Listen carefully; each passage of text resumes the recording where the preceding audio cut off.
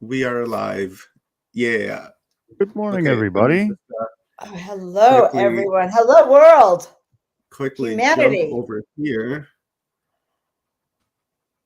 Now I have to go to YouTube, right?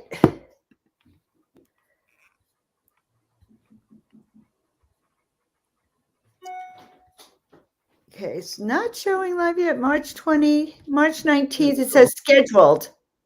We're going, Dr. Joan. It's not showing live on my thing yet. Let's keep going. Refresh the page.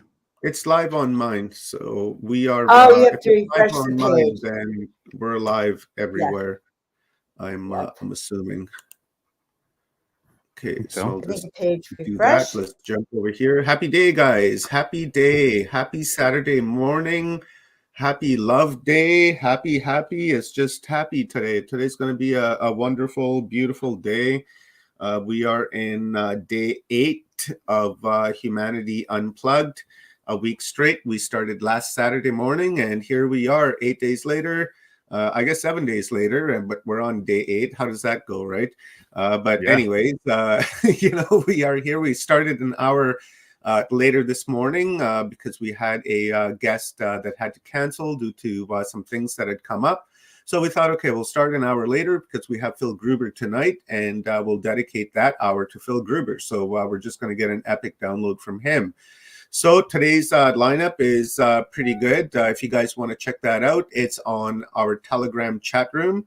And with that being said, I'm going to exit, and I'll hand it over to Rob and Dr. Joan to bring on our morning speaker. This is going to be the energy setter, guys. This is going to be amazing. I'm looking forward to Rachel. Our morning speaker. This is going to somebody's be got the Oh, you got a little bit in the background going crazy. It's me. It's me. Okay.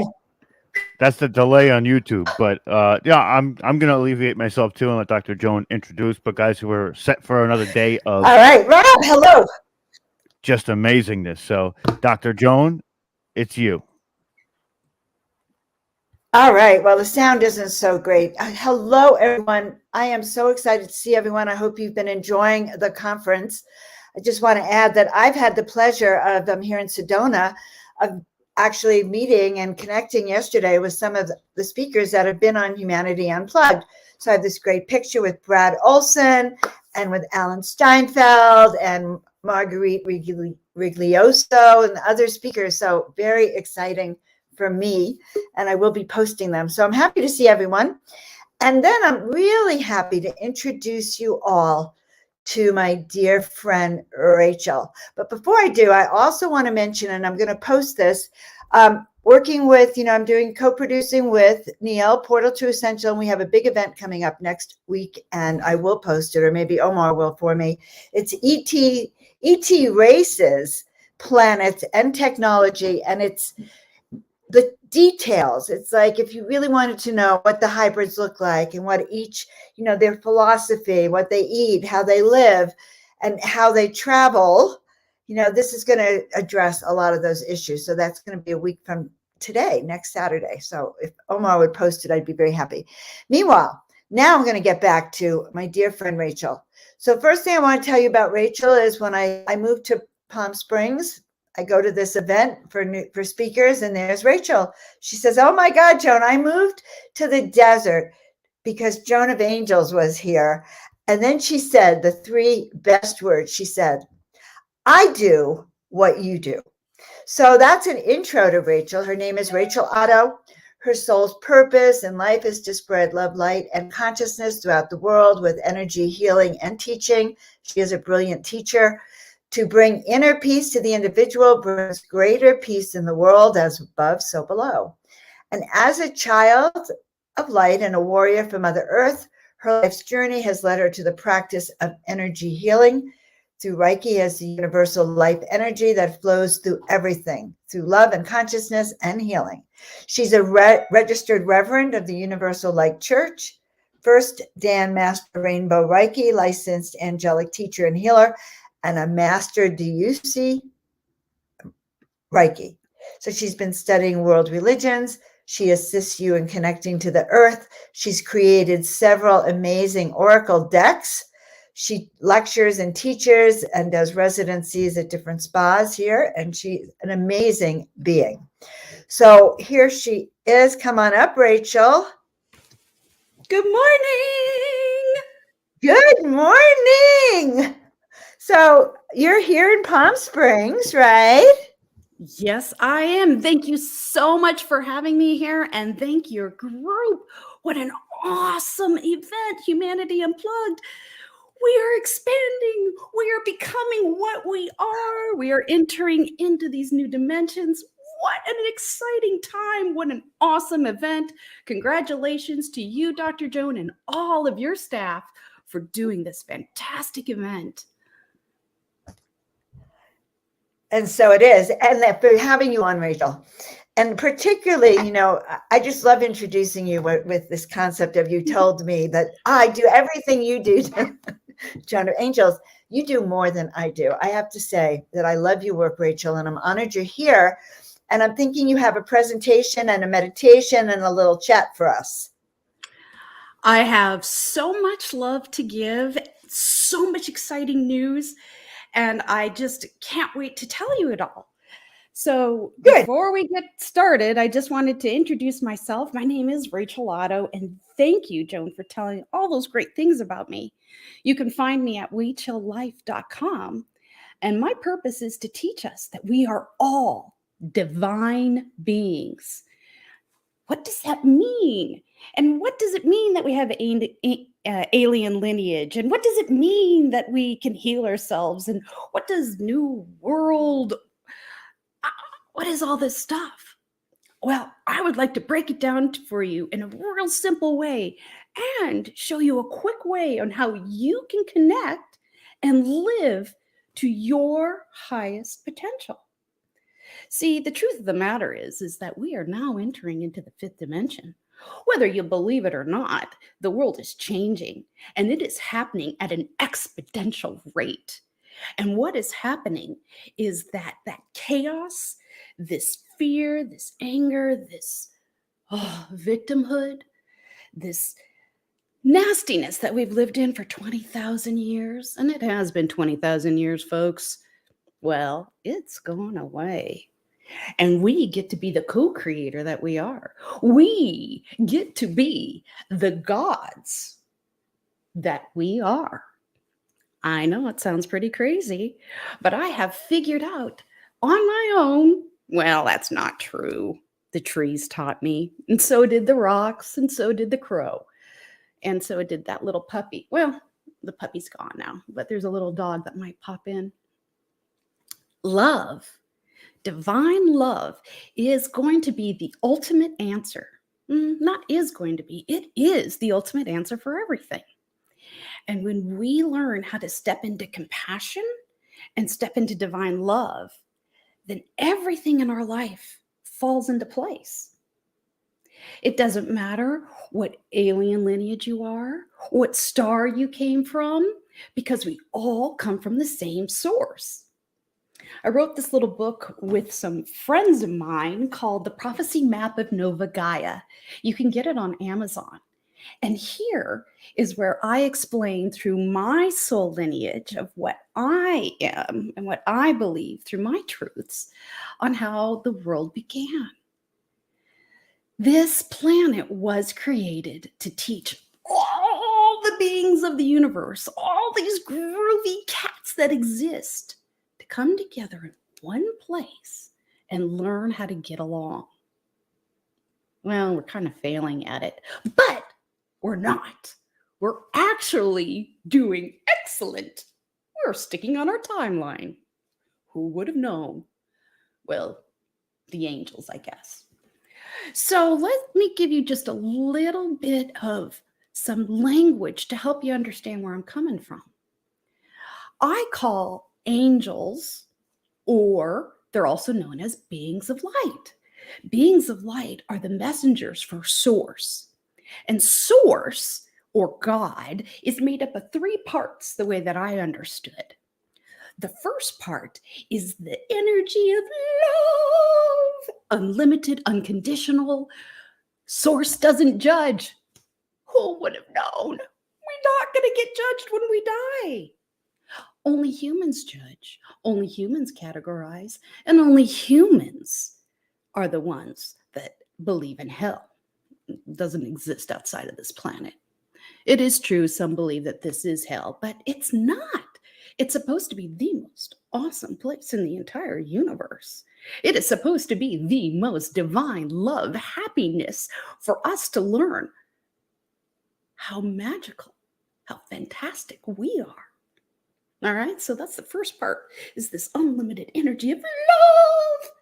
The second part is what we call divine temples, or it used to be called the divine feminine, but we're getting away from defining things as masculine and feminine.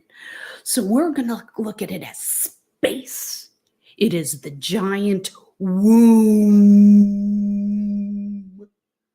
Space is what exists from my nose to that camera. And it is not empty, folks. It is full of more vibration, more color, more life, more love than we could ever imagine in our entire lives. Wow. The third part of what we call God is made up of conscious light, universal wisdom. They're also calling it the Christ consciousness, Michael's consciousness, Buddha's consciousness, Krishna's consciousness, whatever it is that you believe in. It's the conscious light that goes into your pituitary gland all the way, or your pineal, excuse me, all the way down your spine. And it unlocks and opens unlimited knowledge, not just of this planet, but of every time, space, and dimension. Did you know that you could go and ask your own alien family or your otherworldly beings some advice? I know, it's true. All you have to do is step into your heart and go to the back. And the back of your heart is a connection into the entire universe where you are supported and you are loved. So I'm going to tell you a few easy ways for you to live in love every day. We have changed, and I know you can feel this. Last year, well, let's just talk about the pandemic for a second. What a brilliant, wonderful experience that the universe gave us. No matter how you look at it or whatever you want to blame, the fact of the matter is it was supposed to happen. It's our flood. It's our great awakening. It's our way to connect to the entire world, because we're not supposed to have to experience the entire world by taking a trip somewhere. You don't have to go to Egypt or Sedona or stand in the vortex in the Middle East somewhere. That's not where we're at anymore. Where we're at now is you're the vortex. You're the most important, fantastic thing. You. Who knew? Who would have guessed that we actually hold the power? And that's what's been the 20,000 years, is that we were tricked. We were told that we have no control. We were told to hate ourselves. We were told that we only look good if we're wearing Gucci or Louis Vuitton. It's just not true. What I have found is when we take these three entities, space, love, knowledge, and we pull them into our daily lives, we accept that we are angelic beings. Your alien lineage is actually in your DNA. That's what gives you your physicalness. In genetics, we used to call it nature versus nurture. Well, I'm understanding it now on a completely different level, and I think this group understands it as well. Your soul is angelic. All souls are angelic. All souls are angelic. All aliens were angels at one time. Okay, I know, it's crazy. Your DNA holds your genetic codes of how you look, which actually ties you into your soul, into your otherworldly being family.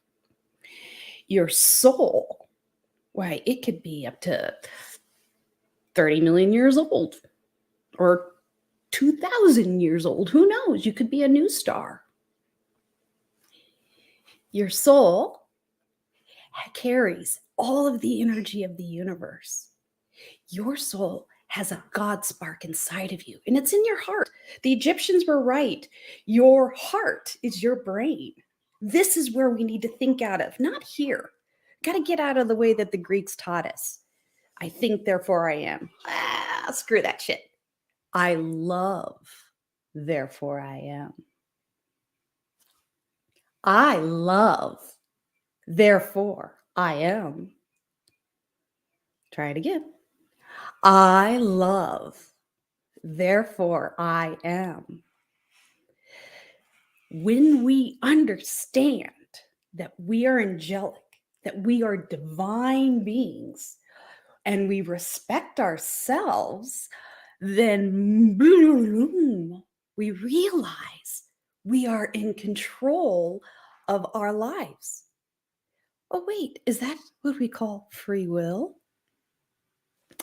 Free will gets a kind of a manipulated term.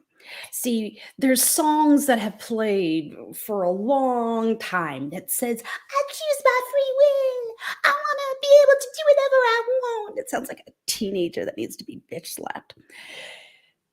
Nope. I got to tell you, free will was just for us to learn on this planet that we have the only place in the entire universe where we can do whatever we want, that we don't have a defined purpose, that we can only see this one thing to do. So when we come down to this planet, we can do anything we want. And it's almost like capitalism. The choices become so much, so big that people go wackadoodle. And you know what I mean. Have you ever been into one of those massive grocery stores and you walk down one aisle? I remember in New Orleans, I went down one aisle of this huge grocery store and there was, must have been 40 different types of Kool-Aid. Kool-Aid? What? This is free will. We can choose to do anything we want, or we can choose God's will. And so everybody's like, I don't want to be controlled anymore. I don't want to have God's will. I want to do whatever I want. Dumbass, you're God. It's your will. You wrote what you wanted to do on this planet before you came here. And all of us planned a super magnificent life. But sometimes we come into Earth and we get all excited in the candy shop with this free will to do whatever we want. And we go berserko and we lose our will. We lose our path. I know it sounds crazy, but it's true. So I choose God's will. I choose to live my life in love, in compassion, in universal wisdom, because that is what I chose for myself when I came down here. The God spark resides within me just as much as it resides within you. We are co-creators in our world. So let's step up and let's be those co-creators. Let's step up and really feel what it means to be you, to be an angelic, divine being on this most magical learning planet called Earth. It's simple now. Now, if we were going to try to do this about 5 years ago, 10 years ago, even a year ago, we would have to go through a lot of rigmarole. I mean, let me tell you, I have done days, months of sitting in meditation, malas and mantras. Oh my, not anymore. Time is going way fast. The levels between the reality of the third dimensional world and the fifth dimensional world where we're going to, which, if you would like a fun explanation, you can check out my YouTube channel at Way Chill Life. And I give a great explanation of what dimensions mean, because sometimes it gets a little crazy. But we're going to keep going on about being divine. So we have this angel. You have this angel inside of us. And remember, angels are neutral. They really don't have masculine or feminine qualities, which is why the binary kids right now are being so popular, because it's really binary out there. There is no he or she. Just saying. As we look at ourselves in a neutral, we begin to understand to live judgment free. What does that mean? Well, it's easiest to start with yourself. Stop judging yourself. This goes into self-care. This goes into self-love. Now, I'm a goofy healer. I get it. I started in New Orleans, and the first group of healers that I had worked with back in 2000 were the traditional, what we think of healers today. Sorry to be stereotypical, but the room was full of 60 plus women, and they were all little frumpy for my taste, right? I come in wearing makeup and jewelry and big fashion costumes, and they tell me that I'm not living the life of what a spiritual person should be. And it really hurt me. But when I realize I'm a divine being and I need to love myself and I need to love who I am, well, this is who I am. I love wearing makeup. I love having different colored hair. I love dressing up. That's me. And I do it for me. So I have learned that the more that I love me, the stronger my God spark is, the stronger my connection to the universe, to God, to my alien lineages, to the otherworldly beings, to the ascended masters, to the guides, to the healer that I have come to be here for, gets stronger the more that I love myself. Does this mean I need to go out and buy a bunch of clothes and spend a lot of money? No.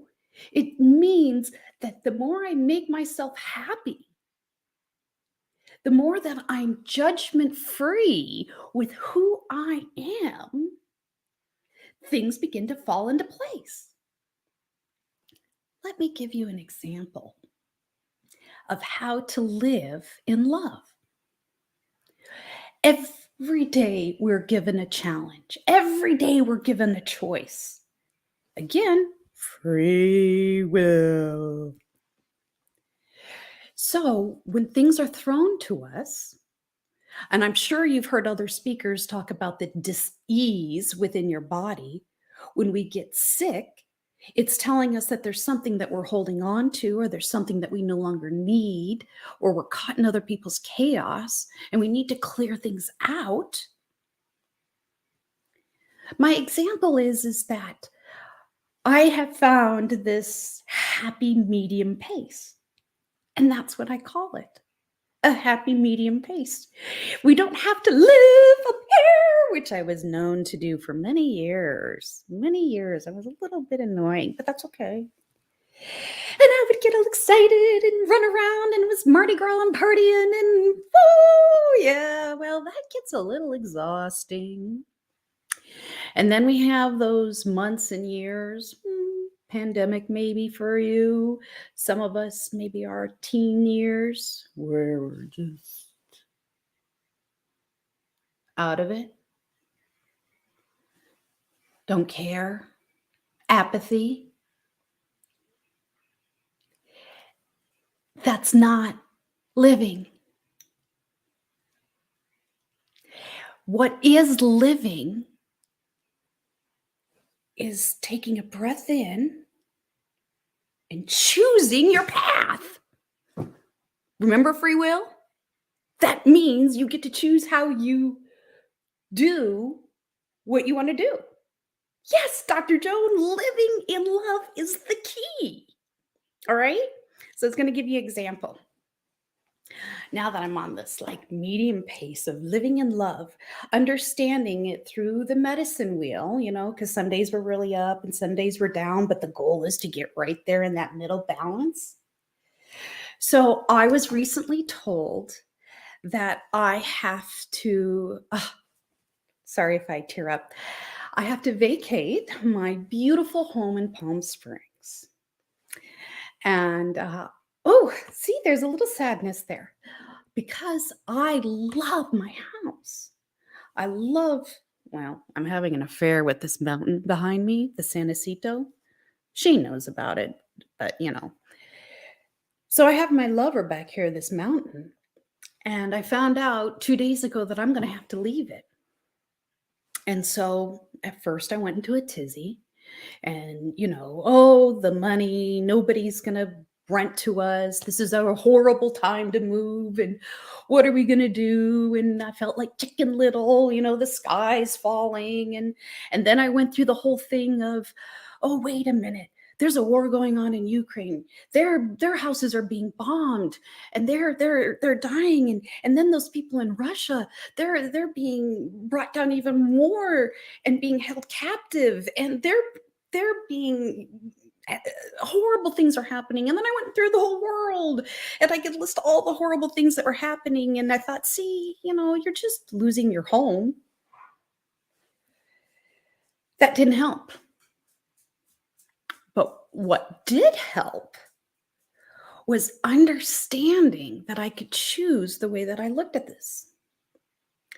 So after a few tears and going out and asking the mountain what's going on, I stopped and I centered myself. I went into my heart and I said, I choose love. And my guardian angel or my being of light came to me and said, girlfriend, you actually set this up already. This was something that you wanted. You're allergic to this area and the 120-degree summers weren't any fun and all the things that were kind of negative started coming up. And I was like, okay, you're right. And then they said something really important to me. They said, you're always taken care of. And I was like, I am. I forgot. I'm a child of God. You're a child of God. Well, we will always be taken care of.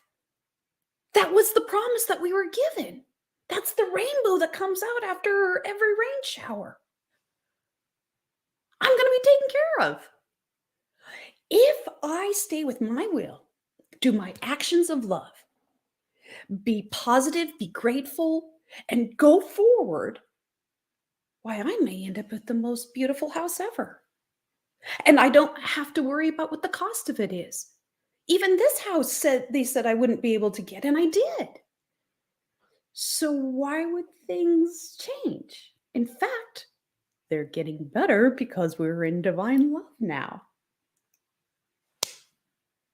So I went from crying, and I was crying, to being so excited.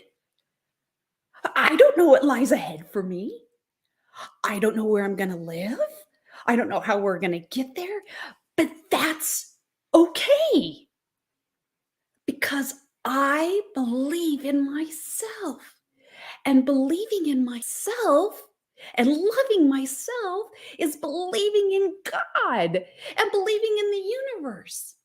And so now I'm going into meditation and I'm asking all of the otherworldly beings, would you go ahead and find me a spectacular place? And these are the things that I want because, we got to tell them what we want, or we might, just get a box or something. And being honest, I'll change my pool for a jacuzzi tub and can we keep with the solar panels and fruit trees? And what is it that I want? And now I'm dreaming about it. And the most important thing about your future is to dream about it. What does it feel like to you in the future? How do you want to be? See, thinking, again, Roman, Greco, old ways, thinking is about the past. Thinking keeps us held back in old ways. But dreaming, praying, and believing, why, that's the future. I am happy to say that the Mad Max future that this world tried so hard to give us is not happening. And even if it's just because I love enough, it's not going to happen. But I know there's millions of you that love enough that we will not have that Mad Max doomsday future. It's not coming. I know. I've asked. I've seen. I chose to be in love with myself. I chose to be divine love. And now I have unlimited potential of what's going to happen in my future. It means I have to take my steps of actions. I can't go hide in a cave right now. We already did that for 2-3 years. And it is not a bad thing to go hide in the cave. Every time in your life, you can pull yourself in. It's called bear medicine when we go into hibernation. And we really just bring ourselves back up. So what I would like to do with you right now is what I call the divine morning stretch. I have learned that there's 3 simple steps that if you do it every day, just 3 things, you change. Your community changes and the world changes. The 3 things that the world, the universe asks you to do. And this is where we get into universal truths. And universal truths means that it goes past the earth. So just real quick explanation. Universal truths covers everything. Earth truths only apply here. Zombies only exist here. Santeria, witchcraft, their powers are only here. In fact, even most mystic schools can't get past here. They can go into different eye clouds or heavens that are kind of created for them. But universal truths. Remember when I told you about our otherworldly being lineage? That's what I'm talking about. Universal truths. This is what the universe invites us to do. Start your day in gratitude. Start your day with your heart in love with you, what's around you. I'm going to show you a quick gratitude stretch, and it connects you in every day. The second thing that they want you to do every day is to choose yourself. They want you to choose love. You have to actually consciously say, I love my life. I love myself. I love my world. There's different things where you can look into the mirror and look at yourself naked and love every part of your body. You could start there. Some of you don't love who you are physically, but you have to love who you are. You know, I used to really think that oh, Greg, I'm so glad you got that. You have to love who you are, right? So we're going to start with the gratitude in the morning, and then you love who you are. And then the third thing that you have to do, it gets real complicated here. Gratitude at night and clear off the day. So I know that you've learned or heard about the implants and the curses and the negative contracts.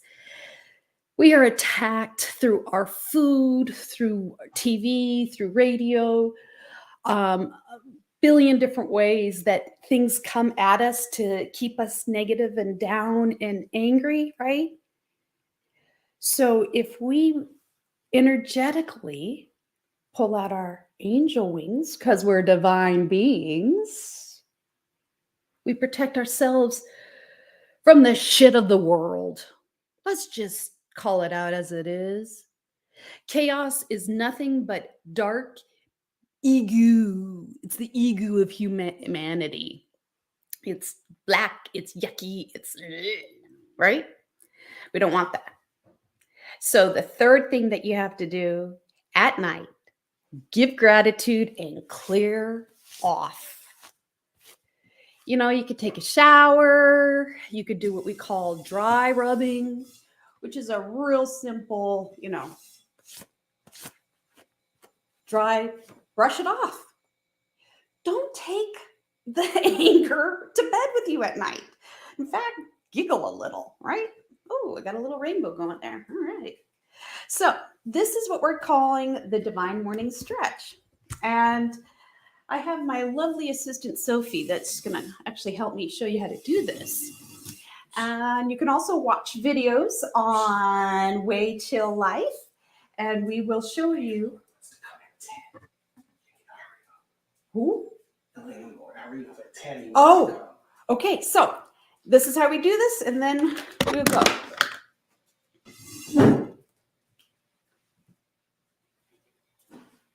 First, we want to connect. So we go, thank you into our heart, and thank you into our third eye. Up.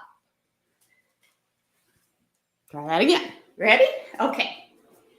Thank you, thank you, thank you. 3 times. Thank you, thank you, thank you. All right. And now after we do all those thank yous, we imagine as though there's a beautiful bubble of silver love and light around us, and you ask your favorite angel, alien, deity, God, the Holy Spirit, Kuan Yin, whoever you believe in, to put a protection around you. You just are stretching your arms out because, you have to have good health too. You only get one body. We didn't go there, but water is your friend. So let's do this. Pull up Mother Earth. Imagine Mother Earth is coming up through your feet into your heart. And then I want you to expand your heart out.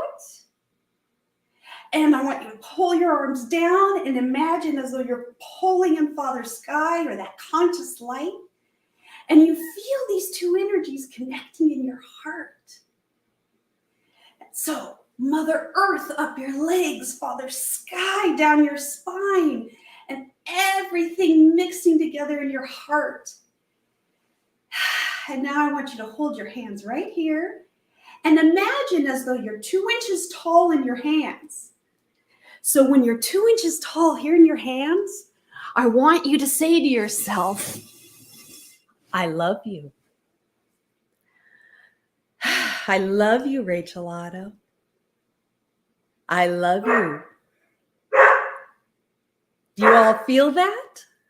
Do you feel the love of the universe as it comes through to you? I love you, Rachel Otto. And then you take this love and you put it around yourself and you feel your angel wings, your energetical angel self. Why? You just created a vortex. So, in saying all of that, you get that feeling and understanding that you are divine and that you are the greatest thing ever. I am so excited that I got to be here with you today. I am so excited that you let me into your space so that you could feel what a divine being that you are. Thank you so much for being here today. Thank you for letting me to come in and give you my love. And remember, you can check me out at waychilllife.com. But it does look like there are some other third dimensional world things that I have to go take care of right now. But I was so happy that I got to have this moment in time with you. Rachel, so I just want you to know something. I loved your presentation. I love your energy. I'm so sorry to hear that you have to move, because then I'm good, because I get that you're going to be out of the desert, but I love you dearly. So this has been fantastic. Guys, just before you go, tell Rachel, just tell them how you can help them, what you do, and where they can find you, love. Okay? Yes. Again, you can find me at waychilllife.com. You can follow me on Instagram as well at waychilllife. And that's Sophie back there. On YouTube, Vimeo, and SoundCloud, we have free meditations, all kinds of great things. The book, Prophecy Map of Nova Gaia, by Rachel Otto, Kay Atkins, and Gita Europa, is on Amazon. And we're going to be starting our own daily morning love, divine love talk show starting in April. So yeah, and the last thing I have to say, Healing Heart Sanctuary, Forest Falls this summer. We got sound baths, painting meditations, 2-day workshops, 3-day workshops. We're working with Cindy Hamilton, Akashic Record Clearing. Whatever it is that you need some more tools for your tool belt, we'll teach you, we'll give it to you, and so will the trees of Forest Falls. So thank you again so much for giving me this. Rachel, sweetie, is your YouTube channel Rachel Life? Palm Springs. Mm-hmm. Rachel Life Palm Springs. Is there another Rachel Life? Okay, I'm putting it down here. I'm going to go look for it, and then I'll put the label on. We really appreciate you so much. Guys, also her book kind of was inspired by some art at my house, which I found, which is very, very interesting. I love you dearly. Take care. We will see you next time, Rachel. All right. Well, that was quite fascinating, quite interesting. I love Rachel's energy. Kind of feel like it's like mine. So when she came up to me and she said, well, I do what you do. And so I think I want to share with you a little bit more of that process of those angel wings for a little bit. And so while we're kind of waiting here, we're not waiting, we're just energizing. I want everyone to sort of take a deep breath with me. Okay. So we are going to take a deep breath and let it all out. And, we could have done that in the very beginning too. So take another deep breath and let it all out. Mother, Father, God, we are so grateful to be able to be here in your presence, to be able to lift your spirits, heal your heart, help you remember more of who you are, why you're here, that ancient history, to hear this ancientness, this ancient call that we have been together for centuries and lifetimes to bring awareness and to wake up humanity. And who needs us more now than humanity? Humanity needs these extra dimensional people like we are, the hybrids, the ETs, the walk-ins, the angelic ones. All of us are being called right now to wake up and to do what we came here to do. So I want you to all feel into your body. So I want you to bring your shoulders back. And I want to remind you all that those shoulder blades of yours, those scapulars, those are also called wings. And, when I was younger, if I ever got pain in my wings, I used to sit there. Sometimes it was really bad. And I would imagine that they would take away my shoulder blade and replace it with these gorgeous wings. So right now, just imagine that you have a beautiful angelic companion right with you, right next to you on either side of you. And this angelic guide and companion has been with you since the beginning of time. And as you breathe, I want you to just keep bringing those shoulders back. And then you can literally feel the presence of those divine angelic beings right behind you. And as you're breathing, just feel them start to bring those wings out and start to separate those wings and get rid of the lifetimes of oil and grime and shame and abuse and, fear that have been thrown at you over those lifetimes for being that powerful being that you were, for being able to speak truth. Maybe you were an oracle or a healer or one who was a wisdom keeper or an astrologer in days that it was dangerous to be a wisdom keeper. And so we, in this lifetime, our guides and angels wants us to know that that muzzle has been removed. So that muzzle that covered your face, that literal tape that has been over your mouth of speaking your truth, of sharing the wisdom of who you are, being removed not only from your mouth, but from your throat chakra. So I want you to all right now focusing on your throat chakra. I want you to feel that plug, that cork being pulled out so that we can literally speak our truth. Remembering that this is the time that's been prophesied, the age of enlightenment, the age of new beginnings. It's the age of the oracles. It's the age of the wisdom. It's the age of the intuitives. It is the age of those who know that there is more wisdom, more life, and that we are the fifth dimensional beings walking around in that 3D body. Now, meanwhile, feeling those angels pulling out those wings. And I want you to right now imagine that you're in what we like to call an angelic rejuvenation spa. And in this rejuvenation spa, okay, there you are surrounded by angelic beings. You're floating around in this beautiful spa cushion, right? And they are just lovingly cleaning your wings, clearing them, and then a little head. Now, so take your hands, and I want you all to kind of do a little head massage, because in this head massage, we are just going to, first of all, bring out your hair, your intuitive hair that can feel and sense more, but also in doing this little head massage, you're going to awaken up those brain cells and remove shameful thoughts, removing any negative thinking, any fear, anything that is from the others that wasn't even your thought, that because of who you were. Now, the most interesting thing is that yesterday I introduced you all to Jody. Jody did a session for me a few months ago, about 2 months ago.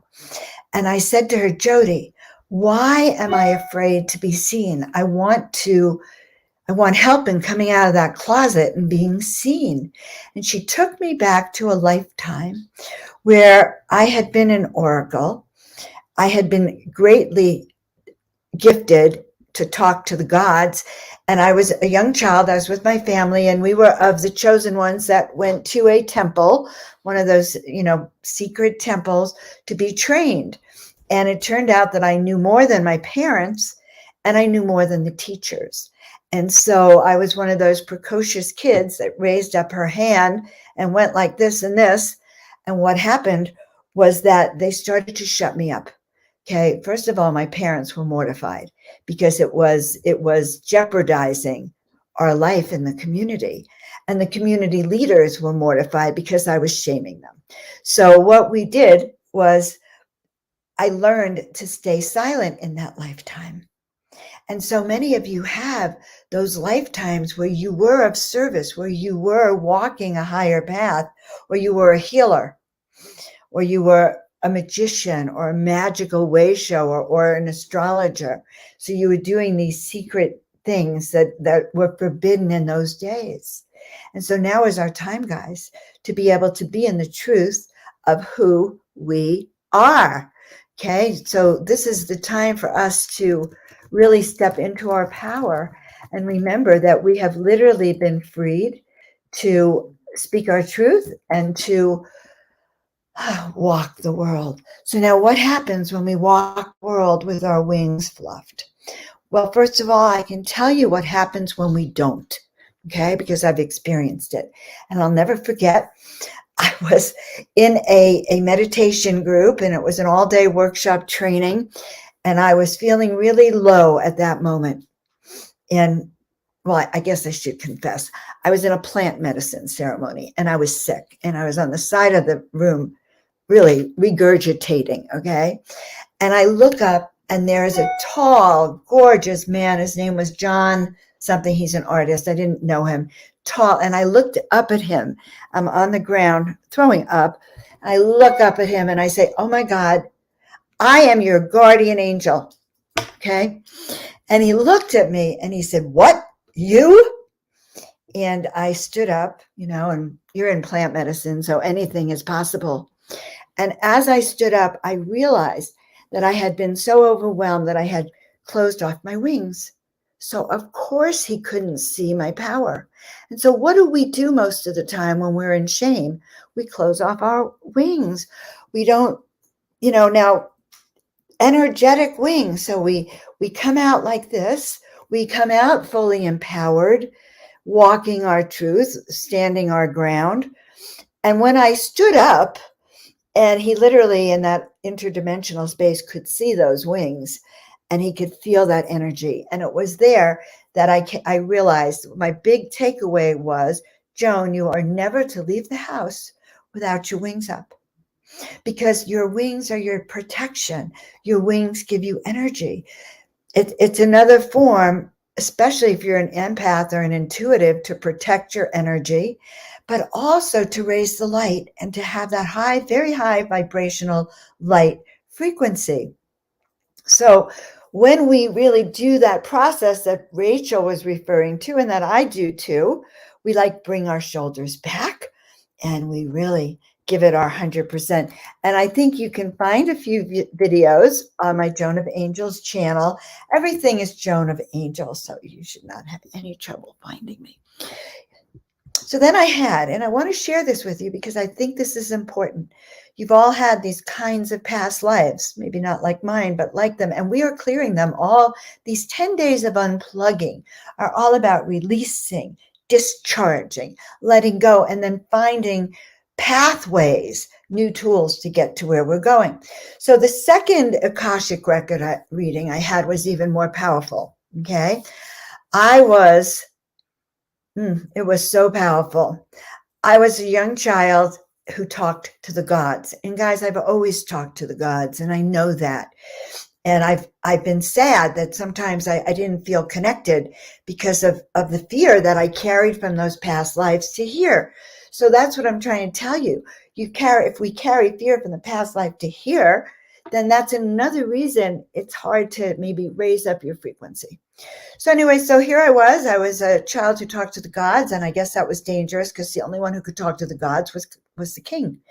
So my parents kept me hidden for a long time, but word got out and word got out and word got out, just like it's happening in this lifetime. When they hear Joan of Angels is back, they just word is getting out, okay? So word got out, and the king sent his soldiers to our family home, and they arrested me. I was a young girl. They take me to the court, and I'm on my hands and knees crying and begging, really crying. And the king is thunderous, and he's thunderous. And he finally says to me, "Well, what did the gods say about me?" And of course, I couldn't lie. She couldn't lie. So she told him what a mean-spirited king he was, and how selfish and egoic he was, and how he was hurting his people. And of course, what king wants to hear that? So he commanded that she was going to be killed and murdered, and she was dragged out of the court and up the pyramid. Now, a week later, I was down at that pyramid with Neil, okay, just so you know. I was so blown away.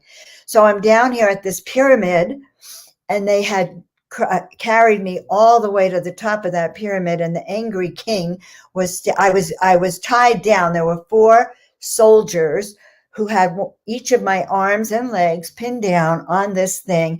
The king was above me, and I could see it as she's telling the story, with his dagger about to stab my heart so that he could, dedicate it to his God. I was going to be a sacrifice to the devil, okay, to the evil.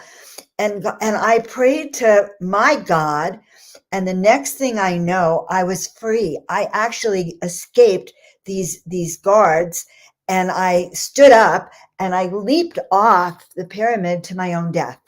Now, yes, I died. Of course I died, but I died not having been consecrated to the devil.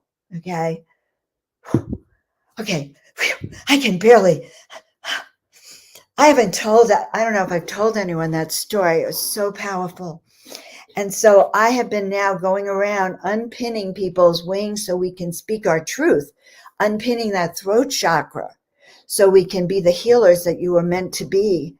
You know, the guardians, the compassionate ones, the kind ones, the gratitude ones, the ones of service to humanity. When we pull out that plug and we open us back up to remembering the gifts that we have on that tool, you know, that little clipboard that I've been talking about all weekend. So I'm really happy to share that wisdom with you and that information. So I know that we're going to have a full speaker schedule today. And if there's anyone that's popping on up with me, so as we continue, so we can kind of move forward, I'm very, very happy to share my screen with you guys, or I will keep rambling on. Okay, I'm not rambling. This is important for you. Good. Oh my God, there's Stone, my beautiful stone hobbit. One of the little people. How are you today, Stone? I'm fabulous and absolutely beautiful what you said. Already the day has started with illumination everywhere, high vibes coming at you. So, absolutely gorgeous here, mate. Nice and dark outside, the full moon and lots of stars. Got my Well, you can look at me, feast your eyes on the garden behind me. Oh, absolutely. Right? That's actually, this is some of my art, and I'm actually showing it off again, and I'm taking down to sell some of it today at the Sedona Ascension Conference. So yes, this has been lovely, Stone, and a lot of wisdom. So what's your first message of the day for us? Oh, geez, my first message. Well, I started off, my day starts at 2:00 in the morning. So I get myself into a state. I look at myself in the mirror, and I went years without looking in the mirror. I didn't like what I saw looking back at me because it wasn't me. It was piled shit from other people. And then I started to take the veils away. I took away the black mirror, and I started looking into the mirror. And I saw myself, and I saw there was a little bit of light in there, and it was that. So this morning at that pinnacle point, I started writing because I'm doing my books like everybody else is. And I was thinking about transmuting negative energies because that's what I do. It doesn't matter what the energy, where it's come from, who it's come from, we can transmute that. We all have these abilities. Every question that we could ever personally ask of anybody else, ask yourself. Take it to bed with you, and you will have the answer in the morning. You may not be able to understand it immediately, but it will show itself to you. We're in an age and stage of manifestation. If you had a thought process in your head for X amount of time and you need to change it, now's the time to change it to that higher level. So now's the time to get rid of all these attachments to ancestral karmic energies because they're not attached to you anymore. They're not yours. And now that you're able to see it, and this is what we're doing. We're giving these tools out right now, and we're just dispelling all of that magic that was cast in our early days. We're waking up from this long sleep, and we're going. And you know what else? Stone, Activation. you just reminded me.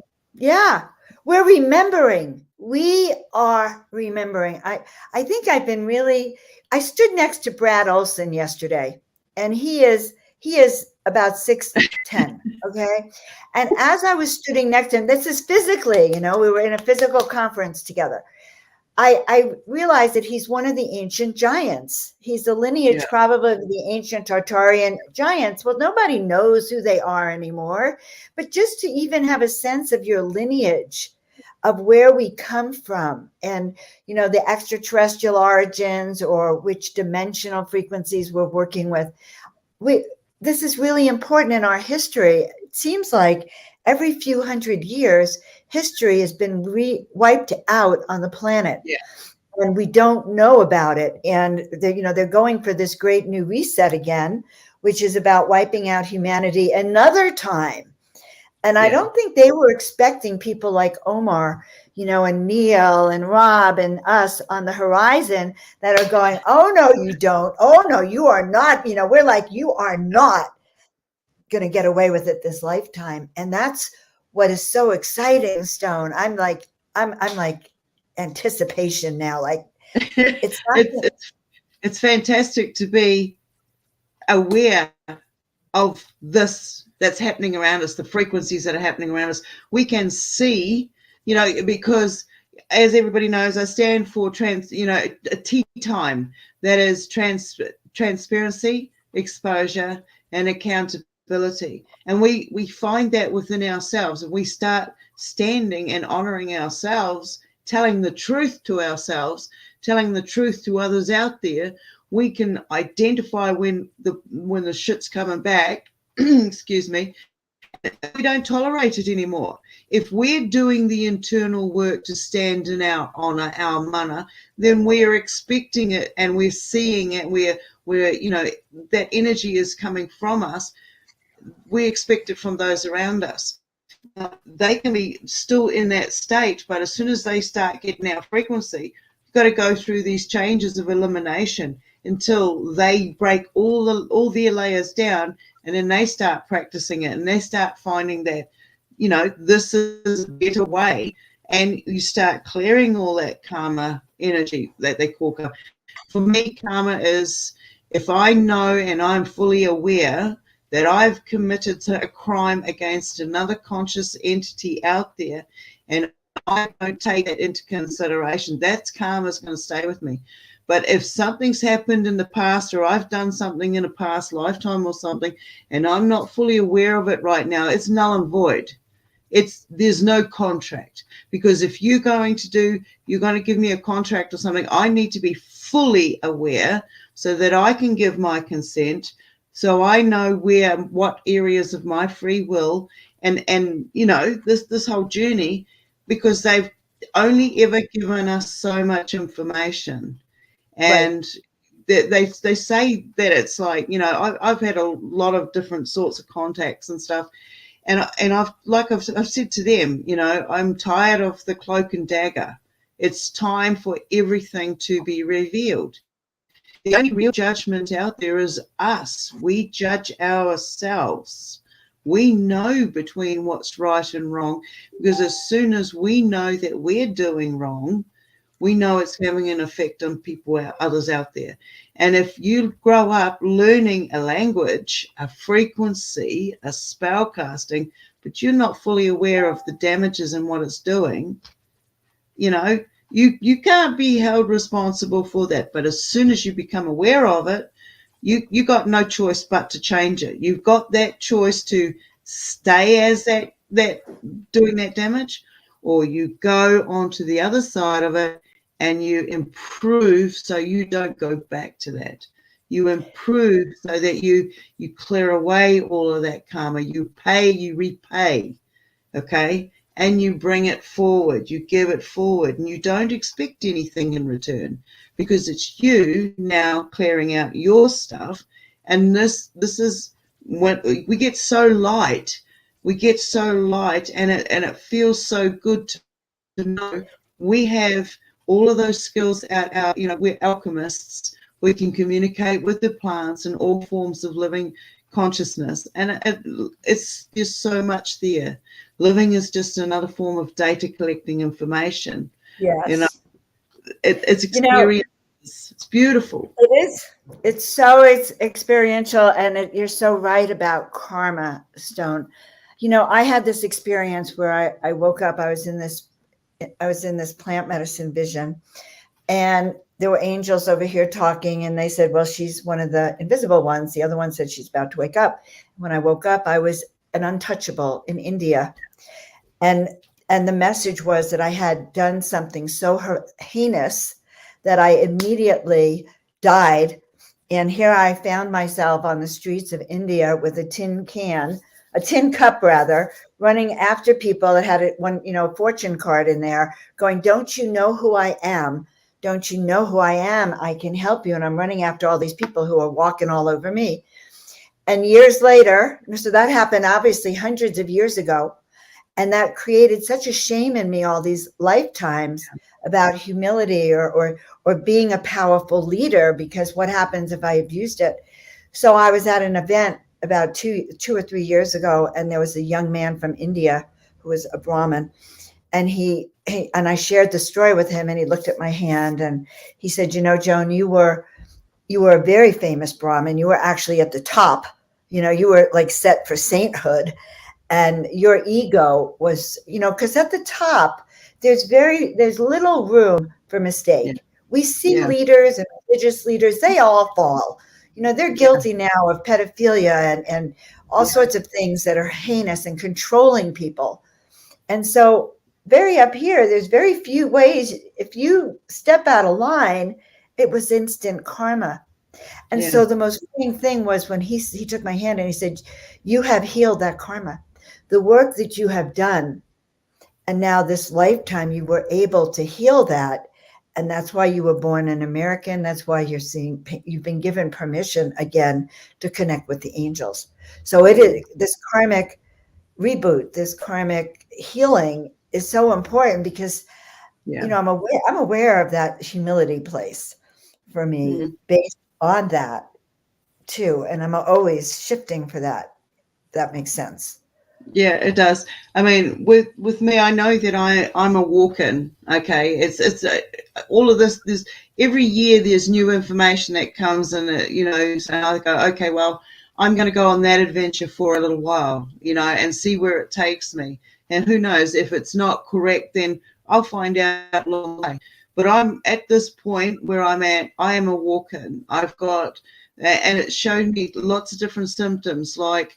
When I came in on a lightning storm. I wasn't meant to be here. I wasn't prepped for this ride. And I know I was busy doing another job at the time.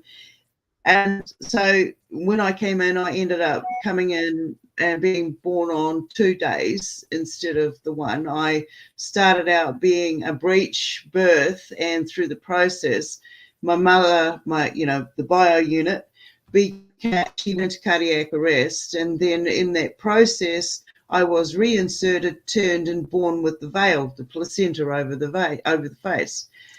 Now 20 years later I was giving birth, and I met the nurse, the doctor, the midwife, who delivered me, and she told me the story behind it, and that really gave me like whiplash. What is the story behind being born with that over your face? Where I come from, our beliefs are all around Mother Earth, and stuff. And so the veil over the face is basically when you lift that up, you're unseen. And when you come into this, you're moving it as you come in. You're not meant to be coming in at this particular time if you're born with the veil. All right. So when the veil is lifted, then you're born, you're birthed. You arrive through the. So for me, I arrived unexpectedly. The entity the being that had been in the vessel, and the vessel had been designed for this soul to take it, had obviously decided at the last minute they were not going to do this journey because it was just too much. That has also helped me. We find our own little keys or pieces of the puzzle that allow us to get to a level of healing. And for me, by me believing in, and this breaks all these belief programs they're just programs. Okay, so right now my belief state is, and it is like a knowing, it's a feeling state. When that comes in, because your knowing changes every single minute too. As soon as you get some data and you transmute that data, then you suddenly get this download, and now you have a new knowing. You have this knowledge is coming back to you from generations of incarnations of different beings. The DNA is activating, and if you feed it a little bit, you'll get a little bit more information, and eventually you'll open up all these different pathways of knowledge. Can you keep up with yourself? you know. So for me, it was this belief system is I am a walk-in. These are the symptoms that have been shown to us at the moment through this program, whether it's designed or created, I'm not sure yet, still working on that. But I keep an open mind, but because of what I've seen with all these different entities coming in from different dimensions, including the human interactor, you know, with that, the different blood sacrificial rituals, and being that ritual, being that sacrifice, you know, like what you were saying about you were somebody and, you know, you had a lot of interaction. I know that I must have been somebody at some stage. It's not important who or what or when, but in this area it is, with all the perpetrators that have come in and taken innocence, taken lush from me, and left a little bit of their karmic imprint. I've had to work through that. It's not my material, so I have to try to figure out, well, if it's my material, where do I fit into it? It's not my material. I have to find a way to detach it, because I'm reliving as a walk-in. I come into residual information, residual family, ancestral, you know, data, and like being an auric creature, being like energy. Anybody who comes into my auric field, I'm making a connection. I'm interacting with ancestral, different types of incarnations, different types of species. So I have to be able to map that out and know where I'm at. This is what I call the marriage. You know, when you get into a relationship with someone, you're going into an agreement that you're going to share this in, you know, ancestral information. This is why being and sharing yourself with another entity out there is very sacred. And, you know, I grew up with religion, force, dung, dung, dung. And then I grew up with all this black magic and blood rituals and sacrifice and raping and all of this, you know, other karmic rubbish, which wasn't mine, other baggage. I learned through the stage that as a young child, if you are healthy, a witch will come along and she will take your energy, whether it's through a pluck of a hair or anything else, even in touch. Now, that was the dark witches, because I was surrounded in dark witchery. There's different layers of witchery, all right? So with doing that, that is a connection of medicine. And if somebody is coming, and this is what I call the dark magic, the black magic, okay? If you've got an elder over here who's sick and needs to stay alive, or you've got a perpetrator over here who's wanting to get away from that material for a while, they will take the innocence of that child who is healthy, who doesn't have that karmic baggage, and that kid will take on that illness, that toxicity for a while, and the other one will be relieved. You'll even see people get better, and you have to ask yourself, what was the exchange? Who was the exchange?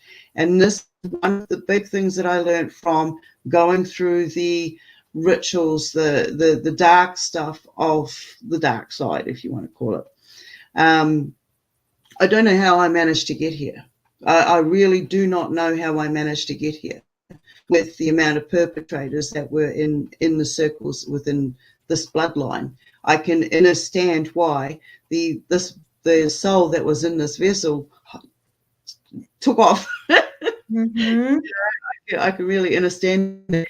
And so one of my big things of this journey has been cutting the strings. All right, Yes. is been having to unravel everybody else's connection to me. What was it for? You know, and I hear about people talking about the contracts and agreements we make before we come in here, and how we were those that have offended us, and we have been the offenders. I know you cannot know the light without the dark. You cannot know the dark without the light. You know, we have to find that balance within ourselves. There's so many aspects because we are multi-dimensional and we are splintered selves within each of these dimensions. When I go into one of the dimensions, I'm always running. I'm always getting away. Something's always chasing me. Something's always hunting me down. What is it? And I always run because I know that when I get caught, I'm going to be in pain or entrapment, or I'm going to be locked under the house. You know, there's all of these things that trigger childhood traumatic memories. And I can see that these were memories that were designed and planted there so that they were triggered. Interesting. Stuck state. Very interesting. We break those. We break those all the way through. Oh, how beautiful. What a fantastic picture. All right. I think we're going to be ready for our next speaker. This is with the guy that I think Brad Elson is one of the tall giants of the good ones. And I think he's Tartarian. One day I'll come back, and when I've done my Tartarian research, I'll get back to you. But there's Alan Steinfeld and Brad Olson. And tonight we're doing a CE5 tonight and tomorrow night here in Sedona. So I will be reporting on it next time you see me. Thanks for that great picture. That is beautiful. That is a good picture. He is a giant. You are Oh my God. He is a giant. Thank you so much. So guys, I'm going to be taking off. Be sure to go check out my YouTube channel at Joan of Angels and my website, joanofangels.com. I know some of you have hopped on. If you really want to know who you are while you're here or work with me in any way, shape, or form, just go to joanofangels.com. And I love you all. This has been fantastic. Where's Rob? Are you coming on, Rob? I think so. So I'm here. Just yes. Okay. So my family is here. Good morning. I wish you were here in Sedona with us, but you're in my hotel. Oh man, that would be an epic. Epic. I would love that. That would be fantastic. Well, there's going to be in-person events coming up soon, and that's going to be very exciting. So, guys, this has been great to chat with you this morning, Stone Hobbit. It's been beautiful, and if you guys visit, you guys should go and visit Dr. Joan's website, joanofangels.com, and she has a free ebook there that will help you raise your awareness, and she has a lot of services there as well to help us. So I would highly recommend that you guys go and check out the website, joanofangels.com, and as well, go to Dr. Joan's YouTube channel because she has a lot of great guests and wonderful talks and conversations there. And don't forget to hit the bell because that is very, very important. It's a two-step process. It's imperative you hit the bell for sure. The bell. Yeah, if you subscribe, it doesn't really matter. But if you don't hit the bell, right? Because YouTube is not going to give you any notifications. So when you hit the bell, that's why I say it's a two-step process. Subscribe and then hit the bell and then put in all notifications so that you get notifications coming to your cell phone and to your PC if you use that. That's very, very important. You can have 50,000 subs, but if only 5 people have the bell on, then you're only going to get 5 viewers. True. Oh my God. So it's the bell. Wait a minute. It's not just subscribing. It's the bell. That's about right. Okay, guys. You're waking. Okay, so this is called awakening. Joan of Angels is awakening to the truth about this. It's the bell. Okay. Now I thought we would tell people why it's important. And from my this is my why. So when you hit the bell, it gives you options of get all notifications or highlighted notifications. So when you put all notifications, then you get notified on your cell phone for when you're going live. And as well, you get a notification on your YouTube app on your PC that you're going live, because sometimes people turn the notifications off on their apps. So those notifications need to be on. So as I was saying, you could have like 100,000 subscribers, but if only say 100 people have their notifications turned on, then that's the audience that you have. So regardless of how many people you have, It's the Yeah. notifications that count, because they're not going to know whether you're going live or not, because there's no notifications. So that's Right. absolutely imperative that you hit that bell. And I, can I add to that? The reason why we'd like you to subscribe and hit that bell is that there's so much work that goes into getting these speakers. And, Mhm. and we're presenting this awesome material, by the way, that you're not going to find on Wikipedia. Therefore, for us to get these amazing speakers, we have to have an audience for them. I can tell you the embarrassment of trying to get a major speaker when you only have 10 people show up on your stream.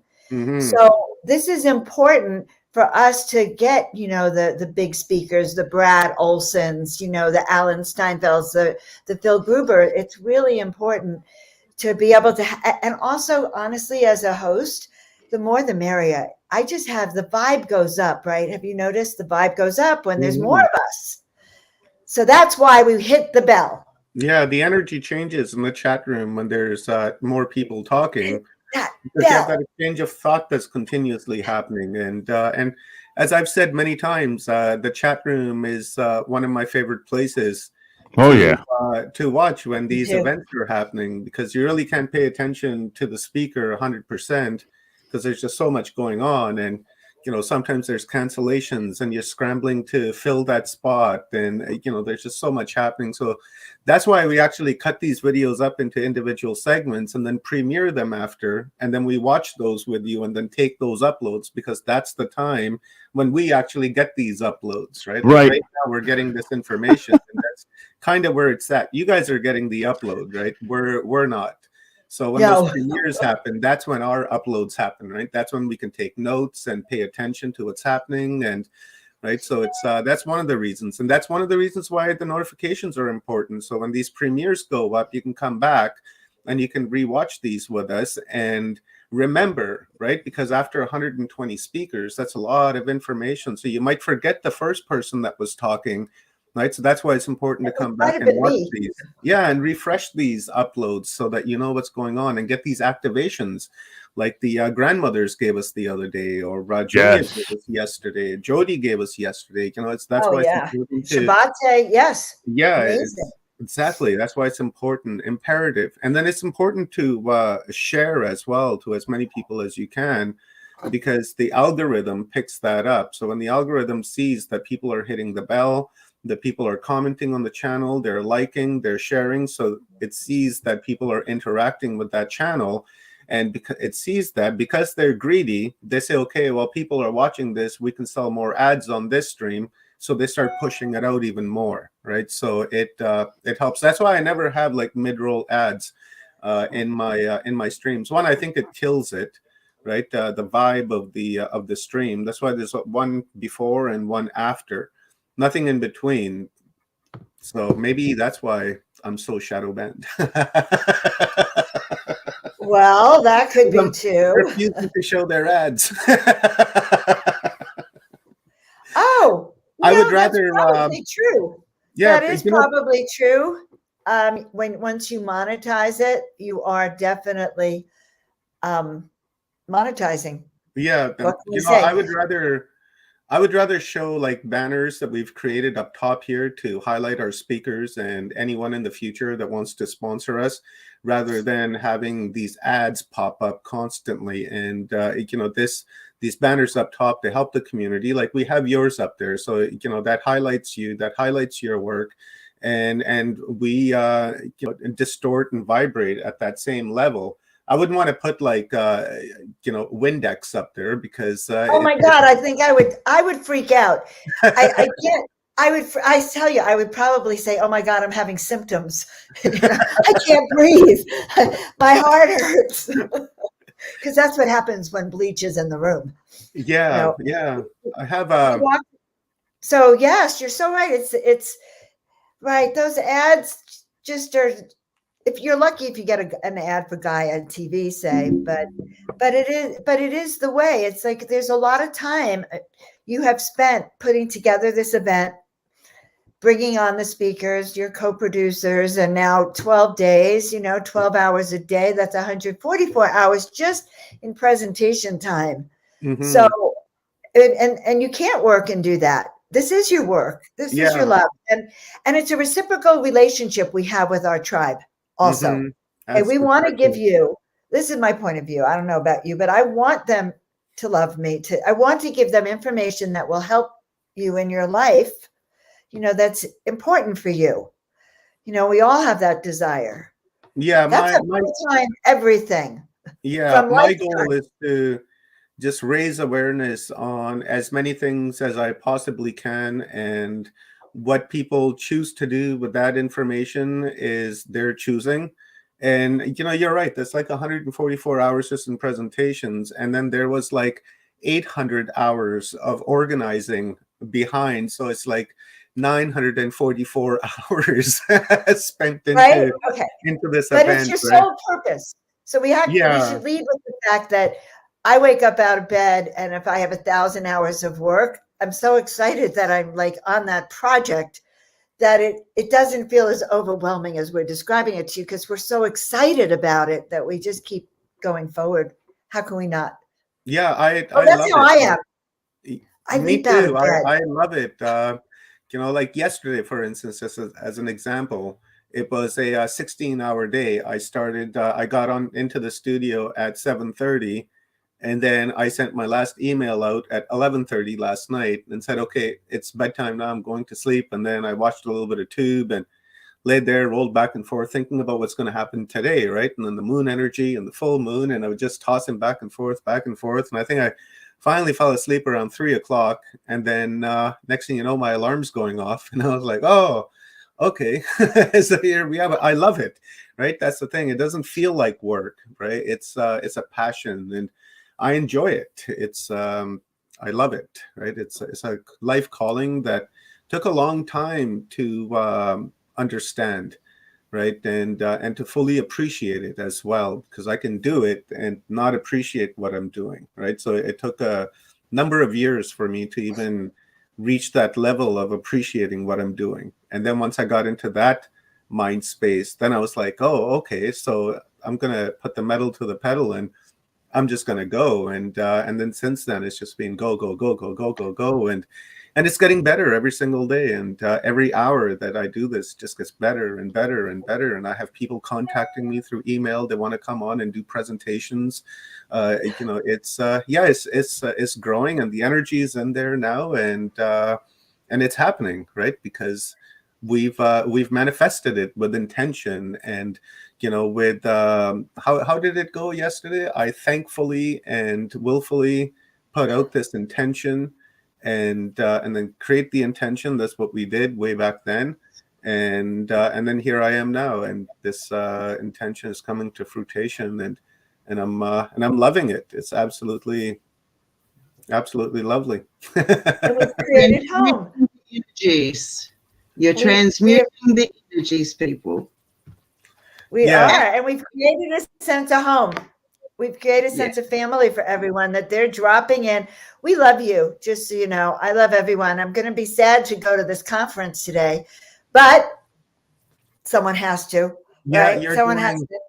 Yeah, you're a super angel, Dr. Joan. Yesterday, oh my God, I was when you sent me that pic of you, Brad and Alan, I posted it last night, and I was like, look, here's my friends doing more presentations. They were on Humanity Unplugged, and look at Dr. Joan go. Oh my God, she did a presentation this morning, and then 4 interviews back to back to back, and then now she's in an in-person interview or presentation. She's a super angel, so you should change your name to Joan of Super Angels. I will. And yesterday was my, I have to say something. So here we are. I'm from California, and I was in Arizona, and the excitement of being in Arizona, and everyone was, they understood what we go through here in California to that freedom level in Arizona. But it was one of my most powerful presentations of waking people up to their personal power, personal sovereignty.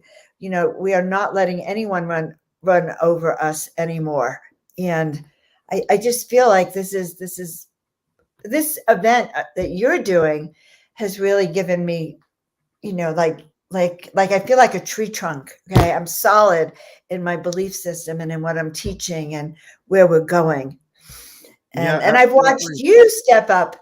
I've watched you. So obviously we're going to have a show soon. I'm going to have you on my show. I think I'll have you and Rob on, and really dive into this, what happens when you dig deep into your soul purpose and then it begins to manifest, Mm-hmm. And guys, this is possible for all of you too, and I think your soul purposes are getting stirred up by being on this 144-hour marathon. Yeah, it's been an amazing ride, and for me, it's more. I feel like I'm getting these uploads on a daily basis, and so much so that it's really helping me to cut the last few strings that are attached to me from the programming of my lifetime. And the other day I was having a shower after I was done all this, and my dad and we don't have a very good relationship. And after this event, and after having heard like all of these speakers, I've begun to understand that relationship that I have, because up until now, it's been about anger, right, with him. And that's kind of where I've anchored myself with him and my energy. And I've come to understand that I need to let go of that anchor and just forgive and just move on, because this is something that I've created for myself, right? I was saying yesterday, after I think it was Rob and I had a reading done by a lady in Australia a few years ago, and she had told me that this was my first incarnation into this world, and that I was here as an observer. And after I'm done here, I'm supposed to deliver a report of some kind to some kind of a council, right? And then at the time, that didn't really resonate. And I was just thinking, oh yeah, cool, that's cool. But it didn't settle in.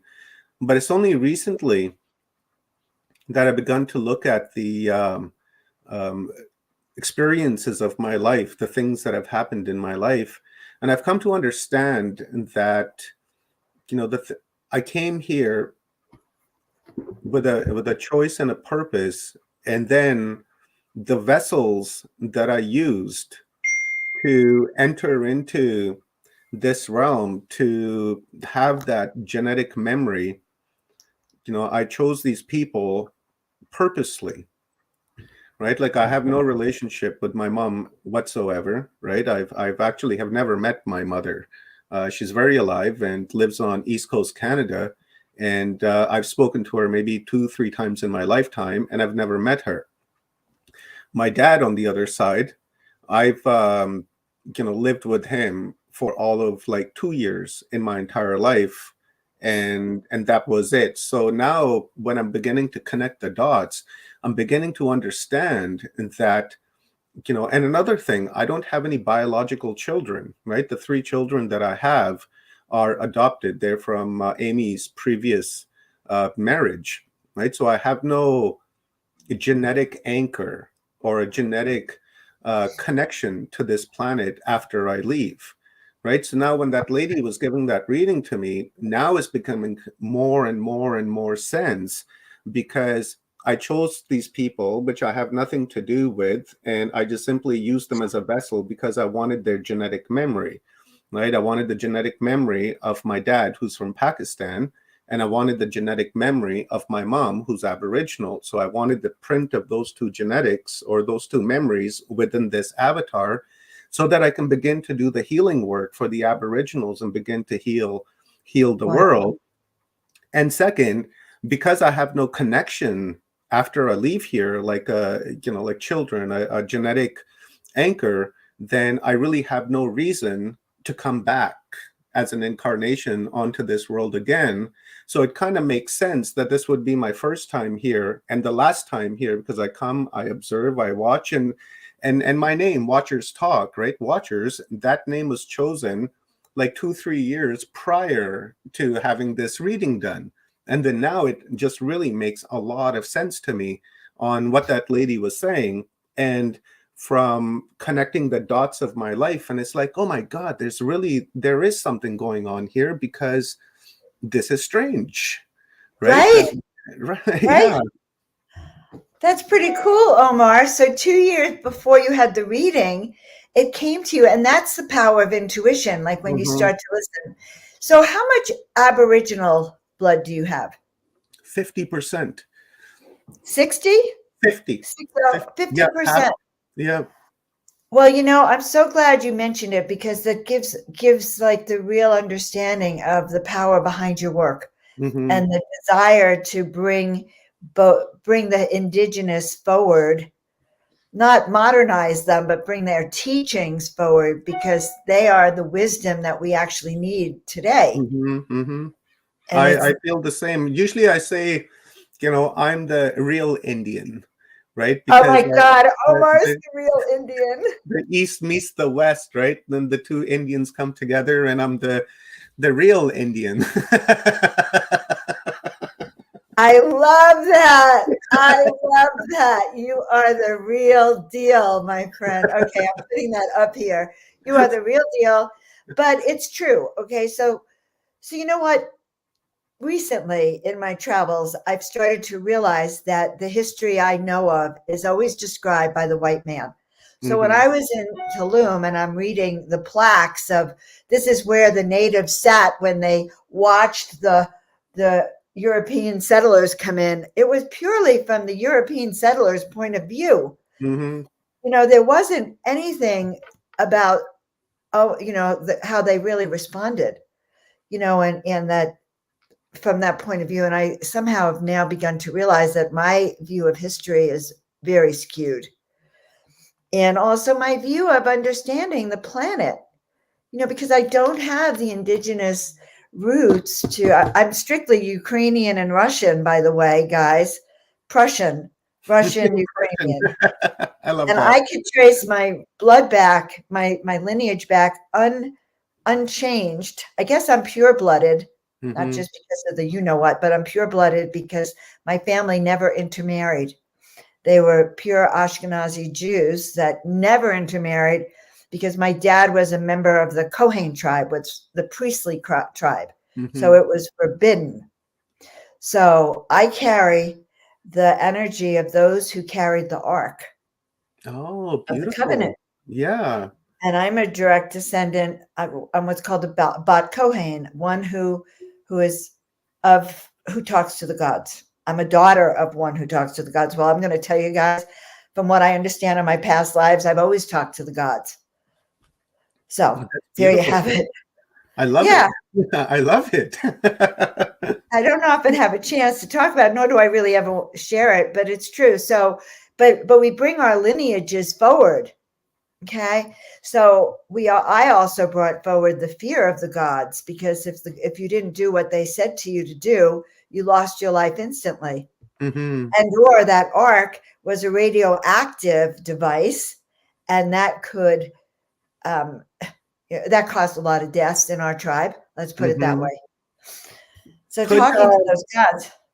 That's I was talking to Dr. Manu the other day, and he brought up an amazing point, which I've never really looked at it from the perspective. When we say the ark, right? And he was saying that that ark could possibly be an archive, right? And it could be an archive of something, that they had possession of, that contained information, and it was held in maybe some sort of a device, and that was radiated in some way. Maybe it was from space, and they contained something within. I don't know, but that was a pretty interesting point he made.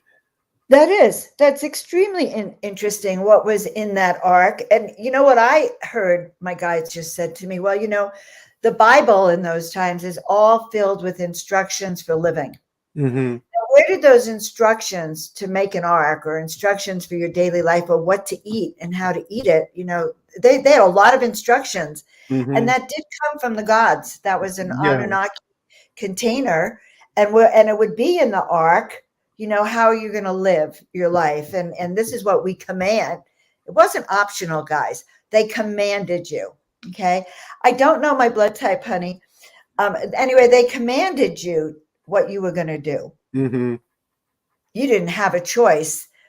And do you think it's still the same like that we don't have a choice? We come down here with particular missions and we have to carry those out, and if we don't, then we get punished? Or no, I don't mean that. I don't mean that at all. No. I actually, okay, your punishment is you get to come back over and over and over again, I think. Yeah. You might wake up to that mission, or you have the misery. When you're living your mission, you're in an exalted state. You are excited. You wake up leaping out of bed every morning, which is what I always tell people. I leap out of bed in the morning. You can hardly keep up. My sister used to tell me, can you be quiet? Do you have to talk? Do you have to be so happy in the morning? It's the morning. But when you're mission oriented and you know who you are, but so here's the juice. You give up some things, you give up your habits and your patterns and your soul contracts to walk this path of excitement and joy. So every life you get to see, which is more important, your addictions or that life of joy. Omar's in a place of really feeling your life of joy, even if it meant up until 3 a.m. or 1,000 hours of work.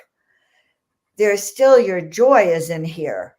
Yeah, I'm loving every minute of it. Every sentence I write in an email, any in the comments, whatever the case may be, I'm enjoying it. Now, here's my, I wonder about this because, I've always thought about this life as, I've designed everything. I've pre-tailored, there's an itinerary that I have with this life, and I've chosen the people that I will be born to. I've chosen the experiences that I'm going to have so that I can have those experiences and understand those experiences for myself, right? But I wonder that people that come here that, become addicted to drugs and alcohol and things like that and really live a life of addiction, like what we see in East Side Vancouver, for instance. There's an opiate crisis there. There's an opiate crisis in the United States. So I wonder if some of these souls have come down here to actually experience that addiction. You know what I'm saying? That they've come down here to realize and to understand what it's like to be addicted to heroin, or what it's like to be addicted to cocaine, or what it's like to be addicted to crack or alcohol or things like that. You know what I mean? To have that memory of an experience, because we already have this memory in our minds, right? I always say in my natural state, I have the memory of raising my arm, but I really can't raise my arm until I physically incarnate somewhere. Then I have that sensation of moving my arms, and that I'm here for a vacation of that 5 senses, right? You can take a work vacation, obviously, right? But it's more of a vacation. So I wonder if that's something that would be incorporated into it, right? So it makes sense to me that if I want to come down here and experience something, right, it could be really an infinite amount of things that I could experience on this planet. And I chose addiction and say, okay, well, what's that like again? I want to know what that's like. And then you come down here and you have that, or you become a hobo, right? Yeah. So we right? have soul contracts. Have that experience. Yes. Yeah. I knew a guy in Edmonton, the next province over, and he was a hobo. He lived in a back alley, and the only thing that was important to him was 2 bottles of wine and 1 cigar a day. And I used to sit and talk with him, and I found out that he was from the city down south called Calgary, and that in fact he was an engineer, and he had this mega mansion down in Calgary. He had a family. He had kids that were successful, well educated, And he said he just had enough of that and he just wanted to get away from that. So he left it, moved up to Edmonton. And believe me, Edmonton's very cold, Dr. Joan. Wintertime, it gets to like -40, -45. Like it's brutal, brutal cold. And this guy lives in a back alley full time. He has a shopping cart and 2 bottles of wine. He goes and picks cans and bottles all day long and he gets his, what he needs. And then that's it. That's all he wants. So I wonder if that's like a walk-in experience that he's having, or that's something, that he's tailor designed, that's what he wanted to experience as well. So, there's a lot of thoughts. I'm sure in the end, Stone will have something to say about it too. But here's what I understand, that some of those souls are very, very, very old souls. And they did come back to kind of hold space and live that. But, there's another thing too. One of the things I understand is that people who have crippled bodies, that souls line up to come into a crippled body so that they can work off a tremendous amount of karma in that lifetime. And then we also know that we come into life with free will, and the process of life on this planet is not an easy thing. We may look easy, but it's really not. It takes a lot to provide for yourself, to step up, to live your purpose, to remember. So it's not such an easy planet. And addiction is also a way of escaping your light, escaping your brilliance. So if you were brought up in a house of shame, maybe you so are not awake yet that you stay in that house of shame, and you use it to avoid your personal power and that amazing soul journey you really have. So there's different, and probably there's different experiences. We can't generalize for addiction in general, but to me, I see how addiction can serve as a wake-up call for people. I had a dear friend that fueled a lot of my miracle work the last few years. In fact, whenever I get to Monday comes and I go, oh God, how can I do this? And then I feel him and I see him there with Archangel Michael's sword so that I can't run back into the hallway. But he came in to struggle with his huge addictions, helped a lot of people for those few years he was clear. And then he couldn't hold that frequency anymore. He couldn't keep standing up, and he left rather than, he died of his first overdose in about 5 years. He hadn't done heroin in like 5 or 6 years, and it killed him. But I believe it's because it became more than he can manage. And he didn't want to go back into addiction. But I think we'd use that as a way to avoid also. We don't know we're avoiding our tremendous power, but we do. Yeah, I think we do on a daily basis through. I was going to say that. You read my mind. Yes, we do. By all the choices we make, we can avoid it. We can, like, if you wake up and you have the food that that puts you in a bad mood, that's even a choice. So I don't think we can avoid choices here. Now, Dr. Joan, here's an interesting question. These powers that we avoid, right? Now, I'm looking at it from the two-road perspective, right, of the Anasazi and the Hopi. They're talking about the two roads. So we're awake. We understand what's going on, and we understand ourselves at a greater level than the people that are on this road. So when we try, do you think it's the same for the both? Because I know that one side is not aware, but the other side is aware. Like our road that we're walking on is quite aware of consciousness in ourselves.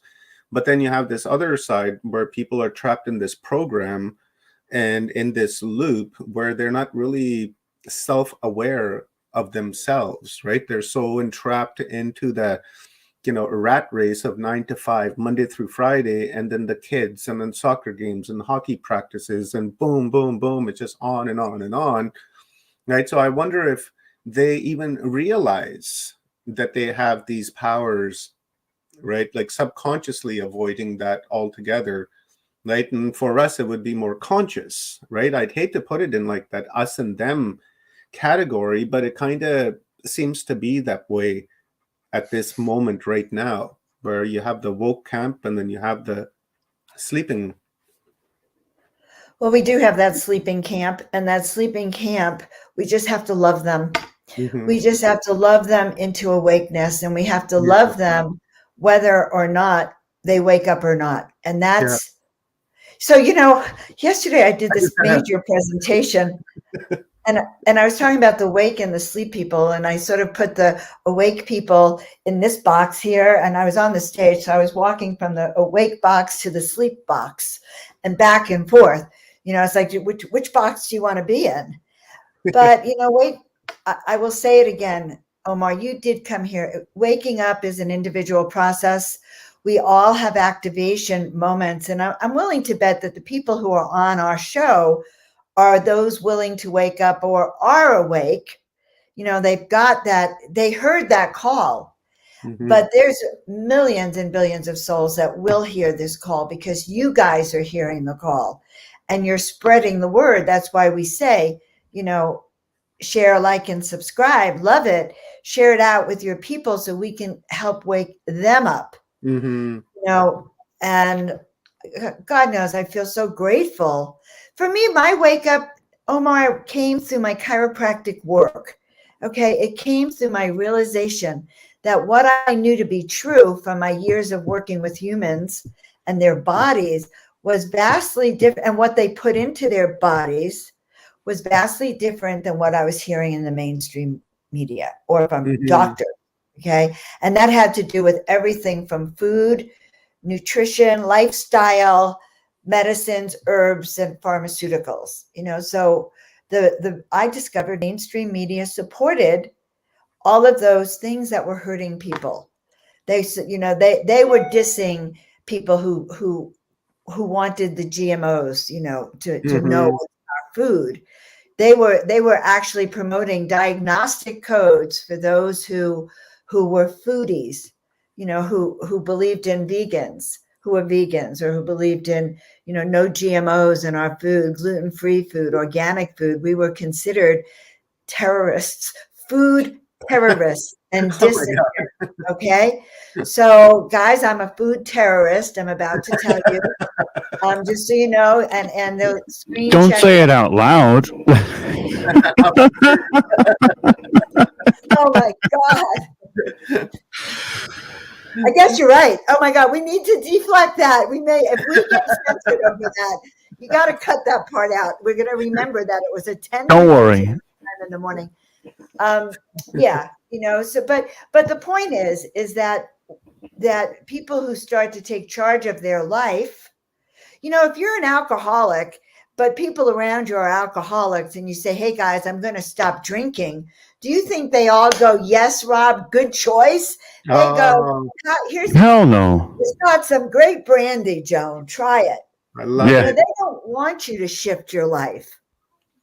I'm so glad you went there, Dr. Joan, because yesterday Brad was talking about something similar to that. And when he was talking about that, I had this go through my head, and I was like, oh my God, that's profound, Brad. This is so amazing. Because what I was thinking in my head is that if you have 12 people that are in a jail cell and one of them figures out a way how to get out of that jail cell, the other 11 will block him from escaping that jail cell. And this is Wow. kind of what we're stuck in, this matrix. This is what program. we're talking about, because if you escape, you're going to suddenly, that lie that I'm telling myself that I can is over. Yeah, this is when he had the shadow. This is when he was talking about the shadows on the cave wall. Yes. And when he was saying that, I was like, oh my God. And I had goosebumps. In fact, I got him even now.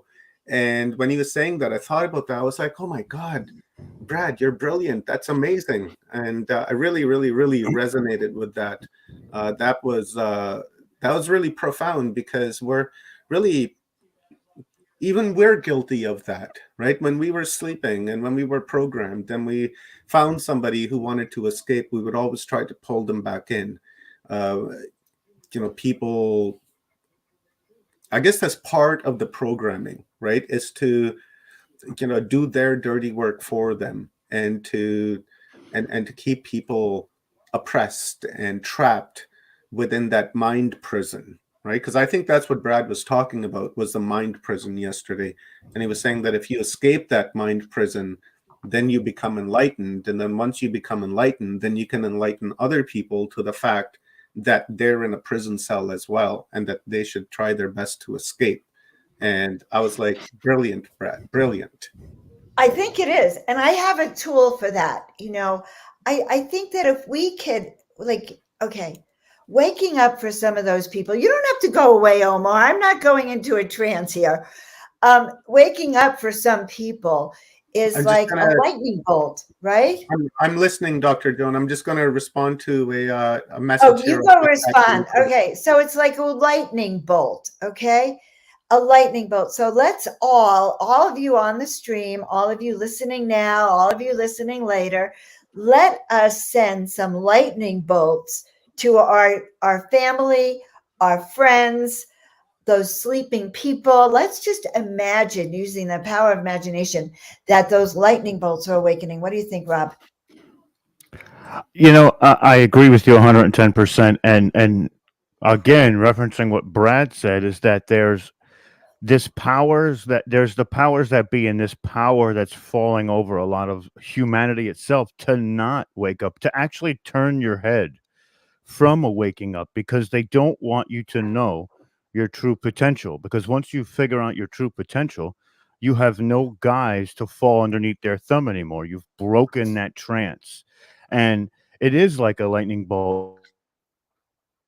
It is. And exactly. And you know what else is just so funny? I just glanced on this text, which says, how much importance is I can barely hear anything. Who's freezing up? It happens to the best of us. Happens to the best of us. We all freeze at some point. But I have to tell you something interesting. I just got this thing from this thing called Message. Oh, God, it disappeared. But it said, how much do you rely on external validation? And I think that's an amazing concept to think about while we're unfreezing here. How much do we rely on external validation to confirm ourselves? How much do we believe in ourselves? Because when we wake up and we get that lightning bolt, suddenly you realize everything you were told was not true, right? And some people fall apart with that, Rob. That's why they run back in the closet. It's like crazy to them. Well, that lightning bolt, when it occurs, it basically turns their entire world upside down, and everything that they're seeing now is seen through the guise of a different perspective. And when that happens, it can be shocking in the very beginning, and it actually tends to take you away from those smaller collectives that you had, and kind of isolates you in those in yourself a little bit. Because once you see that those people aren't seeing it the way that you're seeing it, or that at least that they have an awareness of how you're seeing it, it becomes a novice conversation, or it becomes like, how do you say it? It becomes like an obsolete style conversation. Like, why am I going to focus my energies on that instead? But see, one of the things that we have to do as somebody who is awake is to engage in those types of conversations, even though we may not want to have them, or we want to kind of expand. Everybody has their threshold, and by us engaging with those people, we're enacting their threshold to eventually wake them up as well. Sometimes you've got to be able to speak their level. You have to see where they're at. You can hear it in what they say, how they speak, how they carry themselves. We can't just react, because there'll be an overreaction.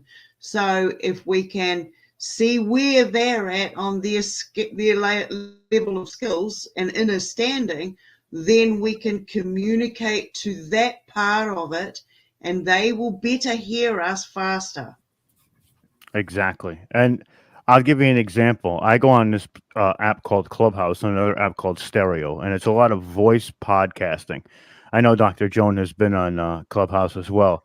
And essentially what it is we talk about a lot of mainstream current event topics while sprinkling in that sort of spiritual awakening to it, because we're empowering people with that information. And when we're empowering those people with that information, what it does is it gives them the ability to want to look further. And we know that that sort of exploration is going to give them an inch of hope to find what they're looking for. When they do that, that validation sets in, and so on and so forth. It's a domino effect from that point. Even though it's talking about medical issues or, social issues, it doesn't matter. You can still affect those people on certain levels. It's just a different threshold. Again, you got to know what you're going for. You got to know your goal in talking to those specific people. And I don't want to say specific types of people because everybody's different.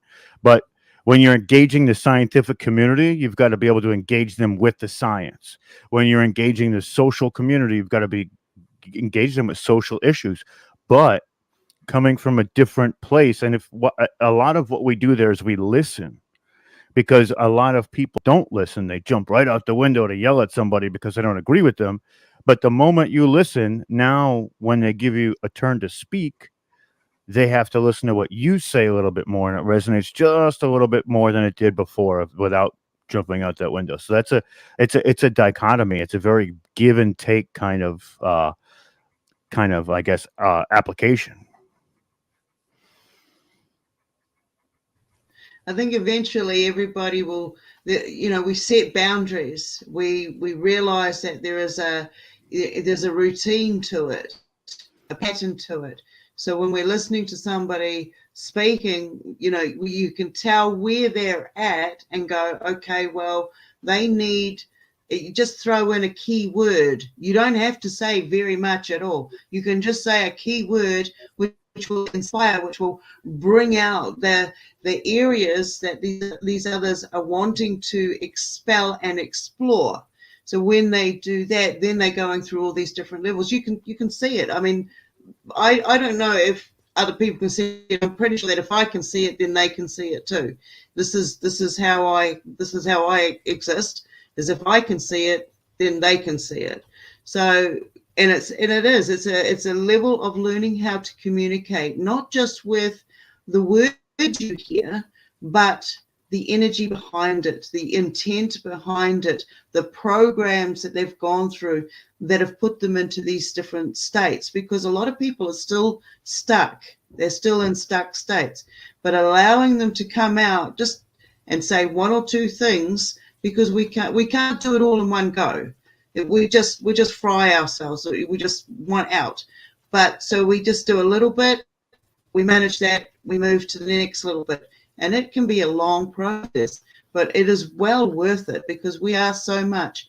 Now, I think Rob was saying, it's like you get to a certain stage where there's always someone that's going to come along when you're just waking up to those points, and they're going to try to put you back into that stuck state, or they're going to create chaos around you so that moment when you had of clearing out and moving forward is now gone because it's been distracted, because it was an energy wave that came through. If you don't jump on the waves at the time, you will have to wait till the next one comes around. But they do keep coming around. And once you get in that flow, I mean, throughout this process, just recently on this show, I've gone with the flow, and I've seen a few rocks coming my way, but I don't worry about it too much because I just go with the flow, and it goes around those rocks. So, I like that, and I'll take the feather on this one. Okay, my beat down feather, my cat energized feather. I really like that practice. I agree, but on the other hand, I'm feeling, what Stephen and Evan Strong were teaching us the other day. I'm into the seed dreaming, and I think what we need to do is just simply, sparkle the seeds, and just simply, like you were saying, just drop some keywords, and that's it. I don't feel that I should emphasize on any one particular subject with any one person, whether they're awake or whether they're asleep. I just want to be able to drop a few seeds and move along, because one, it's difficult to gauge, where the person's vibrational distortions at. And second, I don't want to engage a person in the belief system is really what it is, because once you go against their beliefs, right, their programming kicks in, and this identity jacket that they're wearing is armed, right? It's got it's like a bulletproof vest almost, and they have big guns and swords inside there the minute you challenge that, and they come at you. And I don't like that energy. It's very negative energy, and I don't want to really have anything to do with that. So for that particular reason, I would rather just not engage the person. I just drop a few seeds and then that's it, move along. But if it's in person, if I'm having an in-person conversation, then I want to engage that person. I want to try to understand their perspective and the identity that they're wearing, because all of us wear identities, right? And there's just simply no way around that. Like, you wear an identity, I wear an identity, Rob wears an identity, Dr. Joan wears an identity, everybody wears identities, right? And then what I'm trying to do for myself, and I'm succeeding at this now. I don't know how many days I'm in now. I'm like 4 or 5 months in of conscious thought. Yeah. Right? The conscious thought is that I'm aware of my thoughts from the time I wake up in the morning until I go to sleep at night. And in the beginning, for the first few months, it was very difficult, right? I was constantly being attacked, right? And what that's allowed me to do now is that now I'm just naturally aware of my continuous thought process that's happening within my ether space.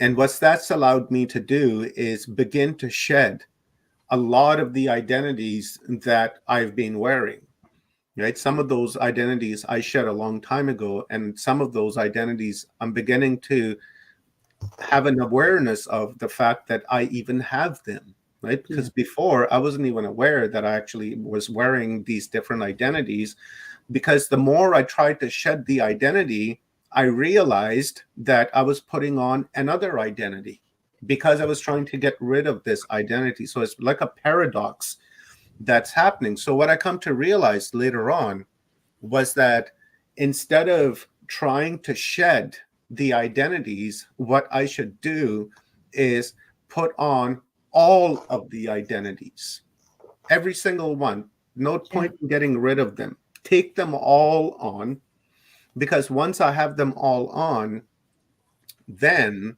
I am vibrating and resonating with all of them, not a one particular one, this one or that one. Then I have no need to defend this identity to that identity to that identity, because it will begin to conflict with one another. So if I don't allow that conflict to happen within those identities, then I'm expressing myself as all that there is, ever was, and ever will be, right? A point of attention within the stream, infinite stream of consciousness. So I think what we need to do is begin to understand, number one, that this language that we're speaking, the English language, is it is a terrible, terrible language, because it doesn't allow you to express the internal. This language is only designed to express what you see, and that is it, the external. So, with that understanding in mind of this language, we begin to look at identity programs. Hijacked words is what I call them in my book, Earth Frequency, the Commandeered Bandwidth. And in it, I say, spirituality that we're talking about is really an identity container. It is a hijacked word that we've created for people to gravitate around. once you begin to gravitate around a particular identity of spirituality, then you're not resonating with other spiritual aspects or modalities. So once we understand that, and once we come to an awareness of that, then we can say to ourselves that words like spirituality, words like you, words like me no longer resonate, because it is we.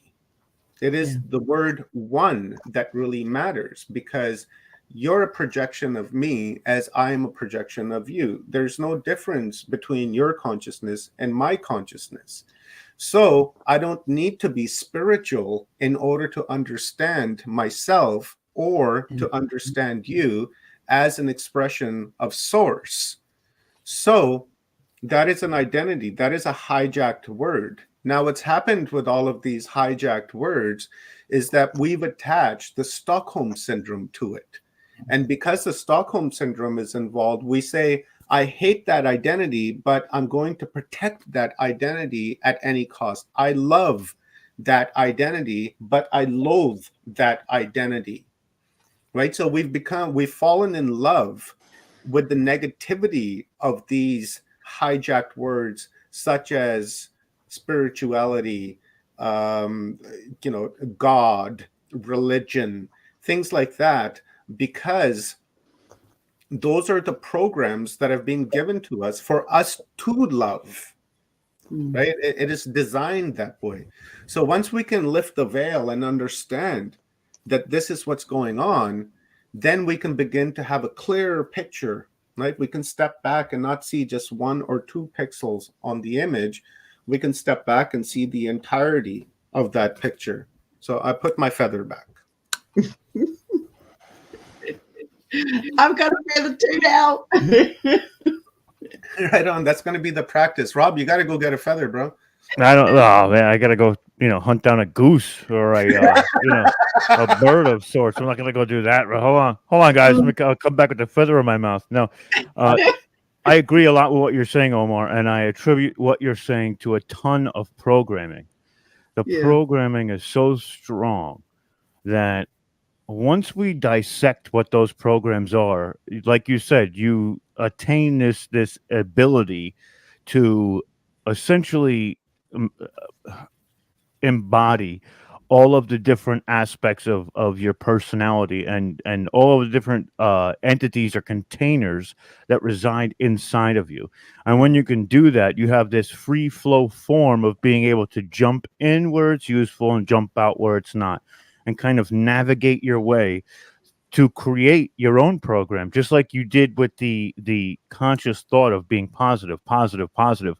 You're retraining your brain to follow a program that you set forth, because that's kind of how we are. We are like computers in every way. And it's kind of wild how they've made this artificial thinking ability, like this thinking structure, like a computer, but yet it's just not sentient like we are. It wasn't given that gift of awareness and the consciousness yet. How do we know that, though? Because we could look at AI as a form of consciousness that's manifested. Yes, but somebody had to program that AI first.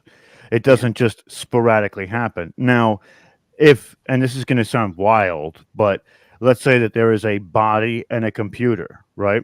A body with no consciousness and a computer. It's the same thing.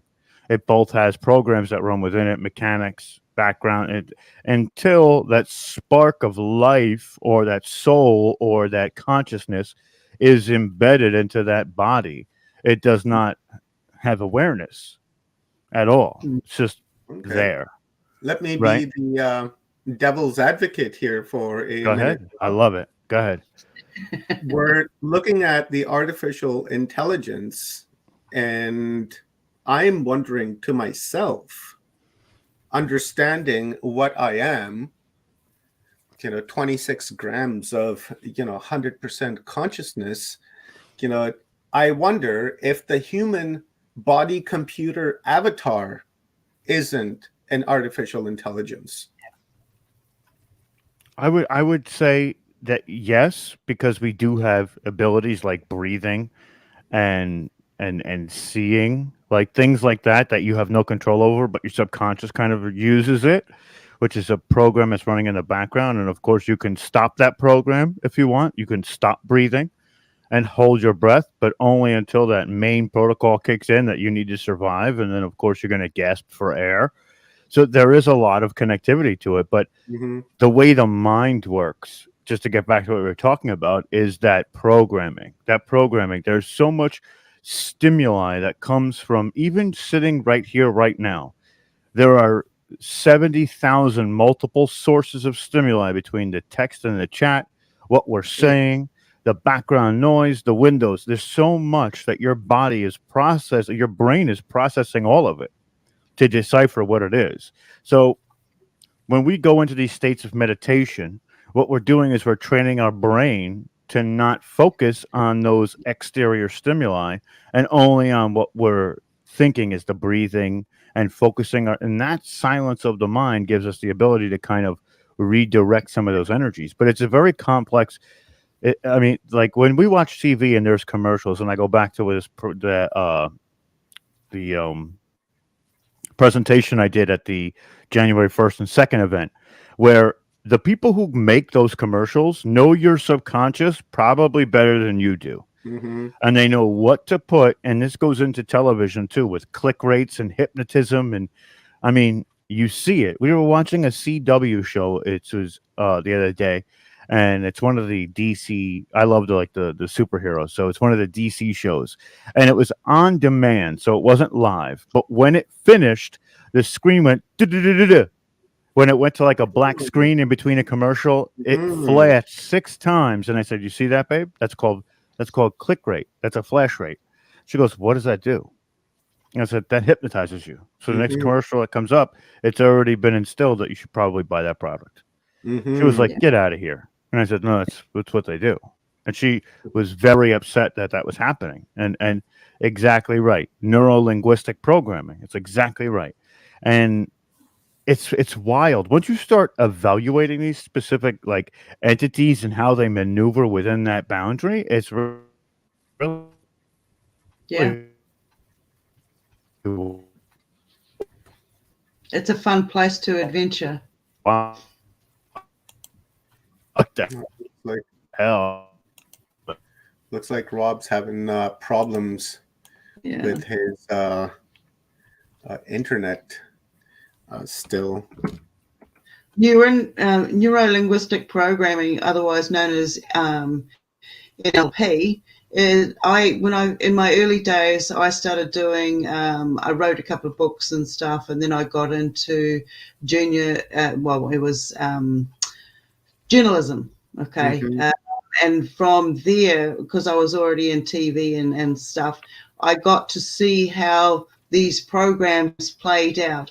And it was pretty much an insult. It was pretty much an insult to our actual intelligence, because I had to, the information I got was to write as if you were writing for between a 7 and a 10-year-old.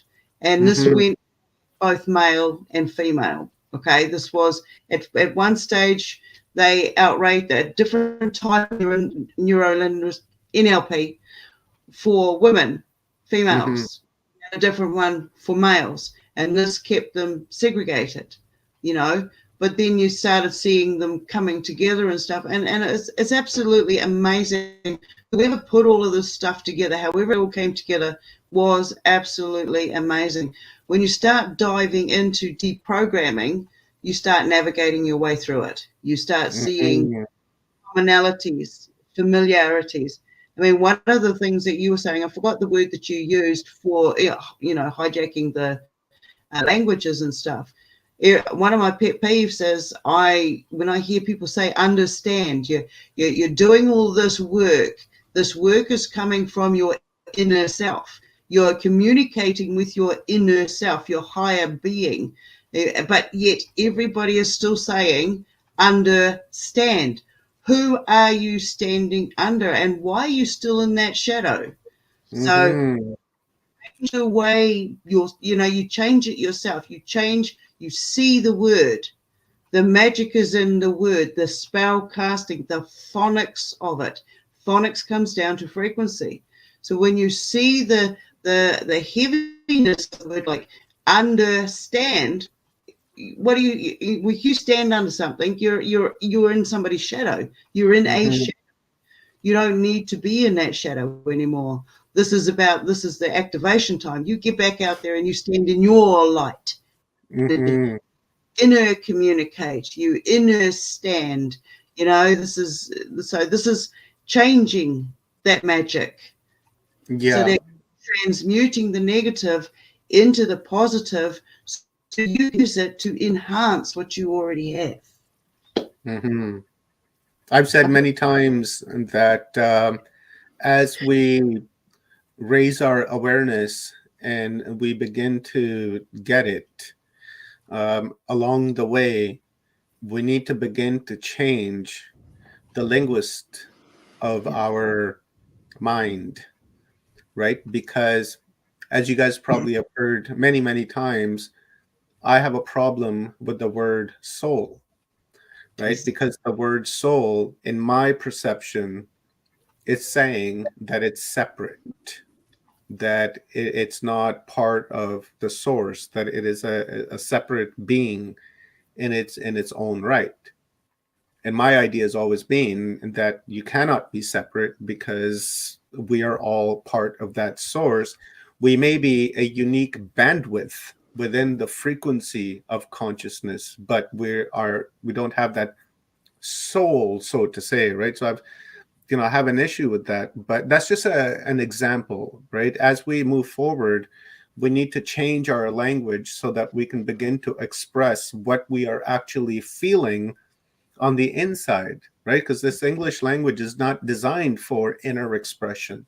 It's only designed for outer expression, and that's it. And that is by design, right? Yeah. Because if you begin to express what you're feeling inwardly, then what if other people begin to pick up on that and they begin to express themselves? And the next thing you know, through that, unity, that, community consciousness, I would call it, can begin to manifest and come to fruition ideas and things that they're talking about and they're thinking about and expressing.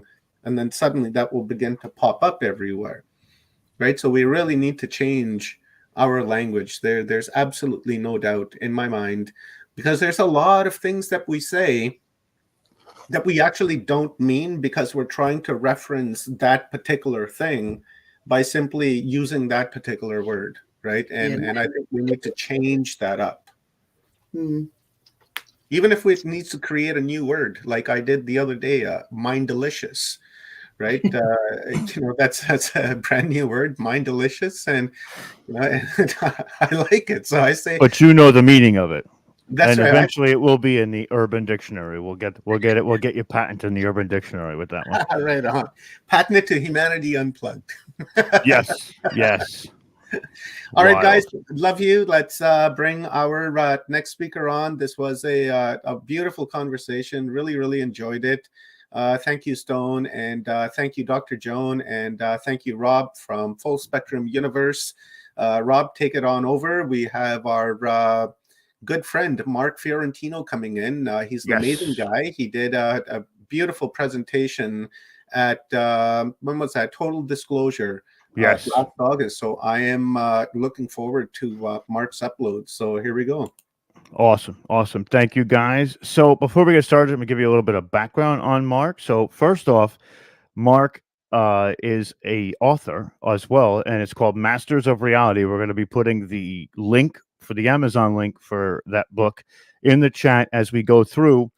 But what the Masters of Reality is a compilation of Einstein's unified field theory. And what we look at here is there's so much that goes along with the super relativity and unified field theory with the future of humanity. So guys, pay attention for that. But just to give you a little bit more background on Mark worked at IBM for 16 years troubleshooting circuit boards and saved the company millions of dollars. He's got rewards. He's renowned. He's worked with Tamara Calder Richardson, which we had on before. And without further ado, let's bring up Mark. Mark, how are you? I thank you. It's good to be back. Oh man, I'm so glad to see you. I can't wait. I can't wait to hear what you've got for us this time. Last time you blew my mind. This time we are, we're going to be sitting on the edges of our seat, waiting for you to give us what the next step of what humanity needs, because the work that you're doing, you feel is imperative to what the next steps of human evolution is all about. Agreed. Completely Awesome. agree with that statement, and continuing in that effort. It's quite a task, the assignment that I pulled here, and I'm honored to be the one that gets to do this. Just hard to believe sometimes, but still I push forward and going to get the work done. And I'll give you some dates to where I'm at right now so far as experimentation and verification of the theory of super relativity. That's fantastic. So you want to get started and do the share screen here? Yeah. Well, let's get started. I'm going to do the share screen. All right. Okay. Share the screen. And, just before you start, I want to tell you that I always talk about the moment on the show when you came onto my show, and I bring your name up because when people say, I remember that question I asked you about, what did you find that you didn't expect to find? And you said to me that the universe is built of ones and zeros, but it shows an intelligent creation to it. And that has stuck with me since we've talked about it. And I've used it many, many times throughout interviews and things like that. So I just wanted to let you know that, because I thought it was such a fascinating thing to say in that moment. And it was perfect. It was perfect. Oh, well, thank you. I guess I'm coming up with some good quotables. I have a feeling that I'm really pretty sure I'm being guided to these things and helped along the way. Because basically, I've been an introvert all my life, and for me, this is somewhat challenging. But as long as I'm talking on a subject I feel confident know about, it goes well. And I'm getting some help there for some quotes, and it's good. That's what it's all about. Communicate this important information.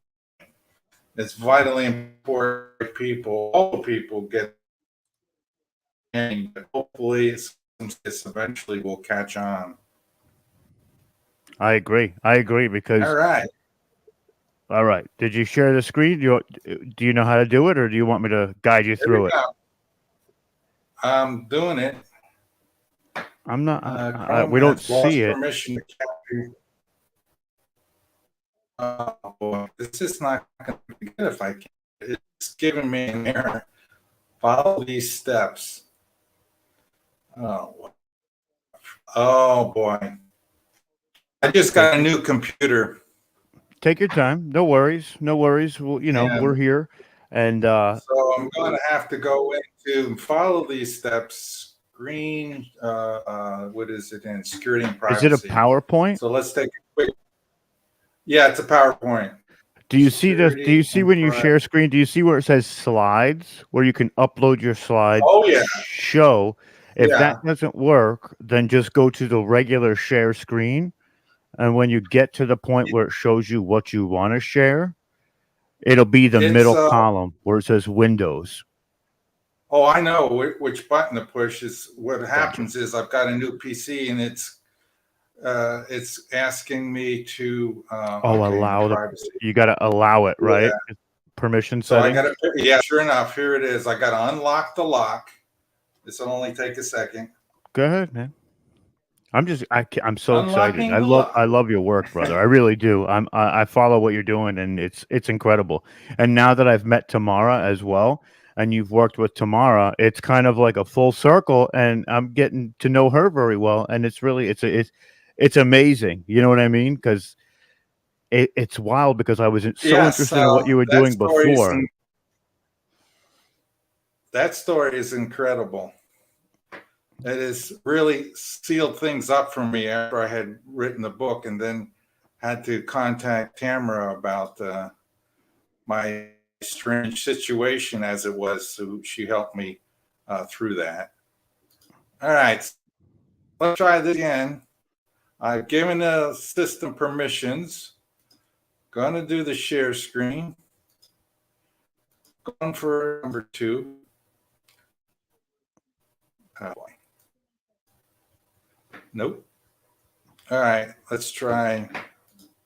Well, that's a point. Slides. Try slides. No.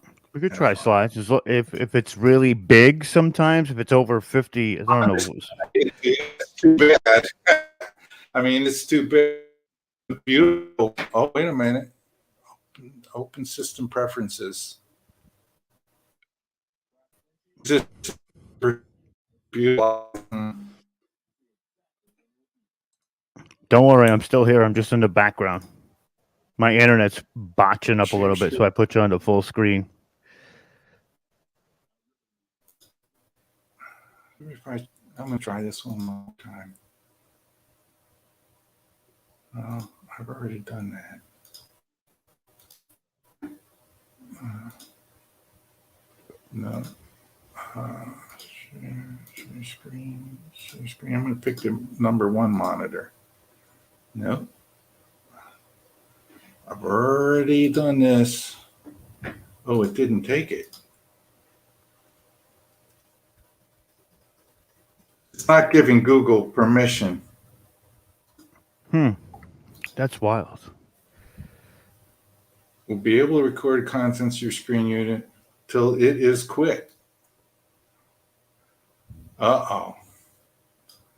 I have to quit in order to... You want to go out and then come back in? I'm going to do it real quick. Go ahead. As long as you hit the same one, come back in. We're good. Don't worry about it. I'll hold it down for you. All right. All right. So while he fixes that, it's wild that these new settings on a lot of these computers, for some reason, whenever we do the share screen now, it always ends up being awkward or messed up somehow. It seems to be the going right. Well, StreamYard, the platform that we use, has gotten a lot of updates. There he is, back in action. One last shot. It's either this or I'm going to read everything. We got to speak it out. You. Oh, I see something. I think there it's we going go. to work this time. Yeah. All right. Now we start the show. Play from the start. All right. Can you see the screen? Super relatively new technologies and discoveries. Absolutely. Go ahead, brother. Okay. All right. Here we go. Try to hurry this up a little bit so we can get some questions and answers in. All right, this slide presentation I changed up a little bit. It's more fun. It's got covers a lot more information in the book, and I've classified the main set of ideas that come through the book and rated them as to whether they're Nobel Prize worthy or not.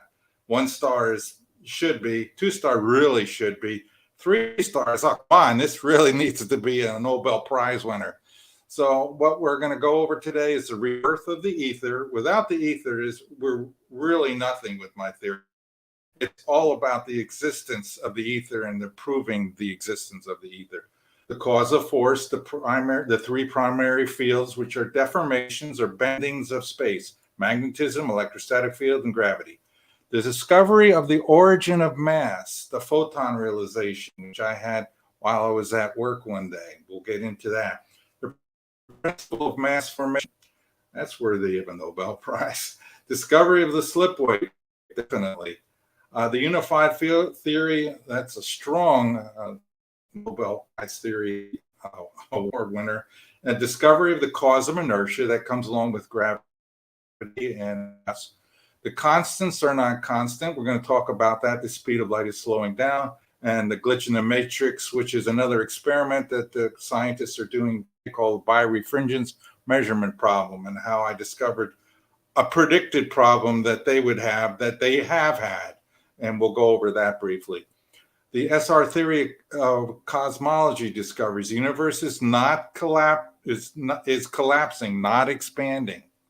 That leads us into neutronium theory and black hole explanation, star formation theory, the simplified fundamental particle model, which is new from the last time we talked, the discovery of the signature of God, very important, the theory of anti-gravity, that's really the one that, if anything should win a Nobel Prize, it should be that one. The slipwave spatial bias drive, stellar converter technology, and Stargate technology, all fun stuff. Okay, so we start off with the ether. It does exist. All the information on the left side is rock solid evidence that proves the existence of the ether. Light is a transverse wave. Transverse waves only occur in solids. To back that up, it also seems, Einstein himself says this, ether, in the speech of Ether and Relativity, it also seemed to be a necessary consequence of the fact that light is capable of polarization, that this medium, the ether, must be of the nature of a solid body, because transverse waves are not possible in a fluid, but only in a solid. So there is authoritative proof that what I just said is true. So we can go on to the speed of light. I don't want that yet. The speed of light, velocity is, if space were truly empty and made of nothing, the speed of light would be infinitely fast. We never see this normally, except in one experiment that is highly contested, which you can read about on that. Hopefully I'll have time to mention that. But in normal operation, the universe, the speed of light is a finite velocity, and it takes a certain amount of time to traverse space. Space is a real physical thing. The ether has physical properties, permittivity and permeability. Something that does not exist cannot have measurable properties. General relativity holds that gravity is a geometry. Again, according to Einstein in his speech, Ether and Relativity, recapitulating, we may say that according to the general theory of relativity, space is endowed with physical qualities. In this sense, therefore, there exists an ether. This is coming from Albert Einstein. According to the general theory of relativity, space without an ether is unthinkable. For in such space, there not only would be no propagation of light, basically just said, but also no possibility of existence for standards of space and time, measuring rods and clocks, nor therefore any space-time intervals in the physical sense. Time breaks if you don't have a physical ether. The next one, the spatial properties of permittivity and permeability, and these properties determine the maximum velocity of light. Space has to be made of something in order for space to have measurable properties. Here is the equation discovered by Maxwell for the light propagation within the medium.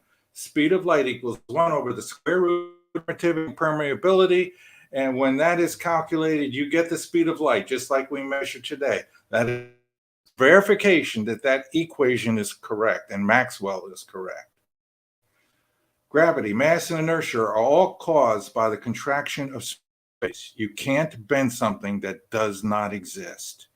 You would be, how many physicists today claim space is an empty void made of nothing? All of this proves that is not correct. The forces of electrostatic charge, magnetism, and gravity are deformations of a continuous ether plenum. They are different aspects of the fundamental field. Einstein's theory implied that electricity and magnetism are two facets of a deeper and more fundamental field. Therefore, gravity also must be the third and final aspect of the fundamental ether field, combining with electricity and magnetism. Particles are persistent. This is only possible if the ether is solid. You can't build a particle, a permanent structure that is in a gas. There is no way for it to maintain its structure. It can only be done if the ether medium is a solid, a continuous medium. According to the theory of relativity, space without an ether is unthinkable. For in such space, there not only would be no propagation of light, but also no possibility of the existence for standards of space and time, just like I read earlier. This comes from Einstein. Now, the only evidence against is the Morley experiment 1905 was concluded, and it did not detect the ether wind. And I spent years thinking about why that was, because that bothered me, because I know the ether existed. And this stumped people like Lorentz and Einstein had changed his interpretation of special relativity because of that experiment that he was already aware of. Constant. This is explanation. Speed of light is constant relative to all other motion frame reference. This happens because light speed is caused, which means its speed is dependent upon its internal structure. And there are experiments on the internet that back up what I just said there.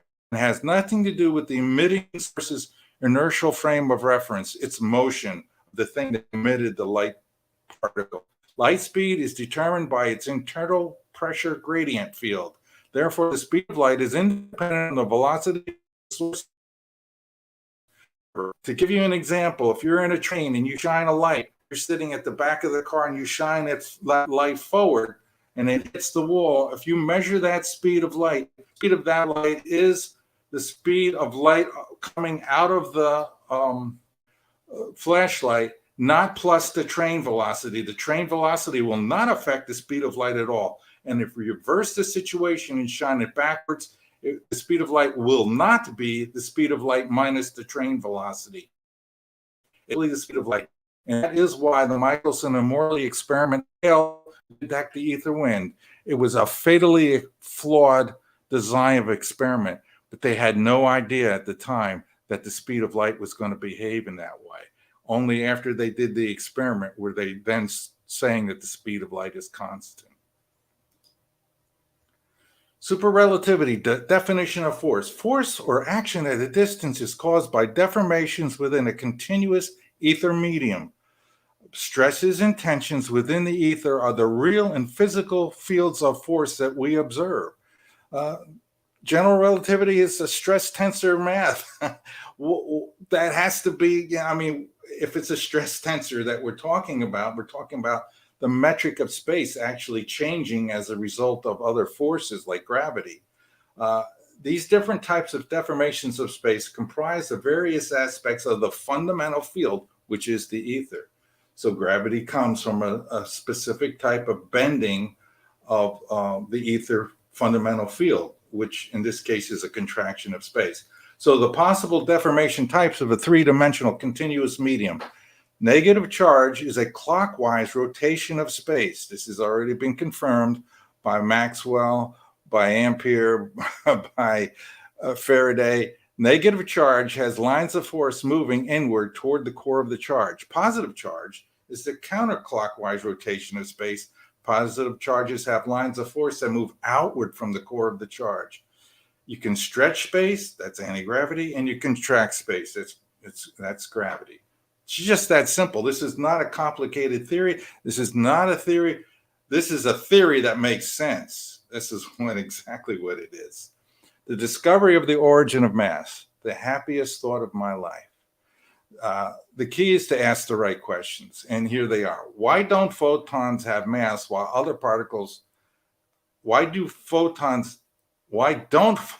if I can ask the question, why don't photons have mass while all other particles have mass? And what are photons doing different? See this chart right here? This is the chart that was on my cubicle when I came up with the idea, the explanation for why photons don't have mass.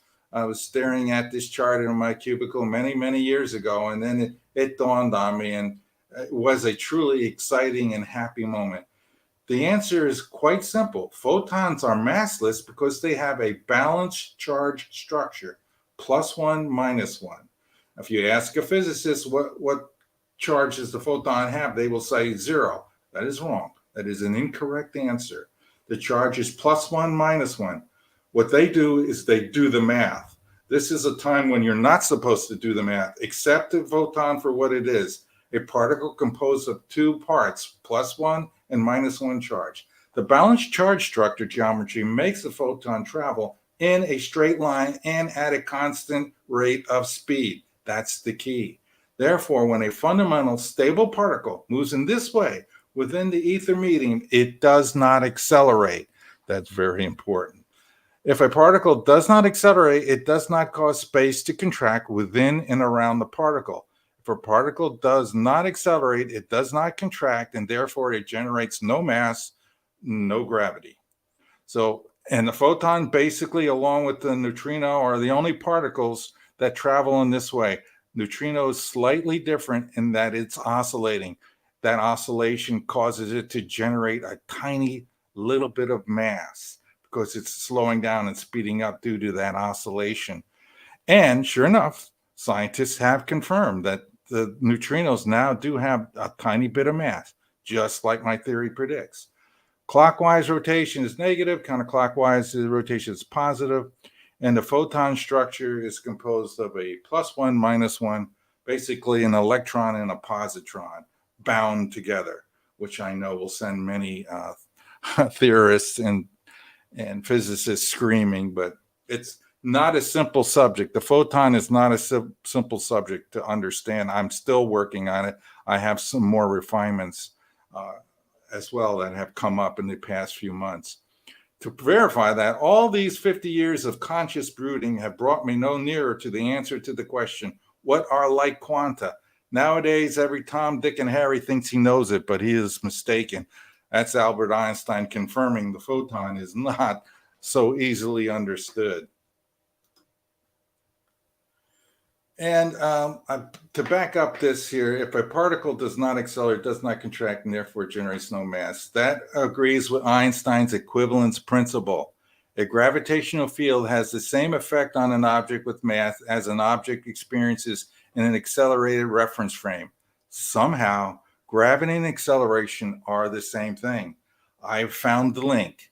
Acceleration causes space to contract in and around the accelerating object.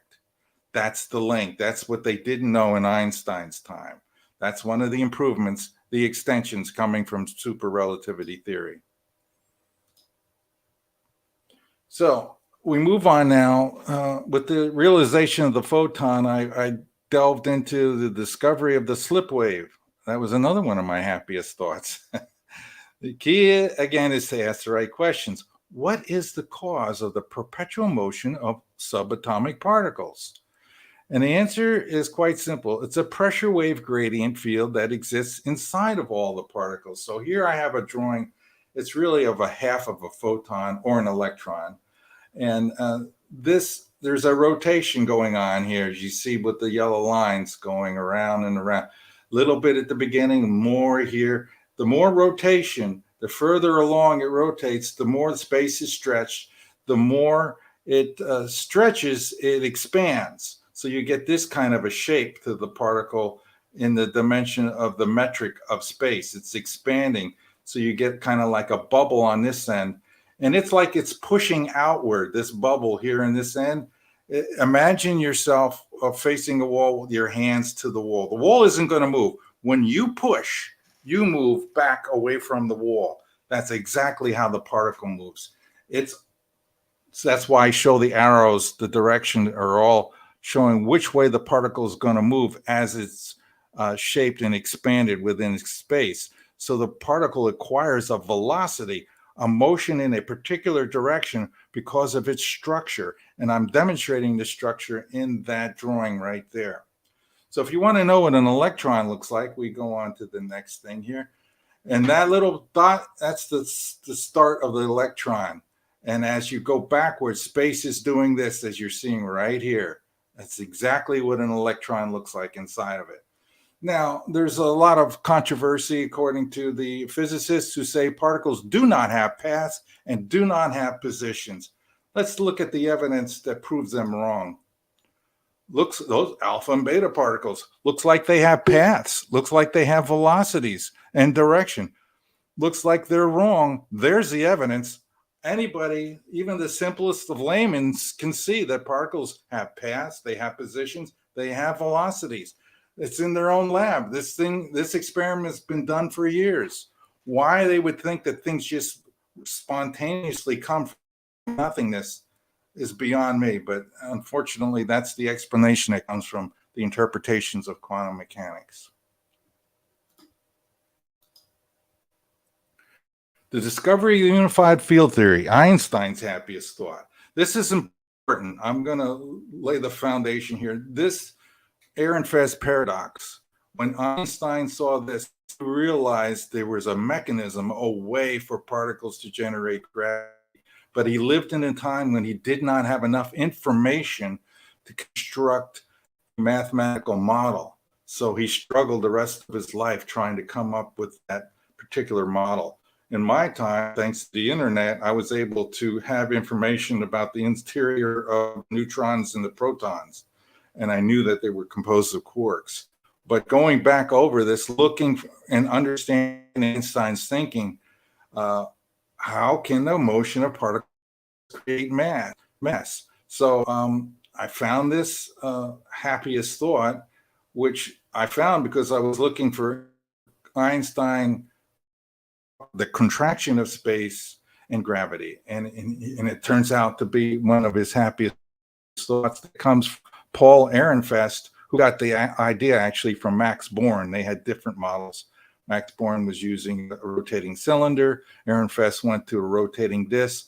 These things have to have a particular property. The disc and the rotating disc in particular, it had to be completely rigid, which is not possible for man or anyone else to build. We can never accelerate a disc up to the speed of light. It's not rigid enough, it'll fly apart. But you can do it at the subatomic level. So Einstein followed the line of reasoning that began with the happiest thought of his life. Still at the Swiss Patent Office, he conducted one of his famous thought experiments. Einstein imagined a circle spinning in space. The center of the circle did not move, but its circumference was moving quickly in a circular direction.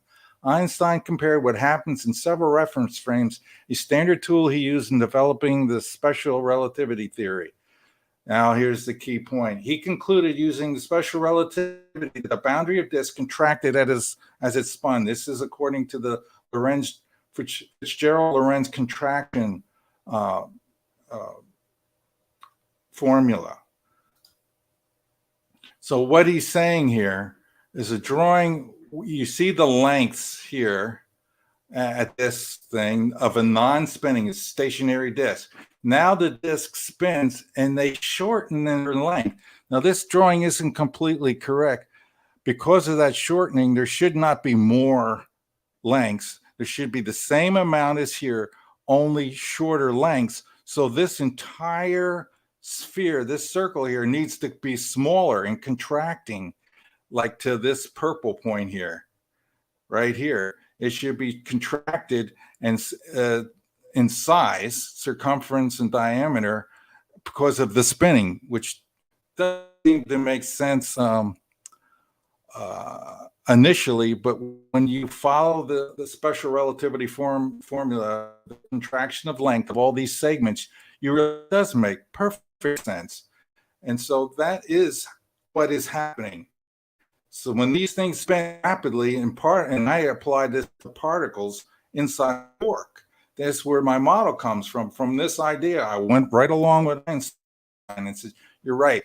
And I know about the quarks, and I know they're going to do this when they're spinning rapidly inside of the neutron and the proton. So there was a force acting on the circle at the boundary, the centrifugal force, and its action was equivalent to that of a gravitational force. But the same contraction that affected the outer circle left the diameter unchanged.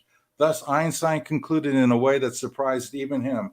The ratio of the circle to the diameter was no longer pi. He deduced that in the presence of a gravitational field, the geometry of space was non-Euclidean. It was bent.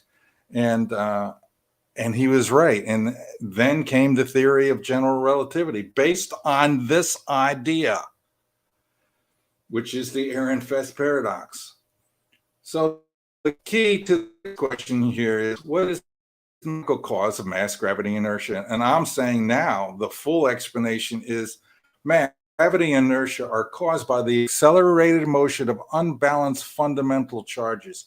I remember the first time I wrote that down in my book.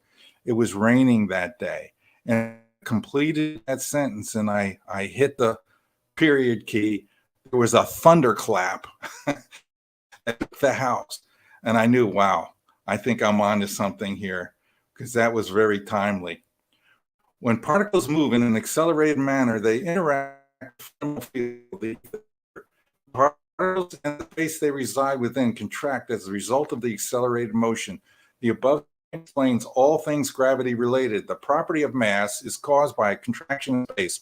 Particles that have mass emit a gravitational field. Inertia happens when objects with mass are forced to accelerate in a straight line direction, let's say. And in this circumstance, the act of massive objects accelerating relative to the ether cause a contraction of space of all the particles in the direction of motion. That's the Fitzgerald-Lorentz contraction. This explanation finally explains the Einstein's equivalence principle. And there's my solution on the ResearchGate. If you copy that link or go to the ResearchGate and look me up, you'll find the full mathematical solution and explanation. The constants are not constant. The speed of light is slowing down. I suspected this for quite a while and I began to research it. Is the speed of light constant? If not, is it slowing down or speeding up? Answer, according to super relativity theory, the speed of light is circumstance dependent. Therefore, it is not constant. It depends on the condition of space. The circumstance I speak of is the condition of the spatial medium. The speed of light is dependent on the density of the spatial medium. And we see this is true in nature. Light in outer space, away from anything else, moves at its fastest. As soon as it hits the atmosphere, it slows down because that's denser. As soon as it hits water, it slows down even more because that's more dense. As soon as it goes through glass, it slows down even more, confirming that density is the key ingredient that causes the speed of light to slow down. If the medium is contracted or condensed, the speed of light will appear to be slower. If the spatial medium is expanded, the speed of light will increase. That's new in my theory. And there is a way to do that, as we will find out. The new theory explanation. The new theory concerning the speed of light is that it is not constant. Therefore, the speed of light is either slowing down or speeding up. Assumption. Super relativity theory says the universe is contracting, not expanding. This is directly opposite of what everybody else is saying right now. But their theory, the expanding universe theory, really doesn't make sense, and it's not founded in good science. The cause of the accelerating galaxies is galaxy clusters are being pulled toward galaxy-sized black holes. So the accelerations they've seen in deep space with the galaxies accelerating away from us is really being caused by something we already know about. Gravity. They're being pulled toward black holes. Evidence of this has been confirmed by astronomers, and these astronomers have been ignored by mainstream cosmologists and astronomers. More evidence to back that up is Barry Setterfield's paper that proves that the speed of light has been slowing down over the past 200 years. Mainstream science has ignored his research. They have not refuted that paper. SR theory predicts that the speed of light speeds up when passing through a magnetic field. So when I came up with that idea, I said, well, I'm going to go look for somebody that does that experiment. And I found somebody that does that experiment. And sure enough, quantum mechanics, I think it's QED says that, or QCD perhaps, that the speed of light should slow down in a magnetic field. But since my theory says a magnetic field causes an expansion of space, it thins it out, the density decreases, therefore the speed of light should increase. And I've came across papers where they've tried this experiment and it never confirms quantum mechanics. They never see it slow down. And in one case, they saw it speed up. The birefringence number was negative, which indicates that the two waves that they're split during the birefringence means, refraction, double refraction.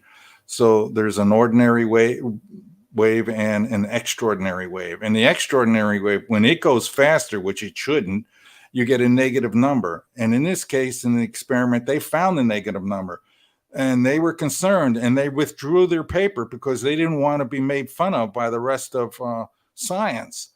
So there is indications that my theory is right, but they refuse to accept their own measurements. And every time they do this experiment, they don't confirm quantum mechanics and they tear the experiment down and redo it.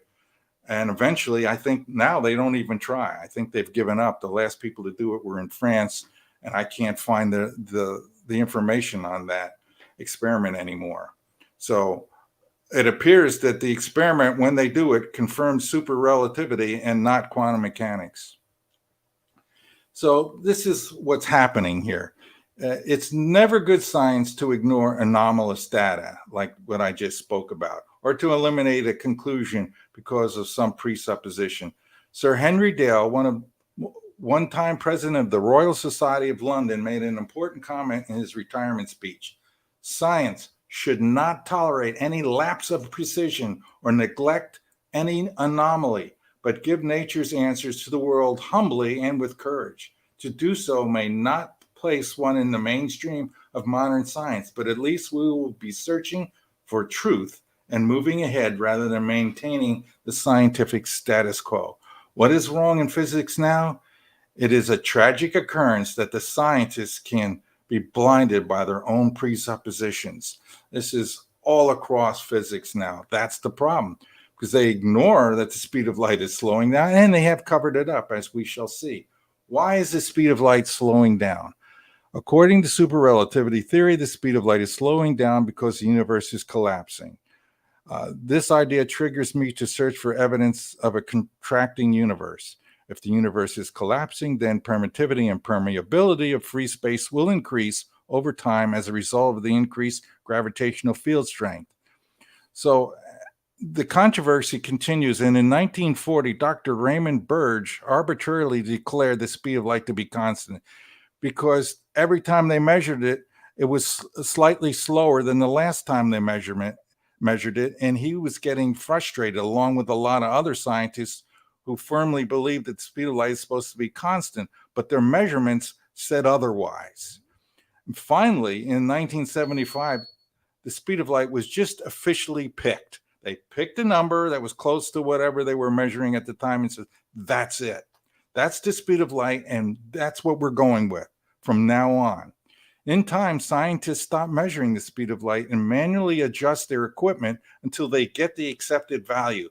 At that point, then they start measuring the speed of light. So guess what? Now we no longer detect any slowing down in the speed of light because we tune the equipment to that number that they declared. James Bradley, a British astronomer, on January 1st, 1729, was the first to determine the finite speed of light on the basis of his quantitative observations of aberration. This was the first measurement to confirm the speed of light was 301,000 kilometers per second. The following question was, is the speed of light constant? Interestingly enough, every time it was measured since then, over the next few hundred years, it seemed to be a little slower than before. And if you want to know how they measure the speed of light today, go to that little highlighted area, how do we measure the speed of light, on Forbes.com, and you get an explanation of how science rigs the system so it never gets an answer they don't like. It's terrible science, and that's what we do today. This SR theory, cosmology discoveries. Now, these things that I just talked about triggered other ideas, and I followed that path. Due to the discovery the speed of light is slowing down, I was guided into making a new set of assumptions about the universe that would explain why the speed of light is slowing down. It really is all about asking the right questions. I discovered an anomaly that physicists know about. Neutrons decay into hydrogen when they are isolated in deep space by themselves. You put them alone, and within 15 minutes, the neutron turns into an electron and a proton. That's odd. I think to myself, that's no accident, since I believe in intelligent design. That was deliberately designed into the system. So I had to find a reason why the neutron would do that. And I did find a reason. A big bang coming from the black hole made of neutronium, which I believe all neutron stars and black holes are made of neutronium. There's no doubt that neutron stars are made of neutronium. I am declaring that black holes are nothing but more dense. They're really more dense neutron stars, and they achieve a certain density, then they develop an event horizon and light can't escape. And we call those things black holes.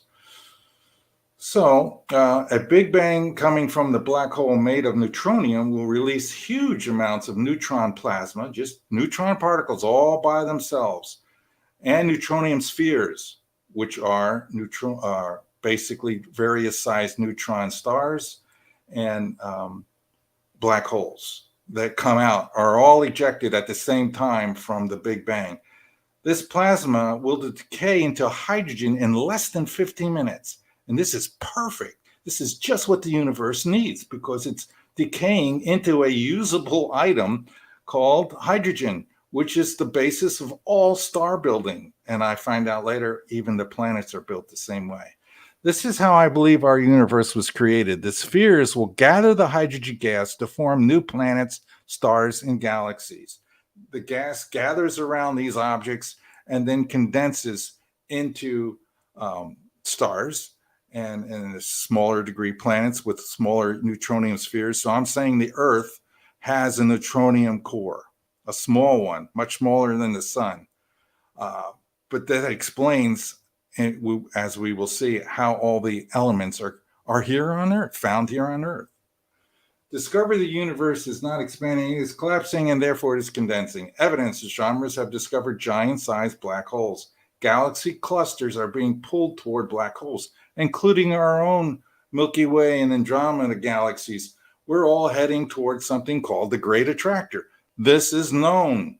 Why this is being ignored, I don't know.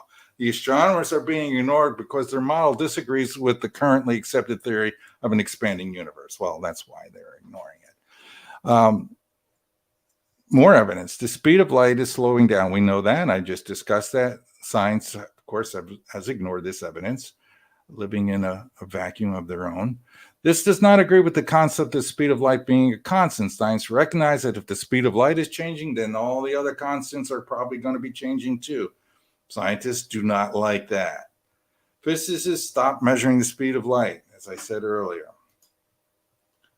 Superrelativity spawns neutronium theory. Due to the discovery of the speed of light slowing down, I made a new set of assumptions at the universe that would explain why the speed of light is slowing down. The universe is not expanding, it's collapsing. Okay, we're reinforcing that point. Question is, what is the universe collapsing into? Answer: black holes. The black holes grow larger with each merger. They eventually grow into Titan-sized black holes, like the Great Attractor, which our galaxy is heading toward at over 1 million miles an hour right now. It's going to get there in about 4.5 billion years. They eventually grow into these Titan-sized black holes that are thousands of light years across. These will eventually merge. The Great Attractor is actually being pulled toward an even bigger black hole. And just as I said, this is happening. This is being measured by astronomers right now. These will eventually merge and form back into the cosmic egg, and the cycle will begin all over again. What are black holes made of? Answer is neutronium, the birth of the neutronium theory from superrelativity. Where did black holes come from originally? As I said, they come from the Big Bang. They are the seeds of life, the seeds of creation. Without them, stars will never form and planets will never be built. You need a gravitational source to pull hydrogen together. And I'm going to go over that in more detail, why that must be the case, the only sensible explanation. What is the evidence that supports neutronium theory? Neutrons have neutral charge, so that means they can be compressed to a very high degree. Protons' electromagnetic force of repulsion will not allow compression into solid state. Only neutrons can be compressed into neutron stars and black holes. Look at this. The electromagnetic force versus gravity. Electromagnetic force, we know best, is 10 to the 36th power stronger than gravity. That means there is no way hydrogen clouds on their own are going to condense because of gravity, because the forces that are nearby emanating from the proton are this big number times stronger than gravity. That theory that they made makes no sense. The gas just isn't going to come together on its own magically. And they're stuck with that explanation because they don't have anything better until now. Stars have a neutronium core. The sun's core rotates nearly 4 times faster than the sun's surface. This is an indication there's something solid in there. And if you don't believe me, go look at this chart from NASA, the tackle line chart. It indicates that that there's something very solid inside the core of the sun. The sun core itself is solid. It's spinning faster than the atmosphere, and that makes sense.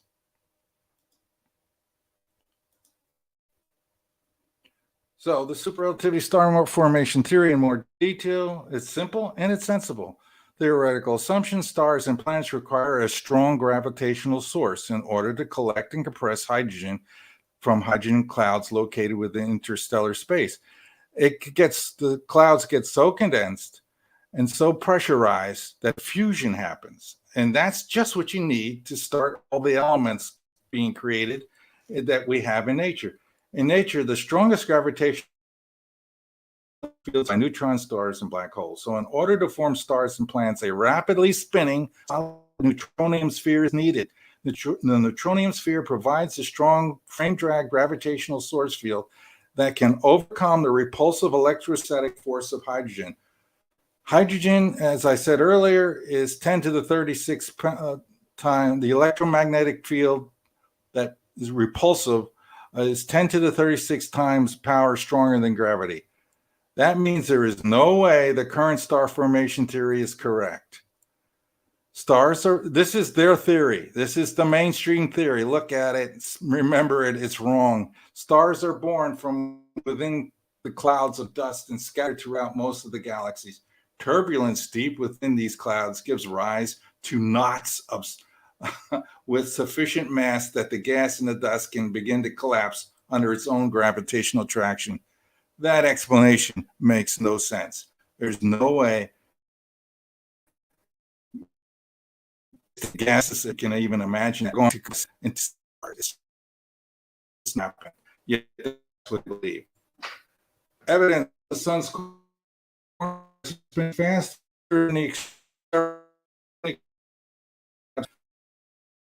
our theory. When a star goes supernova and explodes, one behind a neutron star or black hole. The super relativity theory says that those objects are what formed the star in the first place, already existed at the core of the star. The supernova explosion just blows off the atmosphere and reveals the truth. Those things were already there before the supernova. Supernova itself did not cause neutronium to be formed. It was already there. Planets are formed using the same process. And the evidence for that is neutrinos are coming from the center of the Earth. This means that there is a strong chance that neutrinos are caused by a fusion process that is happening within the core of the Earth. The Karmland and Barexino experiments see neutron signals coming from the Earth's interior. It's already been confirmed. We have neutrinos coming from the interior of the Earth. Now, scientists claim that it's from thorium and uranium decay. I say the neutrinos also come from the fusion of the elements in the core. Where did the thorium and uranium come from? They were built, they were fused and created right there in the core in the first place, as are all the other elements. This makes sense because every planet needs to have all the elements so life can be formed. You can't just make life on a planet that's made of just nothing more than silicon and hydrogen and oxygen. You've got to have all the elements to form the complex chemicals. This theory makes sense. Their theory does not make sense. Additional evidence. It is established fact that elements are formed from a fusion process. It is also known that the Earth has all the elements in the periodic table. The question then becomes, how did the elements get here? As our theory states that they were all created here within the Earth. I believe that they are continually being created by an ongoing neutronium core fusion process. Here's the new super relativity standard model here. It's quite simple. These are basically the particles that form the universe. At the very beginning, the first cycle, there was nothing but positrons and electrons. You can build everything else from them because those particles can be shattered into things called quarks, which are the up quark is 2/3 of charge, positive charge, coming from the positron, and you get the down quark is a negative 1/3 charge from an electron. These can be shattered, the electron and the positron, and it has been done in the accelerators. They just won't acknowledge that they are being shattered. They call it something else. But clearly, when you smack a positron and an electron together and quarks come flying out, where did they come from? The electron and the positron. So you make the proton using the up, up, and down, and you make the neutron using 1 up and 2 down. Then all you need in addition is the photon and the neutrino, which are basically neutrino is a photon that oscillates, and in my theory and in my model. And the photon, these are the force carrier and messenger. We wouldn't be able to see anything without the photon. The photon makes it possible for us to see and experience the universe. And neutrino is a byproduct of what's stored inside probably the down quarks, which makes the neutron unstable. This is critical. The neutron has to be unstable for the universe to be created. And that's the element, that's the function. And the neutrino carries out that instability when the neutrons converts into a proton and electron. There's also a neutrino byproduct there. So this is just more, and this is this little picture here. This is what the latest version of what a photon looks like. It's 2 windings of space like so. I have a feeling I need to go faster because it might be getting late. So I'm going to skip over a little bit of that structure discussion. Discovery of God's signature. This is very important.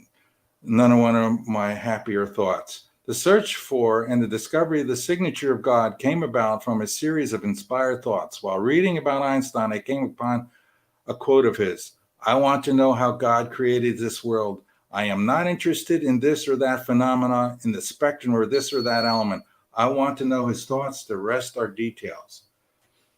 That inspired me to move forward with this idea. I realized that people who create sign their work.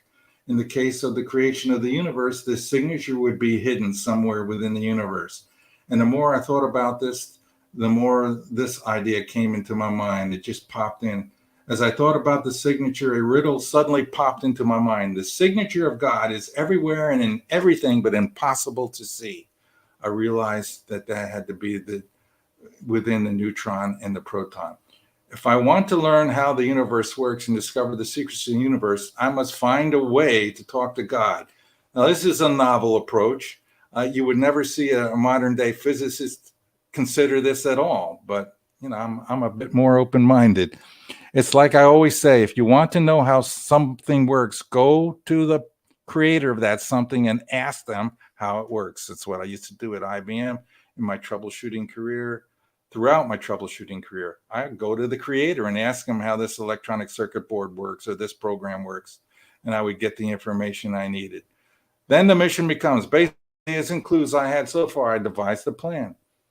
To answer the riddle, the signature must be an atom. It resides within the core of every neutron and proton in the universe. Is a dynamical geometry, and this geometry in motion is the mechanical method that which then causes gravity. The idea originates from the Ehrenfest paradox. I want to make that link for you. This is what I'm thinking in my mind. I already know about the Ehrenfest paradox. Einstein realized this was the key to understanding the origin of mass and the source of gravity. Using this model, I determined that the signature of God is a dynamical geometry that should contain 3 elements. Why 3 elements? I realized and accepted that the neutron and proton both contain 3 quarks inside them. Therefore, the sacred geometry will have 3 structural elements. Find the message from God that describes the pattern of motion of the quarks inside the neutron and the proton. I decided to find a person who had a unique near-death experience in which the dynamical geometry is revealed. I searched near-death accounts. I've studied near-death accounts for over 40 years. I have never read about a near-death experience that describes a geometry in motion and discusses the origin of mass. Nonetheless, I went to the near-death website, and after a week of searching, I came upon exactly what I was searching for. The person who saw the geometry that I and Einstein saw was Lynn Claire Dennis. Here are some quotes that she made that describes what she saw while in heaven. And then in one ephemeral glimpse, I saw the pattern. That's what she calls the signature. The single strand of tapestry I knew was the essence woven through matter in every reality. Its design was so complexly simple that I knew it could only have been fashioned in the exalted intricacy of infinity. Come on, that's just another fancy way of saying God. Seeing the pattern, I knew I was looking at life itself. It was light, it was time and space, it was the energy of all matter, the heart of all that mattered. It was the very essence of all being. It emanated from the source, God, illuminated to my mind by the source behind the sun. Fusion process is the source behind the sun. As it moved, and that's created by gravity, as it moved in perfect harmony with all the universe. She describes the pattern as a three-dimensional mandala representative of time and space and the energy-generating matter. The pattern is the simplest knot, a trefoil knot, which I show you right here, this blue trefoil knot right here. The pattern is the simplest knot, a trefoil knot, most profound knot, never before discovered again. This is what she actually saw. And yes, this is a trefoil knot, but I don't think that she ever really realized what's happening here. This thing is also in motion.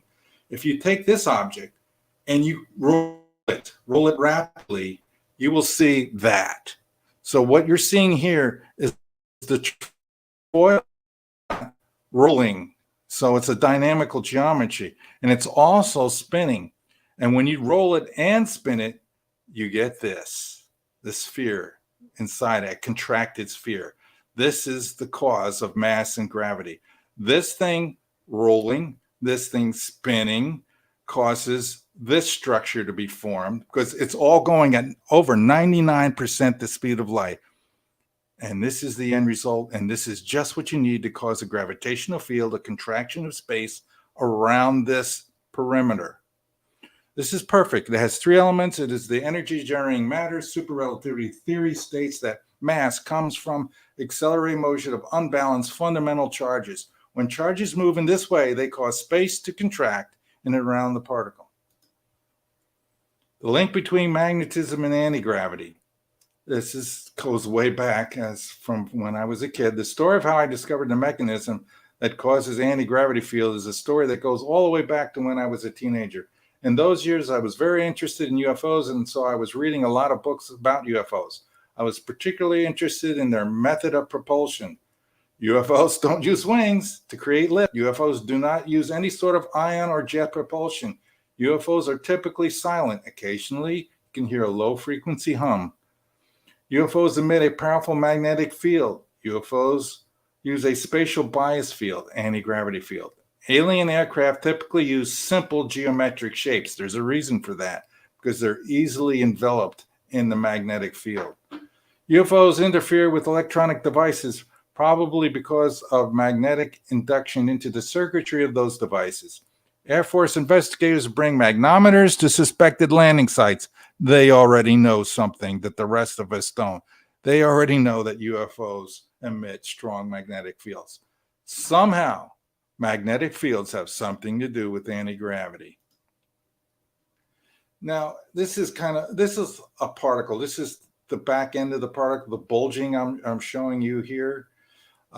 This is what you need to create a particle with a velocity. So it would be moving in this direction, bulging out here, the front of the particle here.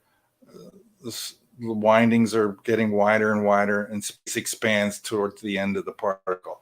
You need that structure in order for particles to move. Approximately 40 years goes by after that last slide and all those realizations. I suddenly have a series of revelations that lead to discovery of anti-gravity.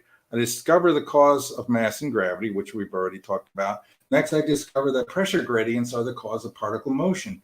I then discover the slip wave, which is a pressure gradient model. I discover the cause of the magnetic field. Magnetic field this is from Ampere, a great scientist of the past. The magnetic field is produced whenever an electrical charge is in motion. Additionally, I say space deforms around the moving charge and has a torsional reaction to the moving charge. That torsional reaction, that rotation around that charge is the magnetic field. And that was confirmed by Faraday and Maxwell and others as well. Not new science, just science properly interpreted. Which this leads me to realize that the magnetic fields are a spatial deformation. Magnetic fields cause the ether to rotate and stretch. Stretching causes space, the ether become less dense, and this causes both permittivity and permeability to decrease. Stretching causes space to expand. The quasi-elastic solid expands when a magnetic field is present. The bottom line is you use a magnetic field to create the anti-gravity field. Intense magnetic fields cause space to rotate, and the rotation causes space to stretch. When space stretches, it expands, like so. As space expands, a gradient pressure field forms. This expansion pressure field is anti-gravity and will cause a repulsive field that can be used for gravity shielding and propulsion. Mark, I just wanted to let you know we got about 5 minutes left. All right. Here's the spaceship. I tried to go fast. This is the coils around the cigar-shaped spaceship. Strongest currents here, the weakest currents here. It's going to move in the direction of this arrow. And if you'll notice that if you scan these across, it'll be like oars in the water rowing and causing the ship to move. Let's go to the next slide quickly so you can see that. Here's a demonstration of what I'm saying. See that? You see those lines? You see it? That's a UFO. And it's scanning across and it's moving back and forth. When it moves one way, the scanning goes in one direction. When it changes direction, the scanning goes back the other way. Here's the coils being charged. It's causing the glow there that you see, probably caused by, what's it called? I can't remember the term. Polarization of the light, so you can see that. So there's evidence demonstrated by UFOs. Next. All right. This is Stargate technology. This is talking about the superverse, the home universe, the home dimension, and the Stargate. The bottom line is the Stargate can jump between all of these. We have a home universe with all the stars in our galaxy, and it is also within our home dimension that contains all the laws of physics that apply to our home universe. The superverse has many universes and many dimensions in which the laws of physics may be different. An example of a modern day Stargate is Project Looking Glass. People know about that and have talked about that. Evidence for Stargates, Philadelphia experiment, Montauk Project, near-death experiences, psychic mediums, Mandela effect. These people swear that they have experienced firsthand the Stargate technology. Magnetic resonant fields, high-frequency sound causes, along with high-frequency lasers through fractal lenses composed of metamaterials in here, causes shock waves of photons moving beyond the speed of light until they get out of here. Then they're highly compressed, tuning space into another dimension, or it opens a portal. And here's some evidence from a person a scientist on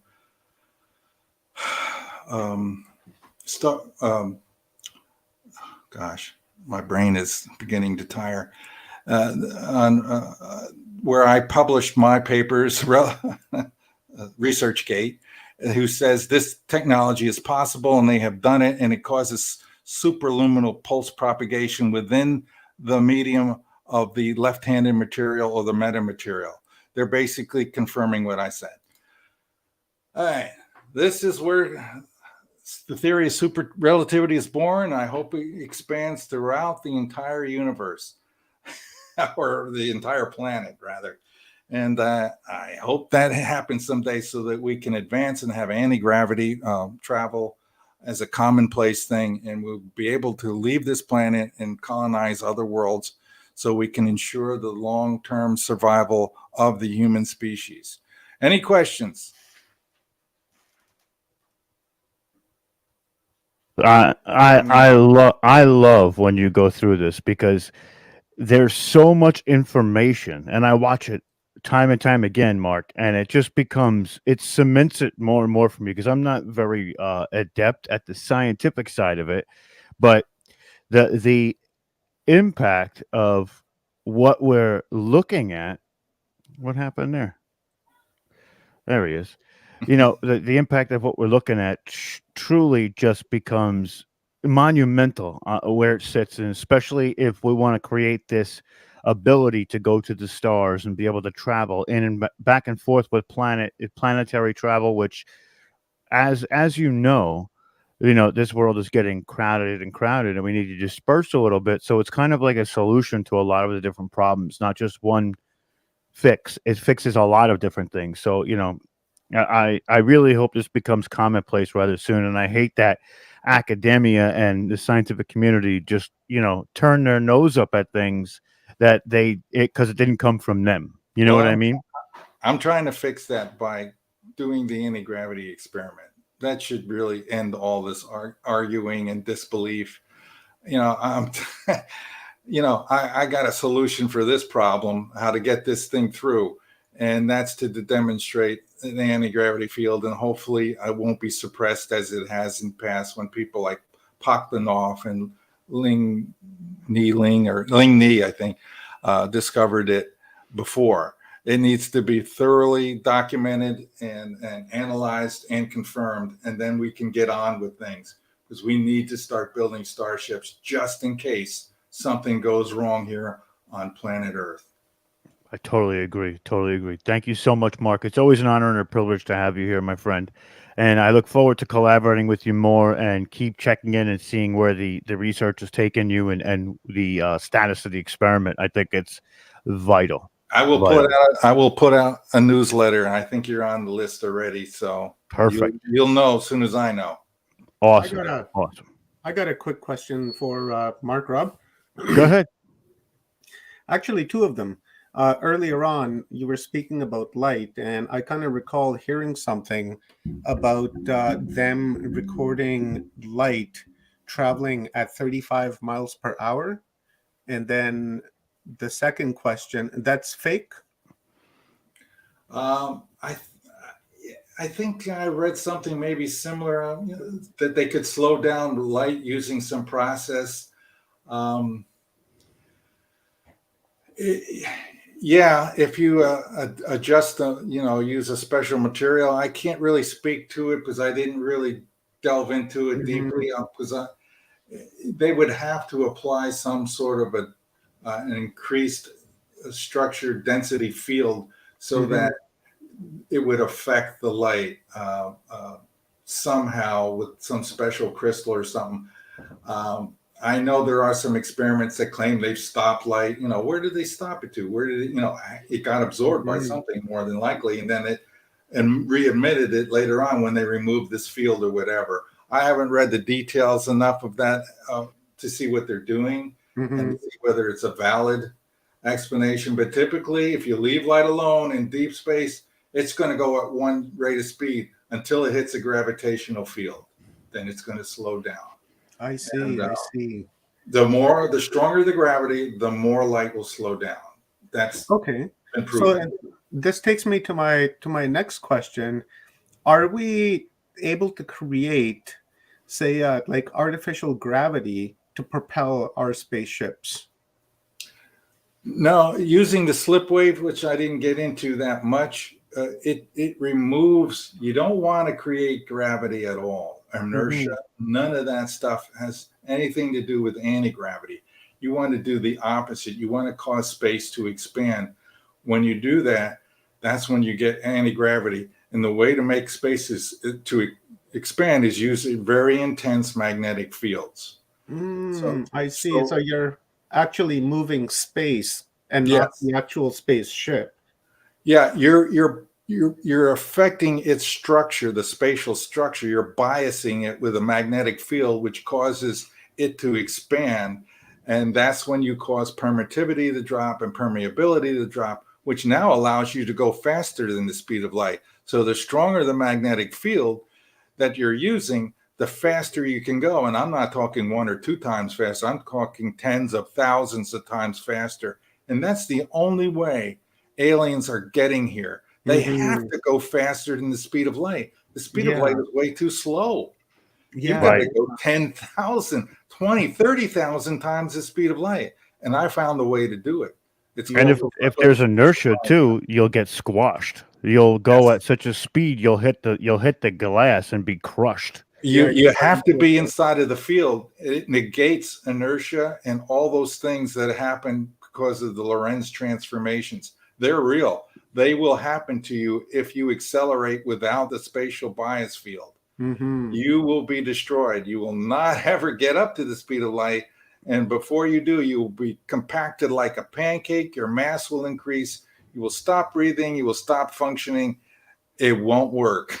That's kind you of have what to use the spatial bias field. That's kind of what Star Trek is doing, right? By using those inertial dampers, and warp 9 is like 9 times the speed of light, I would assume. Yeah, but they never really, tried to see if they had an explanation. They just call it a warp field. And that's essentially correct, but I'm giving you the details of the warp field. Yeah. I'm telling you mechanically what's warping and how it's being warped to create the warp drive. If you want to, you could call the spatial bias drive, the slip wave spatial bias drive, the warp drive, if you want. Whatever you want to call it, right? It's the same thing, really. Yeah. You are warping space in order to achieve faster than light space travel. I see. Thank you very much, Mark. That clears things up. I appreciate it. Okay. Stone Hobbit has one more question. It says, so does Mark think that there is a magnet within the center of the planet? Well, what's happening is you got layers. What I believe, we got the rapidly spinning neutronium core. What the size is, I would love to work with physicists to compute that. It may be as small as a tennis ball. It may be as large as maybe a mile in circumference or something, somewhere between that. And this thing is rapidly spinning. And because it's rapidly spinning, then you got this little layer around it that's really basically gaseous. And that's rotating with it. You got ion particles charged. So you got an iron core around that molten, and that's spinning with ions. And so you got rotation. Rotation of ions is just what's needed to create a big whopping magnetic field. So there's where the magnetic field comes from. It's the rotation of the iron and the ionized particles all in the same direction, nice and uniform. They make a consistent magnetic field. And if this flips or flops for some reason, then you'll have shifts in the location of the North and South Pole. But essentially, that's where our magnetic field comes from. And what we should be doing right now to confirm super relativity theory is confirm, and the scientists don't like this idea, that there's a solid neutronium core in the Earth and within the sun. The sun should be much easier to prove, my theory. And it's groundbreaking. It's earth shaking. It's a huge discovery.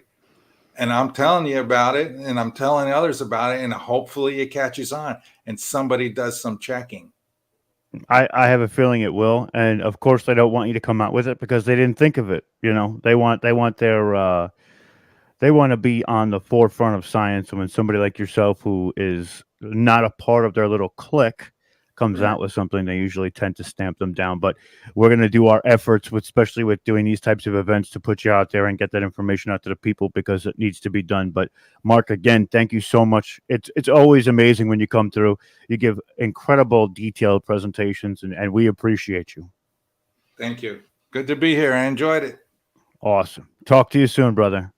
All right, Also, just to throw in really quick, guys, if you visit our website, projectionofview.com, and I've put the link up in the comments, you can, it's like a one-stop shop for Mark. You can go there, you can order his book from there, you can watch the trailer to his book there.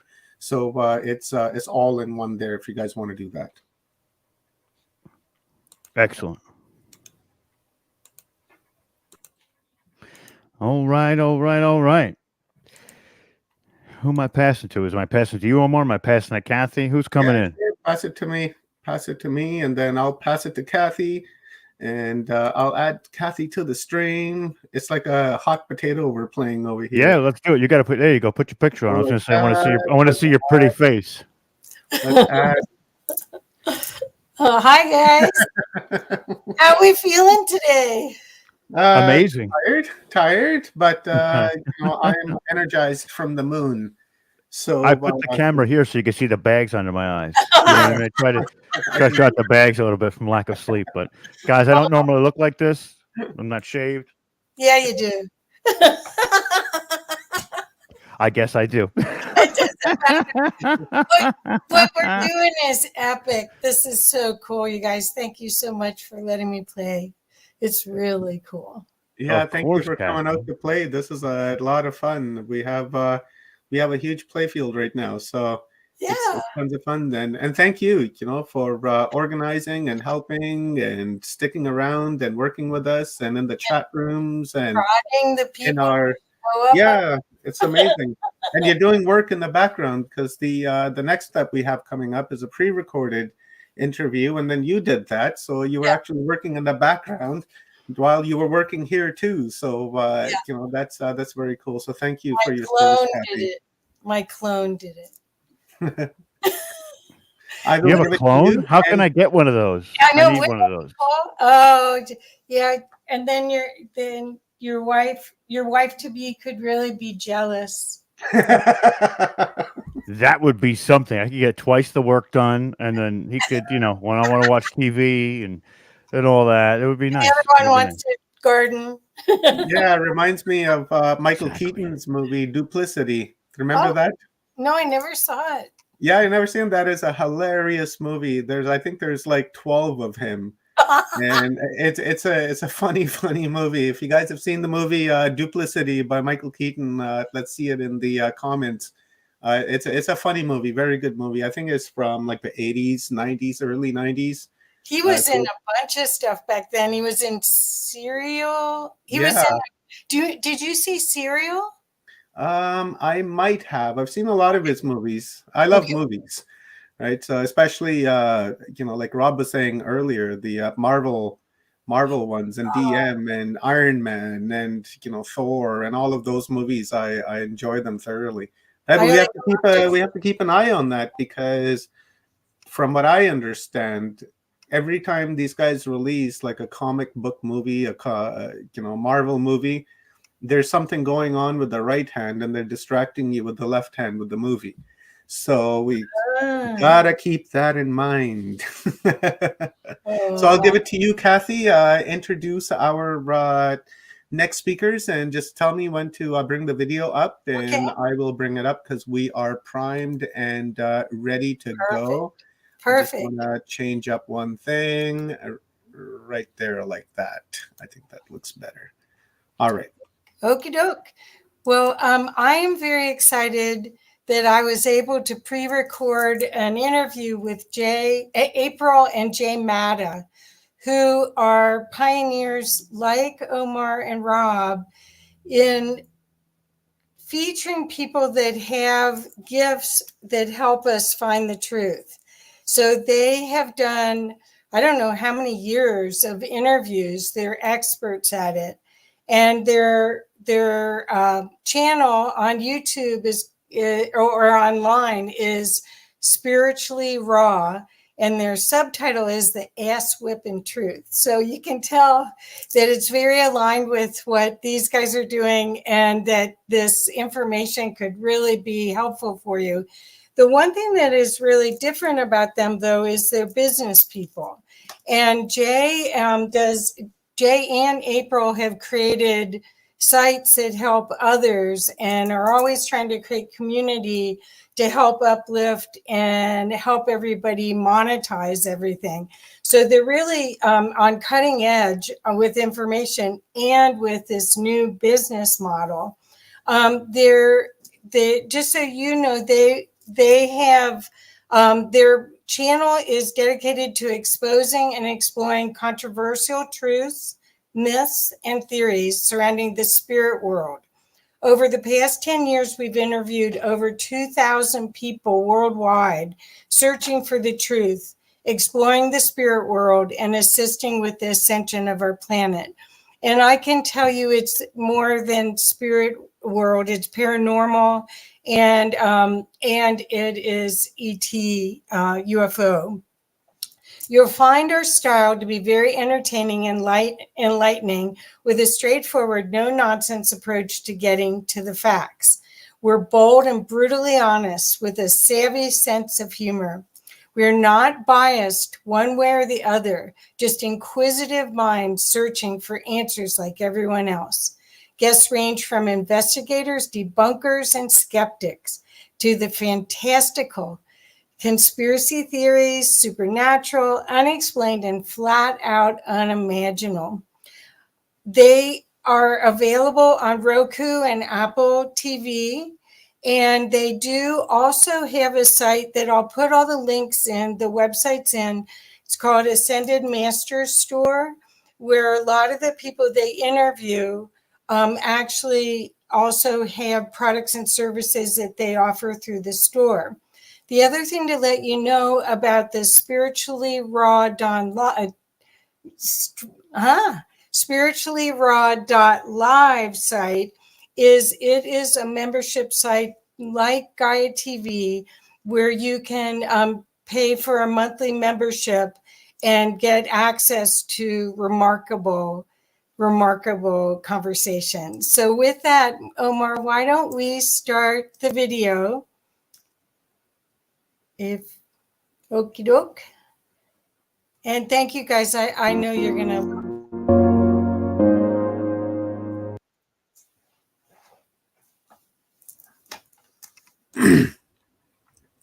Let me just back it up, Kathy, and to make sure that we get it right from 0, I'll make it into full screen.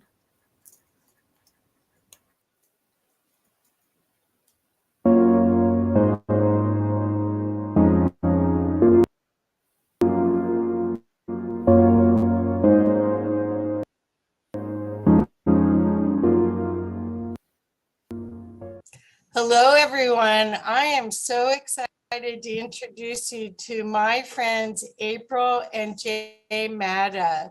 This is Kathy Mason from Mason Works Marketing, and on Humanity Unplugged, we are discovering great resources for your education and your growth into these new ways of being on the earth for our future, because our future is going to be a lot different than our past. So good morning, April and Jay. How are you? Hi, Kathy. Thank you so much. This is so much fun. Thank you for interviewing us and inviting us to be part of this awesome presentation throughout the day. We're really excited to be part of it. Thank you. Yes. How are you? Great. So I really want to know how you have you have a lot of cool things going on, but Spiritually Raw, which we can see behind you, is one of your primary businesses, but you also have the Masters as well. So let's start with, how did you guys get started? Not how you guys met, but we could find out that. That's a whole other show. Well, how did you get started on wanting to help people ascend their knowledge and their well-being to a new level right now? How did you get started in that? Should I take that one? Yeah. It really started with our own personal journey, Kathy. Jay and I, from the first time that we met, we have always had very extraordinary spiritual experiences. And we met almost 21 years ago. So, and that was a long time before there was the internet. Everything you had, if you wanted to research, you went to the library or you looked it up somewhere. You went to a store and bought some books. So the resources were not as fluent as they are now. So a lot of it was really our own personal growth and our own personal journey and working through our own stuff. We were like, you know what? We can help a lot of people because we've been through a lot of experiences, and being a couple working together, that's the whole experience in itself, right? And then going on this spiritual journey together, it's brought us much closer, obviously, for sure.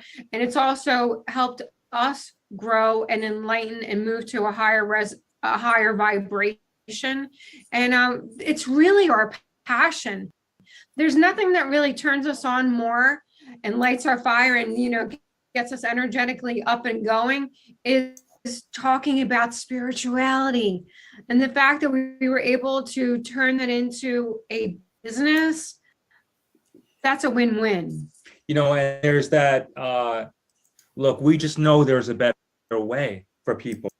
You know, you see it, you know, we're, you know, call it being empathic, call it just being tapped in, tuned in. I don't know, whatever word of the day is to use, but whatever, you feel it, you know, you feel people and, you know, you can look at them and there's just a lot of beautiful people that are just like, you know, they got a chance here. And we know we've seen it. We can take a look and say, you know, if they just only knew what we need to know. So let's find out what we need to know. And So then once we know what we need to know, then we can share what we need to know, and hopefully it gives them a better existence. Because you're not going to take any of this with you, right?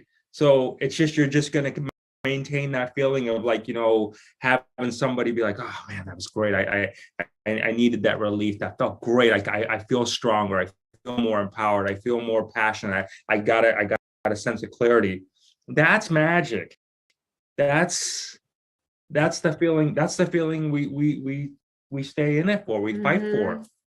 And it is literally a fight, especially in today's world with, you know, these energies that are coming at you every which way to Sunday. It is literally a fight for your life.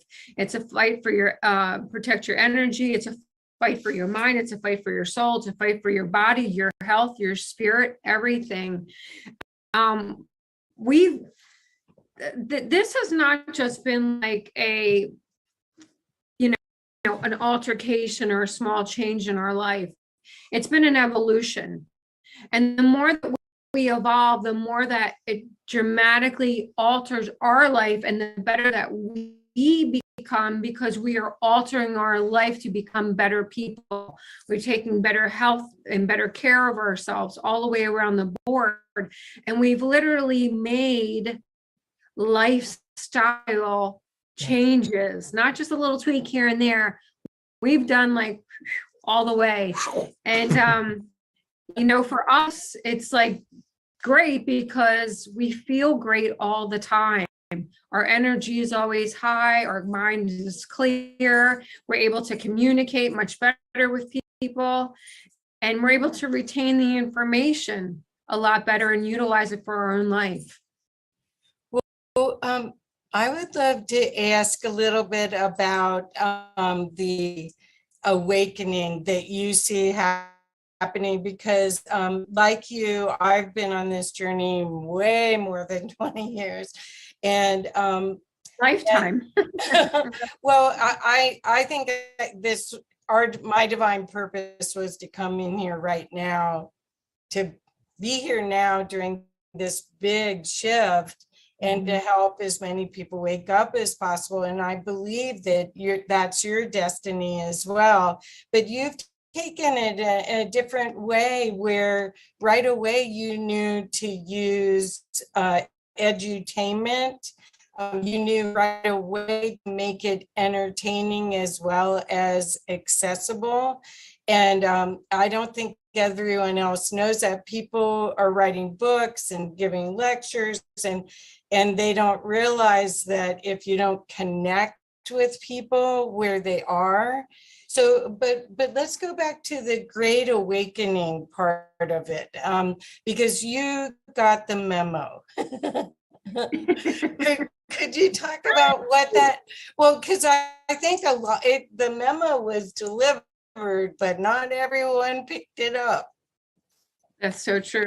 Yeah, so just going through it, it's okay, so there's a couple of things. People are looking a lot of times for this great awakening, like ooh, stars open up and everything like that.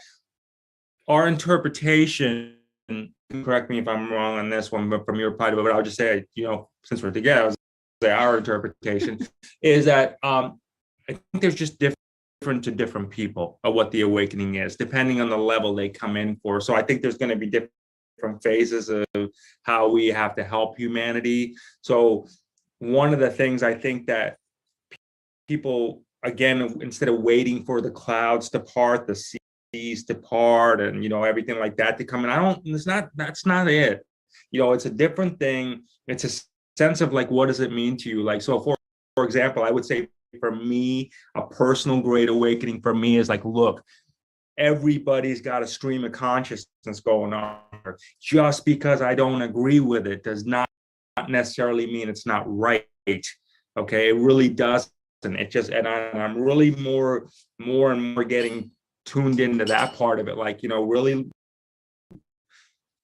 at another level, really respecting everybody's views on things. Again, whether I agree or not is not even the question here. It's just like, there's a real possibility they may be seeing what they're saying they're seeing. They may be talking to what they say they're talking to. Who am I to be able to discount that? That would be naive and that would be foolish. So I would say at this juncture, if you have tomorrow, maybe a little different, because I think this is a real evolving thing. But at this juncture, I would say, look, it is critical and crucial to really respect our sisters and brothers and the actual messages and the journeys that I think they're getting to. That's where I'm at with that as of now. Exactly, because everybody's great awakening is really individualized, because we all have come in with past life stories, histories, experiences. Some have come in and have been able to transcend or evolve past them, and some are still working on their own stuff right now today. And then you have others that are literally still sleepwalking. So everybody is at a different level of their own personal evolution.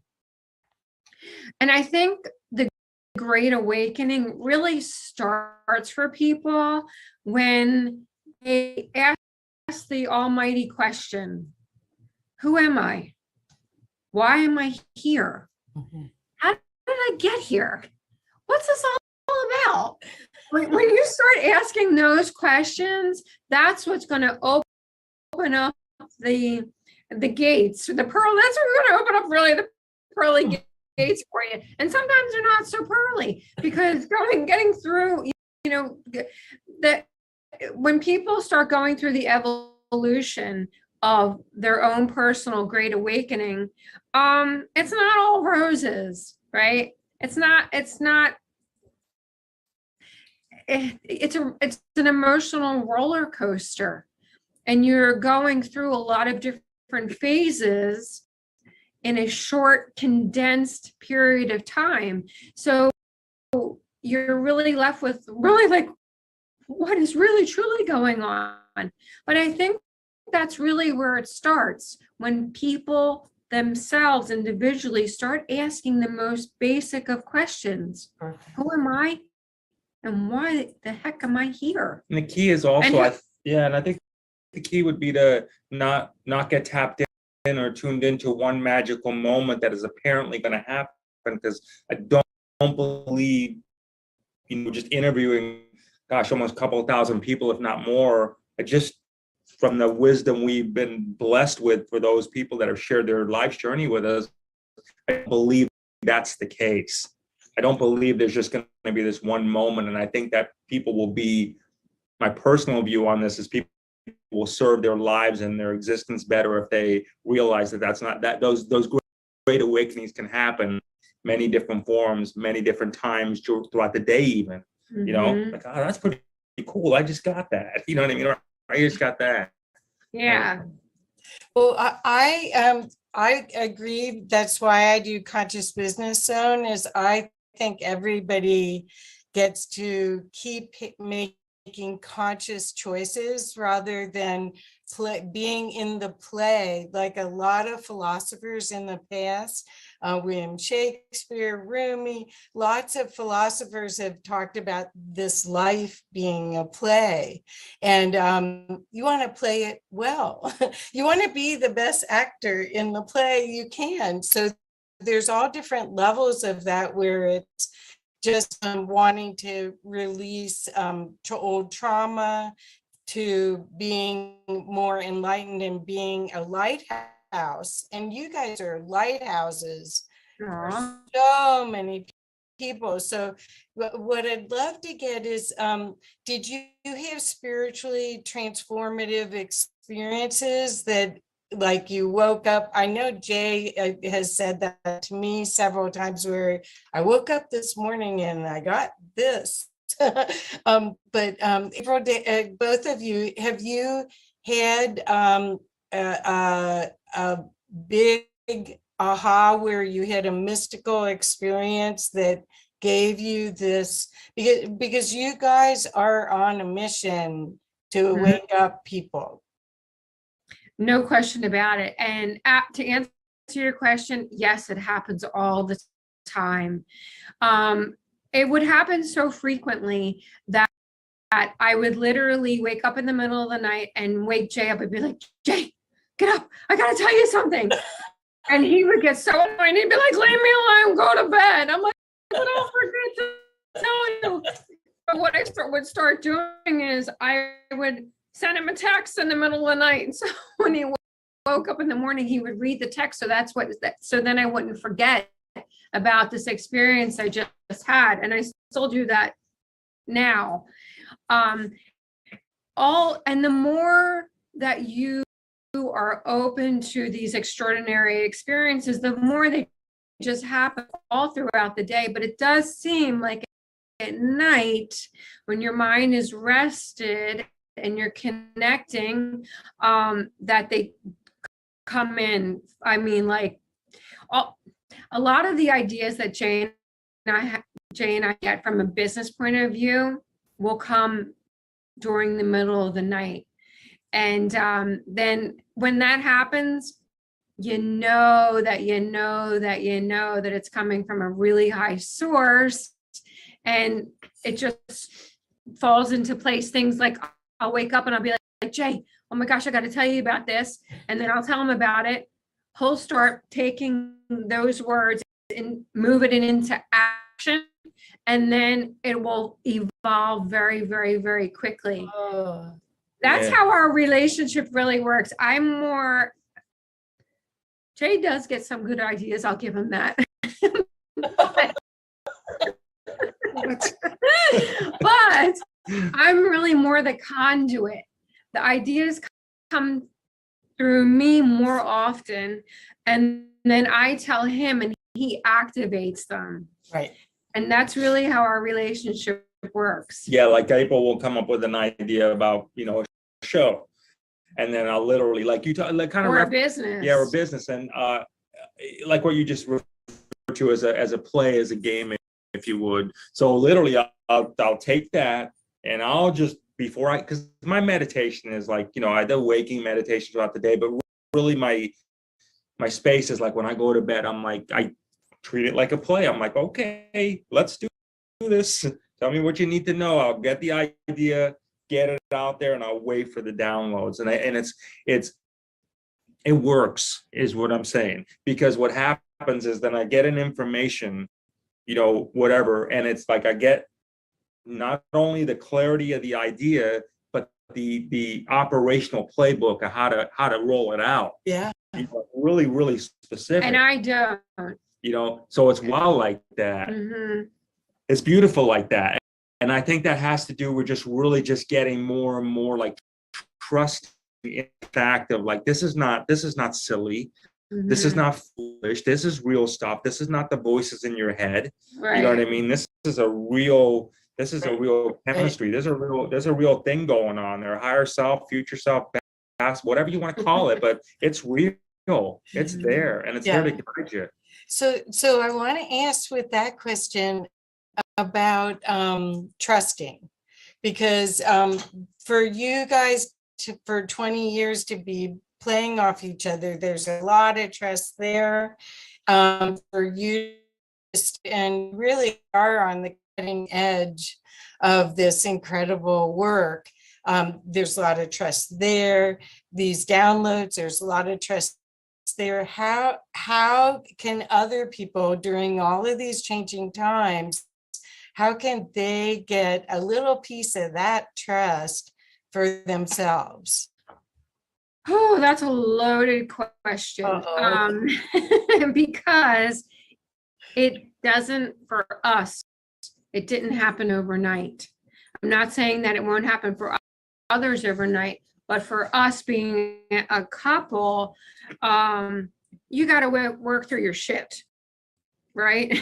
You got to work through your shit first. And here's how it rolls for us. When we're in tune with one another, we're open channels. Things will just flow. Similarly, if we were individuals, if we are really one with ourselves and accepting who we are and not constantly picking on ourselves, like, oh my God, look at my rear end, my hair, my skin, my face, my nails, and this, that, and my crows, everything. When you start doing that to yourself, you're blocking this dynamic energy force from connecting with you, because you're not even loving and liking your own self. So it's blocking it. So that would be the first thing I would say, is really truthfully, without sounding like a cliche, you need to love yourself first. That's numero uno. That's how you start to build trust. And with Jay and I, it was an evolution, and it was not easy, right? Because we since day one, we've always worked together. That in itself takes a lot of, you know what, you stay learning, you stay in your own lane. I'll stay in my own lane. But when you cross into my lane, we're going to butt heads. Right? And that took a long time to figure that out, right? Because we're both very strong-minded. We're both like, I'm right, so it was really having to do a lot of our own inner personal work and cleaning up our own personal stuff first.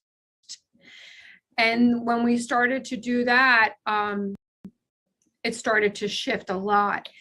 But throughout that process, it doesn't mean that we weren't butting heads, right?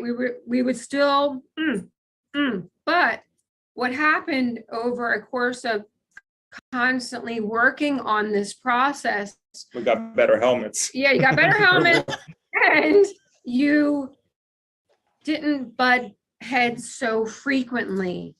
And now if we do butt heads, it's so short-lived. It'll be like literally a minute or two, and then we're done, right? And it doesn't even happen that frequently.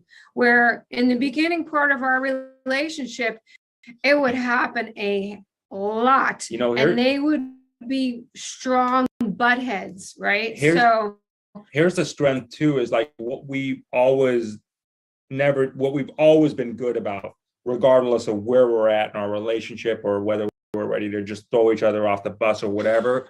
We never have let each other get away with poor me ever. Yeah, no. Because I know, like, I remember there is no poor me at all. Like, we are like I know, like, I've gotten my place, and April will be like, pull your big boy pants up, and like, like, and the same thing, I'll be like, hey, shake that off. Don't even bring that into here. Mm-hmm. You know what I mean? Like, we don't even bring that. Whatever is done. Boom. Let's power through it. So we've always been solid with that, like, as a consistency right there. So, and the other thing is, like, you can't, we try to tell that to people. Like, people ask me, hey, well, we'll do this. I'm like, just don't go to that place. It's already done. And trust me, it's done. Figure it out. Don't go to that place. It's harder. It's harder to come back out of it. It really is. It's done. Forget it now. You Move, gotta let you it know? go. You gotta move on. You have to learn from it. Yeah. Forgive. That's okay. So if someone were to say, well, where do I start? Now, first thing is you have to learn to first thing you have to do is really learn to like yourself. That's number one. Then when you learn to really like yourself, then you really can accept and start to love yourself. And then you need to learn to forgive. If you can do those three things and do them really with an open heart, without an ulterior agenda, that's going to open up your heart space, your heart chakra so much. And when you start to open up your heart chakra and your throat chakra, and then you allow for the unlimited possibilities. I think, Kathy, a lot of the other issues are we put so many limitations on ourselves for everything. I'm not good enough. I'm not rich enough. I don't make enough money. Our house isn't big enough. The car isn't good enough, et cetera, et cetera, et cetera, et cetera. Stop putting limitations. When we release a limitation, really understand that we are vibrational beings and that we create our own reality. No one creates our reality other than the person that you're looking in the mirror at, right? When you have that come to Jesus moment, then everything starts to shift because there's no blame. You can't blame your husband, you can't blame your boss, you can't blame your kids. You have to look in the mirror and be like, I did that to my own self. And that takes a lot of inner going in and being like, I mean, look, I'm starting to get it now. The reality is we just have to really retrain what we've learned, a lot of us, okay? That's the reality. And we need to, number one, the first step in any healing is acknowledging there's a problem, right? So we have to really be able to be like, okay, there's a problem. Okay, no worries. There's also a solution. You know what I mean? So we have to really do that. And if we know there's a problem, but yet we still go there, you just got to do whatever you got to do to break that thought pattern.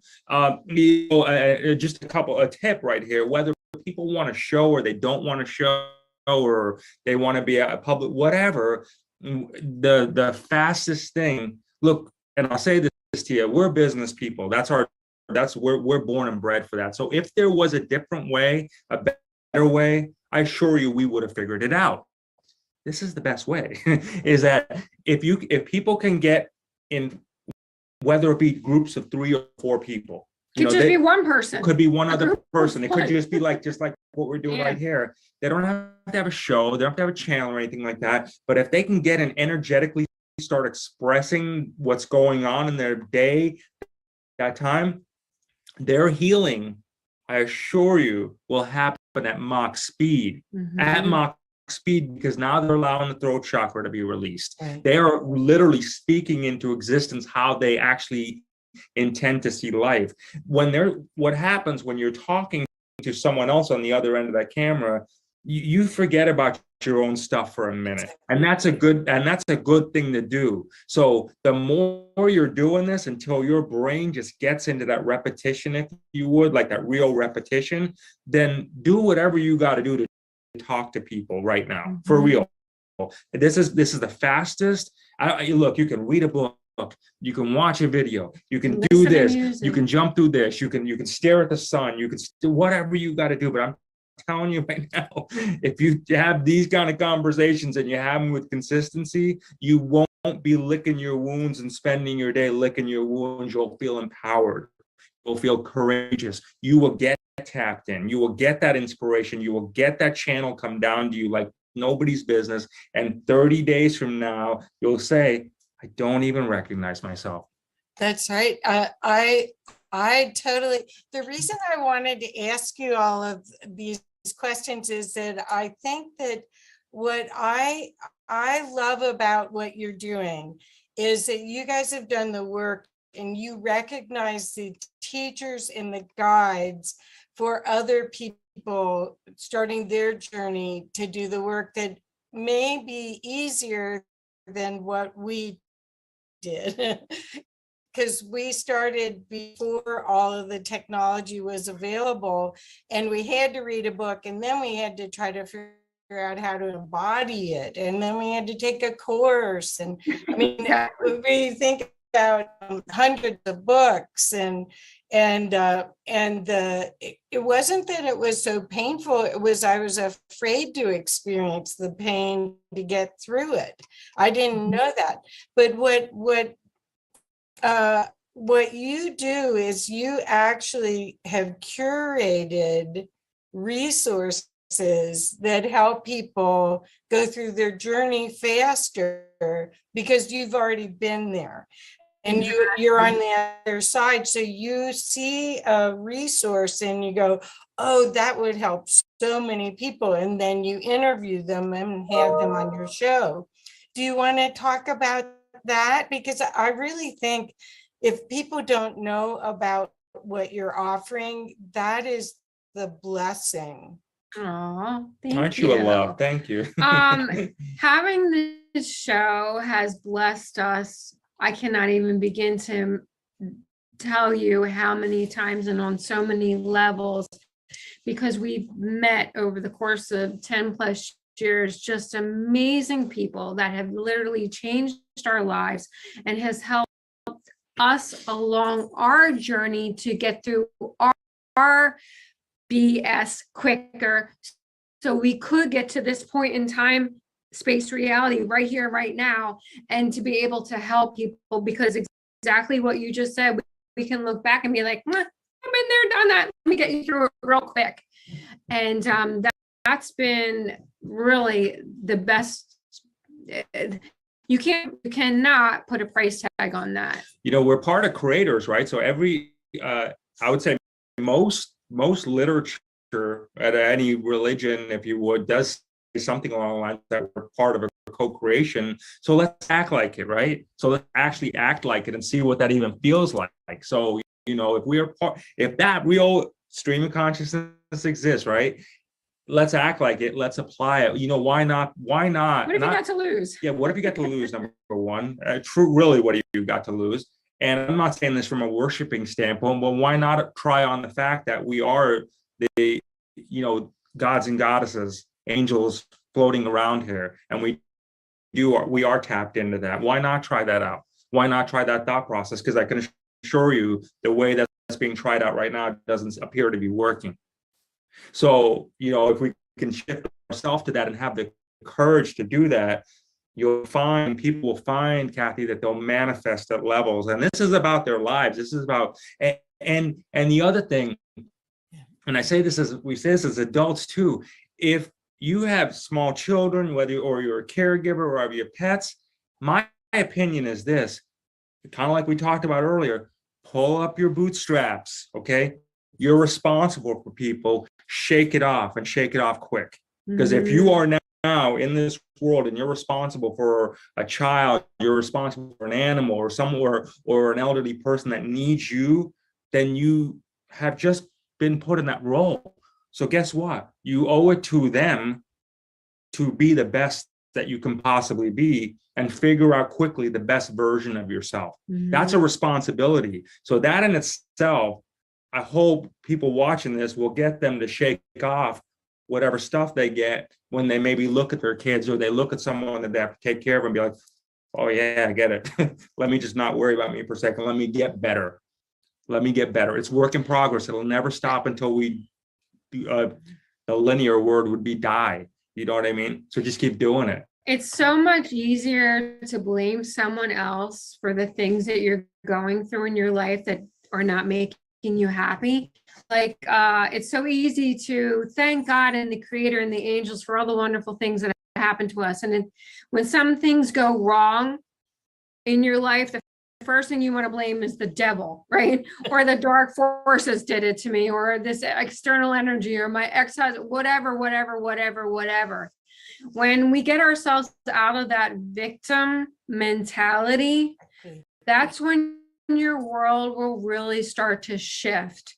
When you realize that you personally have the ability to create your own life, your dream life. Your world will start shifting. You know, somebody said to me the other day, they sent me a text and they just said it in jest, right? And they're a spiritual, very spiritual person. And they said, oh, gotta go, gotta get to work. And I said to Jay, I'm like, I'm like, let's erase that word out of our vocabulary. First of all, it's a very heavy word, right? Nobody wants to go to work because it doesn't, it's just, yeah, who wants to go to work? But so I said to Jay, you know what I'm going to start saying? We're going to wake up and create our reality today. Yep. Instead of going to work, we're creating our reality today. And just by saying that, you can feel the vibration shift 100, like a complete turnaround. So the other part too, Kathy, is especially now because the energies are so strong and it is so easy to manifest good and so easy to manifest the not so good right now. So you have to be so uber super conscious of your words, your thoughts, your vibrations, your actions, because they are super powerful right now. It's, you know, it's interesting that when you step, because that same day I was on a call with someone, and normally you say, okay, I got another call, I got to do this, or I got to do that, right? I got another call. And that minute, and I don't know where I got it from, but it just happened. But that minute I switched them and I was talking to that person real time. I said, you know what? I said, actually, I don't got to do that because I really love what I do. I get to do another call. And I don't want to sound motivational or airy-fairy here, but it just totally switched the dynamic of it. You know what I mean? I was like, hey, I get to go on another call because that's a privilege. That's a real privilege to get to speak like what we're doing is a privilege, you know, and so I get to do that. I don't got to have this Zoom meeting, you know, I get to have this Zoom meeting, you know what I mean? And then it really does, it's things shifting. The other thing I want to just really as people are really tapping into it is to realize that there's this whole thing about, you know, we got this Christ consciousness, if you would, within us, right? And then, but they also have to realize, and this is what I think people deflect or push off. Similarly, we have that anti-Christ consciousness in us too. Okay, and we just need to really understand that. And I think what happens is we get better at deflecting it. Okay, it's not a separate thing that's going to be. I don't think that. I don't see it that way. I think we got them both in us. Because everybody says something and does things they regret. And I would then say that's maybe your anti-Christ side, right? You just get better at not doing it. So if you acknowledge that you better have at not feeding it. Yeah, we're not feeding it. If you acknowledge that that's there, that's what you're, you know, we're all got in us or whatever, then just, you know what to do with it, you know? I was just thinking when you said about I got to, and you know, it goes back to everybody, we have free will, right? So if you have free will, how about taking something as simplistic as I got to have a great day today, or I want to have a great day, instead of, because you have two options, right? You can wake up in the morning, you could say, I'm going to have a great day today, or I'm going to have a lousy day today, right? So if we're given free will, the option to be the victor or the victim. Yeah. Make your choice, whichever one feels better for you. Yeah. Which one serves you better? Well, that's why I love what you're doing, because you're giving people resources that reach them wherever they are. What April was talking about is manifesting pretty quickly. Not everyone is ready to do that, but a lot of the people that have integrated their shadow work and done their shadow work, which is what we're talking about, also, those people are vibing at a higher level and they can manifest very quickly. But you have opportunities for people to learn anywhere on their journey. They could be beginner minds and just curious. They could just be learning about angels and realizing, oh, I'm not alone. Hey, and their angels are sitting there waiting. Could you ask me for something? Because Exactly. you know, because everybody's at a different level, and we are in this huge time of change. We're going from the old ways into the age of Aquarius, which is going to be a time of peace and love. And we've got a lot of human stuff to shift right now that by the end of this decade, where you're not going to even recognize what we have. I totally agree with that. You know, and I think the biggest thing that, again, we see a lot of spiritual leaders, again, you know, we're here in 3D, so let's not forget that. Okay, let's just take a minute and let's do a check for a second. Okay, this is us. We can pinch us, right? I mean, we're here. We're experiencing this right now. It is what it is. Yes, there's a possibility we may be somewhere else having life of wherever we want to do in the Caribbean and running through there. That's great if there's one of this, but I want you to just really feel yourself for a minute, because that's just you right now. So deal with you right now is what I'm saying. And one of the things you want to think about is I see there's a lot of spiritual leaders out there.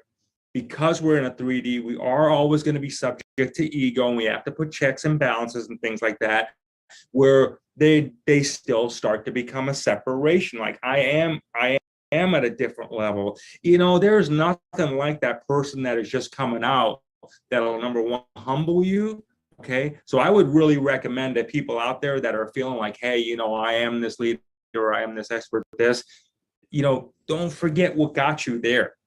You know what I mean? Don't forget what got you there, because that's always 100% of the time always going to be your best teacher. Never forget that, because when you go back, those are the people that'll get you there, and that's going to help keep you fresh, because we've all talked about this.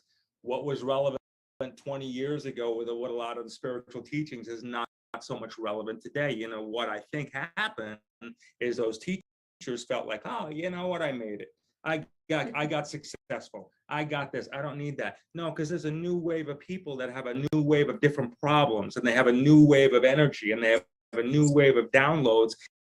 Those things need to be addressed. So as a spiritual teacher, if you're not consistently going to where those needs are and finding out what needs to be addressed, how do you intend to grow and continue to do that? So that's why we, as spiritually raw, you know, look, we interview people. We don't, you know, this is probably the most we talk, right? Yeah. You know what I mean, right now. But we interview people, but we're trying to always, whatever level they're at, bring it to us. Tell us what your experience is. Tell us what you got going on. You know? Yeah, I find I've been doing my business for 21 years, and I still learn from every single person I get to work with. Absolutely. And that's what you're saying too. But what I was wanting to focus on is the fact that you can meet your work and the collection of products and services that you offer can meet somebody wherever they are, whether they're beginners, and I kind of look at it as a bridge, and maybe the people that are teaching are on this one side of the bridge, but there's hundreds of thousands of people starting their journey, just starting to go across, and they're hungry for teachers. And you've already vetted these people. They're the real deal. They're safe to work with. I mean, that's very valuable for a newbie.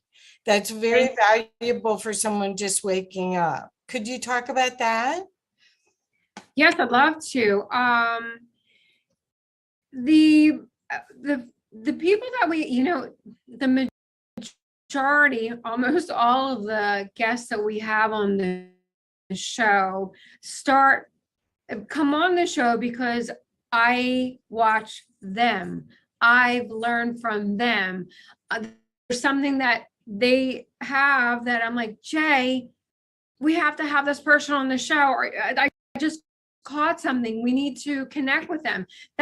So the majority of all of our guests really come from me listening to them, something that I picked up from them. And I'm like, this is perfect. I love where they're going. So in essence, yes, we have vetted them because I'm listening to them.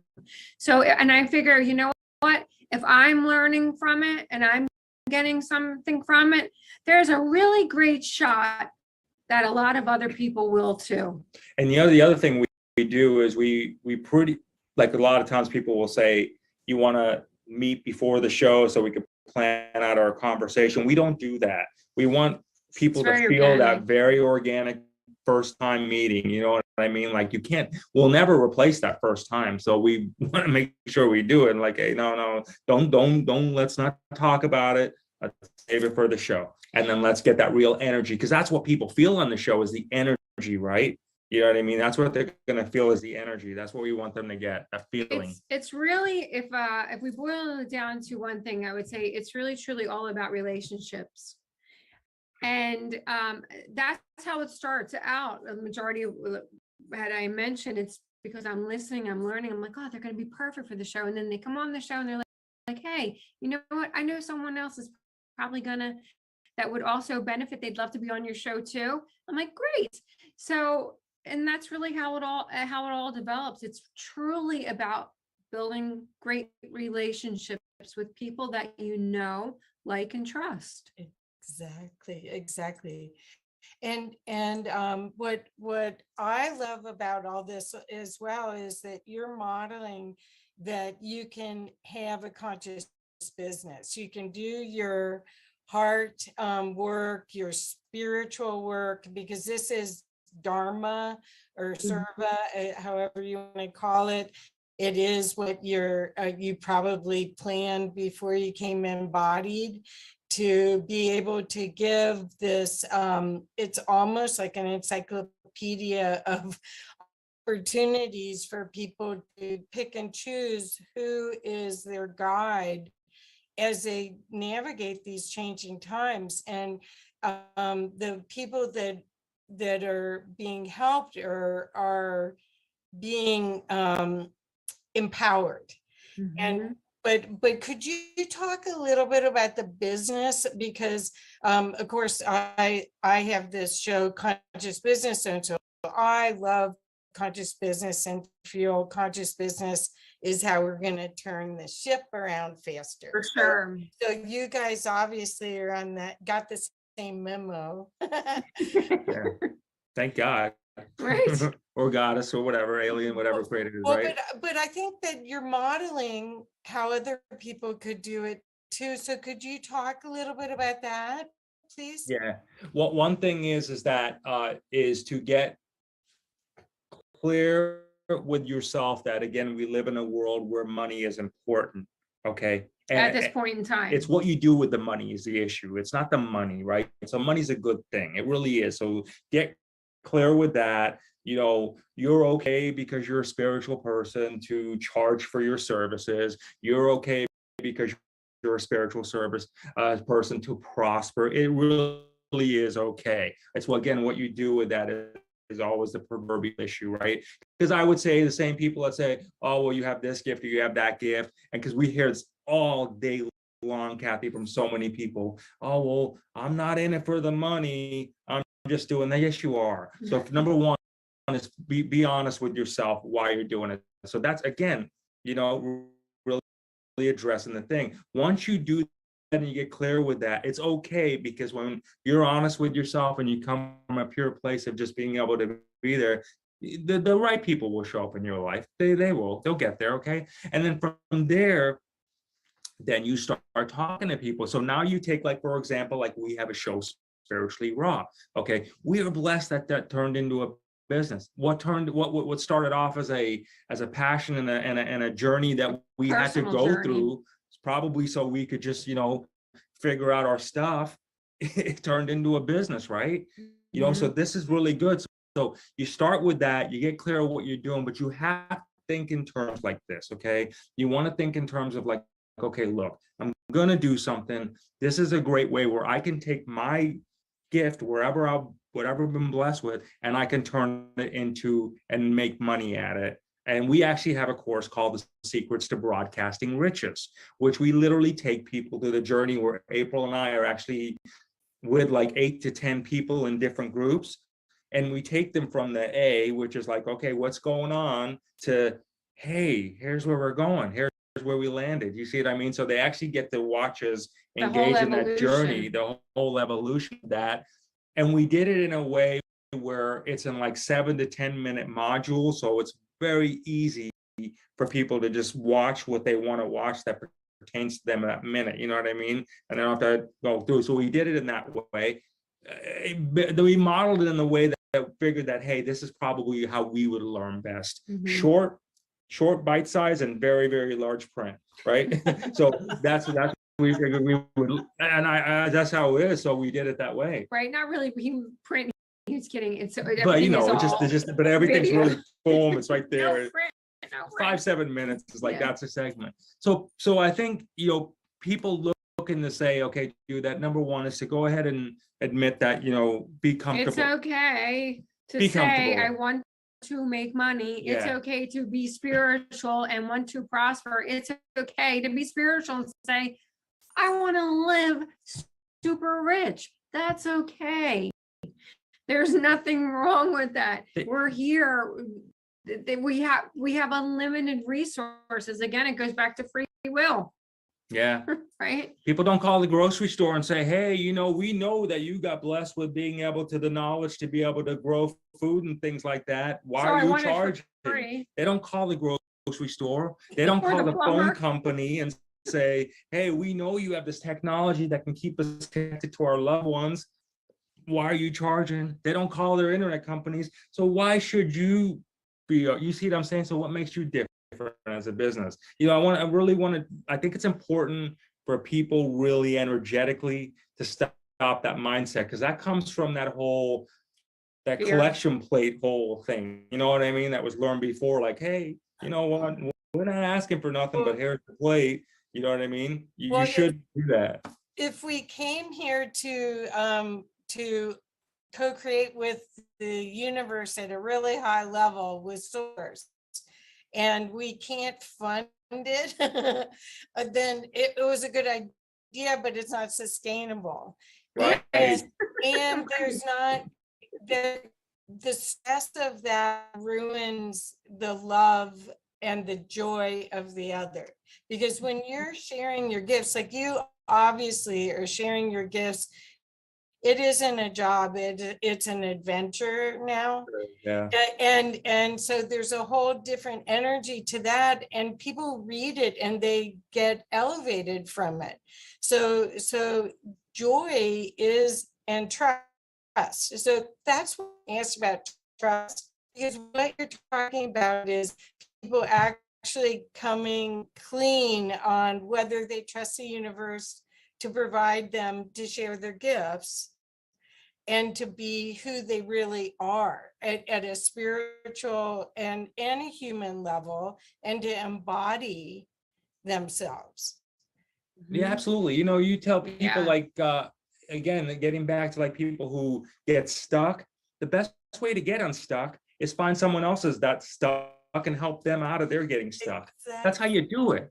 That's just as simple as that. It's how you do it. And then you forget about your own stuck, your crap for a while is what you do. And that's what you're supposed to do. Forget about your stuff for a while. Help someone out to get that and keep it going. That's what makes us better business people. We work with business people. We know they get stuck. We know what to do to help them get stuck. So we help them unstuck.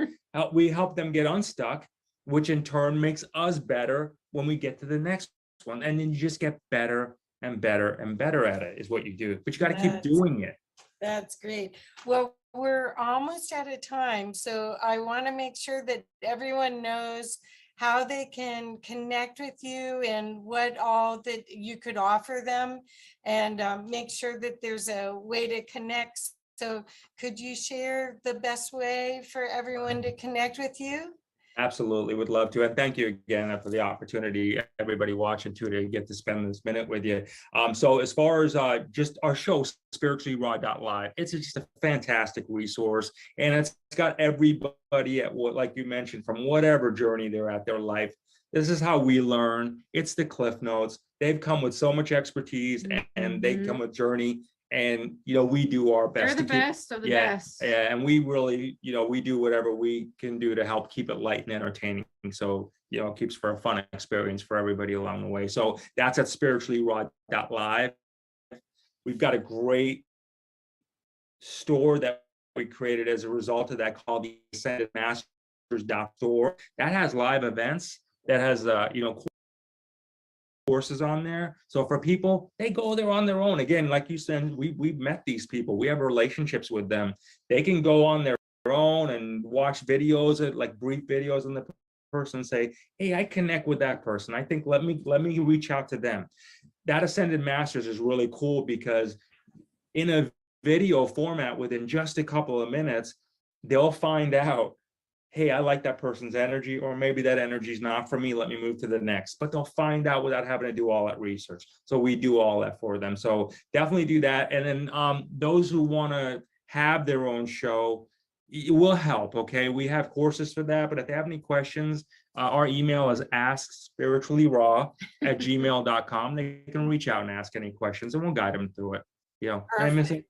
No. Oh, perfect. I'm so glad that we were able to do this this talk, and I love what you're doing, and so much appreciation for what you're doing, because this is powerful resources for everyone going through these times of change, because humanity is being unplugged and working on their internal, external, and eternal selves. So thank you so much for everything. Thank you so much. It was so much fun. Okay. Bye-bye. Much Bye-bye. love.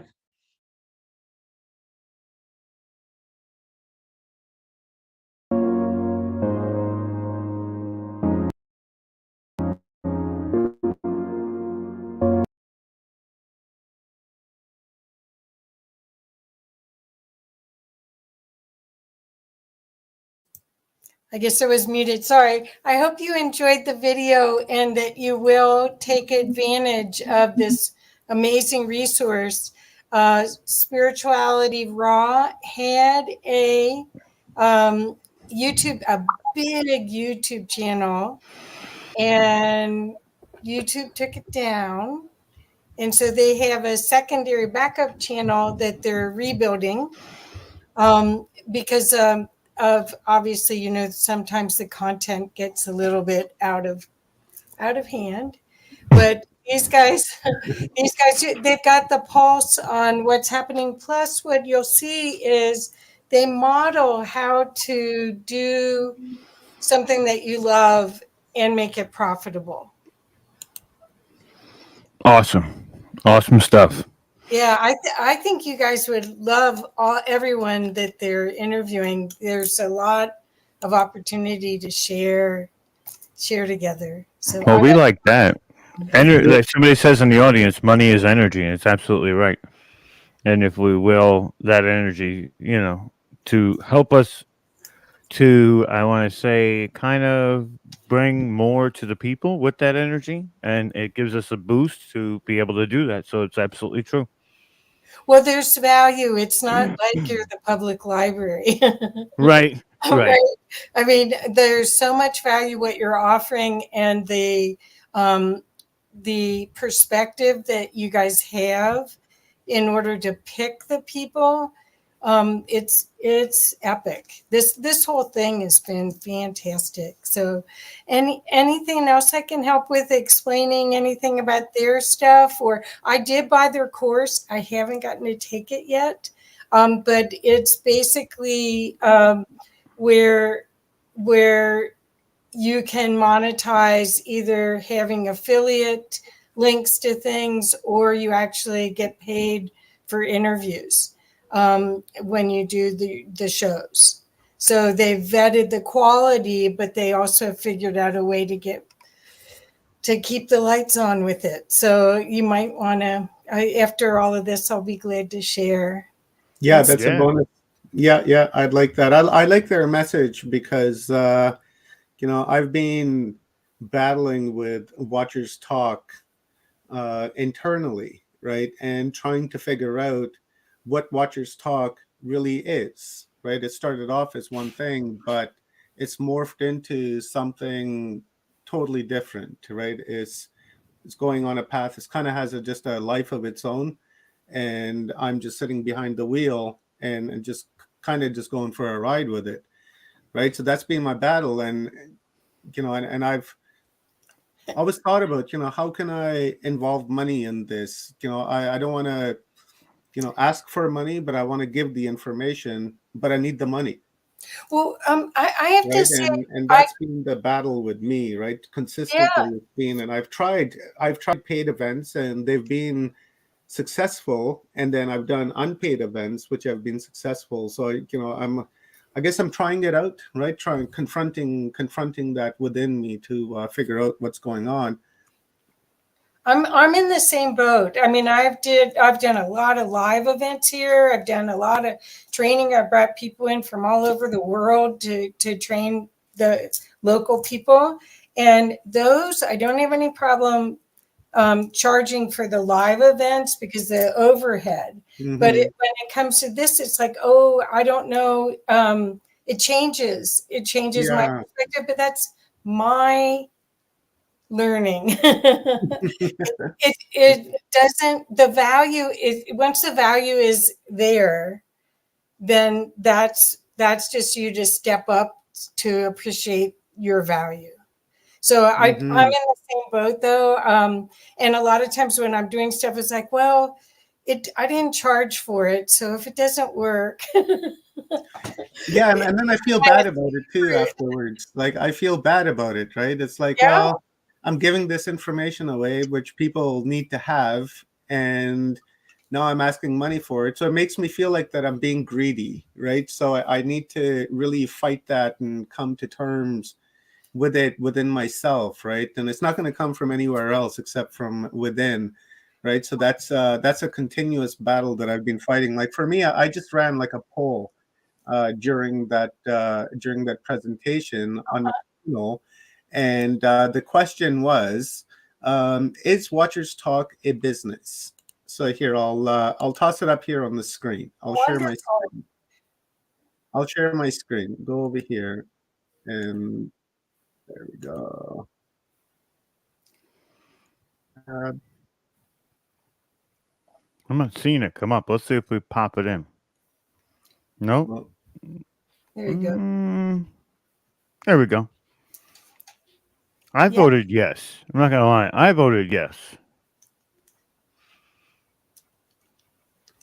right. So this was the question, right? Is Watchers Talk a business? And asked the community to vote, and 33% said yes, 17% said no, and 50% said it can be. So I like that. I like that feedback, right? Because I'm trying to make this How would you get no out of that, a though? full-time job. If we're putting on paid events and bringing on speakers, how is it not a business? Yeah. I don't know. It's the internal battle. That's right.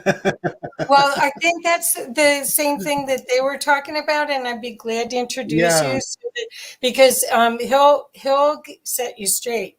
Yeah. But I was resonating with what he was saying. I was sitting here rubbing my chin, and I was like, "Wow, this guy's bringing up so many great points." And then I'm, just going in my head, right? So it was great. I loved it. Thank you. Yeah. Oh, good. I'm so glad. I think you'll love who they talk to. Also, both you and Rob.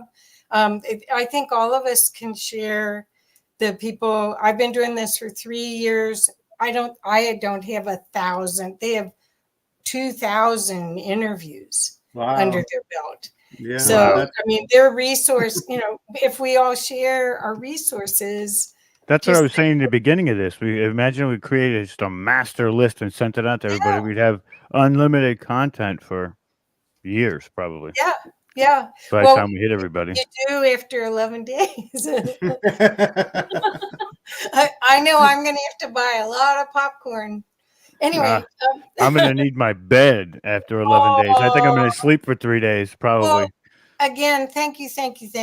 This is just a delight, and I'm so glad to be a part of it. Thank you. So part of the plan that I've always thought about, and this is just coming to me now, that after this event is over, I was going to do it with the last one with total disclosure, and also I was going to do it with Forgery Unmasked as well, but I just didn't. But for this one, I think I might. After this is over, I think what I'm going to do is put all of these together, right? All of these all of these days, and then put them in a CD format, and then sell them as a box set, right? 11 CDs with each day, and who knows? And definitely try it though. You mean DVDs? Just the audio? You need the picture of some of these slide presentations. We can talk about it. I have all of that. That's Okay. being recorded here in the studio. Okay, good. Okay. Well, thank you guys. I'm going to drop off. Thank you so much. Okay, Kathy, thank Have you a very great much. rest of the day, Kathy. Yeah, I'll be here. Awesome. Love you. Have a wonderful Love you day. too. We'll talk soon. Yeah, I love you. You're in the background anyway, so we'll keep talking. So that's wonderful stuff. Thank you, Kathy. And I guess it's our stretch time, eh? It's time for Leanne to stretch us out. Oh, yeah. To me, right? Okay. Next, we're going to bring on Leanne Curtis, and she's going to stretch us out. Hi, Leanne. Hi. How are you? I'm good. Bye, Leanne. I made sure to unmute myself so that I didn't have to bend over. I also Good call. Got it this I time. told you that I wasn't doing. Look, and I still have my smart glasses on. Okay, let's start the music. Let me take off my glasses. Turn it down. How's everybody doing? Are you jamming in there? Is that what's going on? Dun, dun, dun, dun, dun, dun. I used jamming? some 808s in some of my stuff. 808s and heartbreaks. Boom, boom, boom. I like the heartbeat effect, right? The boom, boom, boom, boom, right? All right, here. Everybody put your hair up if it's in your way. And feel your feet in the ground. Yes. This is what we are doing. We're going to take a deep I'm breath ready for you to in. start like hip hop dancing or something with that music on. I'm ready. Oh, we could. But I don't think I feel like hip hop dancing today. It's not what we're doing, Rob. Not today. All right. Feel your feet in the floor. Really press down into your heels. You can have your toes touching if you like, and you can sort of bend your knees, turn your knees in, and then straighten your legs. That should make your feel a little open more up there. Push down into the ground. Take a nice deep breath. Okay. Let's get our arms moving. Down to the side. Stretch out. Let's turn our palms up and bring them together above our heads. Try not to let your shoulders come up. Let those go down as your arms come up.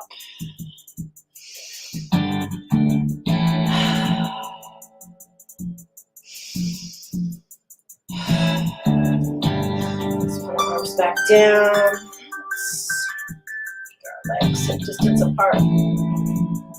And open up our hips. It's kind of like hip hop dancing. Let's go the other way. Everybody bust a move. Okay. Open up our knees. wave. Sometimes knees are a little creaky. Let's do that again. Okay. One more time. Okay, come back up to standing. And let's take our legs out. And let's parallel our feet. And let's squat down. You can use your elbows inside your thighs or on top of your thighs and push out a little more. Sort of rock side to side. Feel that in your abductors. That's where I feel it. Take a nice deep breath. Pull some oxygen in there.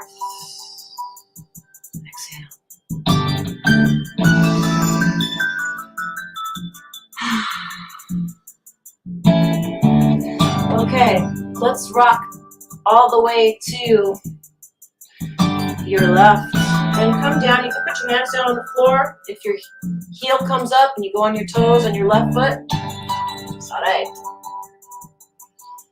And let's very carefully come up. Put your weight on your hands a little bit if you want. Back to center and come down the other way.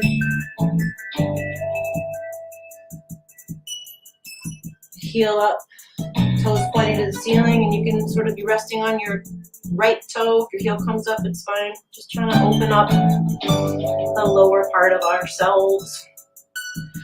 And rock back to center again.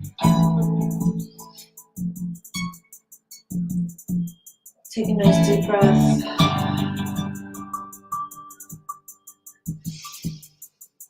Okay, let's carefully come on our hands and knees.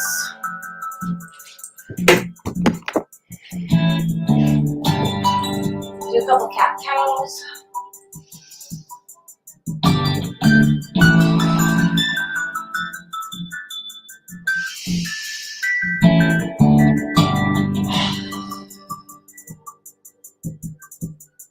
Deep breath as you look up. And exhale as we come down.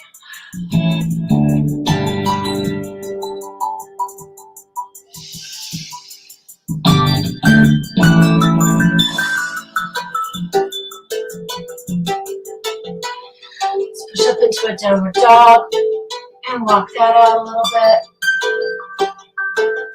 Keep breathing. Keep breathing. Because what do we have always, no matter what? Our breath.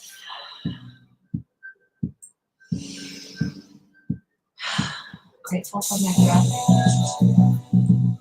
Always grateful for my breath.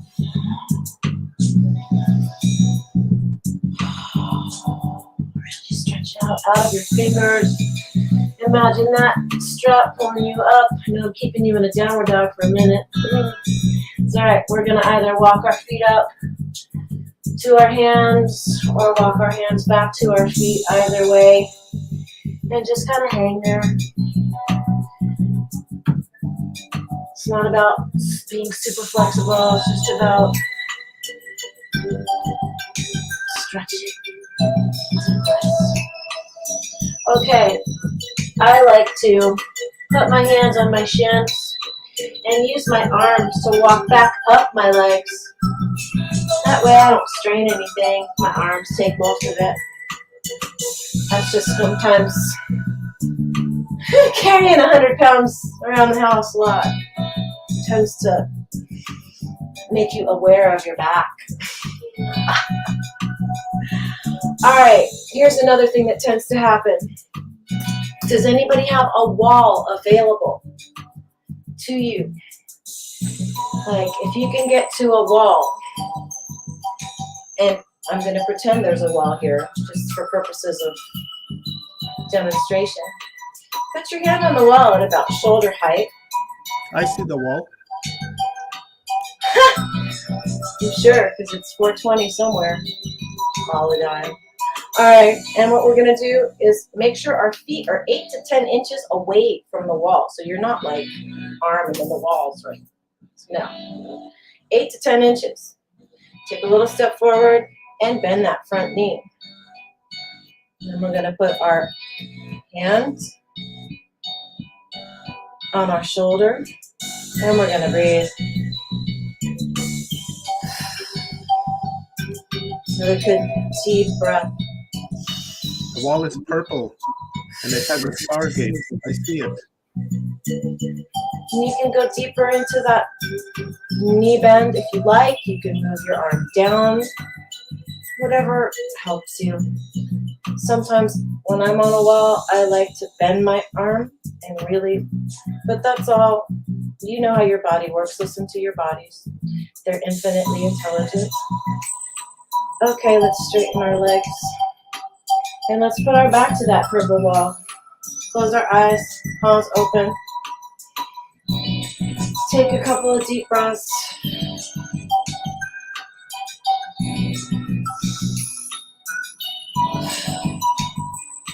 Now we're going to switch sides. Come 8 to 10 inches away from the wall and put your arm back at about shoulder height.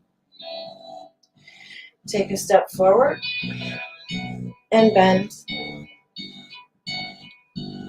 Put your outside arm here over your pectoral muscle if you want to get clinical. Deep breaths.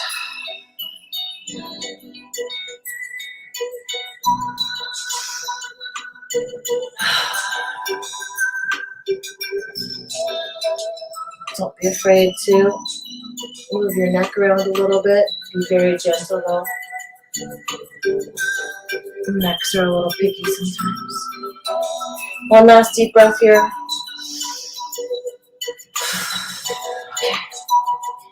Again, stand with your backs to the purple wall, left hand on belly, right hand on chest. Take some deep breaths.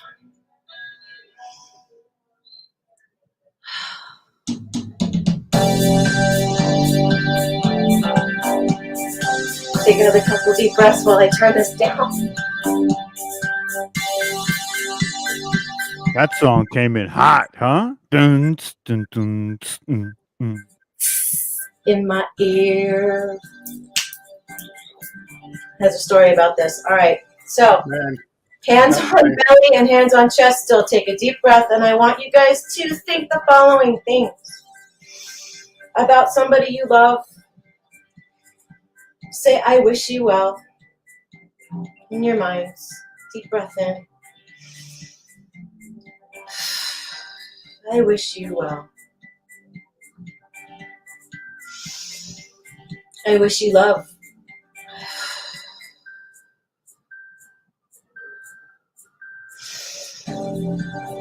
I wish you kindness.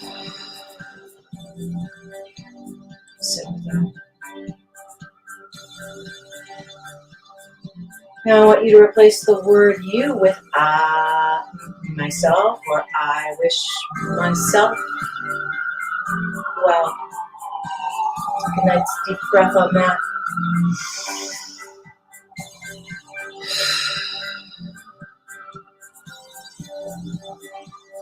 I wish myself well.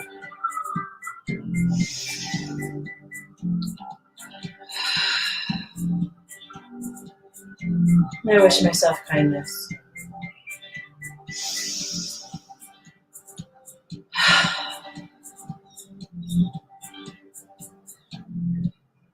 All right, come feet together. Stand with your hands down to your sides. If you had your eyes closed, you can open them. And for the sake of time, I will say, see y'all later. Namaste. I wish you all well. I wish you love. I wish you kindness. Thanks for letting me do that. Yeah. Thank you, Leanne. Thank Appreciate you. I had my hand on the button to kill the stream to new realities because we can't have any music going there. So I was on edge that whole time. All right. So you guys may know the next speaker. He is an MC of this conference. He is the host of Watchers Talk. He is currently writing his book called Earth Frequencies. He is a brother from another mother, a mister from another sister. My good friend, Omar Faizi. Woo, you're muted. You're muted. Again. Oh, wow. Thank you very much. Thank you very much, Rob. Beautiful brother. Thanks for having me here at Humanity Unplugged. Really It's a pleasure. Whoop, got you guys. Got you. That was fun. I liked That it. was fun. All right, I'm out of here. Go ahead. Do your thing. All right, guys. So I want to, well, I guess it's my turn, and I want to talk about nothing. And I literally mean I want to talk about like nothing, right? So I'm going to share my screen. I'm going to toss it up there. Go down here. I'll shut my camera so you guys can see. And jump into the other screen here. All right, so I'm going to talk about nothing today. And what is nothing, right? So we're going to explore that a little bit in this brief presentation. So what is consciousness and where did it come from, right? We like to talk about consciousness. We like to access higher forms of consciousness. We want to experience higher forms of consciousness. But the question really begets is, where did consciousness come from? What is it? Right? And we're all trying to figure that out. And people have been trying to figure that out for thousands of years. Perhaps our ancestors knew the answer, but we surely don't. So this presentation is to explore consciousness. So to me, consciousness is a no thing. It is secondary to no thing, and no thing is a paradox. You guys get it? Consciousness is a no thing. It is an expression of the no thing, of nothing, because everything comes from nothing. It needs to manifest out of nothing. So consciousness is the same thing. Consciousness is the expression of nothing, because nothing would be the zero state, the zero dimension, and that zero dimension would be the template for all other dimensions, because everything is manifested out of nothing. So if you have the first dimension, the second, the third, fourth, fifth, and so on, that would all be an expression from nothing, because they're manifested out of nothing. So nothing is actually a paradox, because nothing is everything and everything is nothing. Because within within nothing, right, is the field of information. That is the no thing, the zero dimension. It is a field of information that consists of everything that there ever was, ever is, ever will be. Anything that's ever been thought of already exists within the field of nothing. And from that field of nothing, it can be manifested. And when it is manifested, that manifestation is an expression. And that expression is exhibited by and through consciousness, through awareness, because at that point, nothing becomes aware of itself. Like, for instance, a meteorite or a comet, a mountain, you, my cat, my star kitty, my star princess. That is all an expression of nothing. So the phenomenon of consciousness should not be our primary focus. We're always like, when we meditate, right? When we and lam and tom and all the other forms of meditation, what we're trying to do is reach a higher form of consciousness. That's what people think, right? But to me, I'm trying to go into the state of nothing, into the zero state, bypass the chatter that's going on in the mind and go beyond that, beyond the fisheye and beyond your mind, so that you're interfacing with the zero dimension from which you are an expression of. Once you interface with that zero dimension, the zero reality, in that field, you can begin to do creative visualization. And within that creative visualization, you can bring that into manifestation into the physical, because the physical is the expression of nothing, and it is expressed through the vortex of consciousness. So consciousness in itself should not be our primary focus. Our primary focus should be to understand, where did that consciousness come from? Because that consciousnness, again, is secondary. The primary is the nothing, and it is the nothing that we need to explore, the zero state. So when you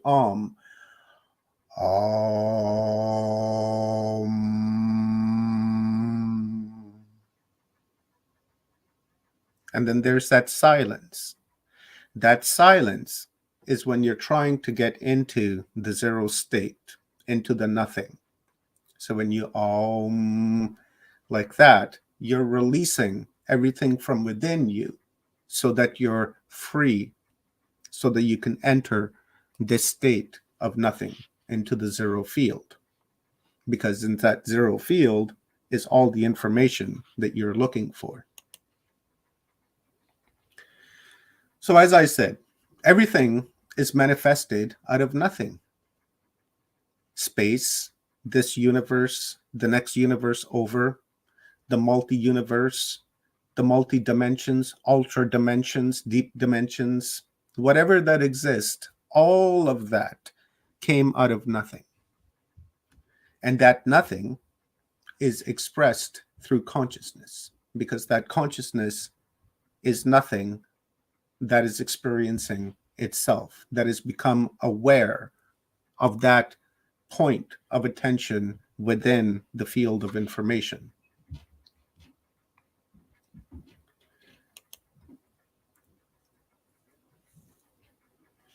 Stream of consciousness is a field of information within the 0 point of no thing, expressed as zero dimension. The ether, I would suggest, is the 0 point dimension in which all information is stored. Akashic records, whatever the title, whatever the label we want to call it, we're reaching in to the zero state, into the zero dimension. Like our memories, for instance. Those are not stored locally. Those are stored non-locally in a cloud. And that cloud would be, say, the Akashic records, because your memories are being stored in there to use either in the future or in the past, but it's being added to that field of information. Energy, which can only be manipulated and cannot be created or destroyed, is manifested from no thing.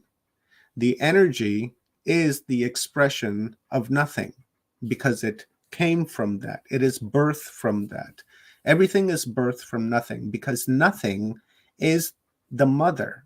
It's the divinity of all that there is, ever was, and ever will be, because it is from nothing that you came.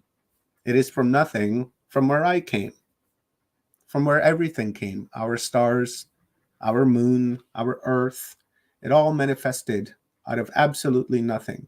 When the Big Bang happened, where did that Big Bang happen? That Big Bang happened in nothing, and that nothing expressed itself as this universe, and the memories that go along with this universe that it can remember. And then through you, my cat, birds, the creepy crawlies, the fish, the birds, the fowls, everything that exists, it's remembering itself. It's re-experiencing the memory, the information which is stored in, say, a computer, a zero state. I'm not saying that's what it is. It's just a figure of speech. We don't know what it is, right? Because it's nothing. It can't be seen, it can't be touched, it can't be heard, but it can be expressed through you, because you are a point of attention within the stream of consciousness, which is the expression of nothing. In the 0 point state of nothing, you are expressed as a unique point of attention within the stream of consciousness, because you yourself are a field of information that is stored within the 0 dimension with everything. And when that piece of information, imagine, if you will, an equalizer on a stereo, and you got the blips going up and down, up and down. Now imagine within that frequency of consciousness, that one blip is that unique expression, which is you. And that unique expression was manifested from the 0 state, because that 0 state is trying to express itself through you, through your experience. The universe and its layers of dimension, as I mentioned earlier, is also manifested out of nothing. The Big Bang occurred in nothing. Everything. Every frequency, every vibration, every atom, everything that there is, all of it is nothing. It actually doesn't exist. You don't exist. I don't exist. This light that's pointing at me, blinding me, doesn't exist. My cat doesn't exist, because all of this exists within the 0 field where there is no time. The source, which we all seek, is the 0 state of nothing. We want to go into that state of nothing, the state of 0 mind and 0 awareness, from which everything is manifested. When you're trying to meditate, I've heard this lots, when you're trying to meditate, people say, I can't meditate because my mind just keeps going. I have a million thoughts that are going through my head, and it's just going and going and going, and it's nonstop. And I think the idea of meditation is to block those thoughts, that stream of awareness that's going through your mind when you have your eyes closed and you're conscious breathing. It's not meant to stop. It's taken millions of years of evolution for this meat suit to be evolved to where it is. So the mind is going to continuously process information consciously and subconsciously. So you can't stop it. All you can do is you can put it aside and then attempt through your conscious breathing to go into that state of 0 awareness, where you're no longer aware of the thoughts that are running through your mind. You're no longer aware of your ecosystem that's around you. You no longer have any awareness of what's happening around your meat suit, because you've gone into this 0 state. A lot of yogis in India have gone into like this type of state where they can be in this 0 state for weeks at a time. And for them, they feel that they were only in that state for a few minutes. So once you get into that 0 state of mind and that 0 awareness, and then through there, you can begin to creatively visualize whatever that's inside of you subconsciously that you're thinking about will begin to show itself in that 0 state. Now, within that 0 state and that 0 environment and that 0 awareness, if you have any trauma issues, you will see them. If you have any other issues, your wants and your needs, they will begin to appear within your visual field. And from there, you can either treat your trauma, or you can let go of it, or you can just put it away to deal with it at a later time. Your wants and needs, you can begin to creatively visualize, you can look at it. And then once you insert life into that, energy into that, once you believe that you actually already have it, when you open your eyes and you already have it, it will manifest itself. Not like a replicator on Star Trek, but the universe, the 0 state will find a way for you to get what it is that you need. But it's harder than it sounds. Majority of the people have a very difficult time in doing creative visualization. It sounds easy. Sure, it does. You can try an example right now as we speak. I want you to look at your finger. Look at it back and forth, turn it side to side, look at it. Now close your eyes and see if you can remember and replicate that finger within your mind in the exact detail that your finger is in. You might be able to hold that for like maybe a second or two, but after that, it will dissipate. It'll only dissipate, not because you can't hold it, it's because you're not practiced at holding it.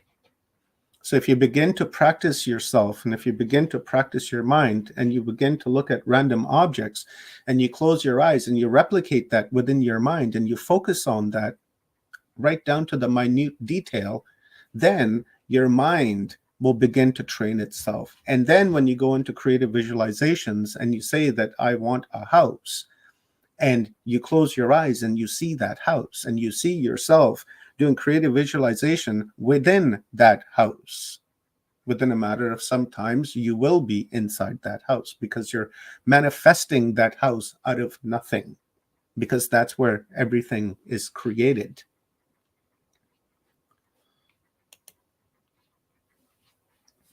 Within the infinite, no thingness, the universe is a point of attention. Within the infinite nothingness, this universe is a point of attention which consists of 7 fundamental items at all fabrics and distortions of space. 0 is nothing.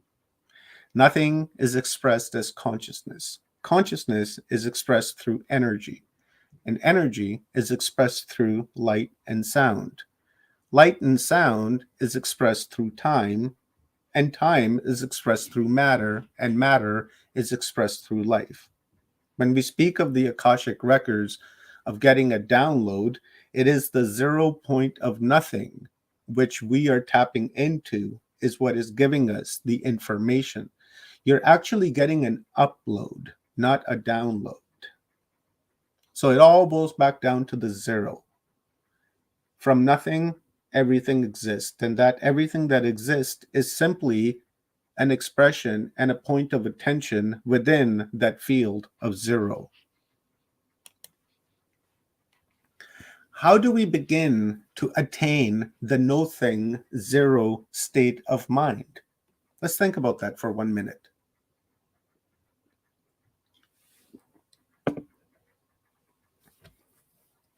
How do we begin to attain the no-thing, no-mind state? Because it is a state which we go into. Because this meat suit is a body computer avatar, you can put this body computer avatar to either good use, no use, or somewhat use. But the thing is that you need to be able to access the manual that comes with this body computer avatar. If you don't have the manual, then you don't know what you're doing with it. And if you don't know what you're doing with it, then you're not going to be able to reach the 0 state of mind, because you don't know what you're doing. It's like hitting random keys on your keyboard and getting random results on your screen and not understanding why those random things are happening on your screen, and then getting mad at the computer because random things are happening because you're hitting random keys. But if you read the manual to the computer and learned what each key does, then you will have a successful interaction with your computer. And the same thing goes with the body computer avatar, which hosts the 26 grams of energy consciousness that's within this meat suit. So how do we do that? Well, we conscious breathe, and we conscious think, and we have to have conscious awareness. It begins with aligning your thoughts. Once your thoughts are aligned, then your body computer avatar will come into alignment. And once that comes into alignment, then your light body will come into alignment, completing the Trinity. Once that Trinity is completed within you, then the universe itself will anchor itself to center point of you. So you become the center point of the entire universe. And the universe has quadrillion points of center. It just depends on the expression which is attempting to center. Conscious thought is the first and foremost thing that begins this process. We're not taught to have conscious thinking. We're taught to have programmed thinking. We're taught that when we wake up in the morning, we have to eat breakfast and then we have to go to work. That is the programmed thinking without realizing what you're doing. Ever get up in the morning and jump in your car or jump on the bus and start heading to work, and next thing you know, you're at work and you don't remember how you got there? It's not that you had missing time. It's just the fact that the programming was kicked in and you were just simply following the program, essentially becoming a zombie and into the zombified state. What conscious thinking does, conscious thought does, is that when you wake up in the morning, you become aware of the fact that your eyes have opened and that you're interacting with this third dimensional reality. Because you are an interdimensional being, you exist on many different levels. And when you go to sleep at night, your awareness is traveling within those dimensions. And those memories are what you're bringing back from the state of nothing that you think are dreams. But they're really not. Those are actual actions that are happening in different dimensions. And all of that begins with conscious thinking. When you become aware of your thoughts, you become aware of your awareness, because most people are not aware of their awareness. They're not aware that they're walking around. They're not aware that they're breathing. They're not aware that they're seeing. So once you come to that realization and you begin to actually see, not look, to actually see, and once you actually begin to hear and not listen, then you begin to get into the flow of conscious thinking. Then when every thought that comes through your mind, you become aware of those thoughts. And then you begin to give life to those thoughts. And you begin to give energy to those thoughts. And when negative thoughts insert themselves, you're able to confront them immediately and eject them from your thinking, so that it cannot get any life and it cannot get any energy, and then henceforth not damaging you in any shape, way, or form. So conscious thinking is the key. Within the conscious thinking is the conscious breathing. You can be aware of your thoughts, you can be aware of everything, but if you're not aware of your breathing, then you're just simply not aware. You have to be aware of your breathing. Every single breath that you take from morning till night when you go to sleep, and even at nighttime while you are sleeping, attempt to conscious breathe, because eventually your body computer avatar will get into that programming, that new program that you're giving it, the new instructions that you're giving it will begin to kick in. And the software will be rewritten with the new software. Then you're aware of yourself. And once you become aware of yourself, many, many, many things happen. Usually anything that you think about will begin to manifest itself. But that's not the only thing that we need to do. There's a lot of things that we need to do. This is the chakra system. Through conscious breathing, we begin to align and activate the human energy grid, aka chakras. The more you're conscious breathing, the less stress your energy grid will experience. The less stress your avatar experiences, it then cultivates increased energy torus and decreases illness and disease. Conscious breathing is a conduit to the state of no thing. So we have this energy field, this energy torus that is within us. It's a twin. Everything is a binary. There's a polarity of everything. You have this torus field that goes from your feet to your head that we call the aura, right? Visualize it in your mind. It goes from your head as far as your arms can go, and then stretch out parallel your shoulders, bring it down to your feet and up, and that is your aura field. That is your space. That is your sacred space. And within that sacred space, you have another torus field. From your heart to your root, it continuously moves. So you have a twin vortex that is moving within you. That vortex creates energy because that's what you are. And when it creates that energy, you can use that energy. You can manipulate that energy. You can, mold that energy into what you want through your conscious thinking and your conscious breathing.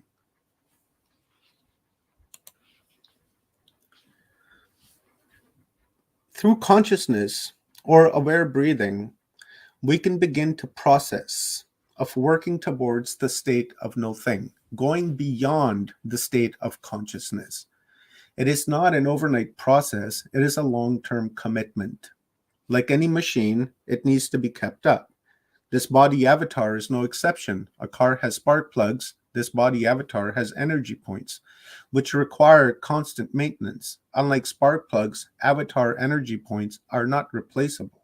They can be cleaned. They can be fixed. Those are the points that you need to keep open. That is your channel. That is your energy channel that goes right up through your body and into the zero state where the purple one is. That purple is the zero state. The red is the ground state of the physical that you're connected to. You're taking the physical, and by the time you get to your heart, you're releasing that physical and any container identities that come within that range from the root to the heart.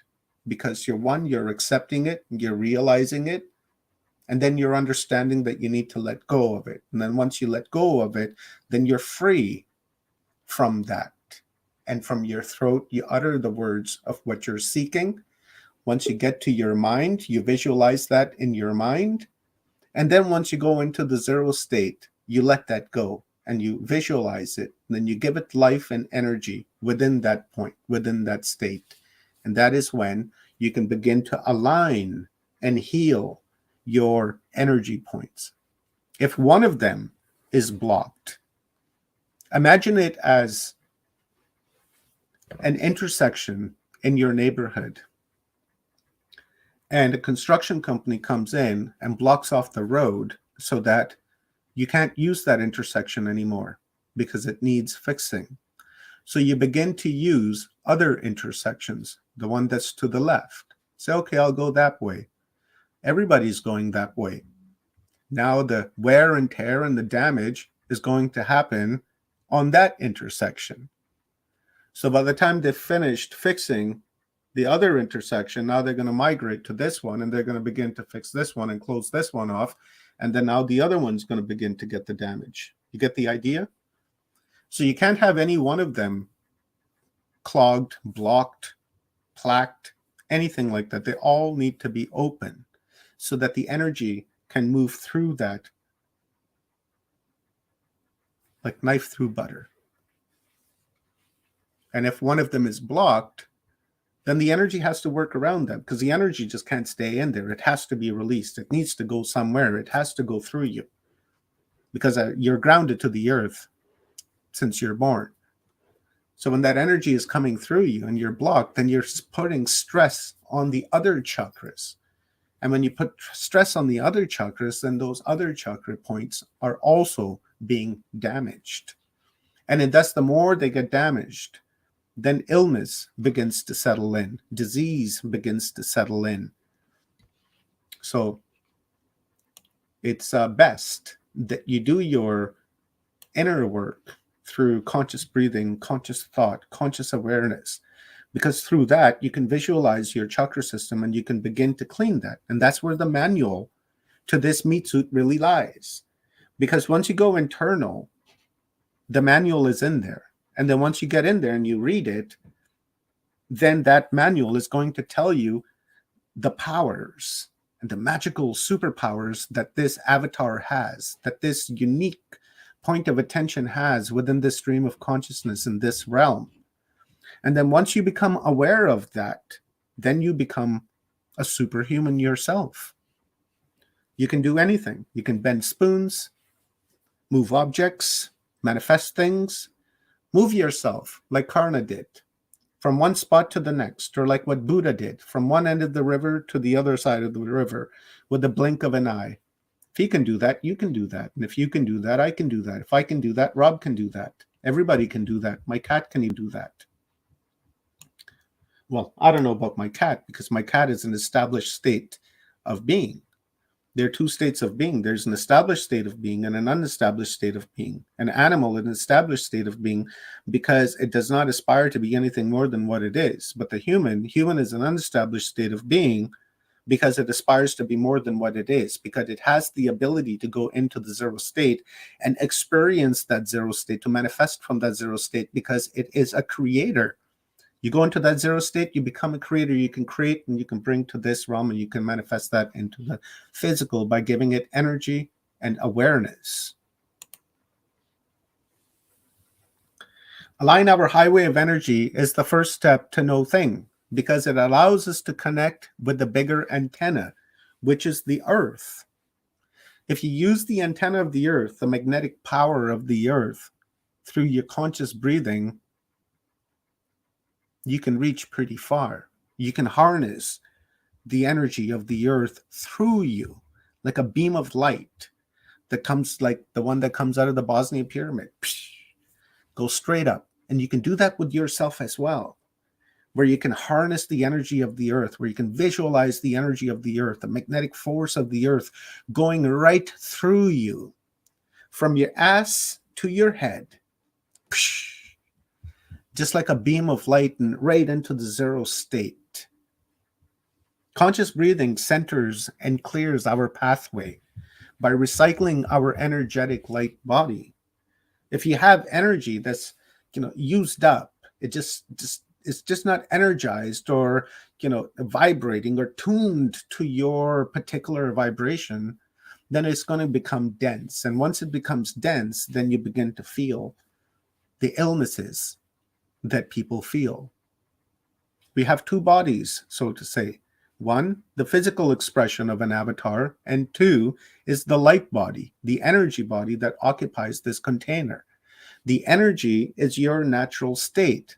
Energy is an expression of consciousness, the vortex through which nothing allows itself to be seen to become something. I'll say that again. The energy is your natural state. Energy is an expression of consciousness, the vortex through which no thing allows itself to be seen to become something. In order to achieve that state, we've been talking about it lots here in this conference, of identities. And those identities begin with the little me complex. And that little me complex has been beaten into us, has been eyebrowed into us, has been forced into us, has been programmed into us. We actually go to school for that little me complex to be tweaked and worked within us, so that we don't understand that we're something much, much, much bigger than the little me complex. Within that little me complex, you have the worker.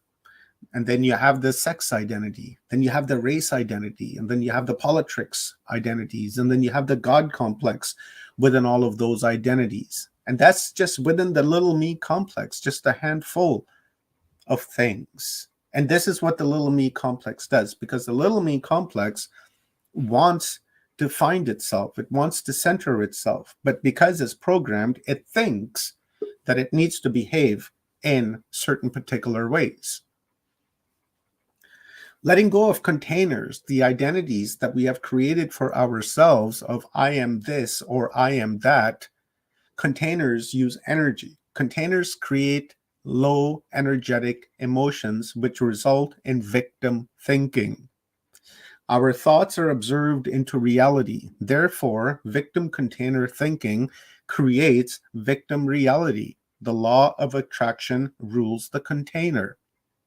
Identify as no thing, an expression of infinite possibilities, exists within the realm of zero state from which you can manifest the human experience which you had designed, that you've tailor-made for yourself.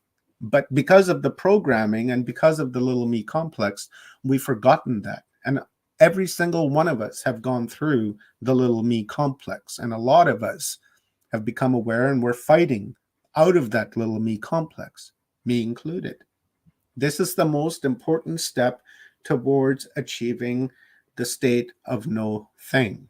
We cannot identify with anything. Why should we? Why should we identify with particular things when we're everything that there is, ever was, and ever will be? We're everything that there is. So why don't we identify as everything? And everything would be being identified as nothing, because nothing is being expressed as everything. What we call the world is a narrow band of frequency called visible light in the electromagnetic spectrum. According to mainstream everything science, electromagnetic spectrum and the visible light, which is the only reality that we can see, is a smear of electromagnetic spectrum. Mainstream everything science says that spectrum never bends. Spectrum, never mind, visible light represents. So what I'm trying to say here is that we see 0.005% of what actually exists in the universe. So we don't live in a world, we live in a band of frequency which our body brain can decode into a reality, a holographic reality, because that's what kind of this is. The human body is a field of information in itself, and we are decoding these fields. Now think of it like a Wi-Fi field, right? And the body is the antenna, right?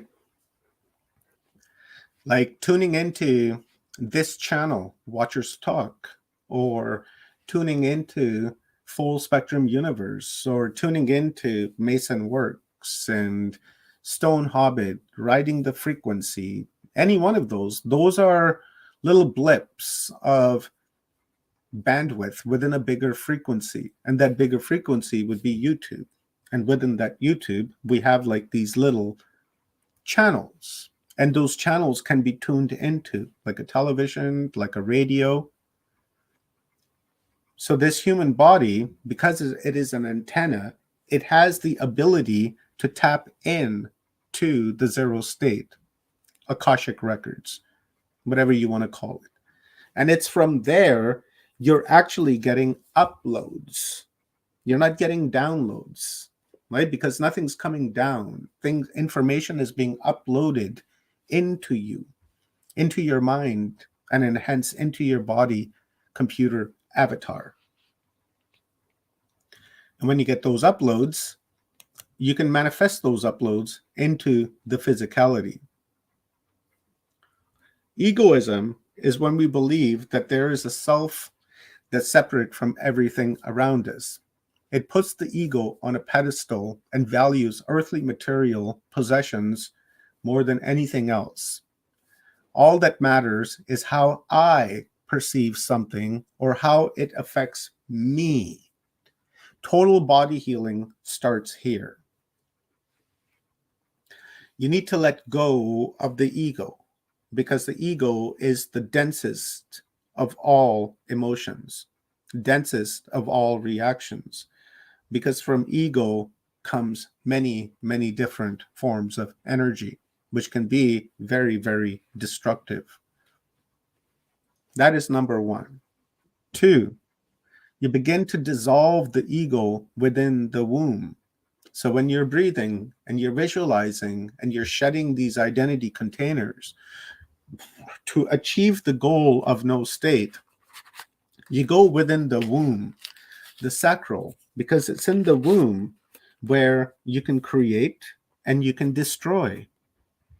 So you take your ego into the womb and you dissolve the ego from within the womb so that it can be released.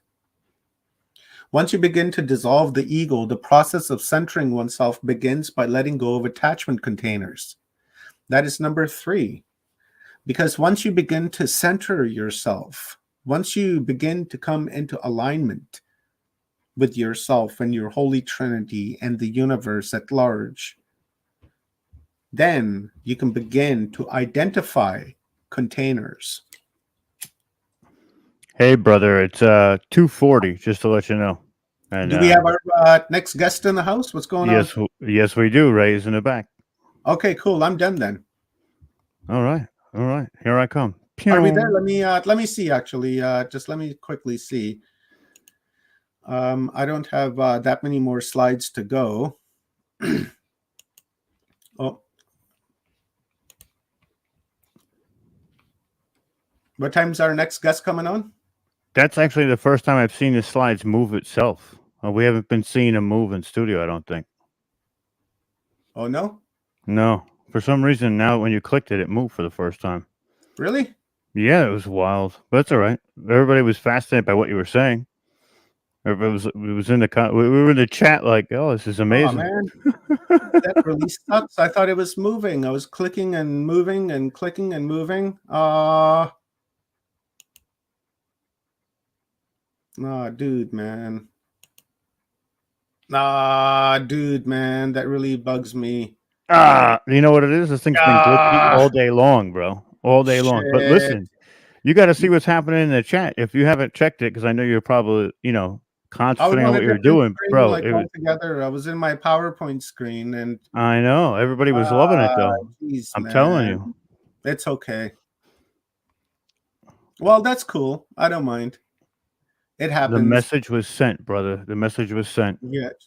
So, anyways, my point, my message, my preaching to the world is that everything comes from nothing, and nothing comes from everything, because everything is nothing, and nothing is an expression of everything, and everything is an expression of nothing. It's a paradox. Okay, I love it. Received. Let me bring my next guest on. This guy is amazing. I love him, and I love his energy, and we've done a number of shows together, and we did one not too long ago, and I'm eagerly awaiting this download. It is the affirmation spot, right? So what are affirmations, right? You guys know what those are. Affirmations are intentions, and intentions are affirmations, and those can be brought into life. As I was just saying, if you give it energy, then it will manifest itself. He is an author. He's had his website for decades now, for what it seems like. And he's an amazing, amazing dude. So let me bring him up. His name is Ray Davis from the Affirmation Spot. Hello, Mr. Davis. How are you, sir? I am well. How are you this afternoon? Can you hear me okay? I can hear you, brother. Let me turn up your mic here just on my end. There we go. I got you. Look, it was set from last time. That's pretty amazing. So how's it going, Ray? Very well. I was really enjoying that. I could have listened for another half an hour to what you're going on with there. That was awesome. Cool, brother. Thank you very much. So nice to see you. I just love your energy, and I appreciate you giving us your time here this afternoon, because I know you have some things going on, and I appreciate your contribution into Humanity Unplugged. Well, thanks for having me again. It's always fun to be here. We always have a great conversation, and I'm looking forward to it. Yeah, Watchers Talk is a fun place, isn't it? It is.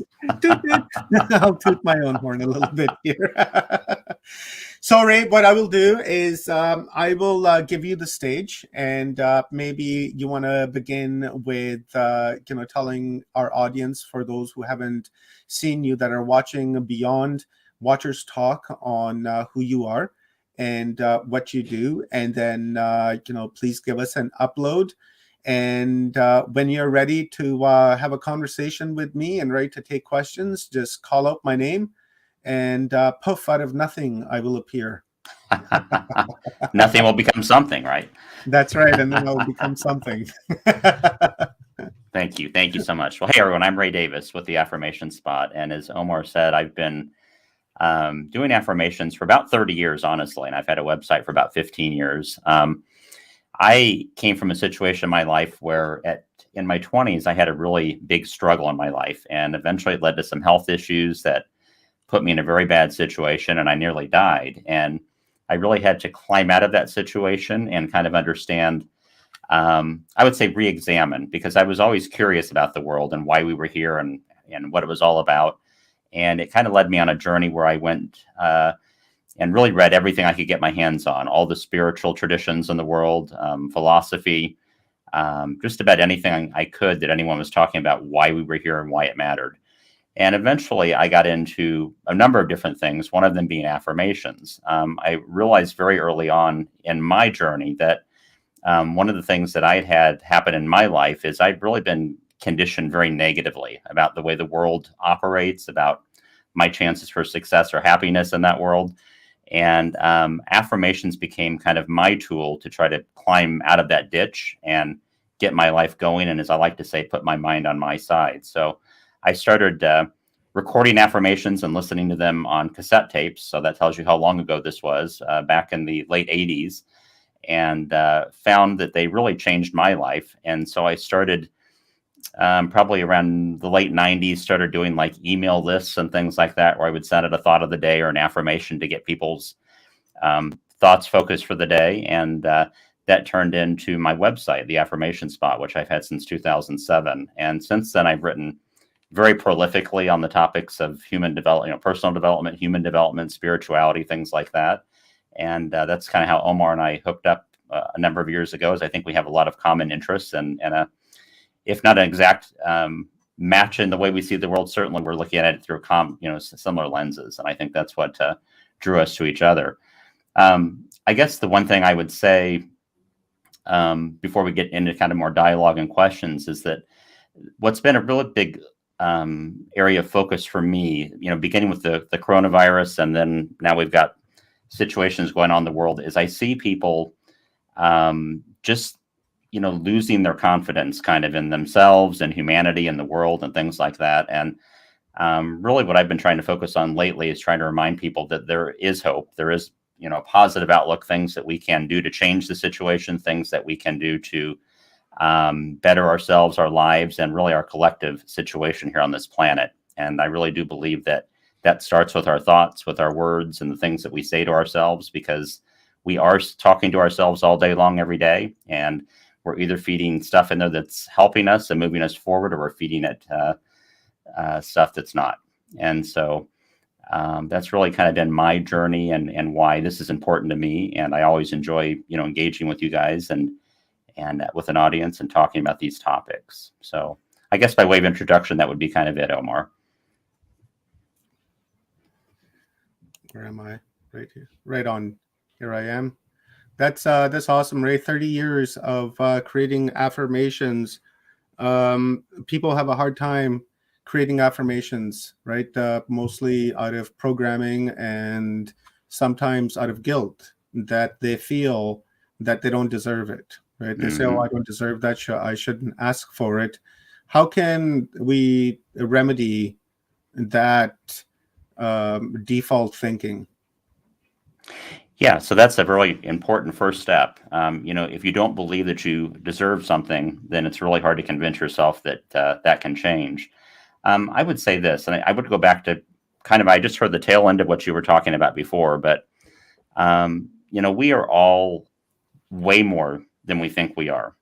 We can get very caught in this container, as you were calling it, this form, and thinking that's all there is. And my little situation that I'm in right now is, it seems like the biggest thing there is going on. But all I can say to someone who might be in that situation is that I guarantee you that there is way more to you if you'll just do some exploration and understand kind of more about the power that really lies within you, within your thoughts, within the things that you tell yourself.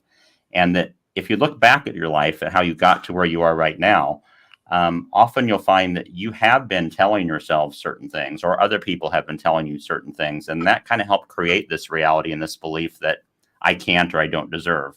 You may have heard it from a parent or friends or something like that. Someone said something to you on the playground when you're in second grade, and you took it to heart and you believed you weren't good enough somehow. And it's something that we all struggle with, right? I mean, every human being on this planet has doubts about themselves, wonders if they really deserve to have a good life or deserve to have the things that that we all are, trying to achieve. But I really believe that if you can just set aside your doubt, look into who you really are and the power that really comes with that you can see that you have created the situation you're in, and you can create a different situation by changing your thoughts and the words you tell yourself and your actions.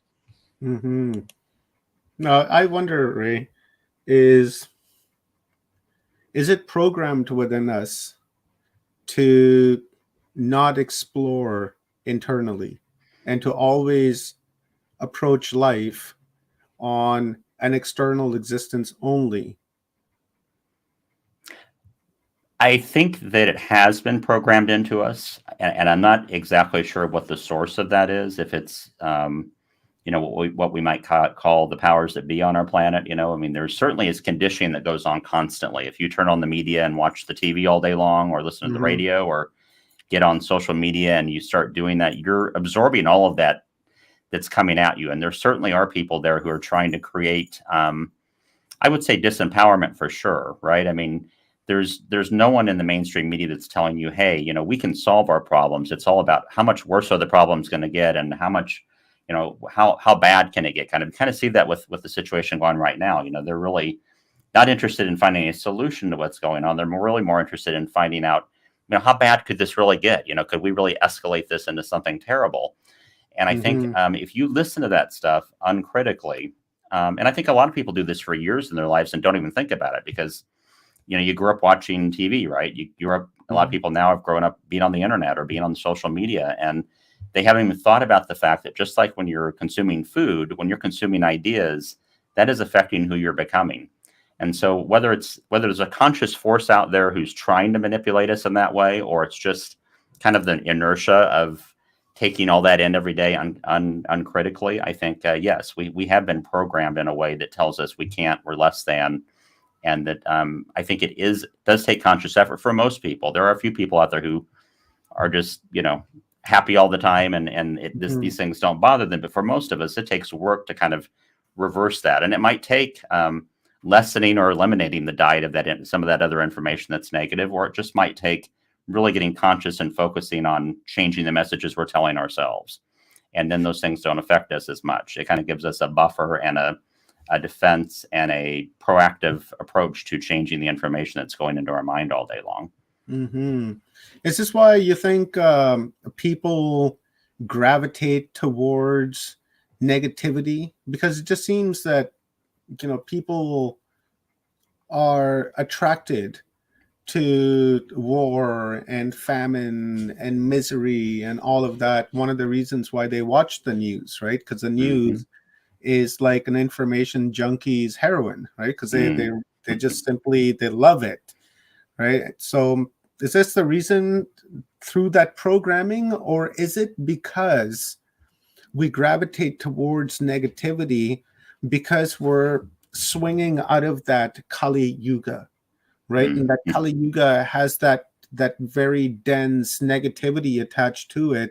So I'm wondering if it's the programming, or because of the energetic stage that we're in, and because we're changing that zodiac constellation and going into a Bronze Age of this enlightenment, that we're beginning to gravitate towards love now instead of the negativity of what the news offers us each day. Yeah, I've been thinking a lot about that lately, and I really do think that a lot of this is environmental.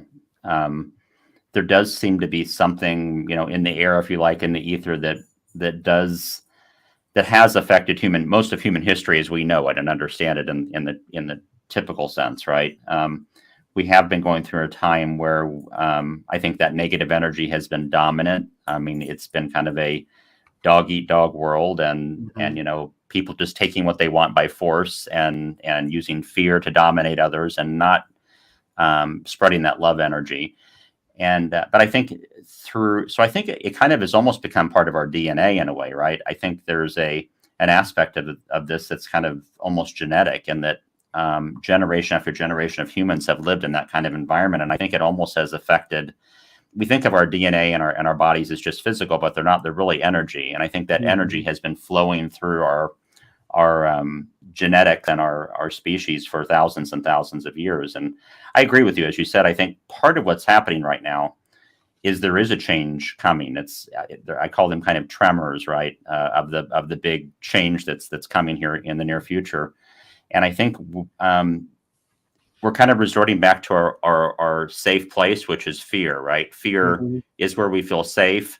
And I think that's where you're seeing very wide-ranging and very, not sporadic, very extreme almost reactions to things where people seem to have lost their reason and their ability to think clearly in some cases, it seems like, because it's just kind of this growing thing, and there's fear about what's coming, even though I believe, as you do, I think that what's coming is going to be much better than what is now.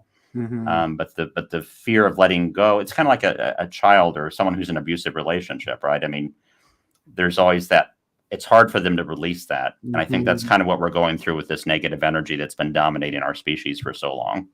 That's a great point, Ray. I never really looked at it from that perspective.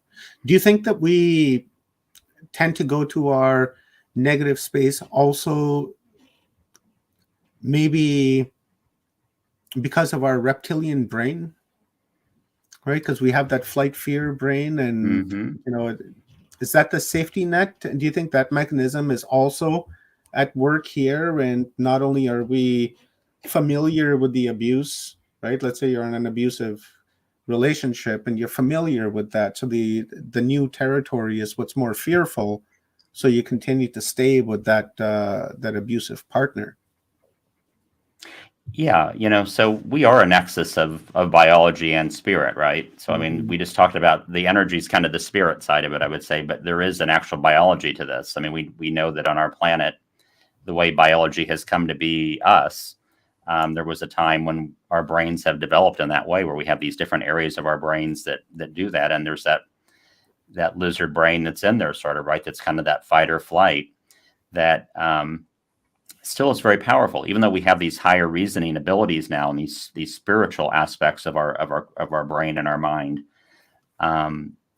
When we're presented with a situation, especially if someone can get us outside of our rationality or aspiration for a higher spiritual resolution to something, if they can get us in that fear energy, I think that brain can really take over. And I think we've seen a lot of that over the last couple of years here, and all the things that have been going on now. It goes on all the time. It's not just the last couple of years, but I think we've really seen it at a level I've never seen, I don't think, in my lifetime, the last couple of years, where people, you know, and I think it also kind of plays into the divisions that have been created in our society, right? That also kind of plays into this a little bit.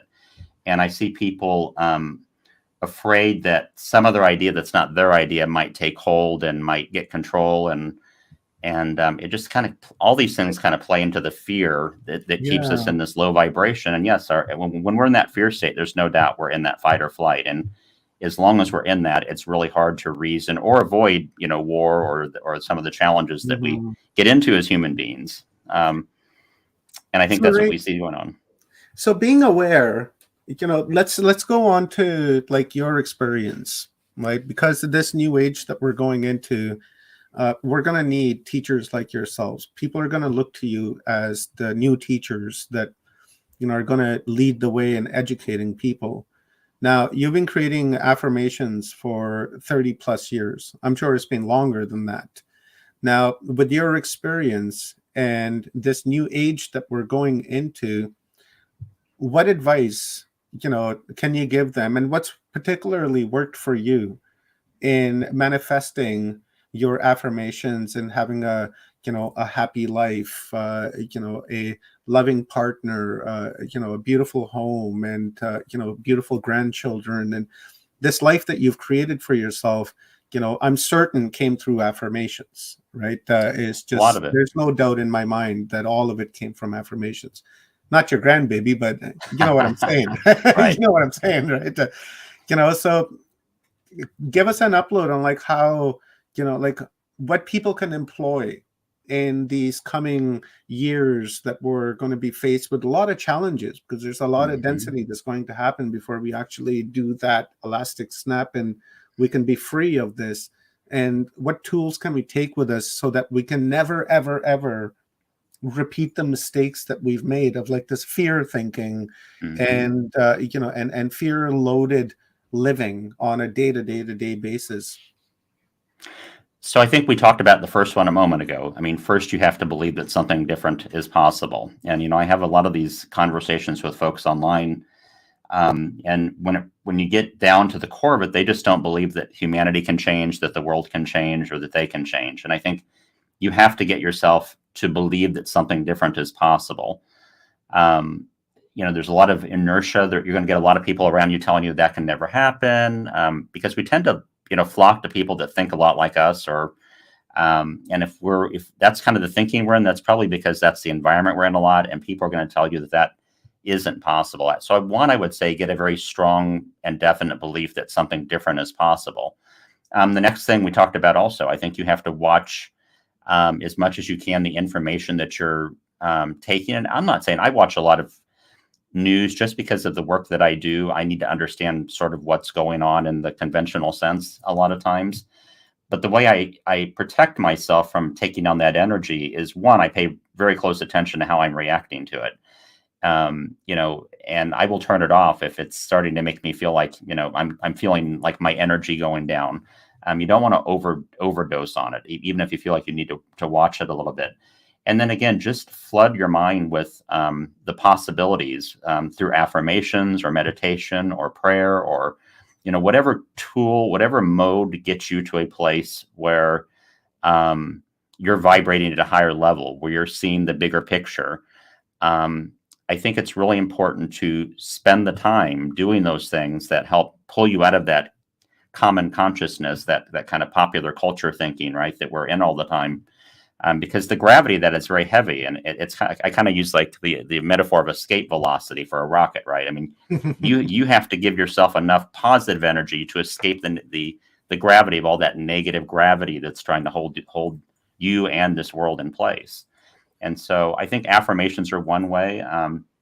What's worked for me specifically with affirmations is I like to record them and listen to them. I find that if you do that, I find that, a lot of times if you say them in the mirror, people feel uncomfortable doing that. And I'm not saying that's not a good technique. It certainly can be. But I feel like we're very busy today. People are multitasking. They're on the move a lot. And if you can listen to your affirmations while you're working or while you're doing other things. And actually, if you do that a lot and kind of get that repetition going, what will happen is you'll find that kind of like you learn the words of a song when you didn't even realize you're listening to it. Pretty soon that affirmation will kind of be embedded in your mind instead of all the negative thoughts that you had. And you'll find that it'll start replacing the negative thoughts that you were getting from, the news downloads and things like that. And then the third thing I think is taking, when you can get yourself to a stable position as it relates to this positive mindset, is start using that to build yourself spiritually, kind of start, doing more meditation, going deeper, understanding more about who you are beyond just this form, and understanding the connection to the source that you have and the fact that we are all connected to that, and see a bigger picture. Because one of the things I think that happens with the fear-based thinking is they really get you to focus on a particular thing, a particular situation, or a particular outcome that's very negative often. And if you can step back and see the big picture, often you can see a different possibility than you can see if you're stuck in the fear of this individual moment. And I always say, with coronavirus, with the wars that are going on right now, especially the big one, that we're all focused on because of, not the me. fact. Yeah. Well, it's natural, right? I mean, we've all grown up. We've seen a lot of war, but we haven't seen a situation where, the nuclear armed powers are kind of at a risk of going at it, and I think that's a different level of fear, certainly. And you have the media kind of playing that up. But if you look at this situation, you can also see the seeds of not only a solution to this situation, but you can see the seeds of what can be beyond this. And I think if you can get out of the moment of feeling the fear in this moment, and enough people can kind of focus their energy on what comes after this, and what I honestly think these are still lessons we're learning. It's just like in our individual lives, right? There's that idea where a lesson keeps coming to you until you get it, right? And I feel like that's what's going on with humanity right now. I feel like what's happening right now, with the Russia-Ukraine thing particularly, and the focus on that around the world, is we're having to learn this lesson again because we still don't get it. And I think this situation is going to have a role in helping us propel us forward, hopefully into a better situation. But those of us who are conscious about this stuff need to be, already in that next level, that next place that we're in, and not stuck on the fear and the angst of this moment. Because if we get stuck there, that just magnifies that situation. If we're all stuck there and we can't get beyond it. But if people are already seeing beyond that, that's kind of helped drawing everybody past it. And I think that's where we're headed with this situation. It seems like fear-based thinking is so ingrained within us that we just can't help ourselves but to gravitate towards it. Now, earlier I was talking about the us and them camp, and I really, I hate putting into that terminology, but considering the language that we're speaking, that's the only words that are really available to me. There's the us that is awake, and we are aware of ourselves, right? To me, that's what awake means, is that we're aware of ourselves. And then there's the other camp that is just simply not aware of themselves. They're walking around like robots and zombies, and get out of bed, and right, they're like that. Have breakfast, and then out the door they go, kind of deal, right? And they're not even aware of what they're doing because they're following a routine. Now, I'm sure all of us have those people in our lives, right? It's just the fact of life. What can we say, like, seed dreaming, right? Like, how can we plant seeds within the mind of these people that will germinate and allow them to snap out of this black magic spell that they're in? Because we have to face the reality that us here in this camp, we're creating affirmations and we're creating intentions. Like Anoun up here said, this conference is an affirmation. So because we're doing our shadow work and we're doing our light work over here, we're trying to create something, right? But the polarity of that on the other side is that we have these people that are not consciously aware of themselves, and they're creating a reality as well, right? That's, really conflicting right now. It's bouncing off of each other. And our goal is to envelop that and then bring it into our side. And their goal is to envelop us and bring us to their side, right? That's just how it is. What can we do to help them, right? Like our brothers, our mothers, our fathers, and, even our children, for that matter, right? Because a lot of us are awake and our children are sound asleep, even though we've tried to wake them up, but, they're just not getting it. How can we get them to understand, Ray? So I think there are a couple of things. I mean, one, we have to be as much of an example as we can be, right?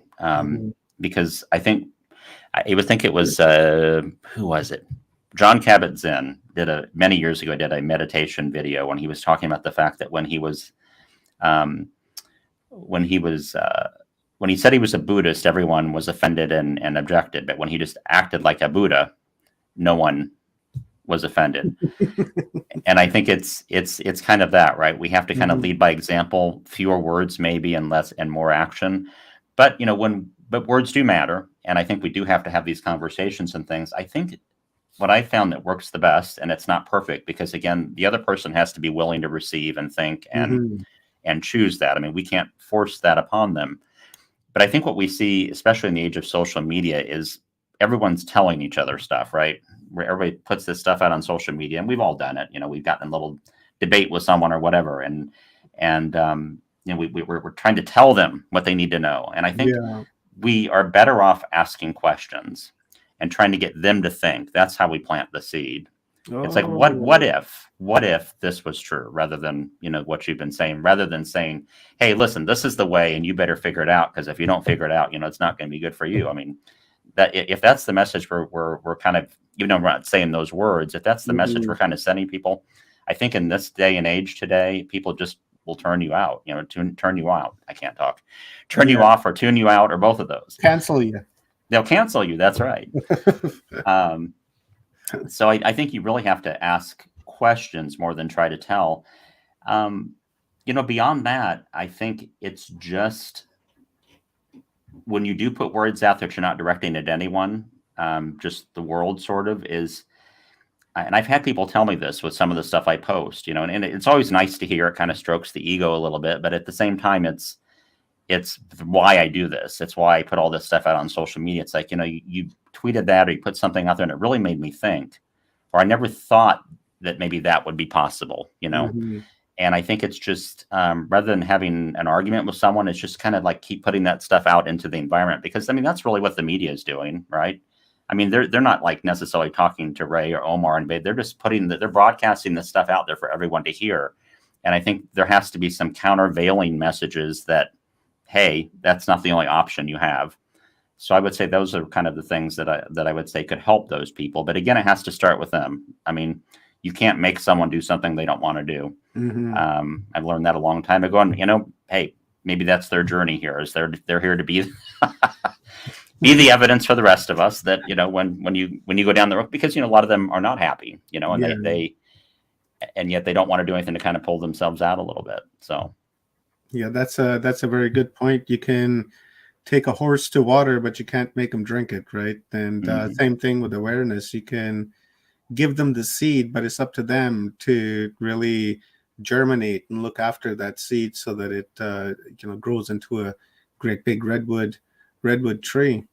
Now, earlier on, you'd mentioned record your affirmations and listen to them. I really like that. I like that idea, and I think I'm going to implement that into my life. Now, on the other side of that, there's people like myself that don't listen to themselves, right? That don't like to hear themselves, right? Like, for instance, when I do shows like these, right? I don't want to hear it. I don't want to hear myself. I'm mostly interested in what the speaker has to say.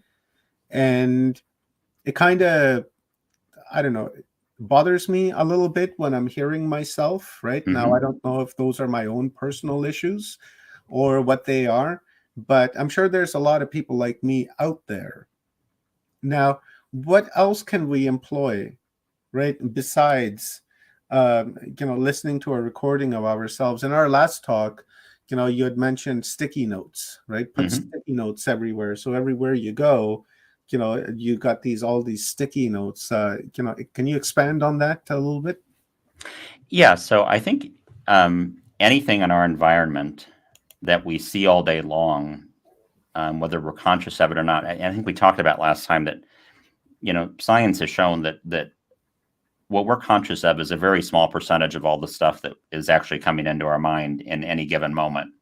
And I think when we have these positive messages around on sticky notes, or, if you have a notebook that's in front of you all day long, or, your screensaver on your computer every time, I know it happens to me about, 15 times a day where my computer goes on sleep mode. And if you have like a positive message there, when you do that, I think those sorts of things are just feeding all of that mindset.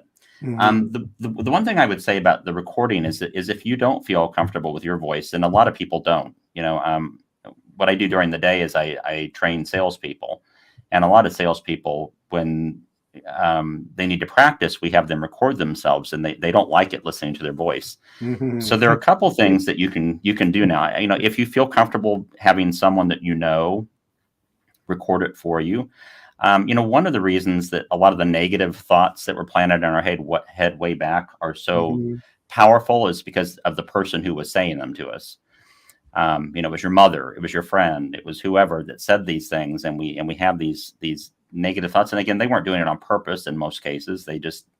They were unaware as well, and they were kind of planning that negativity. And you have someone that really you care about and that cares about you record them for you. That way you're getting that message from, it's not your voice, which can be really distracting, but it's someone that cares about you, that's telling you. And what I always encourage people to do when they're recording their own affirmations or having them done for them is do them 3 ways. Do them in the first person. That's the I am, right? We all know about that one. Then the second one is the second person, you are. And the reason I say that is because most of the thoughts we took in from the outside, or we take in from the outside to this day, is someone saying you. And I feel like it's really important to use the same verbiage. In addition to the I is kind of the owning it, right? I'm owning what I'm going to do. The you is getting that positive reinforcement from the outside.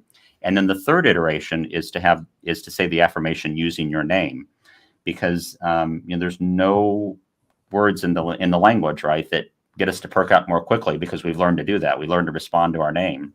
And if you use your name in the affirmation, that can also be very powerful. And those 3 things together, I think, is the best way to do that. And like I said, if you don't feel comfortable doing it with your own voice, totally understand that. Find someone who will do that for you and make those recordings for you. There's cheap and easy software out there to edit these things today. It's not even that hard. In fact, if someone really needs that help, I'm happy to do some recording for people, because what I do a lot of times is I will record stuff for someone, but then I'll just still put it out there as content, on YouTube or something like that, obviously without reference to them, and use it anyway. So, I would be happy to help someone, either write affirmations or help them get them recorded. Is there a particular way an affirmation should be written to have like a maximum effect? The biggest thing is it has to be words that matter to you. Words are energy, and I could write an affirmation for you, and I might use what I think is powerful language, and it might be something that completely turns you off or doesn't speak to you. So you want to make sure that it's something that speaks to you. So I think if you're writing an affirmation, take some time. I know it's only a sentence or 2 maybe, but take some time to really craft it in a way that is words that really speak to you and get you right here, right? We're not just trying to get here. We do want to kind of plant it in the consciousness, but we want to feel it too, because feeling is what ultimately gets us to act and change, right? Just the knowledge of something. And we've talked to my salespeople that I work with all the time, and it's like there's a difference between knowing something and doing it. There's a quote, and I don't even know where it came from. It was, to know and not to do is not to know. We know lots of stuff. A lot of people know about meditation, right, and the benefits of it. But if you don't sit down and practice it, you don't get any of those benefits. And it's kind of the same thing with affirmations. You have to do it. Yeah, I like that. Especially using your name in the affirmation of like, you, Omar, deserve to win the lottery. Exactly. I, Omar, won the lottery. And then I was thinking, we won the lottery, right? Like, and, you bring in the we into the aspect. Now, I know a lot of people, we live in a society and in times where we're looking for instant gratification, instant results, right? Instant coffee, 2-minute noodles, we're just, everything is just instant, right? We put up a post on Facebook and we want to have the instant 500 likes and 10,000 shares, right? But we know that it's not like that. The reality doesn't work like that. And a lot of people, they get bummed out after a little bit when they say, well, I created this intention 6 months ago and it just hasn't come true. It doesn't work. I give up. Fuck it. I'm out of here. And that's it. How can we avoid that type of self-destructive thinking when that moment occurs? It's a great question. And, it's clouded by the fact that, there are some things, despite our best efforts, we might not ever get, right? So there's that aspect of it. I think the way we keep going is a couple of things. One, remind yourself why this is important to you. get those feelings going again. But there was something that started you on this path towards that. And, every path of anything meaningful in life, and I know this goes without saying almost, but there's going to be a journey, and there's going to be setbacks, and there's going to be those moments when we can give up or we can keep going. And I think you need to kind of remind yourself why you're going for this goal and get those feelings going again. I would also say that, if you look back at your life, you may have done a number of different things before. A lot of people do this with New Year's resolutions, right? They'll do a resolution at the beginning of the year, and by February, they've forgotten what it was. Mhm. And they have that background of, well, I failed and I failed and I failed and I failed. Ask yourself a question like, are you willing to fail again? Is this important enough for you to keep going? What if you chose a different path this time? What if you didn't give up and see where this goes? It's really kind of doing a little pep talk, put yourself on your own psychological couch and have a conversation with yourself, right? It's like, and maybe you find after a little bit of a battle, this wasn't really where I wanted to go. And maybe you do give up that thing, but you don't give up on, I say you give up on a dream, but you don't give up on dreaming, right? You don't say, well, that didn't work, so nothing will work. Mm-hmm. Maybe you've come after 6 months to realize this isn't going to happen. I'm never going to wind up with that person. I'm never going to have that particular job or whatever it is. But there are other people out there that I can be happy with. And there are other jobs out there that may even be better than this job that I don't even know about. So I'm going to keep going down that path until I get there. And being willing to take that risk to keep going and not give up just because, things look dark at the moment. Yeah, that's a very good point. And I like that, because to understand that is the key, right? To understand and to realize that you're canceling one intention with the other, right? Because even though you're negatively thinking, that is still an intention, right? Of, oh, that didn't work, so I'm never going to get it, right? And it just could be that it was in your approach to that affirmation, like you were saying, and the power of the words that resonate with you, and maybe you just uttered it wrong, because it's kind of like a magic spell, isn't it, Ray? Affirmation, it's like chanting a white magic spell and hoping that it manifests. And same thing with the darkness. So it just could be the change of language might be an approach, right? It didn't work in 6 months, so hey, let me change up my language and see if that works. And if that doesn't work, then try a different form. Learn Spanish. Do it in Spanish. One thing I've done over the years too is I call them incremental affirmations or aspirational affirmations. So the aspirational affirmation is, I want to be the greatest trombone player that's ever been, right?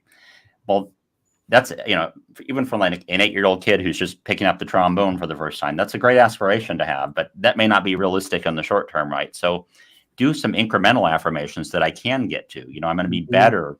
Next year at this time, I'm going to be, the best trombone player in my band at school or whatever it is, and do a number of those incremental ones along the way. And if you keep doing those, you can kind of work yourself into that possibility of that big aspiration. Always keep that one in the background. I don't say it or don't use it, because I think, hey, I want to be a Major League Baseball player. I mean, if you don't have that aspiration in your heart, you're never going to get there if that's what you really want, right? So you have to have that, but try some incremental ones along the way so you can have those little successes and they kind of stair step you right to the big goal. I like that. That's kind of like setting like timetables and goals to your affirmations. So by the time you reach, like, say, a month, and it's like, okay, well, that worked, I'm going to expand on it, or that didn't work, I'm going to try it a little bit differently, and then set those goals for yourself, because humans are really goal oriented. Right? We need to have those goals, and if we don't have those, then we feel like we're just aimlessly running everywhere like a chicken with no head, right? Just all over the place. So we really need that awareness. I got a question here from Sugar Bee, and this is actually, I like this question. It says, how about that saying to Jay, can I say I need to know my gifts? Now there, I look at that language of need and want, right? When you're creating an affirmation, should you use a wording like, I need to know my gifts, and then the internal shows you? Or would you say that I want my gifts, where you're demanding from the universe and really feeling it within yourself, right? Well, I would go back to saying that, whatever speaks to you the most. I mean, whichever word is most powerful to you, but think about it, right? Because you might have chosen need without thinking about a word that might be more powerful for you, but use the word that's most powerful for you. And I think it's certainly, a lot of people think of affirmations as you're trying to attain a certain thing. And sometimes you're just asking for more information, right? I mean, that could be an affirmation just to be, get me clear on my path, right? I want to know where I'm going. I'm not sure, give me the information, the resources, help me meet the people I need to meet to figure out what my path is. Help me get the information I need to figure out what that path is. So I think all those things are affirmational. I really believe you can use an affirmation for just about anything. I mean, small, big, or whatever. And I think, doing something like that where you're asking, I need to know what my gifts are. I think just think about the verbiage that makes the most sense and is most empowering for you. Sorry, I had to just hack there.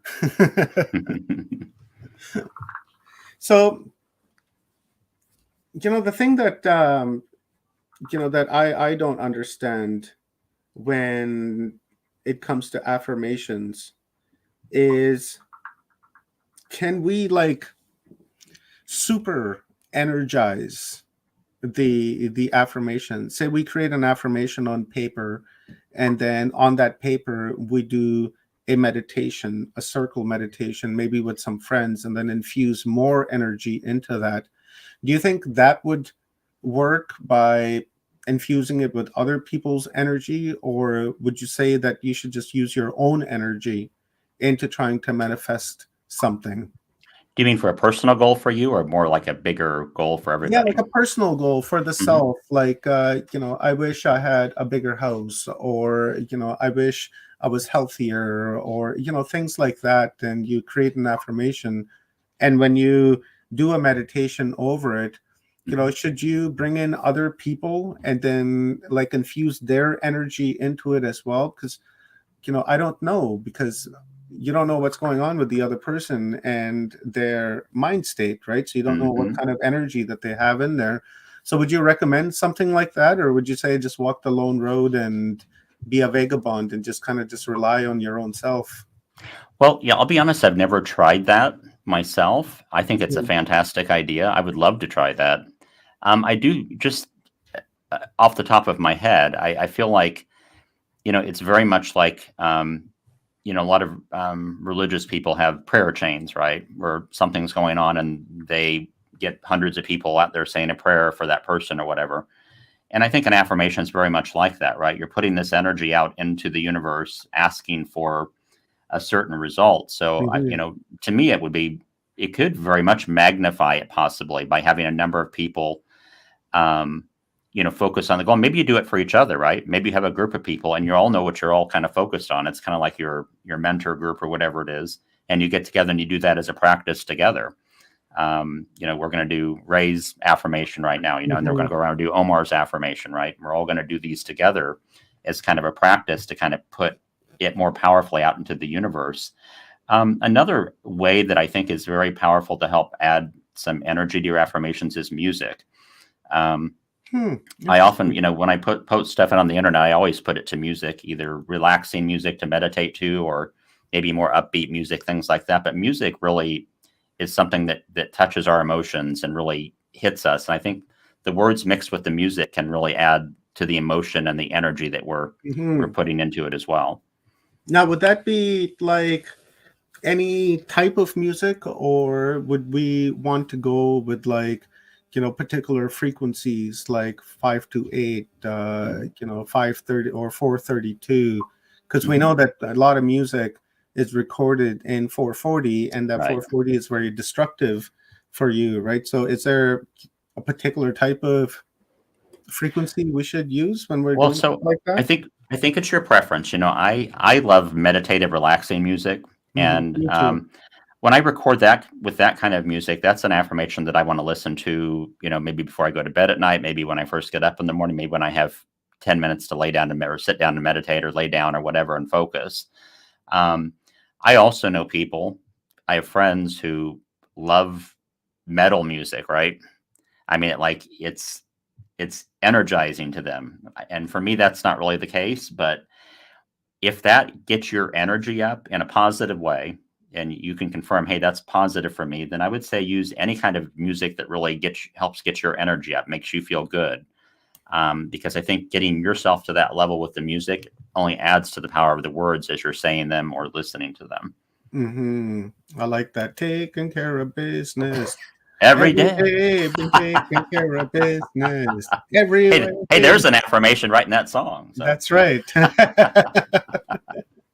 Right, what you resonate with, right? You should include that regardless of the frequency which it's recorded in, because if you have the intention, right, then that music will just transform itself into like whatever frequency that you're resonating at, because it'll just mimic you, right? So I like that. That's a very good idea, and I'm going to try that too. Here's a great question from our winner from the other day for chapter 18. Rockers Los Angeles says, Ray's thoughts on the 3-6-9 method: 3 times in the morning, 6 in the afternoon, and 9 in the evening. Is it any more or less effective? I think it's effective because it makes you do it. I don't know if there's any magic to the 3-6-9 thing itself, but I think because it's easy to go through a day, just like anything else we try to do, exercise or meditation or whatever else. We get busy and we don't do it. And I think if you have kind of a routine, for lack of a better word, that makes you do it, that helps you get there. I don't really think that there's anything, but I would say if there is for you, then that would help. Just like we talked about with the music. If the idea of the 3-6-9 is something that really helps you get into a good spot from an energetic standpoint while you're doing it, then I would say yes, do that. But I think it does make you do it, and I think that's the most important thing. Yeah, I like that.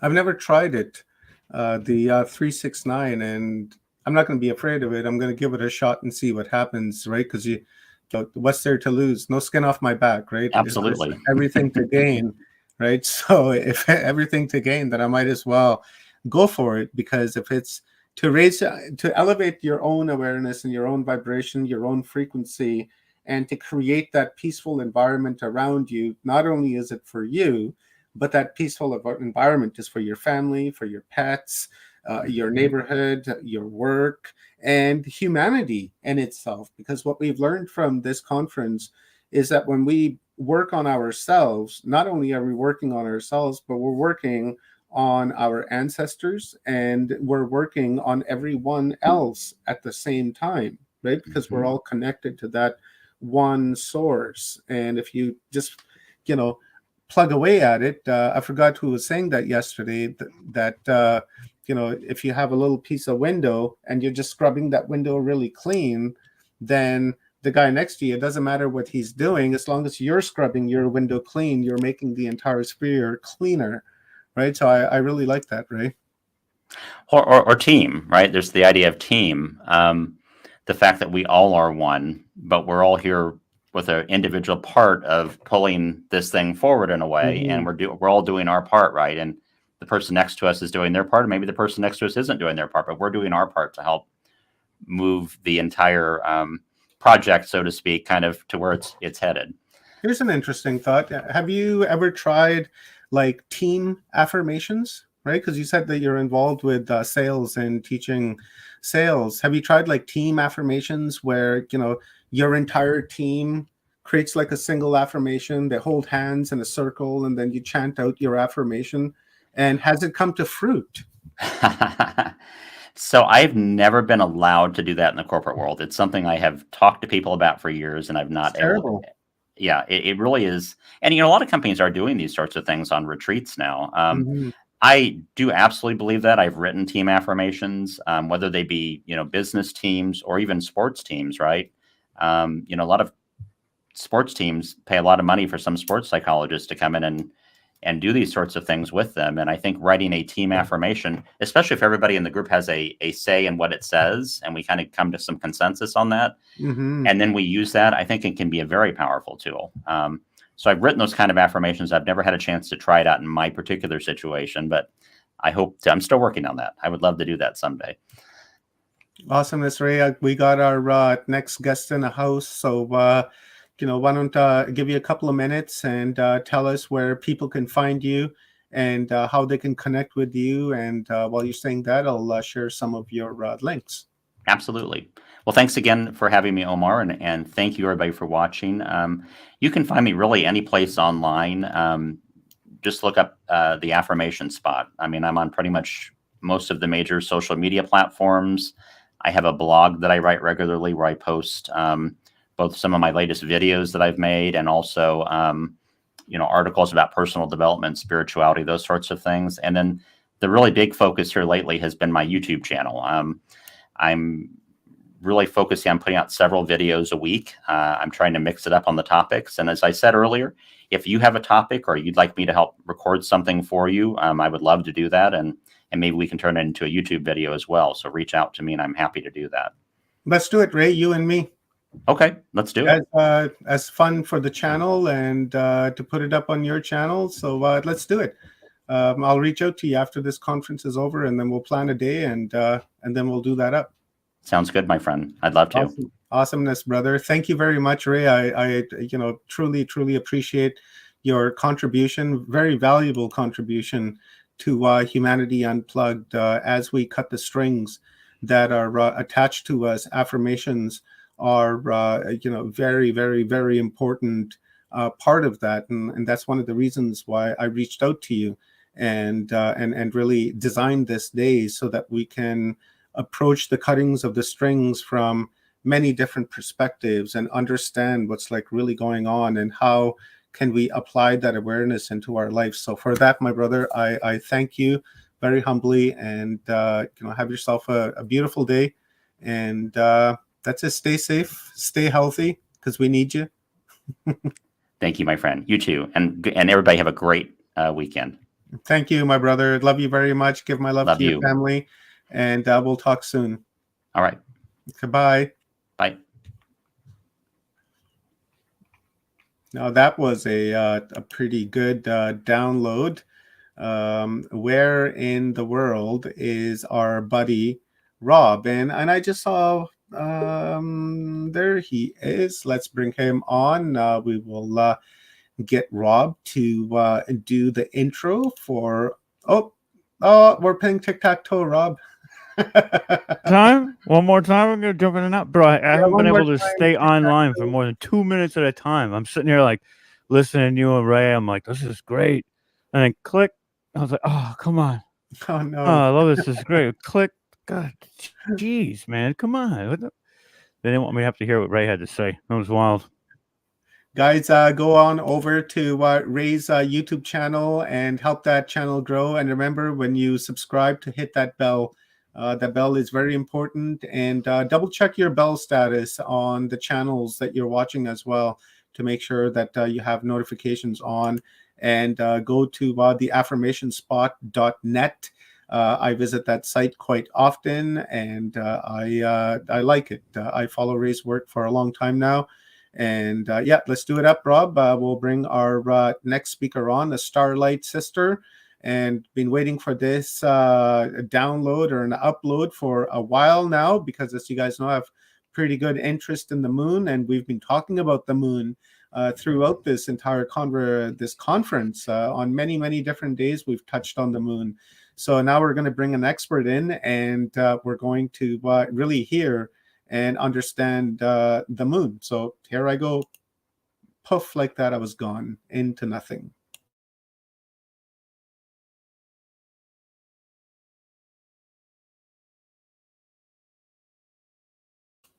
It looks like Rob is frozen again. So no worries. Let's give it a second. And if he doesn't come back, or if he doesn't unfreeze, then I will bring Constance on here. Let me put myself there. Yeah, he's had like a terrible connection today. Hopefully everything's okay on the East Coast because that's where the problems kind of seems to be. So you know what? I will bring There up, we go. Constance. I'm back. You got it going on, brother?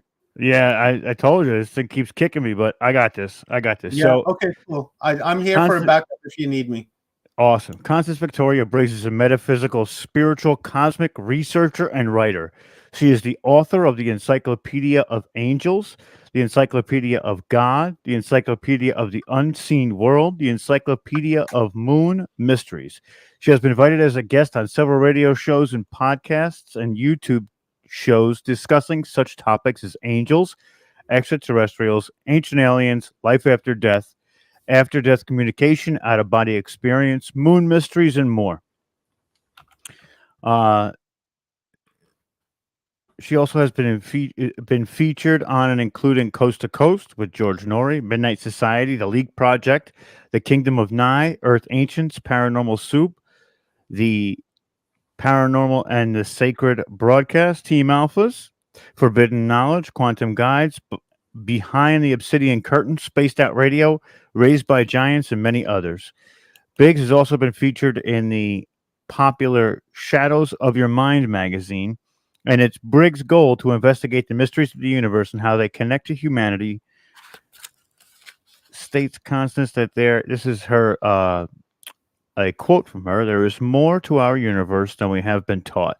We need to look deeper and search further if we want to know the truth, who we are, where we come from, and what lies beyond."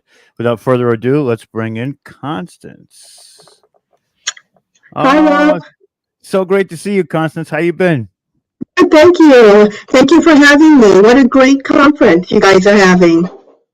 So we're so excited to have you here. I'm going to jump off the stage, let you do your thing, and we'll talk to you right around the end if we have when the questions come in, and we'll talk to you a little bit, ask you some questions ourselves. Okay, sounds good. Hi, everybody. I am Constance Victoria Briggs, and I am honored and delighted to be here today. I just wanted to say that when I was invited to come on to this conference of Humanity Unplugged, I tried to think of the area I am most passionate about that might be beneficial for others to hear. And I do a lot of research into cosmic activity and cosmic mysteries, what's going on in outer space, and try to connect it to who we are and our past.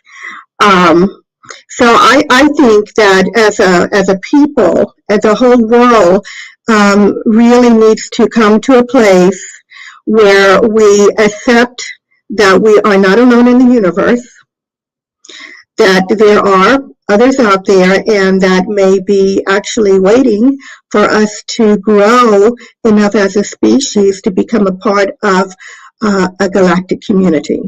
So that is, that is where I think that my work comes into play with Humanity Unplugged. I think that we need to expand our thinking, get away from everything we think we've been taught, and open up to a point where we can become a part of a galactic community and be invited in. I think that to achieve that goal, to achieve that goal, we need to take baby steps in looking at the universe and looking at what we've already been taught and what otherworldly beings have also shared with us by way of signs, symbols, channelings, the media, books. It's my understanding that there are advanced benevolent beings that are working with planet Earth, that are trying to help us to grow and ascend and to learn how to live in peace and harmony. So in starting from just a small piece of this huge puzzle, I decided to, look very close to home and see what we've been told about the moon. People really enjoy hearing about the moon, and the information that I will cover today is taken from 2 books that I have out there, Moon Mysteries, and a new one that's coming out titled The Moon's Galactic History. And I've tried to look at the research and tie in the moon and our history outside of what the science is telling us, but in other aspects that we may be affected by it. So anyway, excuse me, I'm going to do some reading straight from my books because I actually write sometimes a little better than I can articulate this information, and it's just so much. So the theme that I have for the moon today is what is the moon and where did it come from? And so I would like to start by saying that the moon, many people have heard this information, but the moon is different. It's an enigma. It's an anomaly. The ancients viewed the moon as a luminous orb to brighten the night sky and act as a beacon in the darkness. Some cultures even worshipped it as a god. Excuse me a moment. I'm already losing my voice. Okay, so when the telescope was invented, people took to studying the moon, of course. They mapped the moon, and they learned very early on, right after the creation of the telescope, that the moon is very similar looking to the Earth. It has mountains and valleys. They thought that it had seas, but they were wrong about that, but they looked like seas.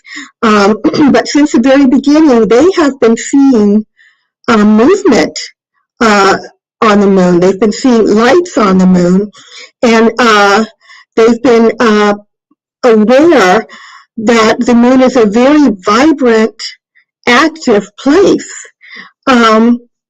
So at one point, around the time, for a couple of 100 years after the telescope was invented, it was considered a science that the moon was inhabited. It was a very common belief. They felt that they had enough evidence to know that there were lunar inhabitants. But as time went on, our science in the mid 1900s told us that there was no way anything or anyone could ever live on the moon, and all of these prior men who had done the research were mistaken. So they thought they had it covered. The moon became this giant dead rock in the sky. And that was that. That's what I was taught as a child. That's what many of the children are still taught today, of course. But the moon has become such an unimportant figure that you don't even hear much about the moon at all, where it came from, or, why is it there, except for you hear about, how it affects the tides. That's what I always hear. The moon is affecting the tides. So when they started looking for life in outer space, when SETI came along and others, they went around the moon. They've been looking past the moon, interestingly enough, because they're so convinced that it's dead. But what makes the moon so different is that, its strange behavior, which I'll get into. Our scientists did make an attempt early on to try to explain the origin of the moon. After they just decided it's a dead thing, they kind of left it alone because they couldn't prove anything. But they had several theories: the capture theory, the giant impact theory, the double big whack theory, the co-creation theory, the fission theory. The one that we know most, or hear about the most, is the giant impact theory. All of these, the scientists discounted, and now there's just no answer to where the moon came from, how it started, and they seemed, again, to, in my opinion, to just ignore it and have given it up. So I did do some research on what NASA is saying about the moon, and this is what their website says. They did not commit to anything.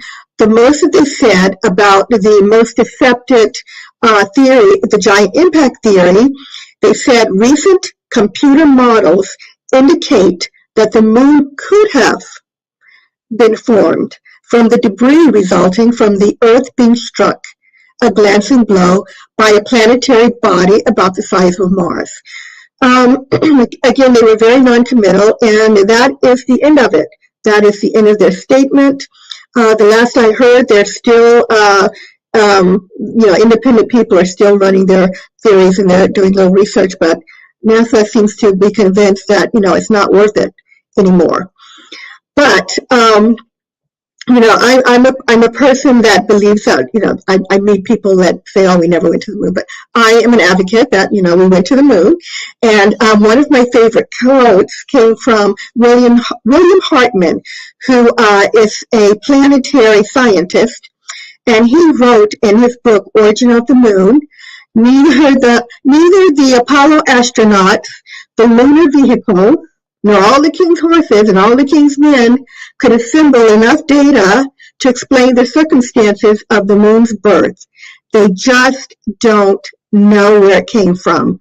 And you would think by now they would have come to at least one conclusion that they would agree to. Well, why can't they? That's the question. They spent all of this money and time and effort in research, in science, and in moon landings, only to come up empty-handed. So there has to be a reason why they can't figure it out. And perhaps, if you want my opinion, maybe they know, and they're just not sharing it because the information is just too profound for the general public, they may feel. So if we go back in our own history, you may be surprised to learn that there are writings that talk about a time in Earth's history where there was no moon in the sky. It was a pre-lunar Earth. So I wrote about a portion of this in my book, and there are several Greek philosophers who talked about it. And I'm just going to read you a little portion of my book so I can be a little more clear. I said, let us return to the beginning, to a period in Earth's history when it is said there was no moon in the sky. According to ancient writings, oral tales, and myths from various civilizations, there was a time when only Venus shined in the night sky. It was an age of a pre-lunar Earth, a time before man had the phases of the moon to tell the seasons, days, and years. It was a period unlike you and I could ever have imagined. According to writings of several Greek philosophers, there was a group of people that lived during this pre-lunar Earth period, and they are named the Arcadians. Later, as time progressed, they changed the name to Proselines, which means those that lived before the moon. This was a primitive time when humans were said to have been barbaric, uncultured, and wild. The Arcadians are believed to have existed before the ancient kingdoms of Mesopotamia and Egypt, which existed at the beginning of mankind's history. Mesopotamia and Egypt were there at the cradle of civilization, of course, which would make the Arcadians extremely ancient, going even further back than mankind's records allow us to remember. In other words, there was a time that we do not find in our history books, except for one very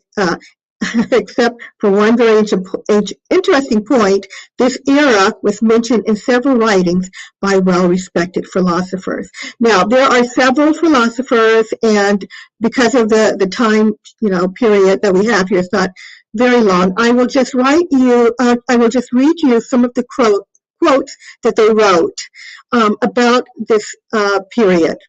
Plutarch said that there were Akkadians, the so-called lunar people, in his writings. Apollonius of Rhodos wrote of an era in Earth's past where he said, when not all the orbs were yet in the heavens, only of the Akkadians lived, of whom it is said that they dwelt on mountains and fed on acorns before there was a moon. Giordano Bruno wrote, there are those who believe that there was a time when the moon, which was believed to be younger than the sun, was not created. The Akkadians are believed to have been in existence before the moon.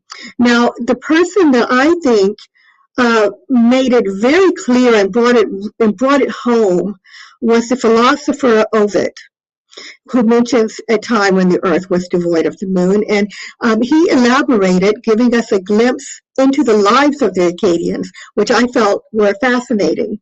So if you and I can just go back and imagine what life would have been like before there was a moon, what people would have been like walking the earth at that time with no moon. So Ovid said the Akkadians are said to have possessed their the Akkadians are said to have possessed their land before the birth of Jove. Jove is the god Jupiter, and their race is older than the moon. They lived like beasts, lives spent to no purpose. The common people were crude as yet without arts. They built houses from leafy branches, grass were their crops, water scooped in their palms was nectar to them. No bull panted yoked to the curved plowshare. No soil was under the command of the farmer. Horses were not used, all carried their own burdens. The sheep went about, still clothed in their wool. People lived in the open and went nude and were accustomed to downpours from rain-filled winds. To this day, the priests recall the memory of old customs and testify to those ancient ways. So, Ovid's description is so detailed, so precise, that we can easily imagine that time without a moon where humans were uncultured and feral. So, some people say that, okay, this can't be real. It couldn't have been a time without a moon. Of course, there was a moon, but I don't believe that the philosophers were lying. I don't believe they were playing a joke or a hoax. And these philosophers are people that we learn so much from, and that we integrated their teachings into our lives even now. And I would also like to add that the Bible also mentions, interestingly enough, a time before there was a moon. At Job, in the Old Testament, Job 25:5 states, the grandeur of the Lord, who makes peace in the heights, is praised, and the time is mentioned before there was a moon, and it did not shine. Also, Psalms 72:5 states, thou wast feared since the time of the sun, and before the time of the moon, and generations of generations. So I find that to be very telling. The Mayans also have an ancestral tale that talks about no moon. The Colombians do, the Tibetans do. The Tibetans have a story that they started, the Colombians, one of their stories begins by saying, in the earliest times when the moon was not yet in the heavens. So we do have, and I'm looking for more stories, everybody, so if anyone has heard anything, let me know. I would love to add it to my collection here. But so there was a time, according to our history, or according to great old men of old, that there was no moon in the sky. Could this be why the scientists can't explain things? Because the moon is something other than they imagined? When they sent astronauts to the moon, it is said that, it is true that the soil and the rock samples were not what they expected. The soil and the rock samples included elements I wanted to say metals, but I'm going to say elements that were so strong. They're not found on Earth, and they're found on Earth in tiny, tiny quantities, not enough, not anywhere near what the moon has. And this was unexpected, and they were shocked, and they said that if they were going to create a ship, a human-made ship, that they wanted it to be safe from bombardment of bombs and heat and all of these things, this is what they would have used to have made the ships. So they were pretty much in shock when they came across this information about the moon.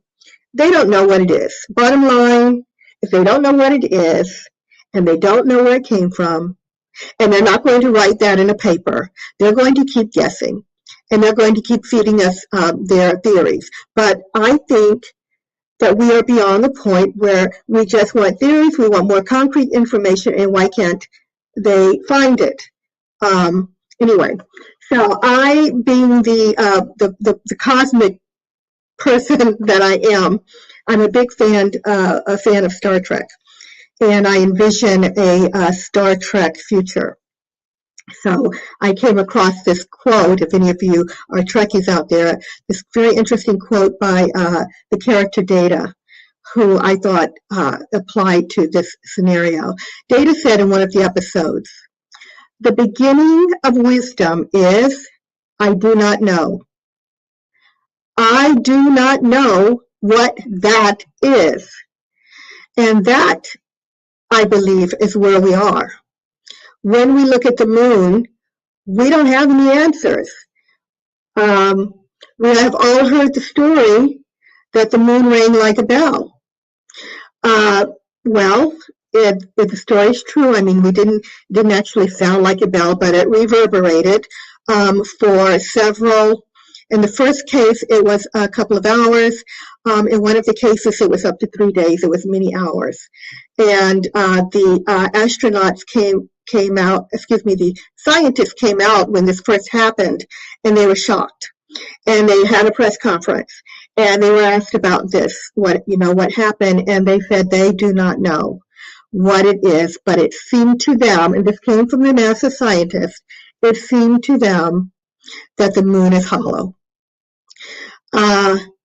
So with that said, they never committed to the moon being hollow, but they insinuated it, and they have never gotten back to us on it. They will not talk about that today, even though I frankly just posted a quote where the Apollo 16 astronauts, I believe it was Apollo 16, that had also rammed their ascent stage into the moon, and ground control was saying to them, guys, that bomb or that ascent stage that you ran into the moon, the moon is vibrating a little bit. And this was like the third time it happened. It's kind of shaking. So I thought that was interesting. I put that up on my Moon Mysteries page, that, we did hear them saying that to the astronauts. And so the thought is that the moon is hollow. And so if the moon is not, now they're saying that also that since the moon is hollow, that the moon cannot be natural, that a natural satellite, can't be. So two scientists in 1979 out of the Soviet Union, they worked for the Soviet government, and their names were Alexander Shoberkov and Michael Vassin. And they had looked at NASA's information, and they put forward their theory regarding the moon's origin. They came up with their own, and it was astounding. Many of us have heard it by now. It's all over the place. But they stated that our moon, as I just said, is not a natural satellite, but an enormous spaceship. As crazy as that may sound to people, they said it is an enormous spaceship created by extraterrestrials that had highly advanced technology. They came to this idea, like I said, from the data from the Apollo moon missions after looking at it all. They presented their findings in Sputnik magazine in an article titled, "Is the Moon the Creation of Alien Intelligence?" Now, these two guys put their reputations on the line with this material, but they said it was the only explanation for not being able to understand the origin of the moon reverberating, the moon being hollow, and what it was, made up of. They also looked at the rocks. And so I'm just going to read from my book again. I said, from their research, the two concluded that it is very likely that the moon is an ancient spaceship that traversed the universe and ended up in Earth's orbit. They surmise that the moon is a planetoid that was hollowed out eons ago somewhere outside of our universe. They believed that these advanced beings used large devices to construct a massive spacecraft. They proposed that the moon's originators used equipment to dissolve stone, which created huge cavities in the interior of the moon. Once this was accomplished by the ETs, they believed that this enormous craft was navigated across the universe and positioned directly and perfectly into Earth's orbit. The scientists were quoted as saying, "It is more likely that what we have here is a very ancient spaceship, the interior of which was filled with fuel for the engines, materials and appliances for repair work, navigation instruments, observation equipment, and all manner of machinery. In other words, everything necessary to enable this caravel of the universe to serve as a Noah's Ark of intelligence, perhaps even as a home of a whole civilization with the idea of a prolonged existence in long wanderings through space." So from that time on, the spaceship moon theory was born. Some people really embraced it. It has become a consideration for how our moon came to be among moon enthusiasts, ufologists, and researchers. The Soviet scientists' idea that the moon is an ancient spacecraft created outside of our universe by ETs is about as outside of the box as one can get in determining the origins of the moon. And interestingly, the two seem to agree with that way of thinking, because they said, abandoning the traditional paths of common sense, we have plunged into what may at first seem to be an unbridled and irresponsible fantasy. However, the two believe that the moon being a spaceship answered many of the baffling questions associated with it. So I decided in my book to kind of look at the different scenarios that would be behind an idea for extraterrestrials wanting to create such a ship. Excuse me.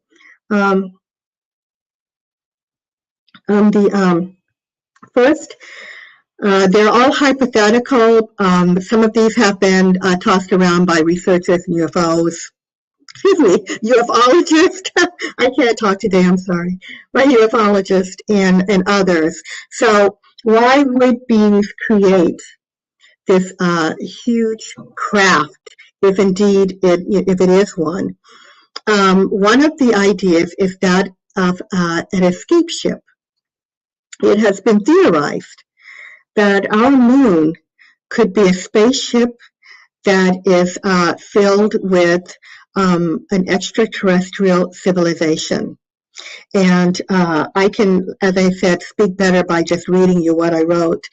It's very interesting. The first hypothetical spaceship moon scenarios can be likened to Noah's Ark. If the moon really is a gigantic spaceship, we can only imagine the reasons that a race of beings would embark on a project of such a grand scale. Our moon, now, on such a grand scale, as it takes light years to traverse the universe, it could very well be that they were trying to avoid a disaster. Our moon could just be a life-saving spaceship where extraterrestrials escaped a dangerous situation on their home world and literally fled for their lives. We can only speculate what type of disaster, but certainly one large enough to cause them to build a ship to escape, such as a sun-going supernova. And we can imagine that it was not a quick ending. They may have known for a long period of time of a pending disaster, and thus were able to build what we are now calling a spaceship of epic proportions. Now, some people will say, that's not so, that's not possible. Why would you, think that? We haven't even gotten to the point in our lives where we can prove that there are extraterrestrials out there. Most of us in this audience, I would think that, have heard the stories of extraterrestrial visitations, and we all know that, there are UFOs flying around and everything. So it is not so far a stretch for us as a young species of beings on planet Earth to have not reached the point of actually having our first contact. We're still new, but there could be others out there that have been out there for eons of time, that are very old civilizations, that have advanced technology that we could not even begin to imagine, that were, just in existence long before mankind was. So the idea that there may be a sun, it takes suns, how many, millions of years to go a supernova, the fact that there may have been a sun problem or something that caused a very old civilization to escape, if you look at it in those terms, I don't think it's that far-fetched. So it could have been an escape ship. Not only could this have been an escape ship, but this ship may have also been a generational ship, because it takes time, as we know, to traverse the universe. And it could be a place where people have lived out their lives on what they think is a world, but it's really a ship with everything they ever needed, and have died and have kept going generation-wise. So, that is a thought. It is a thing. It is a theory. Another theory is that the moon could be a city ship. A city ship is a transportable city. We see it in today's science fiction, of course. However, given that we have just covered about the origin of the moon, we should just, and we looked at the moon as an escape vehicle. The city ship is different. Even though we believe that a city ship is inhabited, it is different than an escape vehicle. I asked, could it be that the moon itself is an enormous spherical city ship created by an extraterrestrial race? A city ship would essentially be a traveling world. In this scenario, the inhabitants of this ship are not fleeing, but are purposely traveling the universe. In recent years, with the advancement of telescopes and cameras, people have captured astonishing videos of the moon. Several of them reveal what appears to be circular-shaped objects flying across the moon and entering and exiting large chasms. It appears that the moon is harboring small spacecraft inside it. Are these explorers? Are they scientists? Are they using their place in Earth's orbit as a holding spot for their largest ship, which is the moon, while the smaller ones travel the galaxy? There are those that claim they have witnessed water being extracted from rivers and other large bodies on Earth. Could it be that there are beings on the moon that are using some of Earth's resources? Might they one day decide to navigate this potential great ship into another solar system once they are done with ours? Anyway, I asked those questions, and I'm hoping that people will think outside of the box and think about these things in terms of our moon not being natural. Another hypothesis is the Garden of Eden hypothesis, which means that the moon was transported into Earth's orbit by, again, of course, advanced beings, and to support Earth and all creatures on it. These beings would have had the aim to create a global paradise here where life would flourish. In this scenario, we consider whether they brought seeds of plant and animal life from their original home world and deposited them on Earth. Some researchers believe that the Earth was partially terraformed. Others maintain that humans did not originate here. Still others believe that humans are a hybrid race that are a combination of primates and extraterrestrials. There is a blood type in some humans that scientists cannot explain, which is Rh negative. Could there be a connection to that? Could some of the populace in a spaceship moon scenario have come to Earth, lived among us, and bred with humans? There are tales of certain religions and myths around the world that speak of such unions, referring variously to these beings as angels and gods. Is this who we really are, the descendants from a race of beings who thousands of years ago mixed with humans? We can only speculate if we are their offspring, and if this is where our origins began. Could they be us? And I would like to just say, I don't remember if I wrote this in my book, but I would like to say, if that is the scenario, and they came here, and they did help to assist humanity, are they still there watching over humanity? Are they watching our progress? If there are hybrid children here, are they watching to see how things are going? The moon is a mechanism.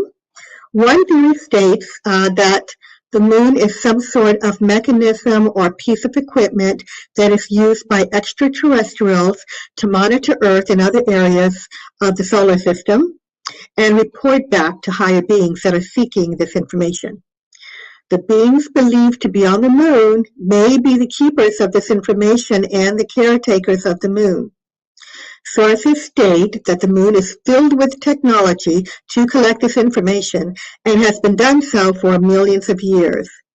It is thought that at some point there were beings that became aware of the Earth and sent in this large piece of equipment to engage in what can only be called a lookout station for what is going on with Earth and her inhabitants.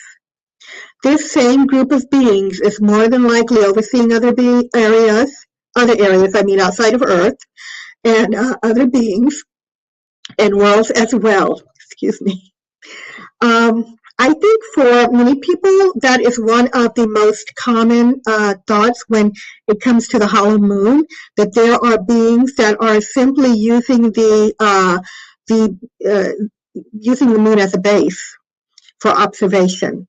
The other scenarios that I gave are considered and are not, necessarily so far-fetched, considering we have stories of, like, for example, Admiral Byrd, who was one of the people that was well respected during his day. He was a pilot, he was a captain, and he swears that he flew into a hollow earth and saw a city and had conversations with other beings that lived here, that started on top of Earth and that we don't know. So it's not such a new, precisely a new idea about there being a hollow moon with a civilization. But when people are looking at this idea and they're open-minded to it, a lot of them think it's a base. So my last scenario that I gave in my book, this hypothesis is called, a space station. Some have likened the moon to a space station.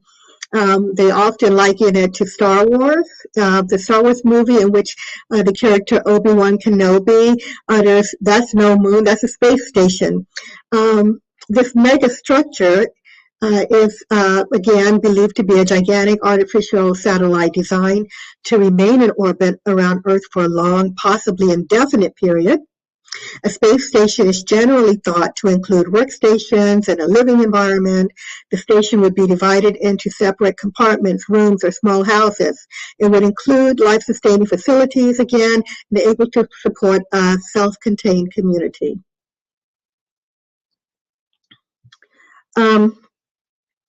So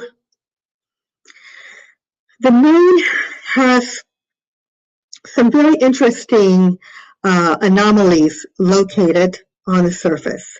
By now, there are people who have heard this information, and so for some it's very new. But it looks like there was once an ancient city on the moon. Now, we've talked about the idea of there being beings inside of the moon, but at one point, there may have also been someone living on the outside of the moon. We don't know if it's both, and it could be, but there's definitely some strange things located on the surface. So I wrote, was there once an ancient city on the moon? Is there a city on the moon today? Some lunar researchers believe the answer to both of those questions are a resounding yes. If there are lunar inhabitants, then they seem to have been on the moon from the beginning. No matter if they were in a spaceship moon or if the moon was seeded by extraterrestrials that located the moon and started life there, it appears that they have always existed. Whoever it was lived there a long time ago and may still be there now. There is a theory that there could have been a time when the moon had an atmosphere and water. No matter how implausible that may seem or not, we have no idea how an extraterrestrial species would have been able to exist on the moon, on the outside. However, something or someone did, and whoever they were may have had an important earthly connection. There are some stories in Earth's past where Earth did have an ancient connection to the moon. We have stories from the Sanskrit script writings that talks about how humans could fly, that humans in ancient times had aerial technology. And when people read this or that they hear this, they think that we're talking about mythology. They think that we're talking about gods being created in our minds that were associated with some kind of spacecraft and flew around, which is not the case, because the ancient Hindi writings talk about spacecraft in great detail. They go into the size of the craft, the energy that the craft ran on. They go in great detail, which again I put in my book. They go into great detail. It wasn't just mythology. They gave us the outlines or the blueprints to these vehicles, and it said that they would travel to the moon and that they could travel out of space and come back. So if there's any truth in those stories, and there are stories from many different cultures that talk about the ancients having aerial technology. Now, either we forgot it, lost it, or it's been covered up, but they said they had it. And if they could reach the moon, could there have been a possibility that there was a city built on the inside and the outside, and they could go back and forth? Now, okay, there's no oxygen on the moon, but I have come across a scientist who said there could have been a time for about 3 billion years where the moon could have actually had people living on the outside. It could have had an atmosphere. Now, they could have been the outside, the inside, or both, as in maybe today, which I hope I have time to get into. So they have located, so yeah, I wanted to go back to, they had aerial technology, the history says, whether or not you believe it. And also there is the story of Atlantis. Atlantis, which I believe was real. Plato said it was real, even though there are people who argue that. That's not what he said. He said it was real. And Atlantis, that story was said, in that story they were so advanced that they were said to be able to fly. And there is one legend that says that the moon was a part of the kingdom of Atlantis and that they could go back and forth. What's really interesting is that most of the structures, and they have found structures, in case I didn't say that, they found structures up there. Many of them, or most of them, seem to have been blown to bits. You've got partial walls and, partial terraces and partial areas where it looked like, was part of the building and columns and things up there. Some of these were seen in NASA photos, and there's also pyramids and obelisks and some other monoliths up there. So somebody was there, somebody was doing something, but it looks like also from looking at those ruins that there was a war, that there may have been a war. There is some evidence of the craters looking like they came from atomic bombs, which if you look on Earth, we have craters that were, said to be formed in ancient times that look like atomic bomb craters before we ever created the bomb. They're saying that this exists, and there are places, cities within the jungles of South America where you can go that are ancient, that are overgrown, and it looks like these areas were bombed too. So I wonder if we had aerial technology, were they flying, back and forth, and was there some kind of cosmic war? And I would just like to bring Mars into this because there is some indication. If anybody has seen some of the photos that have come back, it looks like things were blown up there too. I don't see yet any columns or walls, but I have seen things that were not natural, that look like pieces in shards of things. So was there a cosmic war? There are scientists. Was there a war over the dominion, maybe, of the moon, or vice versa? There are scientists today that are baffled by what they say may be a cosmic war going on in the outreaches of space. They're saying they're seeing these explosions and they're not making any sense. I think they've documented about I don't know how many, hundreds of them. I want to say 800, but I'm not 100% sure. But they've been documenting these explosions, and they said it looks like somebody is fighting out there. So if you believe in extraterrestrials and that, they're advanced beings, could there be a cosmic war out there? And as out there that may be going on, could something have happened here in our ancient past with the moon and Earth? Here's a quote from Ivan Terence Sanderson. He's a researcher and author. He was very famous. And he said, many phenomena observed on the lunar surface appear to have been devised by intelligent beings. In her book, ETs Are on the Moon and Mars, author C.L. Turnich explains what the astronauts witnessed while on the moon. She states, in the winter of the 1974 issue of UFO Report, an analysis was made of astronaut voice tapes. These tapes revealed the startling observations of the perplexed spacemen upon seeing what appeared to them to be unusual and unnatural formations resembling the ruins of a dead civilization.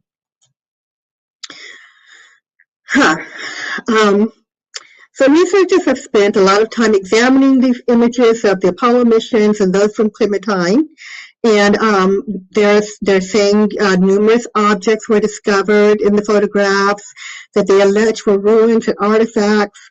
As I said, some were partial and some complete. Ruins purportedly found on the moon include monuments, partially destroyed walls, complex geometric shaped constructions, structures, pyramids, obelisks, monoliths, terraces, tunnels, and other objects that do not appear to be there by natural geological means. So I asked in my book, hoping people would think about this a little bit, what does this imply for our history and our life today? Does it affect us? I said it may, because there's a chance that the ruins on the moon may be directly connected to Earth. We may be galactically and historically tied to the moon beyond what the moon does for Earth and nature. Additional objects discovered in the images included roads, pipelines, domed craters, spaceships, rows of buildings, a plane-shaped UFO, a cigar-shaped UFO, a landing pad, satellite dish, and perhaps others that we do not even recognize as structures because they may be alien structures. In fact, former NASA expert geologist Farouk El-Bass stated, this was a guy who trained the Apollo astronauts, what to look for in geology. He said, "We may be looking at artifacts from extraterrestrial visitors without recognizing them." So certainly there may be artifacts placed there by lunar inhabitants that we have no idea of what they are.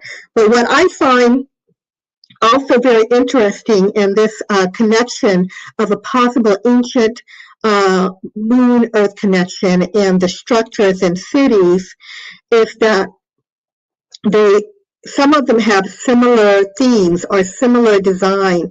I've seen pictures of NASA photos where there were pyramids in them, and it just looked like, one of the pyramids of Giza in them. There were some very famous photos of obelisks that were located in the late 1960s, and they call them, you can say I should say cuspids, the Blair cuspids, and there were several of them next to each other, and they look like the Washington Monument. There are several photographs with this type of design from the ancients, which is one reason why I think there may be a connection. Also, if you're wondering how could they have aerial technology and we didn't know about it, how could there have been atomic bombs in the ancient past and we didn't know about it? Do you know that there are theories where it is thought humans started over more than one time in our growth and in our advancement, in our technology, in our science because of some cataclysmic disaster that affected Earth. And it was interesting going back to Atlantis just for a second in Plato's writings. The way that the Atlantean story came to be, according to Plato, he had a relative that had traveled to Egypt all those many years ago. This relative had traveled to Egypt 9,000 years before Plato was born. And Plato had this manuscript about Atlantis, but his relatives that went to Egypt had gotten this information, this manuscript, from the Egyptians 9,000 years prior to Plato. And they were saying, they were laughing at the relative, I think the name was Solon, and they were saying, you think you know everything, you Greeks think you know everything, you don't know anything about your history, you don't know anything because it was all destroyed.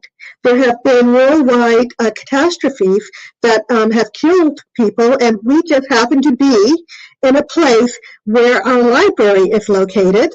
And at that time, of course, the writings were on columns, and they were untouched. So we have this old information.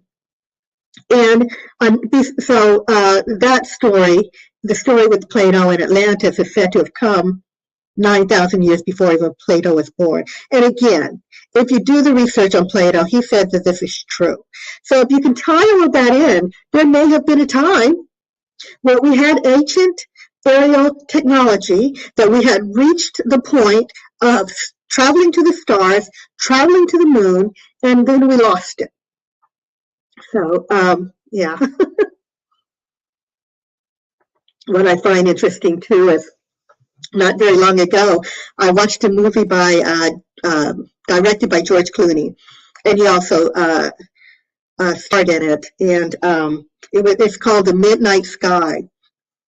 And in the midnight sky, there are astronauts from Earth in space, and a calamity hit Earth, and the astronauts are stuck out there. And I don't want to give the ending away, but I will say that that rang a bell with me when I saw the movie, because could there, along this line of thinking, could there have been a time where we reached aerial technology, maybe even more than one time, we reached the moon and something hit Earth and these guys got stuck out there? Could they have gotten stuck on the moon? Apparently, it's not so far-fetched. We're finding a lot of times that our science fiction mirrors our lives.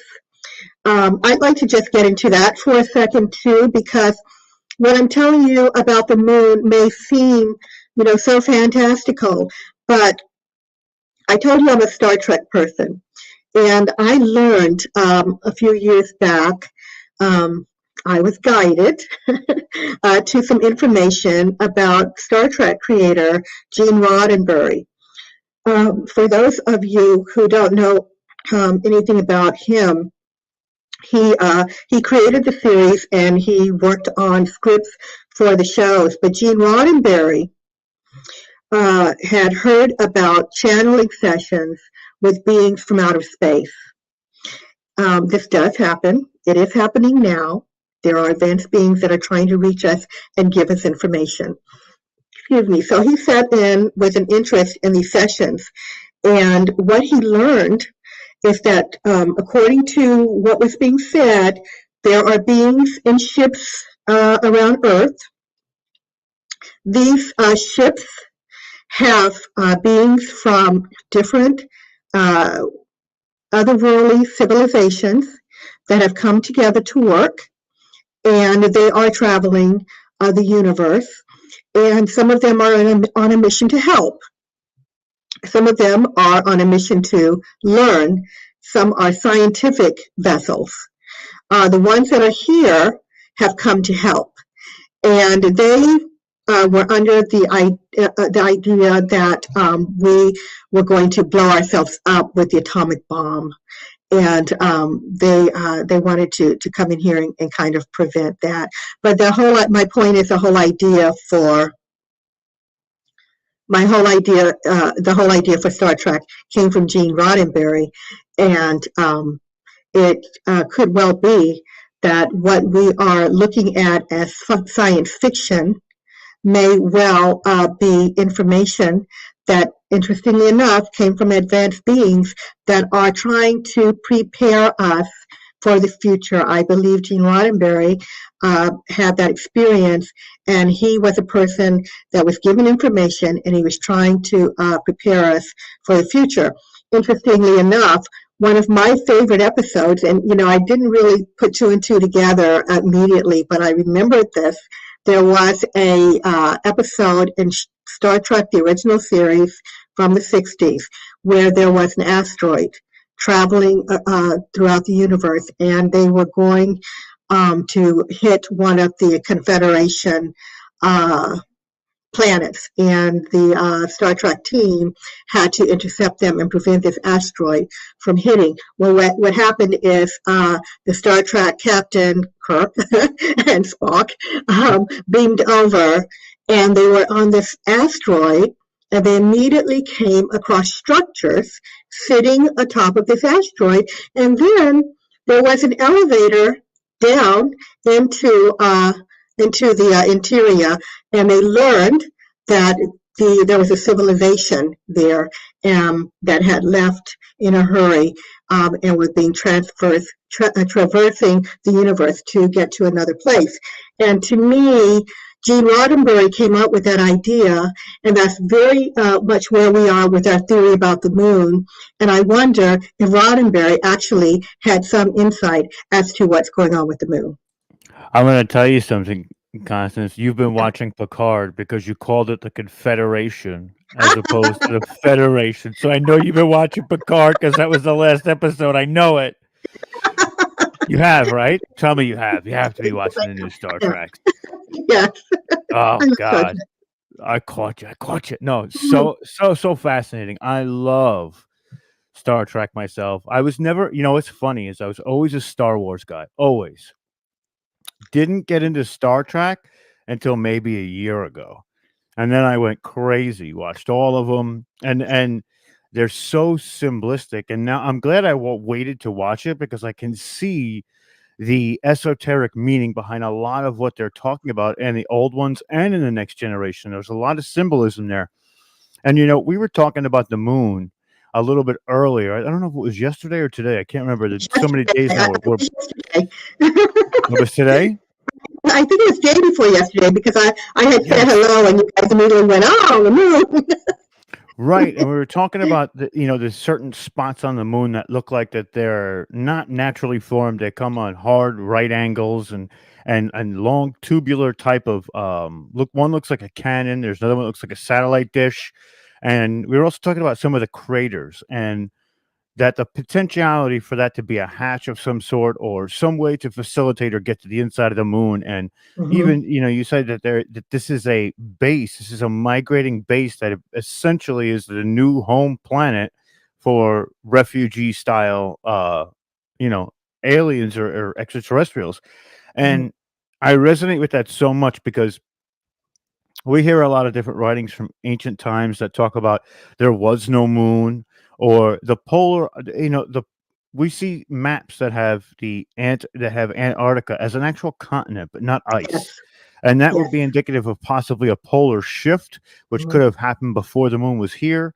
Yes. And, the congruency of the moon to Earth is sort of like our consciousness is the moon, and then our body is Earth, right? And that's the avatar to the consciousness. And I see a correlation between that two. And it's what you've done here is just an incredible amount of work. And I so appreciate your ability to put the symbolism into context for us. So you've done a hell of a job here, especially with the books and this presentation. So I just wanted to come in and tell you that. Well, thank you. Thank you very much. It's a labor of love. Isn't it always, right? It's just you have to love it to really do it to that extent. And you have given so many different dynamics of potentiality that if you had to pick one of the things that you were talking about, one of the different subjects that the moon could possibly be, what would be the one you're leaning to the most? Oh gosh. I there's so much in that in my new book that I couldn't get into. I talked about the planets being seeded. I talked about different kinds of beings. I go into names of possible ET races being on the moon. I think that there are beings living inside the moon, and they may have they came in with the moon. I do believe the moon was brought in. I believe there are beings inside the moon, and that there is a civilization in there. And then, like I said in my book, I've given some ideas of who they may be. I believe it is a spaceship moon, basically. Yes. I am with you 100%. I really think that there's something going on the moon that we're not privy to. And a lot of the work that I've seen is when missiles hit the moon, it rang like a bell for 3 days, rang vibrantly in a way that they could measure the vibrational orbit of the moon, which is pretty indicative of a metal interior as opposed to a solid interior, because the sounds or the vibration wouldn't resonate in the same way. So I think you're spot on with that. And it's just, go ahead. Rob, these are things that I don't know if, people want us, the powers that be want us to really know yet. I don't know why there's not more study in it, why there's not more information, out there. I mean, my research, I did the research, I got the information, but nobody's really talking about it. We talk about it, all right? The researchers and the ufologists talk about it, but I'm not hearing anything about it in the mainstream. And there's a lot of information out there. There's a lot of people who come forward. If I can say really quickly, there was one man by the name of Christopher Kraft, and I call him the smoking gun because he worked very closely with the Apollo 11 mission. And when he left NASA, he made a statement, and he said when the astronauts first landing went on the moon, they saw some ships out there. That story that we've heard is not mythology. And this was a well-respected person. So there's something going on. They know it. Some people have slipped and said it. Some people have come out and said it, but nobody's talking about it. I'm ready to write a book that says the moon is inhabited and nobody cares.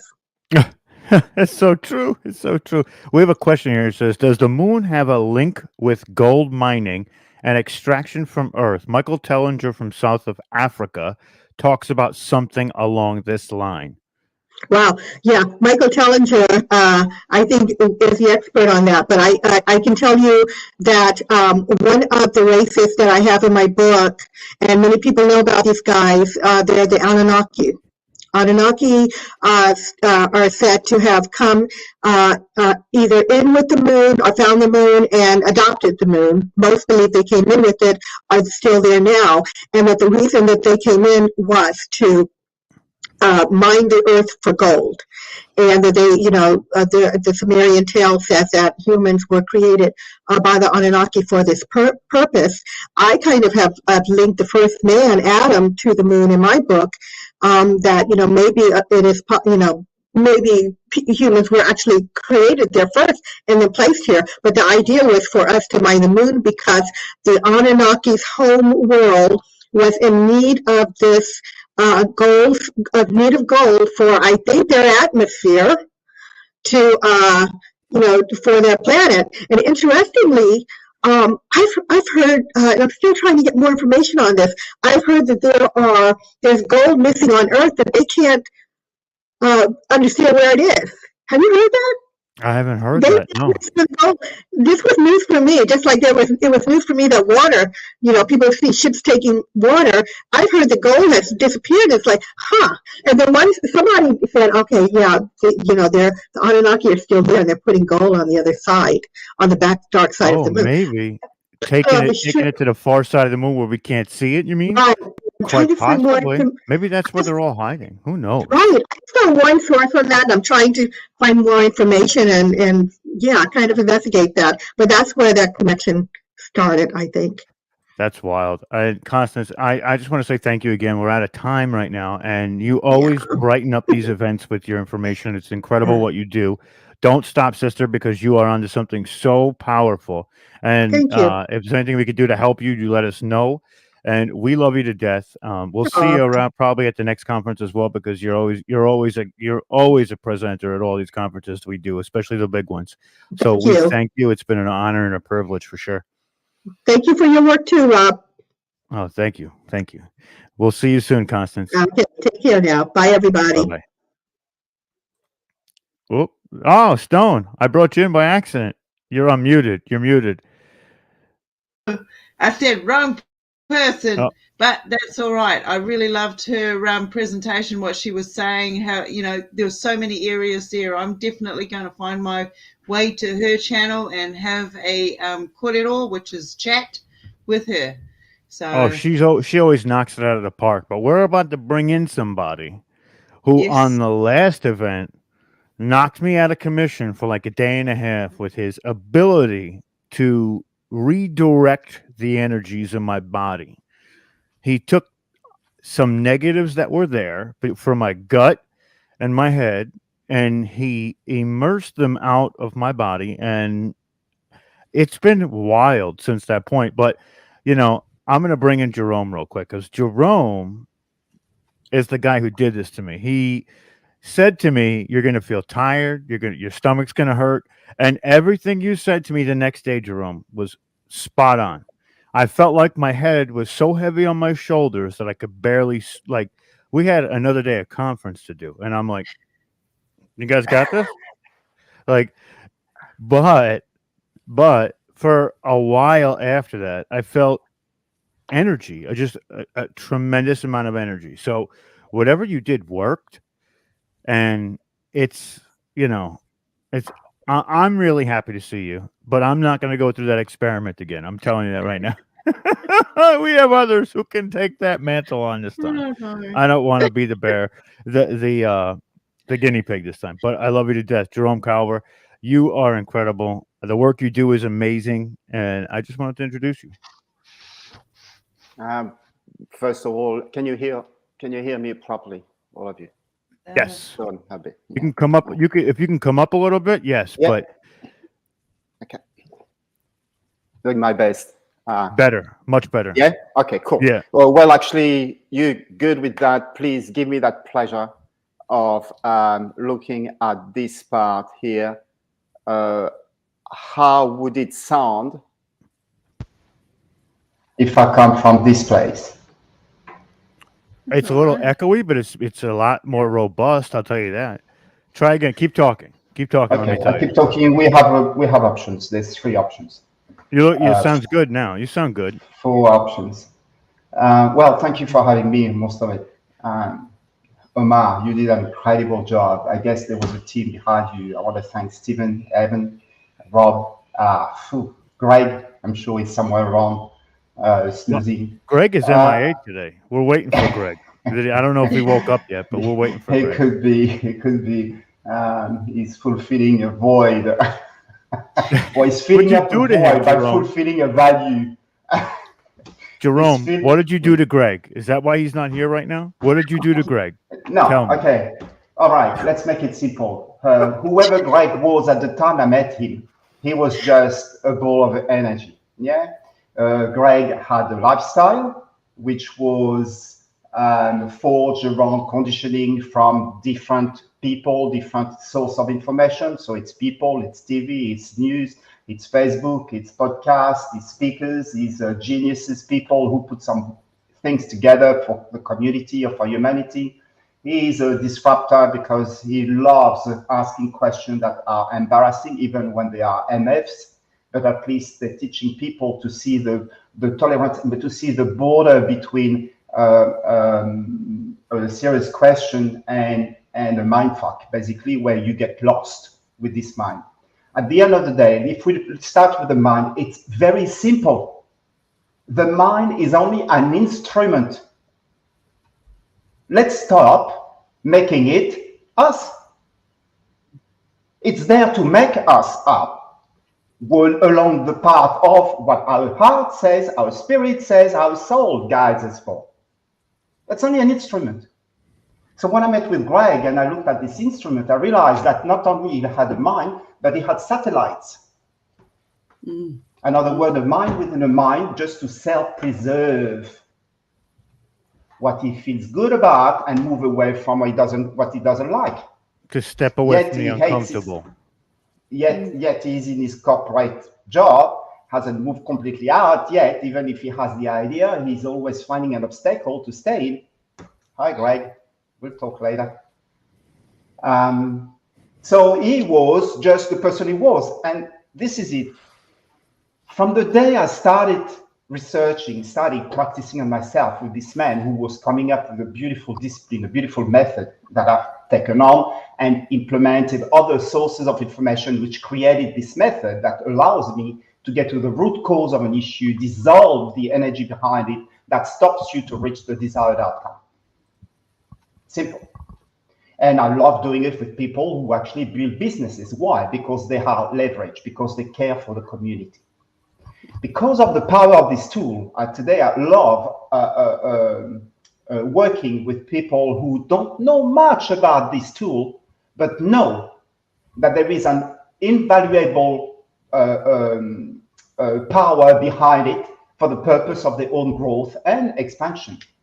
Now, Greg is still in a period of development for himself, growth when it comes to vocation, and getting to expansion as soon as he will have his first business, which he has, but he's giving it for free. So he's more into altruism than narcissism. He's more into giving than receiving. He was trying. I think that he was trying to establish a name under the guise of that business, but giving it away free for so long, it becomes expected, right? And you have to kind of cut that line and say, here's a taste, there's your free sample, but for the rest of it, you got to come back. And he wasn't doing that. And you're right. So basically, there's some doing, but there's as well as the purpose, the reason, the thought, the cause, the intention behind it. Is you all aligned with it? So putting this way, what we can, the experience that you had, Rob, is very similar to anyone else. The thing is, I picked on something that would be substantial enough for you to experience it and describe it with the level of awareness that you have. I could have just cleared a simple issue, a simple glitch, something like, oh, Jerome, I'm lost, I'm a bit low energy. No, I don't go there. If you're low energy, there's a million tons of things. So I go on the top of the million of tons, the one which is safe and healthy to dissolve, to wipe off the system.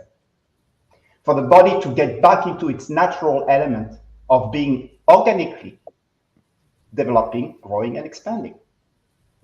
And I'm not going to go into the undeniability of the perspective that I present in this method, because it's undeniable and it's not to discuss.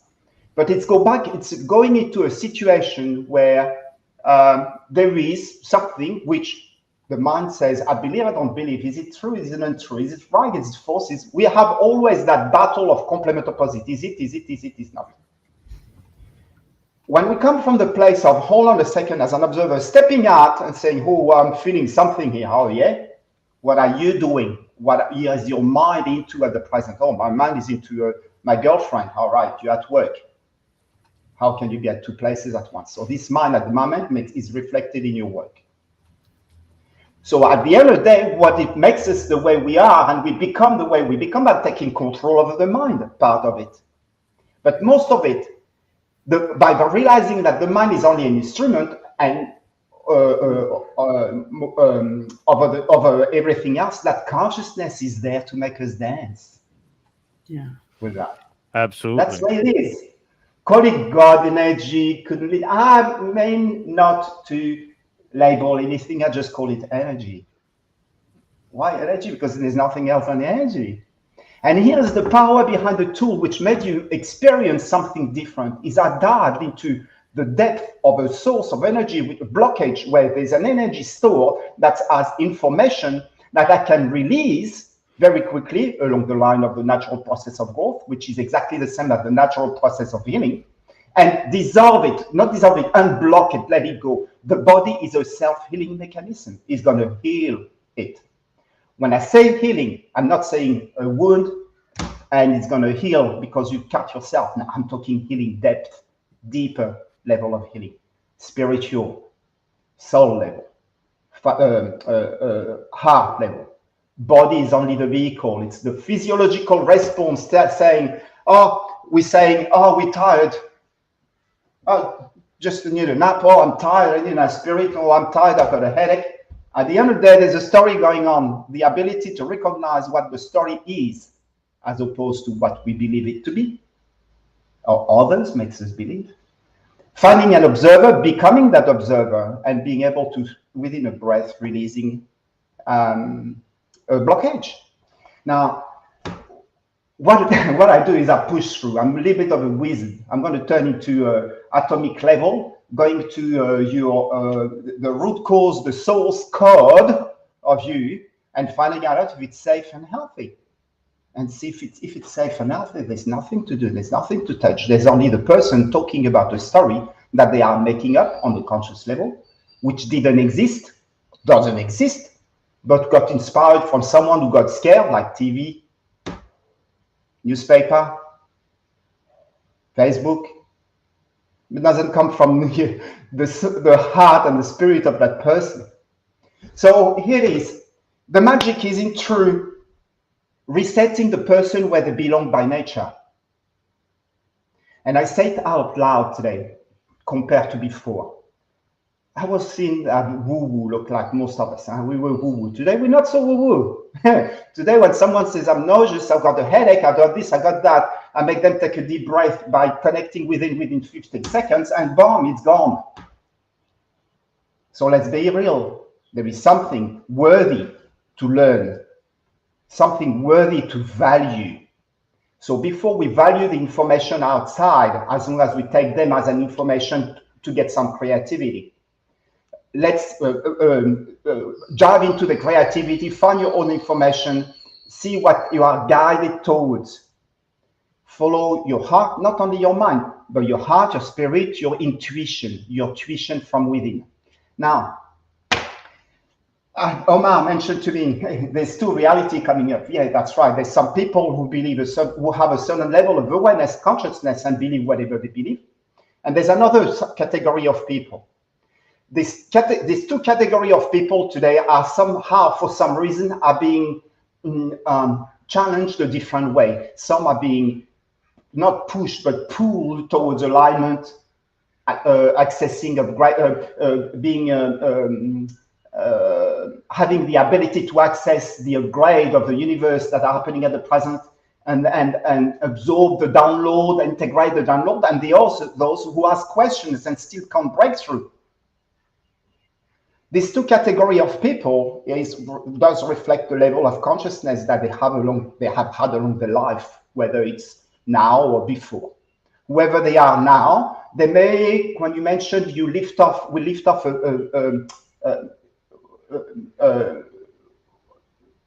lift some weight off your body by doing this session, right?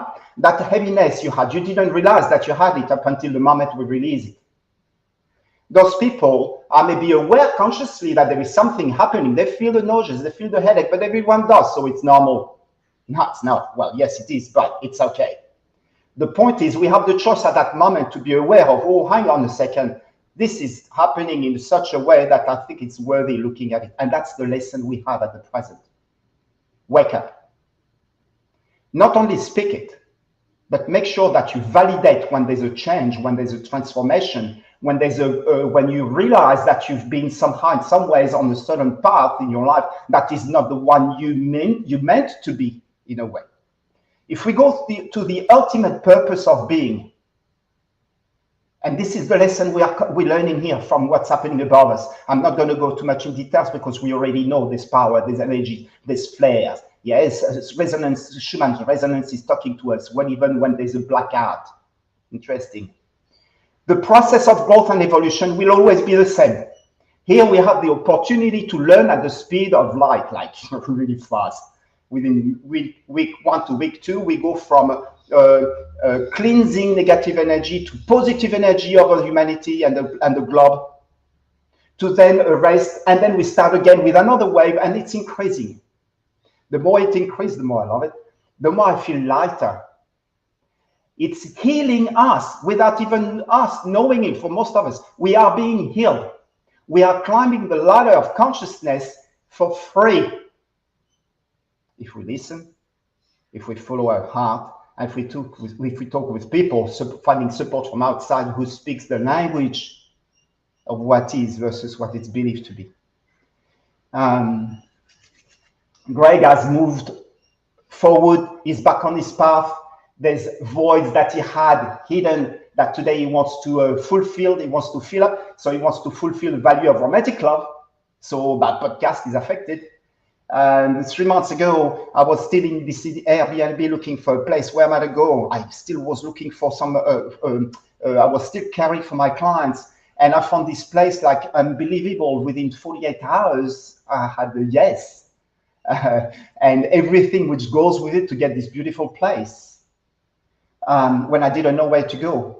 There is some power and some energy coming from above. And I'm just an emissary. An extension of it.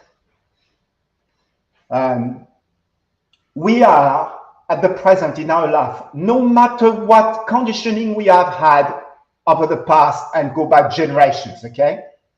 At the end of the day, this conscious person there, just you, me, them, we all the same, it's me, we're the one talking here. Every single day, we sleep, we wake up, we're being physically active, we're being nutritionally active, we eat, we want more energy, second source. And third one, we're doing what we love and love what we do, putting the spirit into it. In order for all that to happen, we use maybe the brain, the instrument there. We knock on the door, we open the laptop, we key the dinner. Here the recipe, boom. I mean to say, today it's so obvious, the power of healing, of manifesting the reality we may only have dreamed of is at the doorstep.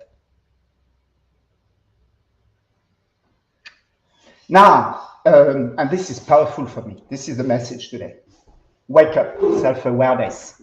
The two reality, some people will make it, some people won't. The one who won't make it, they won't see the one making it. But the one making it will only have compassion, love, forbearance, forgiveness for all it is. I can't read the future, but there's one thing I cannot emphasize enough, is to remember the fundamentals.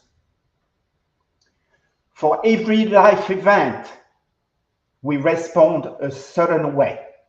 That is all related to what we've been connected with, what we've learned and think about, what we see, sense, feel, talk about and feel. The sum of all of it will create the reality. The energy to create this reality will be emerging from there, will be triggered from this one up there. So make sure that this one is clean.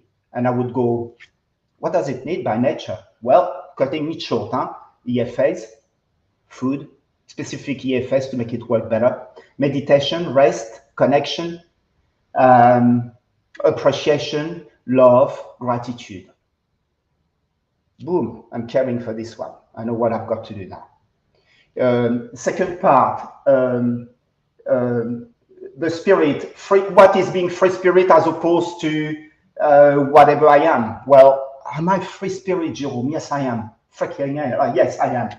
I cannot say I'm not anymore. I am. I do whatever I want, whenever I want, however I want, wherever I want. Can we all claim this today? Because up there, they can't wait for us to have that attitude, that behavior, that presence. Open up the heart for what is and change the programming of this one, lighting it up, getting rid of the dust. So here we go. I would like to present very quickly, I don't know how much time I've got left, but I'd like to present this model. Homie, you got 45 minutes, bro. All up. Yeah, you're doing good. You're doing good on time. 45 minutes. Yeah, cool. So what I'd like to present, what I'd like to give away is this 3-step framework that I use for all my clients, absolutely all my clients. Whether it's this lady I met lately, a single mom who was suicidal because a brother did it a few months back. Thank you, COVID. And a month later, she says, for the first time,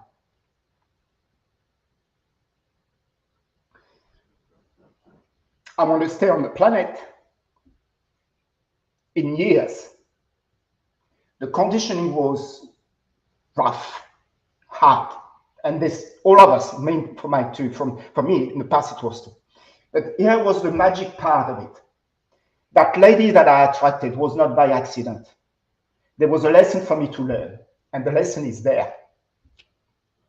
In order to respond to what I ask for, my intention is to follow up with what's happening up there. Never miss a day. I lately aligned with the upgrades from the universe and the downloads, which I was not, and many people were not. In a sudden, this morning, I got up, I was going like, holy shit, it's such a beautiful day today. And that was this simple change of perception.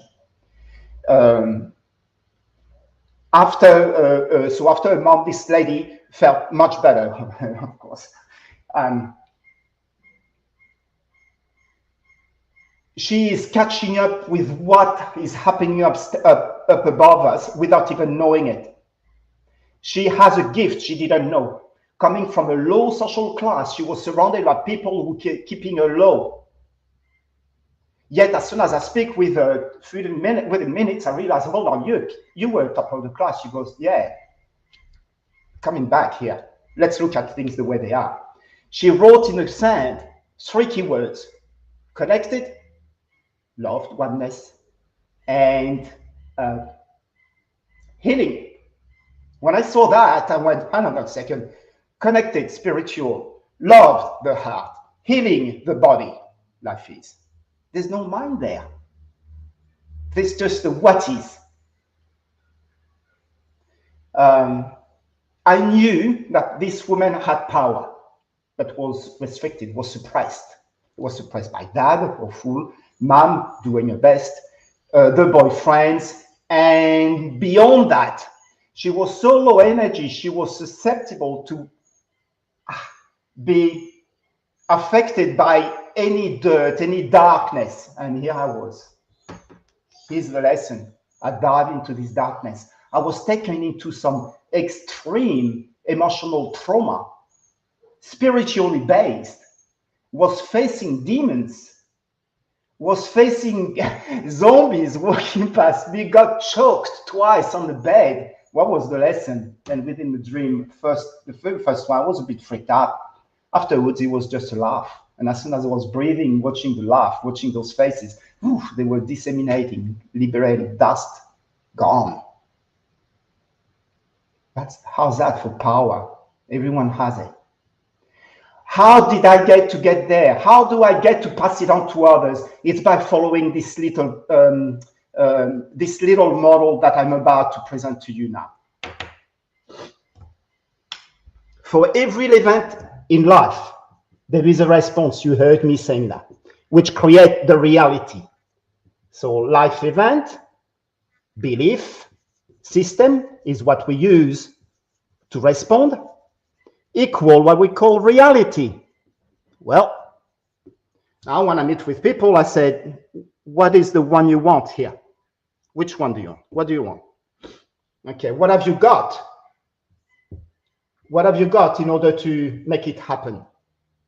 So we list all the resources. We look at the values, which is the drive.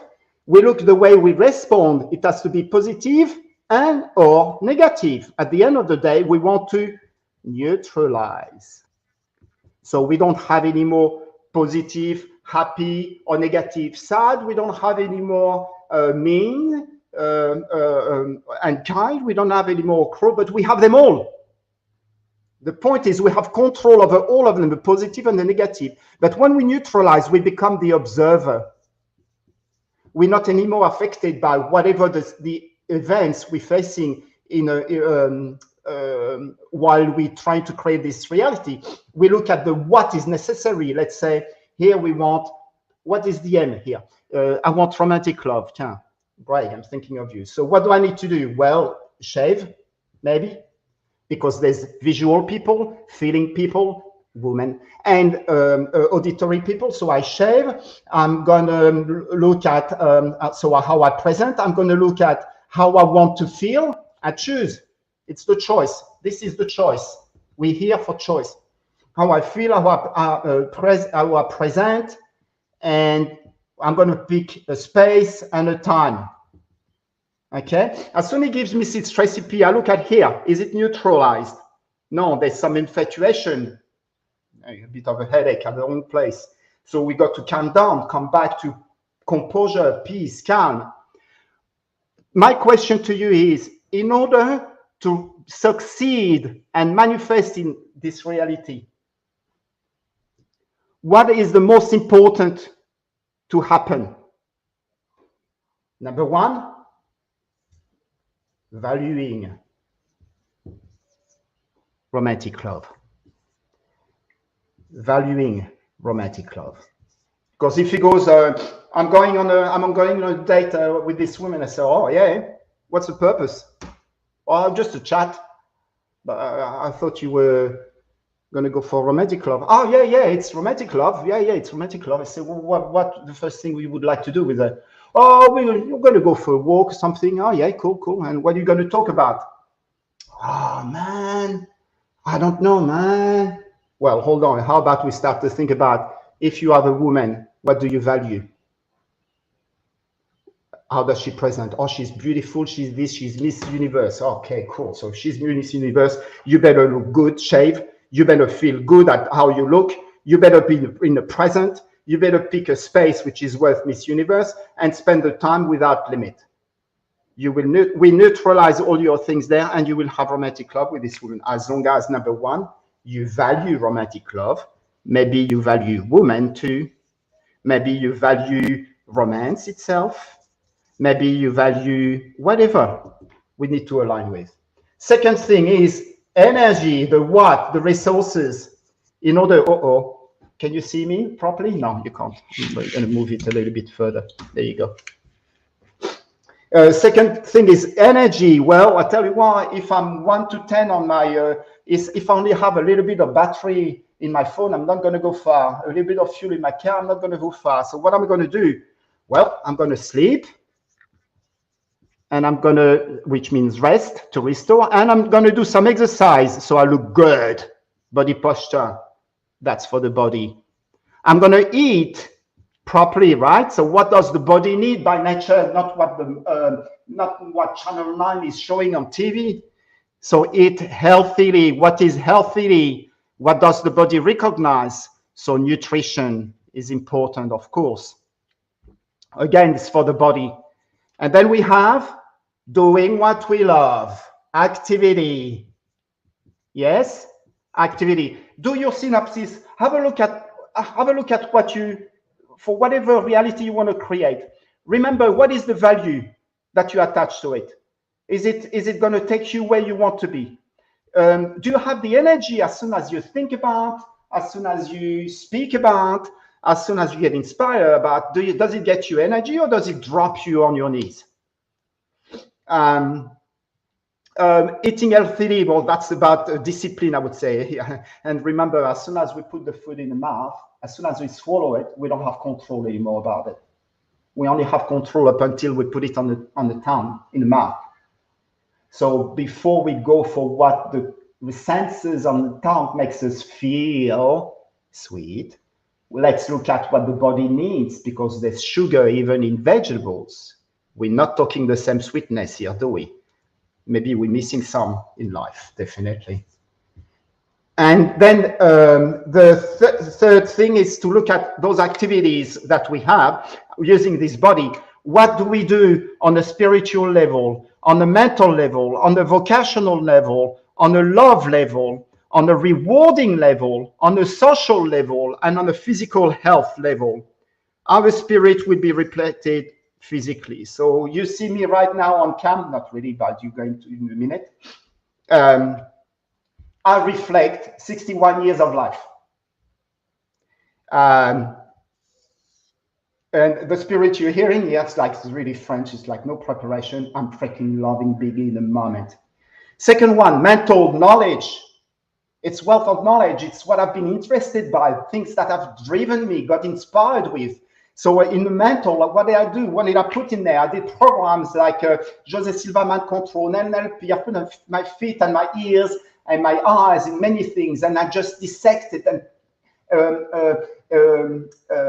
extracted the essence of all of it, which is this 3-step framework that allows the body to grow and evolve, and the mind and the spirit, as well as heal when it's not growing and evolving. The process is the same. Mentally will be reflected socially. We are in a social environment. I'm sharing with you wealth of knowledge, things that I've bathed in for 27, 8, something, 95. I'll leave it up to you. 27. And then vocation, our voice, our contribution. What is it worth? In the physical form, it's going to appear in the form of dollar or gratitude. Or I give you a carrot, you give me a zucchini. You with me? There's an exchange. The two will always appear. This is our life. This is where everything, this is where everything, no. This is where we can put things in order to create that reality that we want. In this case, was romantic love. My whiteboard could have been a little bit bigger. So, the two reality, what? Well, one is low consciousness, unfortunately, and I'm sorry, we can't hide it. Low consciousness means low social classes, where they got stuck into the darkness, because we need the both, and we need dark and light. We need peace. We need war. We need war to have peace. We need dark to have light. And we will always have the two. Our lesson is to live with both. And honestly, even the dark, I'm nearly saying, like maybe cocky for some of you, it's full of thin air. It doesn't exist. It's an illusion. I see Voldemort and Harry Potter Harry Potter kicking the ass to Voldemort. It's happening today around the planet. Humanity has been put in hand into a Voldemort. Today it's changing hands. And Voldemort doesn't have power. He hates spirit and he hates love. So whoever spiritually comes and affects you, you give them some free spirit and you give them some true love. I swear, the darkness melts away. They don't want to know about you. Make sure you don't sleep on the spot. Huh? That night, really could be chopped. But that was fun. Darkness is an illusion. It's deeply rooted energies where we dark into depression when we've been bathing with dark people. If we want to grow and evolve and emancipate, let's learn from the one who've done it. There's masters out there. We are in a moment of history of the humanity, which is important. And this could be the biggest information that I could give, most important information that I could share. Make sure for everything you are and everything you do, you value it. It's going to give you something. More inspiration, more intention, more creativity, more purpose, stronger belief, some visions, some sensation coming from nowhere. Gee, at the moment, it's a real synopsis. It's a smorgasbord of energies at the moment. One moment, I'm going to get goosebumps everywhere. Another moment, I'm going to be folded in half and feel my nauseous, I feel nauseous, and I connect with it. And thank you up there, but this one was tough. And boom, releasing it back to the present. Whatever it is that you are or wants to be, come. Whatever it is you do, make sure you value it and it's aligned with what's happening in the evolution, in your own evolution. I'm doing this work today. My program has changed. I'm taking people on another level. I'm not anymore clearing little energies, little emotions, a fear, a low self-esteem, a resentment, a grief. That's a simple breath. I'm taking people to where they belong. Some of you know it, but haven't been affected yet. Soon you will feel it a little bit more. If you're around, I give you a bit of a boost and make sure that it's integrating with love rather than whatever.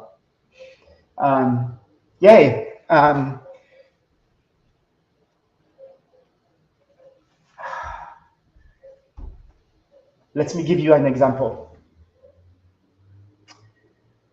I'm in New South Wales. I'm coming back from Victoria, Sydney, Brisbane, 3 states. Victoria for 5 years. Now, decide to go to New South Wales. COVID happens. I landed here in this after driving 15 hours. I looked at my intention book. The picture of the beach was in my book. Stay here a year and a half. Go Northern Rivers. That's what I wanted. New South Wales, Malam, Steve, Evan, I love you guys. That was the place where I wanted to be. I went up there. Ballina, Lismore, Federal, Lennox Head, the whole circle. I love it. Something was saying, no, Jerome, it's not there. Why it's not? That's the place you want to be. Jerome, what is the value? Well-being. Yeah, you know that, but why is it a no then? Something was beyond me, giving me some clarity. I just couldn't get it. When I came back here, 300 k's away, I decided to let go and said to myself, okay, what's most convenient? What's most valuable? What is the most simple thing that I could be doing in order for me to move on? I had enough of the Airbnb. It's simple. It's to stay where I am. I looked at everything, all my value list: peace, calm, COVID-free, fresh spirit, headland, the ocean, 10,000 people only, healing. I don't need a car, I got my bike, and cares for my body when I pedal going down to the beach, which takes me only 5 minutes, and come back, which takes me 12, 15 minutes, because it's all going up, and I live on the top of the hill. That's the value. Fitness, health, fitness, being here. No more bullshit with the floods and the rain bomb and the crap coming from whoever the premiers and the states. I found my little nest. I care for what's most important for me to grow and evolve. Space, time, energy. And I got plenty. And I've grown and I've expanded, taking clients from 6, 7, 8 to 9 figures. We sign up clients from going to 8 to 9 figures. You would say to me, what the fuck is the purpose? The purpose is this guy is providing for a whole community. Tens of thousands of people service is putting into place. He has a reason. He has a value to drive him. He goes from 8 to 9 figures, not to spend around Tahiti with a cocktail and his beautiful girlfriend around him. It's because he's got a reason. He's got a cause bigger than himself, an unstoppable drive, and wants to leave a legacy. What is going to take you to taking on everything happening in your life for you to go and to be where you want to be? It's a choice.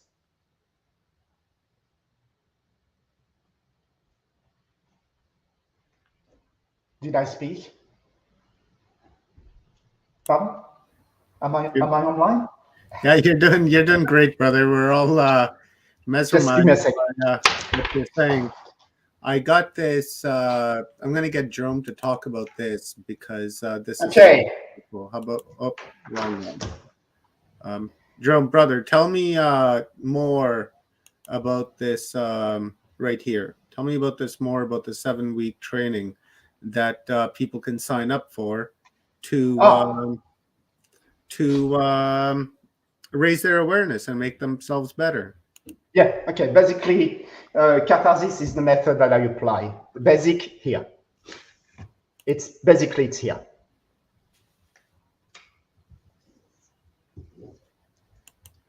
It's in this framework here.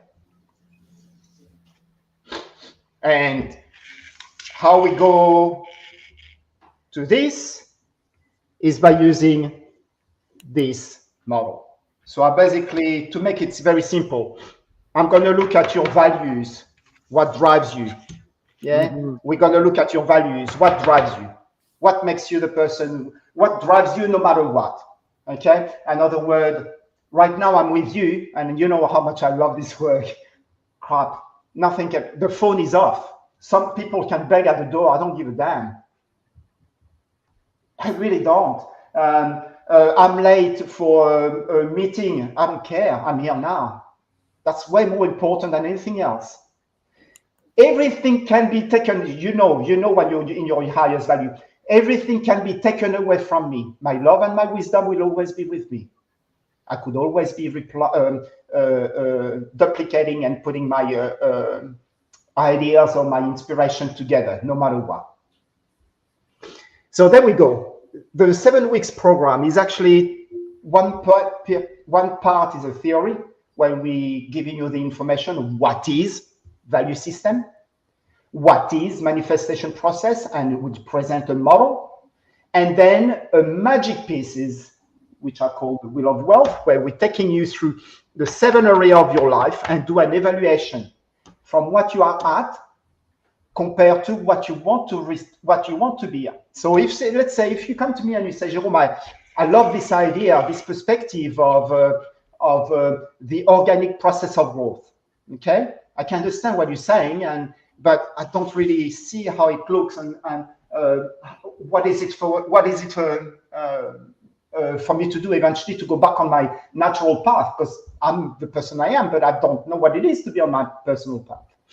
The very first thing we do is what's most important to you. It's your drive. It's what makes you live your life and live the experience, and in such a way that you're neutral, you are in love. When you're in a state of love, the heart, the soul is evolving, is learning from it. It's evolving. The soul will never stop to evolve, no matter what. Okay, the heart is leading it. And it's funny because even the ego somehow, in some ways, has a bit of a role, is there to help and challenge the others. Anyway, so we look at your values, and you may say to me, no, Jerome, this is not important to me. Like I said to my mom not long ago, Mom, you've been a mom all your life. Your business is gone. What do you do now? What do you value? Painting, drawing. There you go, Mom. Instead of spending your time at changing nappies, now you're going to be drawing and painting. She's back in it, and she's happy. She's glowing. She's shining. People see her and says, what do you do? She doesn't even know. But what do you do? She does what she loves. Give me 10Ks running, jogging. I'm not going to say yes, otherwise I sacrifice. Why? Because I hate it. But if you say, grab your rollerblade, we're going for 10Ks jogging, I take my rollerblade and I make you run. I do what I love. So guys, do what you love. Value. Look at what's important to you. What is most important to you when you are something. I'm not a chef anymore. I am the person I am at the present. I used to be a chef and I loved it. But I changed. My value has changed.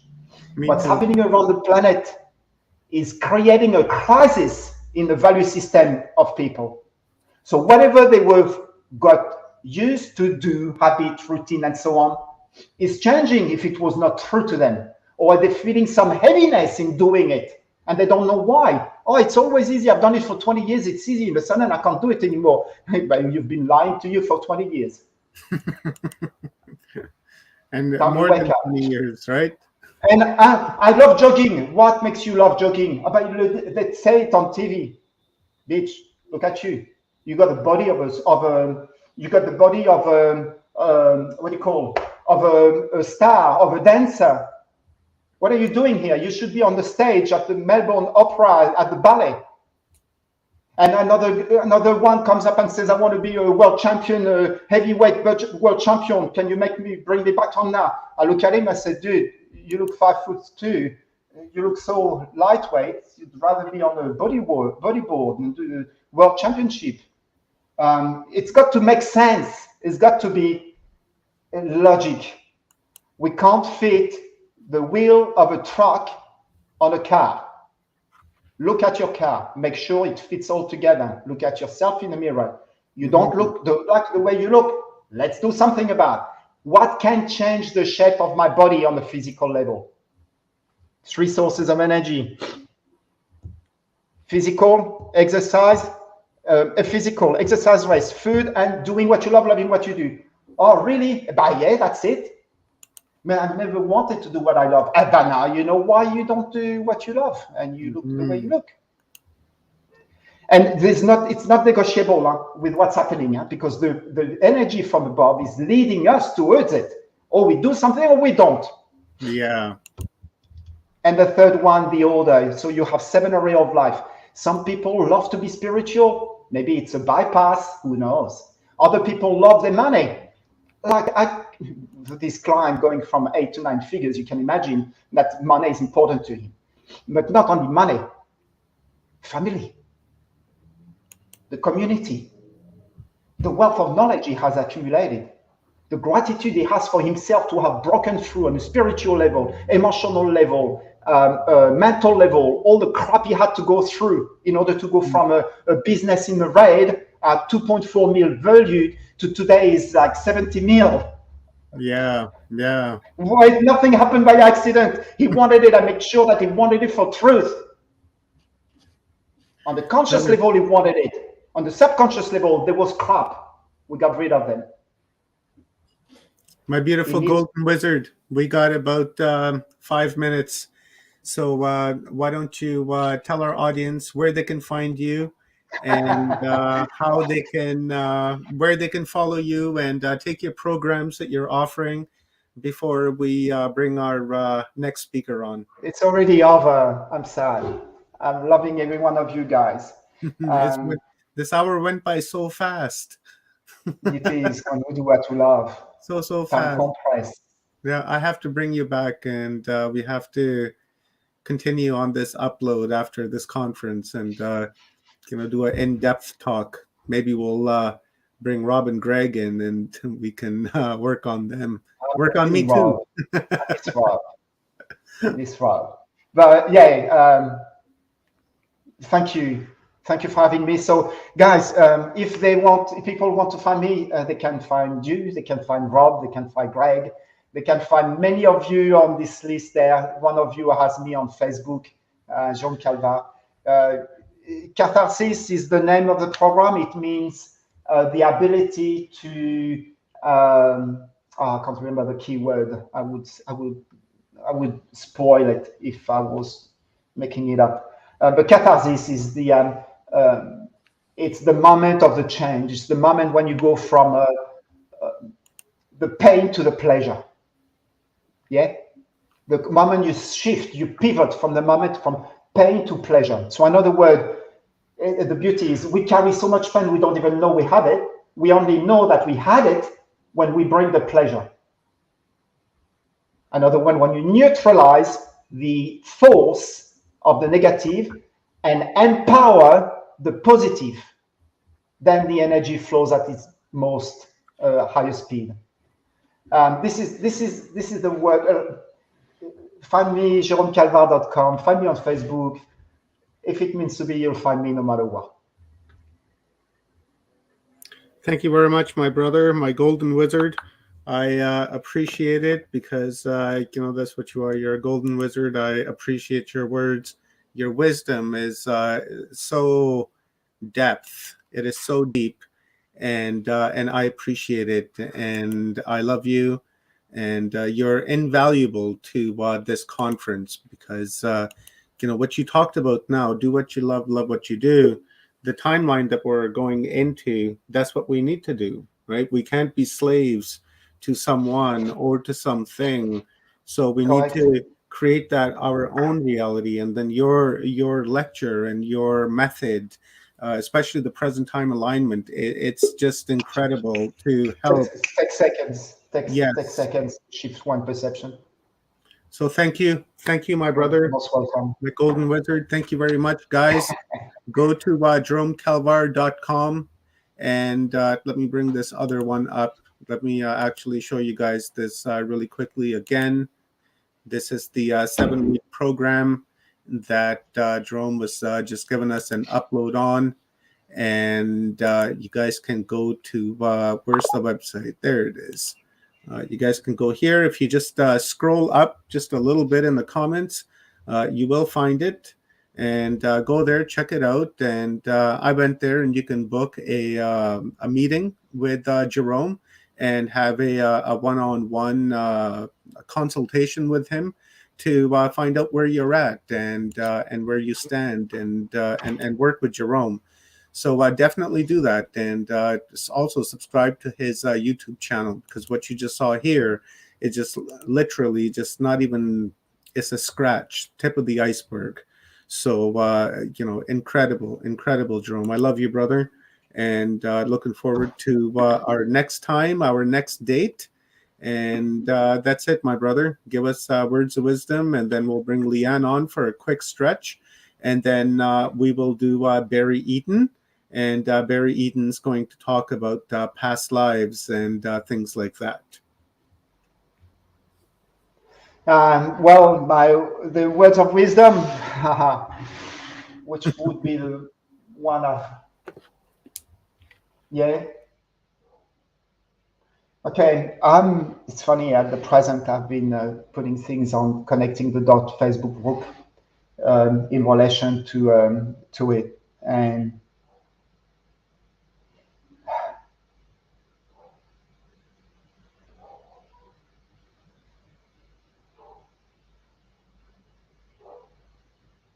words of wisdom.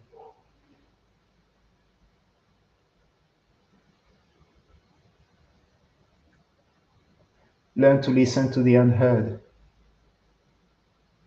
Start to feel the unfelt. And look where you don't see.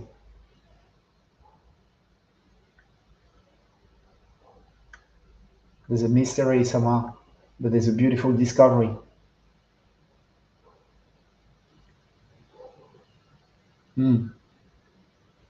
Worth diving into who we are for truth.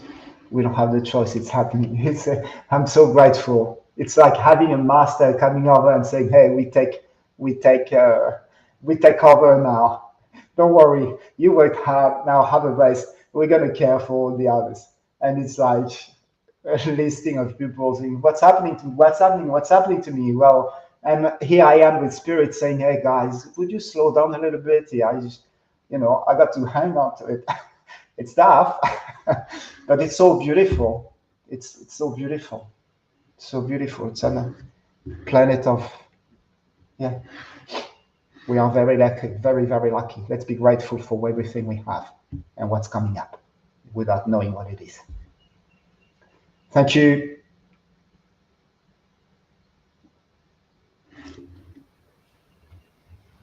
How do I do this? Oh yeah, there it is.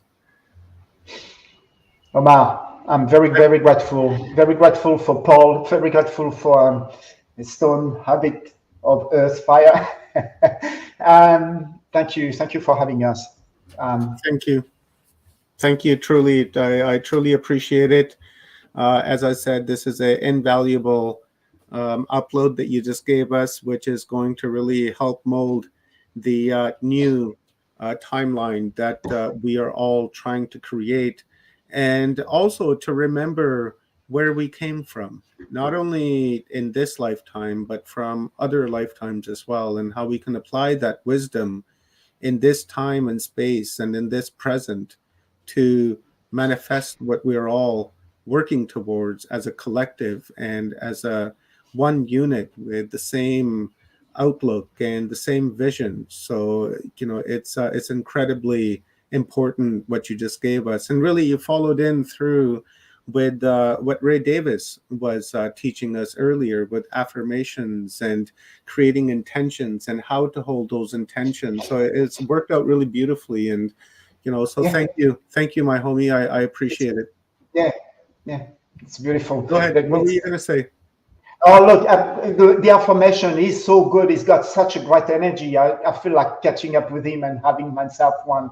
But just imagine this, and you have a vision of that situation, of that event, of your life, and you feel the value of it, what all the benefits, so everything is going to give you for yourself and others, and you start to feel that neutral but beautiful warmth in your chest. You know you are in love to manifest that reality. Mm-hmm. Beautiful. I could sit here and listen to you for hours and hours and hours because you're such a wise person. So with that said, thank you, my brother, the Golden Wizard. I will talk to you here really quickly. I love you so much, my man. Thank you. You're I welcome. greatly appreciate it. Merci, Omar. And Thank guys, this next segment is brought to you by Paul Anthony Wallace. I always wanted to say that.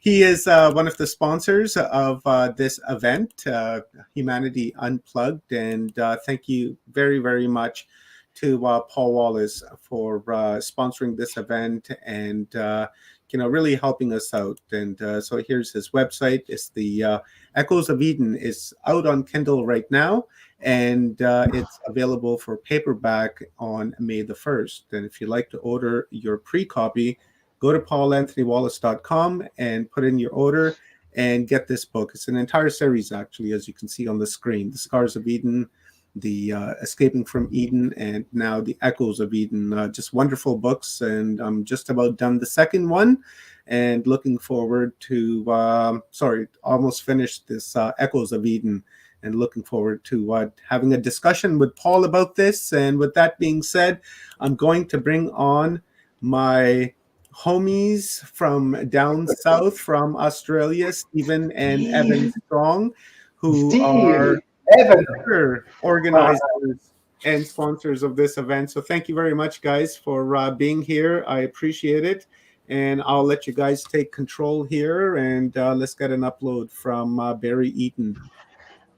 Right, taking control. That's the contradiction in terms. Right now, later on, I'm going to do some readings from a book, and I'll have to do it, and I'll have to wear my glasses because Evan's ear, one of his ears, isn't working well, is it? It's out of control. Yeah. So anyway, look, apart from the our own personal medical problems, we'll get back to Barry. And Barry's very interested in astrology, and I've got to be honest. To begin with, astrology for me was very much, I tried to do an introduction for Valerie, didn't I? Yeah. Astrology for me was very much in the same field as channeling. And I'm going to be very honest about this. One of the best guides towards real science is somebody who is a scientist who says I'm wrong. And if that being the case, then I think we're very good. We're wrong a lot. Now, primarily, I've got to be honest, I first met Barry probably 40 years ago. But he didn't meet me because he was in the news. He was actually a news reader for the ABC, and he went all over Australia. And I got to know his voice, which I would kill for. Such a good voice. Oh, God, fair dinkum. I'm stuck with mine, and he's got his. It's not fair. And that comes down to what I'm going to talk about here. I first saw Barry live talking about astrology. And I thought to myself, yeah, I've read about that when I was a kid, and I'm Capricorn, and all Capricorns are winning the lottery today, and I don't think that really works. I got to be very honest. I was more set in my ways than I was with channeling, where I thought channeling maybe I could be true. There might be someone who's genuine. I honestly thought that all astrology, when you divide the world into 12 groups and say all of 1/12 of the world are like this, I just couldn't see it. But as it turns out, once again, I was wrong. And Barry, along with somebody else, and Barry wants me to discuss some of this with him, and I'm going to, along with someone else, convinced me that astrology is actually a very strict form of science that has much more to it than I even began to understand. And I think we've made this point before. We do use prophecies, and there's two types of prophecies. There's personal ones and there's group ones. And of course we use the Hopi, and we've made that clear many times. We're fessed up to that. But I've got to be honest, there's also a couple of prophets that I take a lot of notice of that don't belong to a tribe and don't belong to any such group. And one that stands out is Edgar Cayce. And ladies and gentlemen, you're going to find out later that when Edgar Cayce made his first predictions, it freaked him out. And there were two things that really knocked him around and his family around for a long time. One was a belief in reincarnation, and the second one is the all-pervading effect astrology has on both us individually and the whole of humanity. And later on today, when I talk to Barry, I'm going to read some readings from Edgar Cayce that covers both those things. I'm now fully behind astrology, something I didn't believe actually was a real thing. I honestly had this issue as a kid, and as I said before, I just couldn't fathom how 1/12 of the world can have one personality and have one set of circumstances affect them only.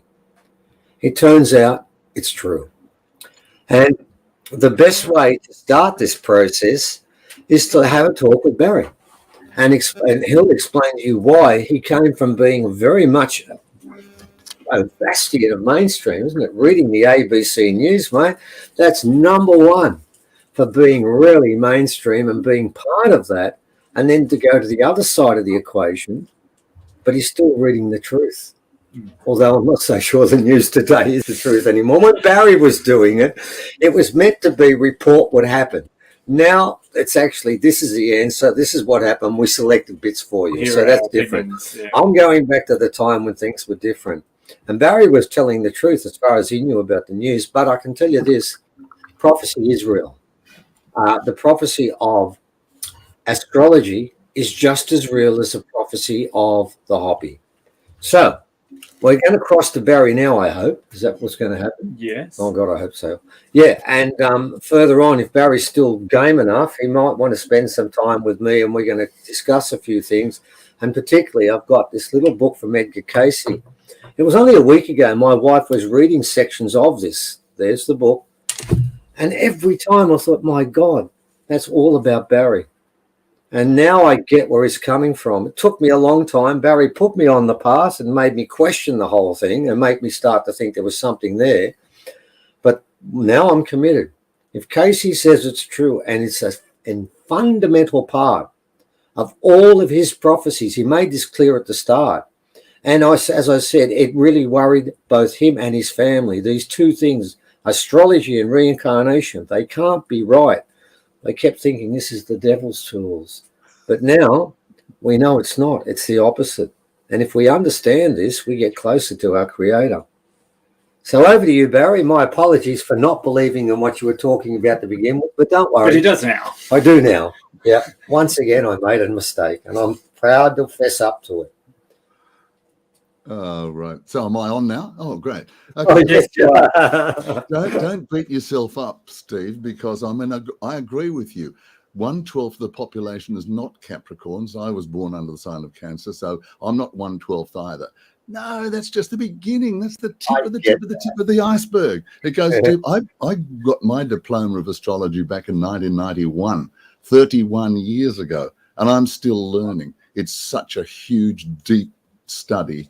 And it's not just 3 lines in a women's magazine or a newspaper. No.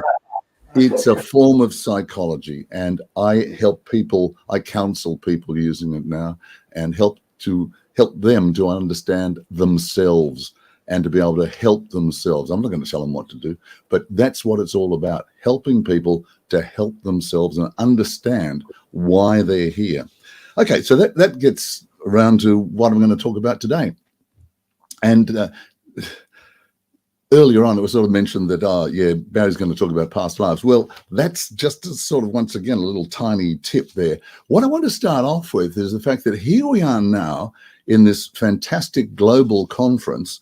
And to start off with, it's equinox, under the title of equinox. Now, equinox, when you translate it from the Latin, means equal day and night, or equal night there. So the equinox time, which is actually the 21st of March, is when daylight and nighttime are equally balanced. So we have this wonderful balance in life. And that is when the seasons change. That is when the vernal equinox in the northern hemisphere becomes spring and the southern hemisphere becomes autumn. But oh no, the authorities and the media and all those other people don't, no, that doesn't happen. Spring actually happens along with autumn in the South Hemisphere on the 1st of March. Rubbish.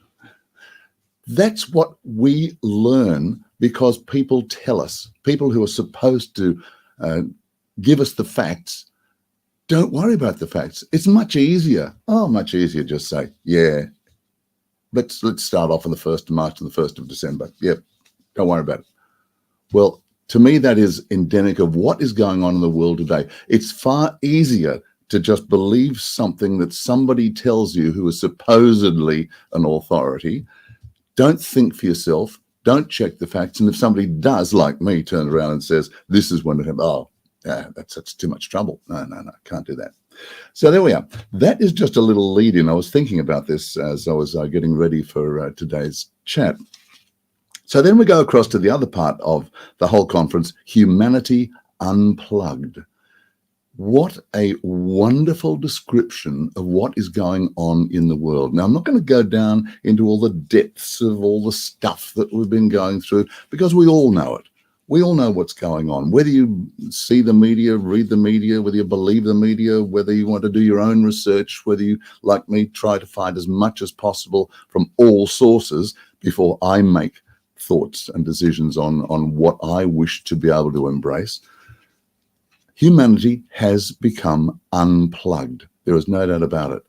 And we don't have this balance that the equinox is bringing us right now with the theme of this conference. We're way out of balance. We're in the middle of a huge divide. Humanity is divided down the middle. Have a look at all the countries of the world. You have a look at their elections, right down the middle. Half the time the balance of power with is 1 or 2 or 3 people. And we've got an election coming up. I'm not going to politics, don't worry. Politics I find totally out of my realm these days. But this is what's happening because with these beliefs of, if you don't believe what I'm telling you, you're wrong, you're a conspiracy theorist, you're spreading misinformation, so how dare you disagree with me? In other words, how dare you think? How dare you make any kind of assumption that you might be able to know something because I know it all. It doesn't matter whether I'm a bureaucrat, a politician, a medical person, or running a huge company, or a multi-billionaire. I know it all. You don't know anything. Just sit back and I'll tell you when spring comes. I'll tell you when autumn's here. Right, so how do we get over this? How do we get through this whole area of total uncertainty and this feeling of, where am I going? What am I doing? I'm being controlled. I'm full of fear because everybody's telling me I'm either going to die from some weird thing, or I'm going to be maybe invaded by another country, or a flood, or a fire, or a drought, or something is going to come in and kill me and take everything away from me. The word fear has just become so widespread right through the world. Now, when I do my consultations, I talk about fear because we all come in, and this is where I want to bring the first of the thoughts about karma in. We all come into each lifetime with a karmic fear that we have brought back with us to be able to work with and hopefully conquer. But we'll work with it in many different ways. Now, every time I talk to any of my people that I'm doing consultations for, and I mention the fear, because I'm able to analyze it through astrology, so it's not just 1/12, is it, Steve? No. Astrology will tell you all sorts of things, and this is something as well. The influence, the karmic influence, and the wounds that you've brought back to be treated as karma in this lifetime. And this is where we really start to need to come back down to our individual areas, because we can't, as a collective, move on until each one of us as an individual is actually working to the best that we possibly can. And that is what I'm wanting to talk with you about today.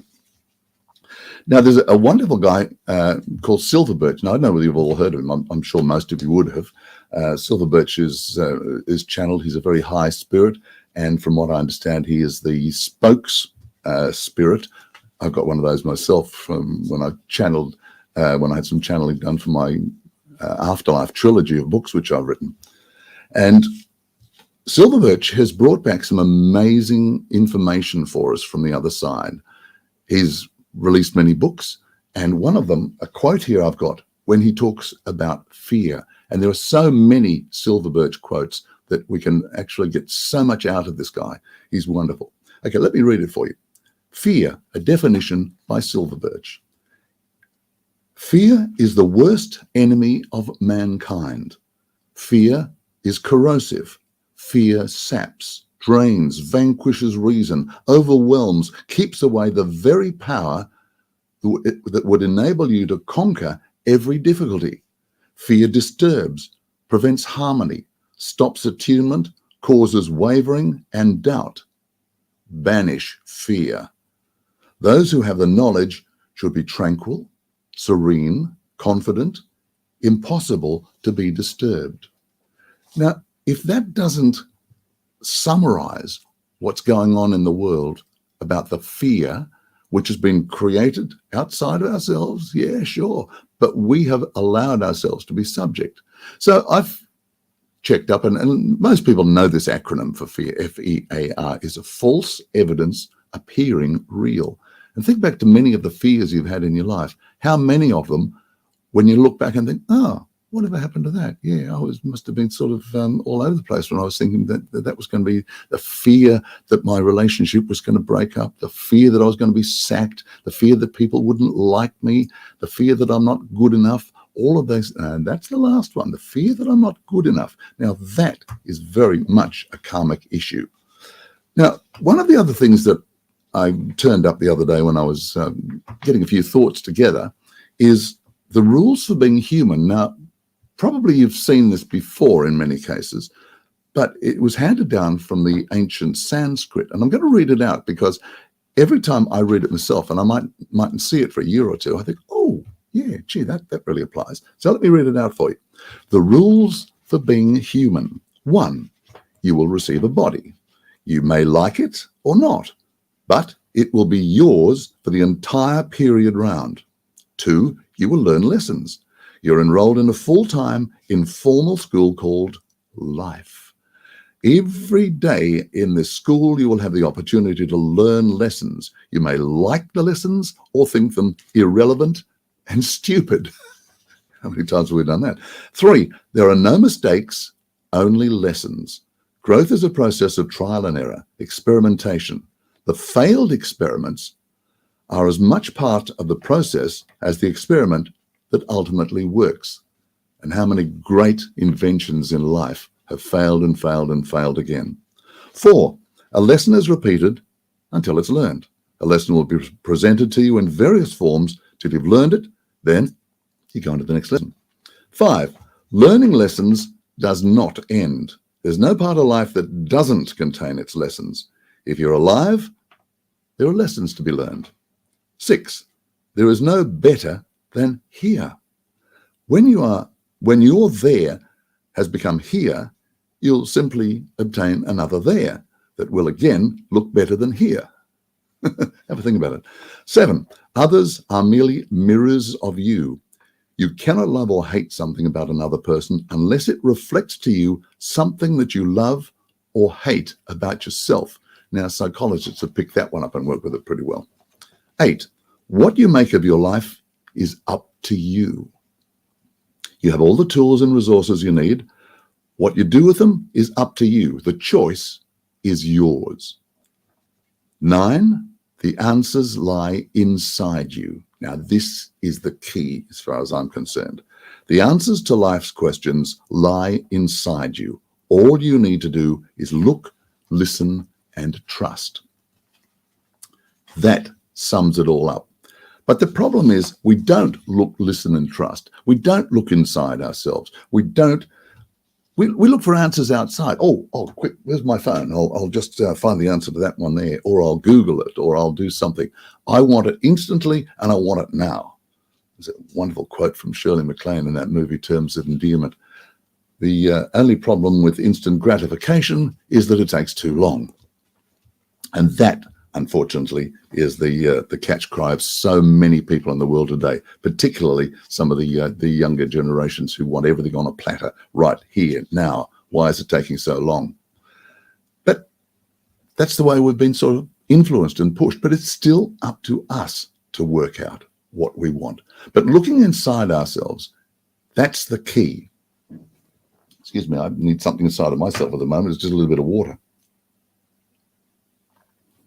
Now, when we start to look inside ourselves, that's when we can find the answers, because if we can't find the answers immediately, and we can do this through many different ways, as you probably know, meditation, there are various courses you can do, so many different things that you can find these answers. But there are also other ways of finding out. And as Steve said at the beginning, astrology, and that's the one that I use. I transformed from pure working in show business, entertainment, radio, television. I trained as an actor in the theatre many, many, many years ago. But when I opened up to astrology, I realized this was the basis. As I said before, after 30 years, I'm still learning. But there are things that we can find out about ourselves through methods such as astrology. And this is where I've been doing many of my consultations lately. I'm also a working psychic and also in mediumistic terms. I had the opportunity to be able to open up as a medium and studied overseas, and I'm able to connect with people on the other side, connect with spirit, connect with all sorts of, and the answers, believe me, are there. They are working with us. They want us to succeed. So looking for ourselves, the most important thing is our consciousness. Now, that's a word that seems to have leapt into prominence in the last few years, consciousness. A lot of people think it's, well, if I'm conscious, that means I'm not unconscious, which means my eyes are awake and I'm probably almost on the planet. Pardon me. Consciousness, no, when you start to analyze it, take it back, do your depth of study, consciousness is essentially our soul. And when we start to go back into some of the ancient belief systems, that is exactly. And I don't go into religions. I'm not into that. I'm very much into the spiritual aspect of life. But there are some religious studies and spiritual studies that do talk about the consciousness as our soul. Consciousness is who we are. And then we get back to the basis for being here. okay, as I said before, you're given a human body when you arrive. So if you don't have a human body when you arrive, the basis is that you're arriving in some other form. You're arriving in pure energy as a soul. Vehicle for the soul is the spirit. Now, all of these have been given to me, this information, from my team on the other side. Like Silver Birch, I've only got about 100 or so people that are helping me on the other side, but it's some fantastic information that's come through. So yeah, your spirit arrives and attaches itself to the body, which is, we're not going to do an anatomy lesson here. You know where the babies come from, right? If you don't, you got a problem. Then the soul attaches itself to the body at the heart level. Now, that's the interesting thing. Think about heart and soul. So that's where the soul attaches itself initially and then moves into various parts of the body. And the soul is not the mind. Science would have us believe that when we die, the brain dies and the soul is dead. No. From what I understand, the soul comes in through the heart, attaches itself there, and then when it does leave, it moves up through the chakras and out through the crown chakra, and it does leave that way and go back to where it came from initially. Now, soul being pure energy, you can't destroy energy. Physics will tell you that. You can transmute it, but you can't destroy it. So where does the energy go? It goes back to where it came from. Where does it come from? Well, call it what you like. The world of spirit, the afterlife, heaven, paradise, over there, another dimension, lots and lots of labels, whatever works for you. But the main thing is that we come here from another energy source. And that giant source can be referred to as God or Great Spirit or many different ways as well. We are all part of this huge cosmic ocean of energy, and we're little drip feeds off that come in and attach ourselves from lifetime to lifetime. And on Earth, we come back here to have as many experiences as we possibly can, to make as many mistakes as we can, to learn, to grow, and evolve in our consciousness. And that is what, if I talk to people and we start to talk about this, then we start to get down into the individual side of things, where that consciousness, once it's raised, then starts to expand in its wisdom, expand in its community efforts, expand its understanding, its spirituality, and embrace a lot more. But for us to advance as a community, as a world community, we have to look at our individual consciousnesses first. And this is the interesting area. If you don't start, as I said before, if you don't start right here, where you are, yourself, who you are, understand yourself, and come to love yourself as well. So many people don't love themselves. They don't even like themselves. But by doing various things, you can understand, learn to love yourself. If you don't love yourself, maybe it's because you don't like the body you're given. Oh, well, fair enough. You can't trade it in, unfortunately. But you can make sure that next time around you can ask for a better one or a different one or whatever. But no, look, don't worry about the body. The body is the vehicle for the soul. The soul is who we really are. That is what we're expanding. That is why we're here. That is the basic reason that we come down to this third dimensional planet. It's a lovely planet, beautiful planet. We're doing our best to stuff it up, but it's a beautiful planet. But the vibrations here are so much thicker than in other dimensions that we come from. And this is our problem. We have to lower our vibrational rate to be able to come into this planet and learn. But this is where we learn the lessons. Then when we leave, we go back. That energy leaves the body, goes back to the afterlife, world of spirit, whatever, and then processes what's learned, what's hasn't been learned, what mistakes have been made, and then with the help of many other spirits on the other side, a plan is worked out how you can come back again, and you come back with your karma. Okay, that's part of the thing. Now, karma can be many different things: unresolved issues within yourself, with other people. And we do come back with an agreement, because we all start with a contract for each lifetime, an agreement. Call it agreement rather than a contract. But we come back with this agreement. This is what we set out to achieve in this lifetime.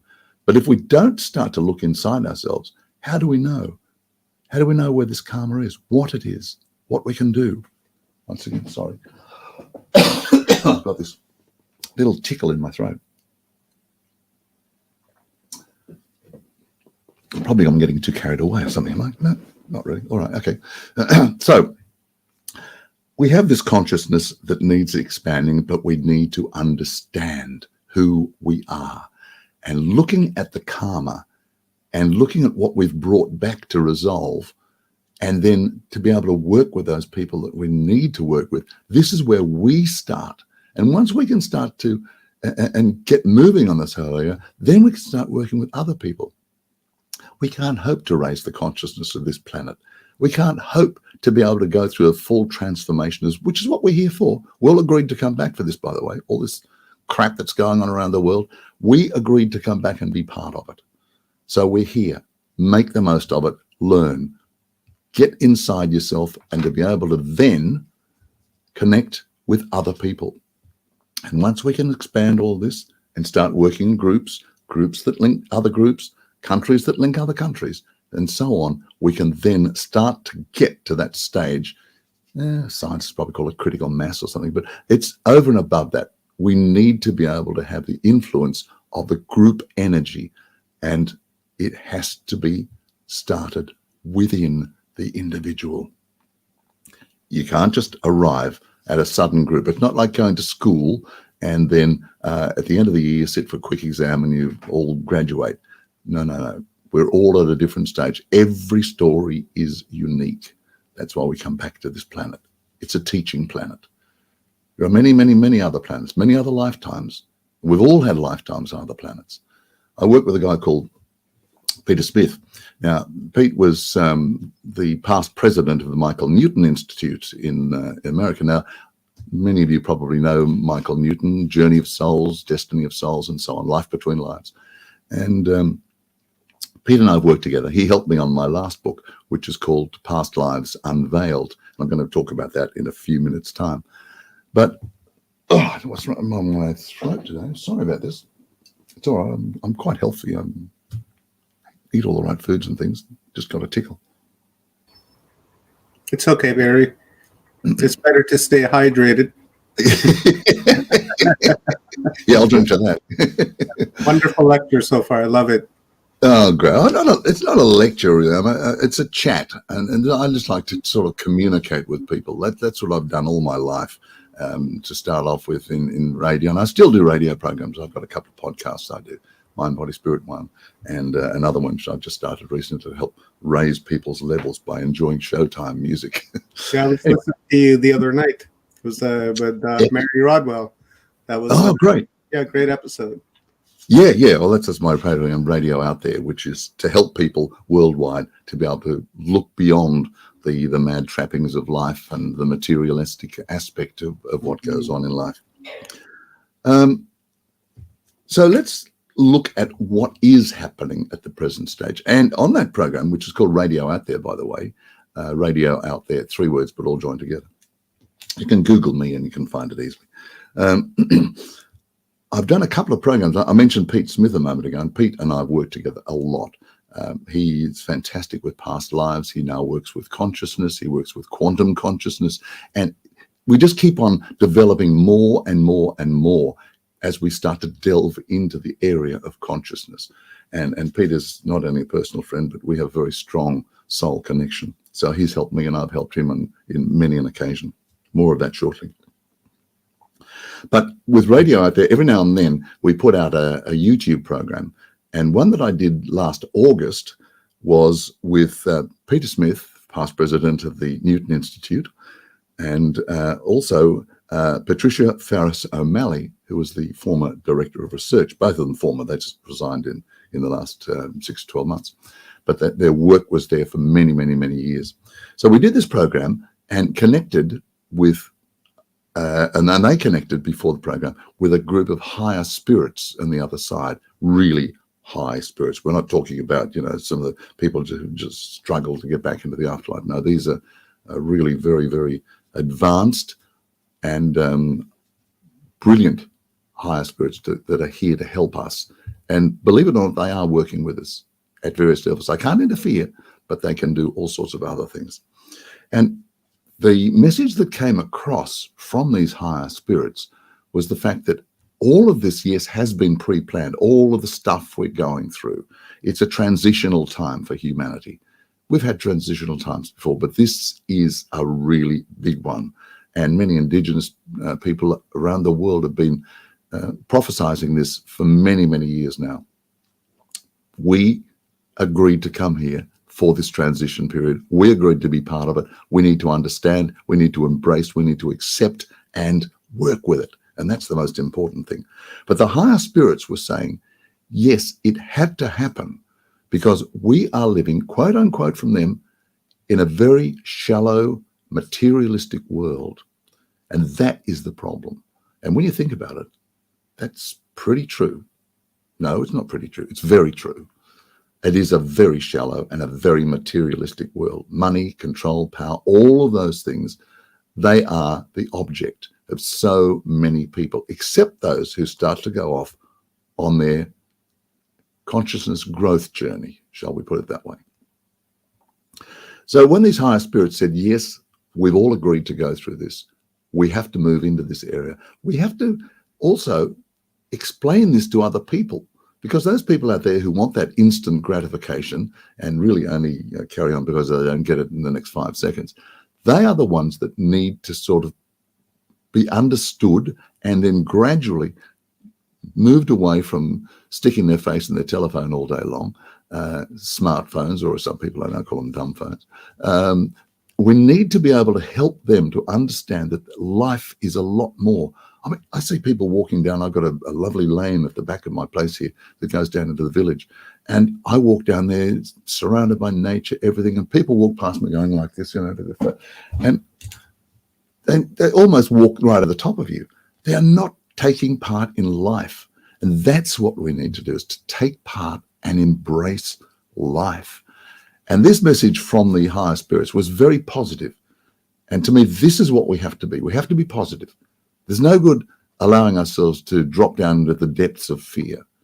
We have to learn to understand that all of these things happen. There's been fear for thousands and thousands of years. The Romans imposed fear when they invaded all through Europe. The Greeks imposed fear when Alexander the Great wandered right down to India and everywhere like that. Fear, warfare, greed, corruption, power.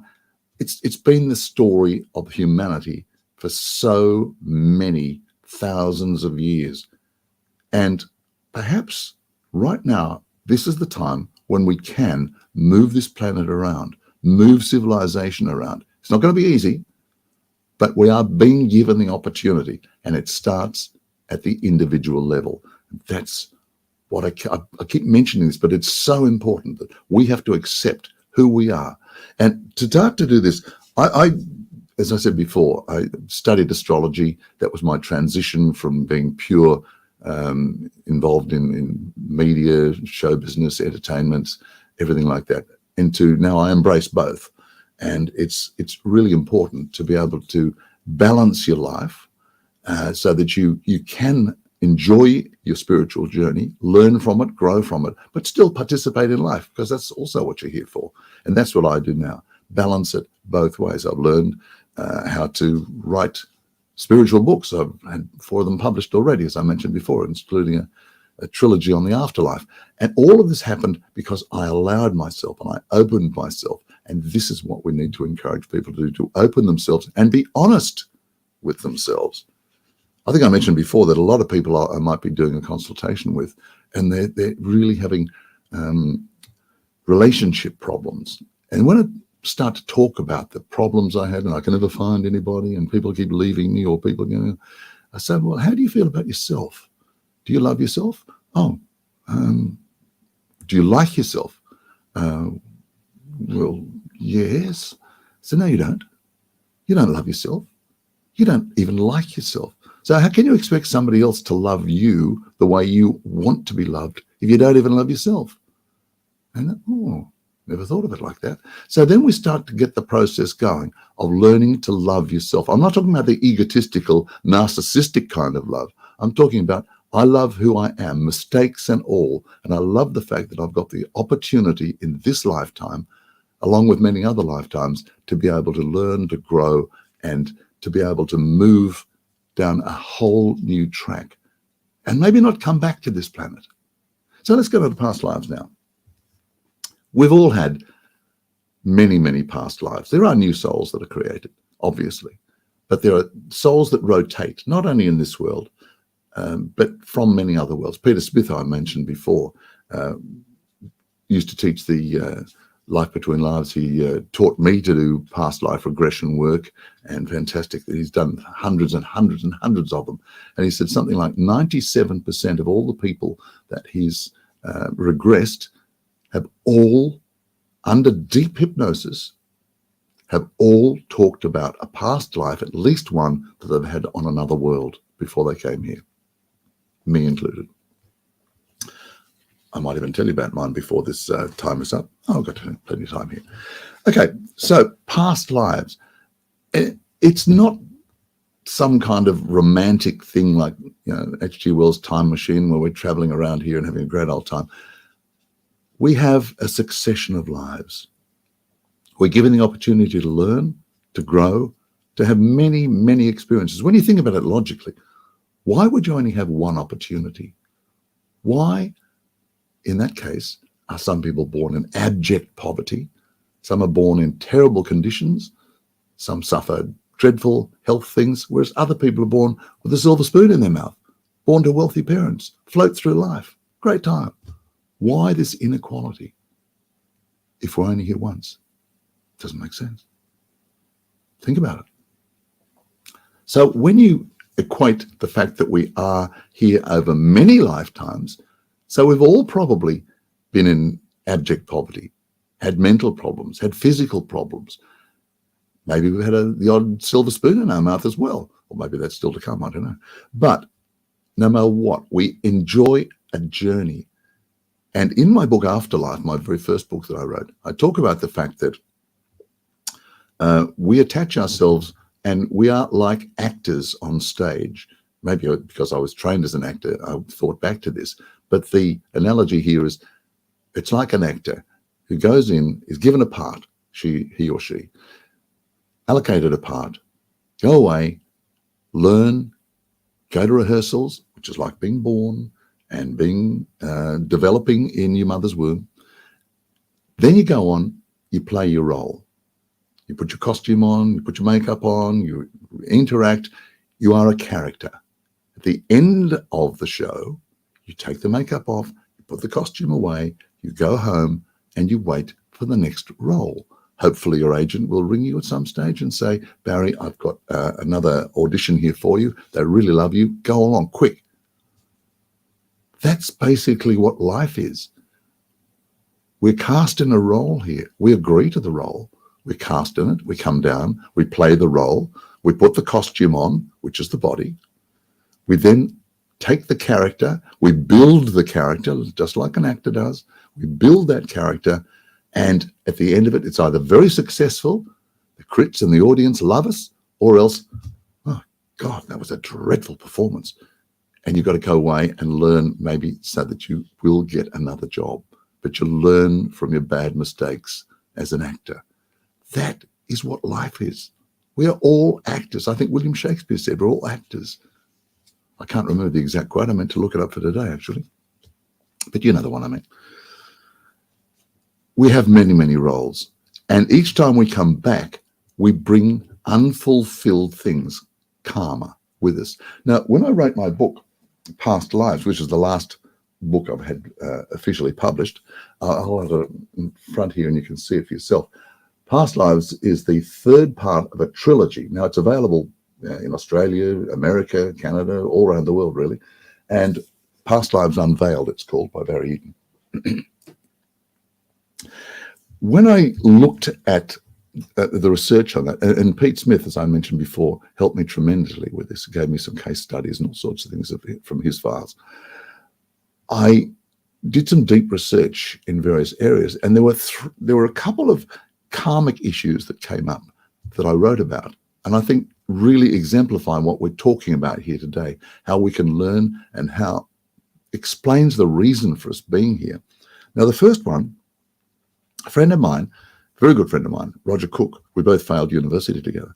And he went over to England, became a great radio and TV star over there, and had the Cook Report, and he was exposing criminals all over the place, hunting them down, chasing them, all sorts of things, at risk to his own safety and health. Quite often too, he got tumbled downstairs and beaten up and all sorts of things. But he had this deep need to expose evil. So Roger, who is a complete skeptic, he's my best mate, but he's a complete skeptic about anything to do with this, except when we were talking at one stage, because whenever I'm in England, I go and stay with he and his wife. And we were talking about past lives. And he said, oh, I don't believe in all that sort of stuff. But he said, I'll tell you what, though I had an interesting story happen. When he was working at the BBC, before he became famous on television, he was working in a program called BBC, it doesn't matter, World at One, that's all, World at One. So he went down to do a story in the counties of England, can't remember the exact county. But anyway, there was a guy down there called Arnold Bloxham, who was a famous past life person who past life regressionist. And he went down there thinking, oh, well, this will just be, we'll expose this and have a bit of fun with all of this. Anyway, Arnold Bloxham finally managed to put Roger down into a deep hypnosis. Now, Roger had sort of tried this before and never went into hypnosis, but Arnold got the old pocket watch and swung it backwards and forwards, and Roger went straight down. And this is him telling me, by the way, many years later. So he went back to this particular lifetime as a highwayman.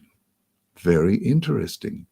And the highwayman was pretty well known in the early days. His name was Dick Turpin. And Roger was down there. He'd never heard of Dick Turpin because he was born down in the Antipodes like the rest of us. And he gave all of these details under deep hypnosis about a life as Dick Turpin, including the name of his horse, the pub that he was born in, the various activities that he did, and how he escaped and then fled the authorities and led a life until he was hunted down as a horse thief, changed his name to John Palmer, and was eventually caught and hanged. So Roger came out of all this quite amazed, because when you go down into deep hypnosis under a regression, sometimes a little glimpse of things can happen. I've been regressed several times, and stuff will come through a little bit, but Roger didn't remember a thing. So when he was listening back to all this, he thought, well, this is weird. I've never heard of this Dick Turpin. So he went away and researched it all. Yep, the historical facts were there. He brought them out under hypnosis. He said to me, well, our biggest bushranger, we call them in Australia, our biggest bushranger was Ned Kelly. He said, well, if I had to go back and my mind was going to make something up, my subconscious was going to create a story, surely it would have been about Ned Kelly, because I knew a bit about it. I was interested in him. That would have been the character that I would have associated with. But no, he went back and became Dick Turpin. Now, when you look at his life today, he's now retired, but he exposed so many villains, I can't tell you. He exposed people that were smuggling drugs, people that were criminals, really bad criminals, people that were hunting animals in Africa, hunting them down and selling them off on illegal markets. He hunted down blackmailers. He hunted down the greatest criminal in England at the time, and was able to provide enough evidence so that they were able to put him through court, found guilty, and he went to jail. He was the most wealthy and the most influential criminal in England at the time. And his name? John Palmer. John Palmer, the same name that Dick Turpin had when they hanged him 300 or 400 years ago. Coincidence? Well, I'll leave it to you. Roger, interestingly enough, is still bewildered by all of this. He said, yes, I can't understand. I can't explain it. That doesn't mean I'm not skeptical. So he was having an each way bet on that one. But anyway, so the other story I want to tell you about and this one just shows you how bringing our past life karma, and Roger obviously had to bring that karma back because of all the evil deeds that he did as a highwayman. I mean, he killed people, he robbed them, he did all sorts of dreadful things. He had to come back. So what better way to come back than to hunt down the kind of criminal that he was? Now, if that's not karma playing itself out, well, I don't know, I'll be the traditional monkey's uncle. And I've never seen a monkey's uncle, actually, but I'm sure they're around somewhere. So the next one that I was introduced to was a guy called Norm Shealy.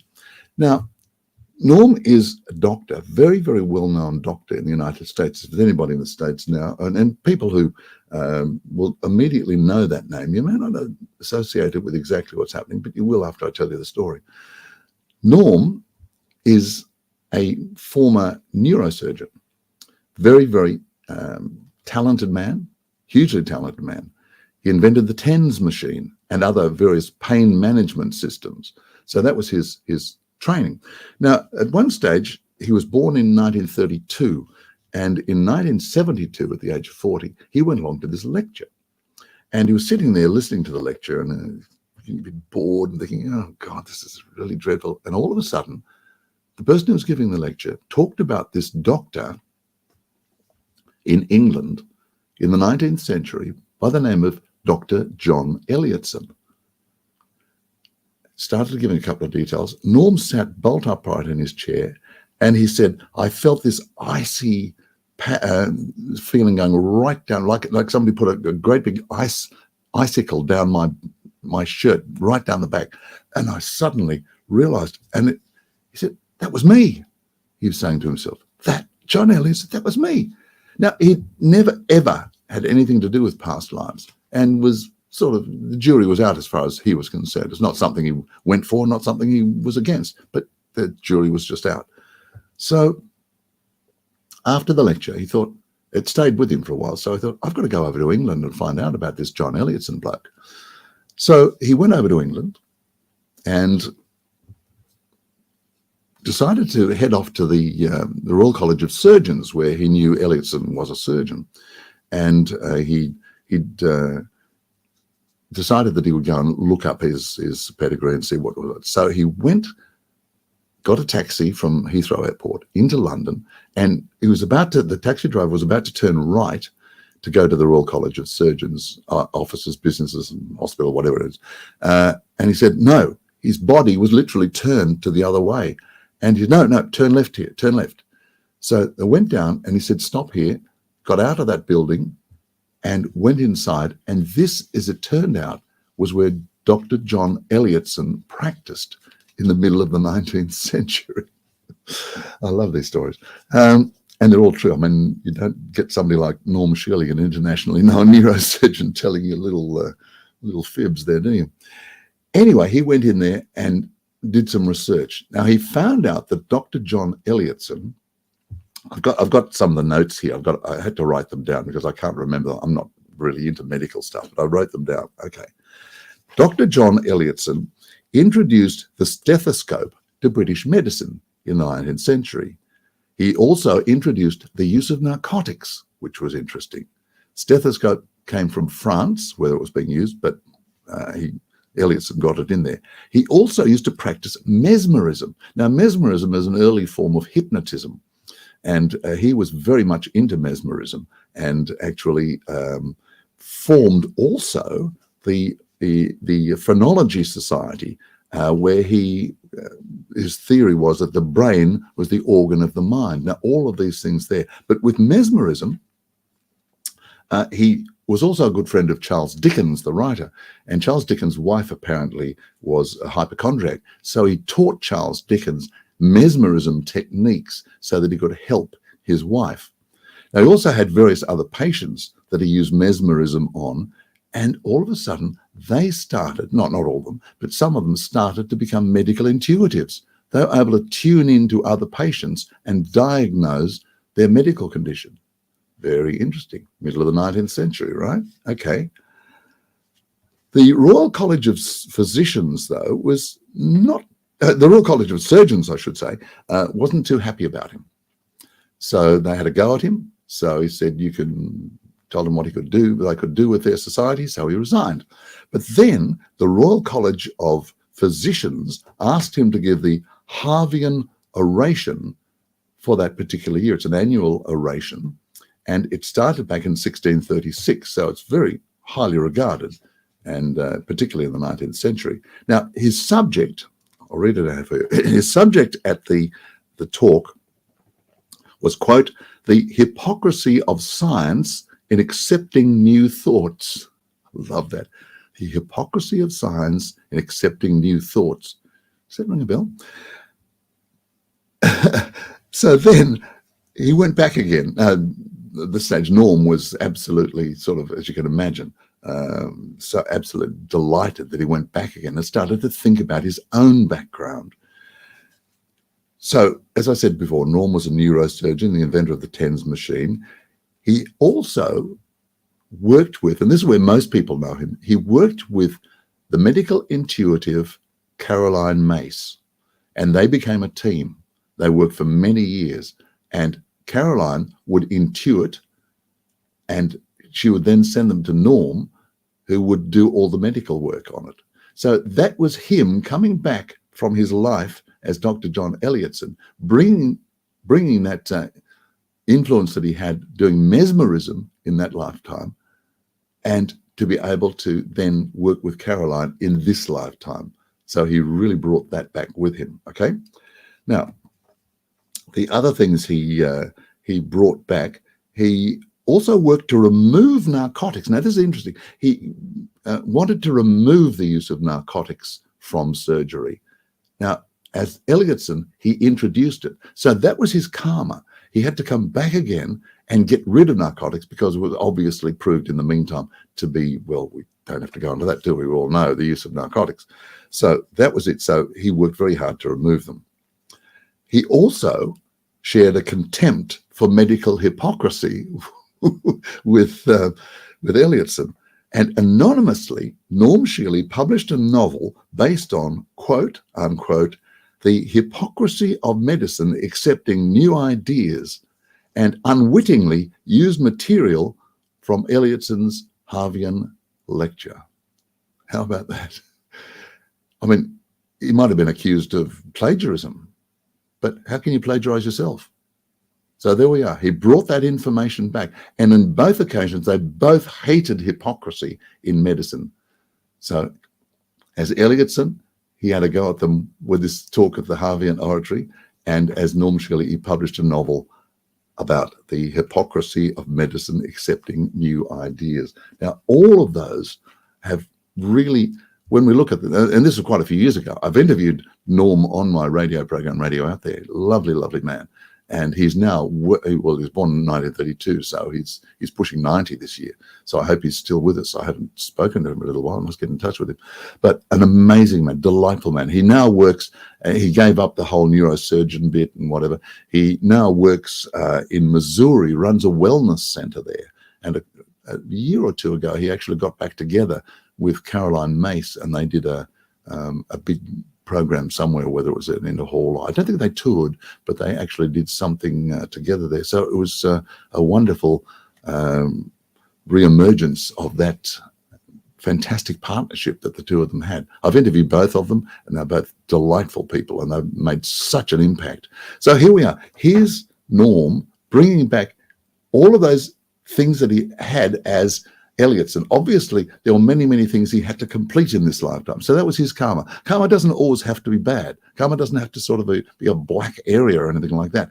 Norm has brought back all of this from the past life, including the bit about the hypocrisy of science and everything, which I love. Absolutely. I think a lot of people will get a lot out of that one. So karma can take many, many forms. Now, the people I've been working with lately, and I do consultations all around the world these days on phone, and people are coming to me because they want to work out what past life influence. They want to know themselves. They want to know the purpose of life. And part of the purpose of life is embraced in the karma that we have brought back with us, things that we need to work through, things we've chosen to work through, the people that we're living with, working with, loving, hating, whatever. This is all part of the karmic influence. And it's so important to be able to recognize this. And this is what I do now. I mean, when Steve talked before at the beginning about astrology being 1/12 of the population, well, that is the very, very, very, very, very tip of the tip of the tip of the iceberg. And it just goes so much deeper. And we can use any of these things to be able to understand ourselves. And that is the whole point of my talk today. Understanding yourself, loving yourself, knowing why you're here, balancing that karma as much as you possibly can, in whatever way you possibly can, and then being able to work with other people so that we can together start to raise the consciousness of this planet by raising our own individual consciousness to start off with. So that's basically it. I had a very interesting karmic clearing myself. I went over to New Zealand in 2006. There's a guy called John of God, a medium who is in Brazil, and there's been a lot of controversy about him. I believe he was set up, to be quite honest. But anyway, he came over, and you go in there and ask for various indications of what you want healed and everything like that. And you write down on a little piece of paper 3 things that you want to achieve. And I wrote down, I wish to release my past. When I think back, I think, oh my God, how could I have been so stupid? Anyway, after the session, I got up and was working with him, not so much as I was when I was in Brazil a couple of years later. I actually got to sit on the stage with him, which that's another story. I might go into that another time. But when I came back to Australia, having asked in session to be able to release my past and heal my past, I came back here, and within about 24 to 48 hours, I had this huge outbreak of sores all over my body, absolutely eczema everywhere, covered something like 80 to 90% of my body. I went to a very good friend, my next door neighbour actually, Ian White, who runs and owns Australian Bushflower Essences, but also a naturopath, and he helped me, and I had to go right back down into the basis to be able to start and heal myself again. I asked for it, and obviously I cleared karma that took me back to the age of the swamp, and it all came out at once. So there's an old saying, be careful what you ask for because you might get it. And I learned that the hard way. But I'm hoping, please, that by releasing that I have released all the karma from past lives, because I know I've had a few. You know, I was a soldier in many lives, a warrior, and did all sorts of horrible things. So I'm hoping that I've been able to release all of that for this lifetime. And I think so, because now working on the other side of the coin. So there we are. I think that's about my lot right now. So thank you very much for being there. I think we're going to answer any questions, but all I do is ask you to please think about yourself, think about that karma, and be there to raise your consciousness. Don't worry about, what's playing on your phone or what instantaneous gratification you need or whatever. Start to think deeper and start to really love yourself. That's important. Okay, Barry, it looks like I'm on now to ask some questions. It's been set up for that. Okay. And I do love the hypocrisy of science in accepting new thoughts. It's funny how it resonates with me so much and with you. Yes, indeed. It's like it brings up what you said about something I wanted to chase up, which is not to do with Edgar Cayce straight away. I think you're right when you talk about a shallow materialistic world, and I think that primarily that's been created, particularly over the last 20, 30 years. I think that's what I sometimes feel like the mob, you talk about the fact that this is all pre-planned, this transition period. I feel like that the mob that are doing all this are fully aware of that. Is that correct? Do they know this is coming too? And is this their way of trying to avert it? This is their way of letting us know that we agreed to be here and that we have to do something about it. They can't do it for us. It's like a child. You educate them so far, then you send them to school, but you can't sit for their exams. And that's what they're doing now. We're at school. That's what Earth is. It's a school. But they can't sit the exams for us. We've got to do it. And these exams we're being given, as you said before, there's been 7,000 years of constant fear and warfare. We're aware of that. You only have to be a history teacher, which I was, to know that's true. But I don't believe there's ever been a time that has been so all-pervasive with the fear that you speak about so often. And it sort of makes you feel like, yes, this is a transition period. And for it to be that way, then the test has got to be greater, hasn't it? Oh, definitely. Definitely. We've built it up. I mean, you look at the, you being a history teacher, and I studied history, I love history, and we don't take any notice of history. That's our problem, Steve. History moves in cycles. We're in a cycle now that relates to the 1930s in Europe.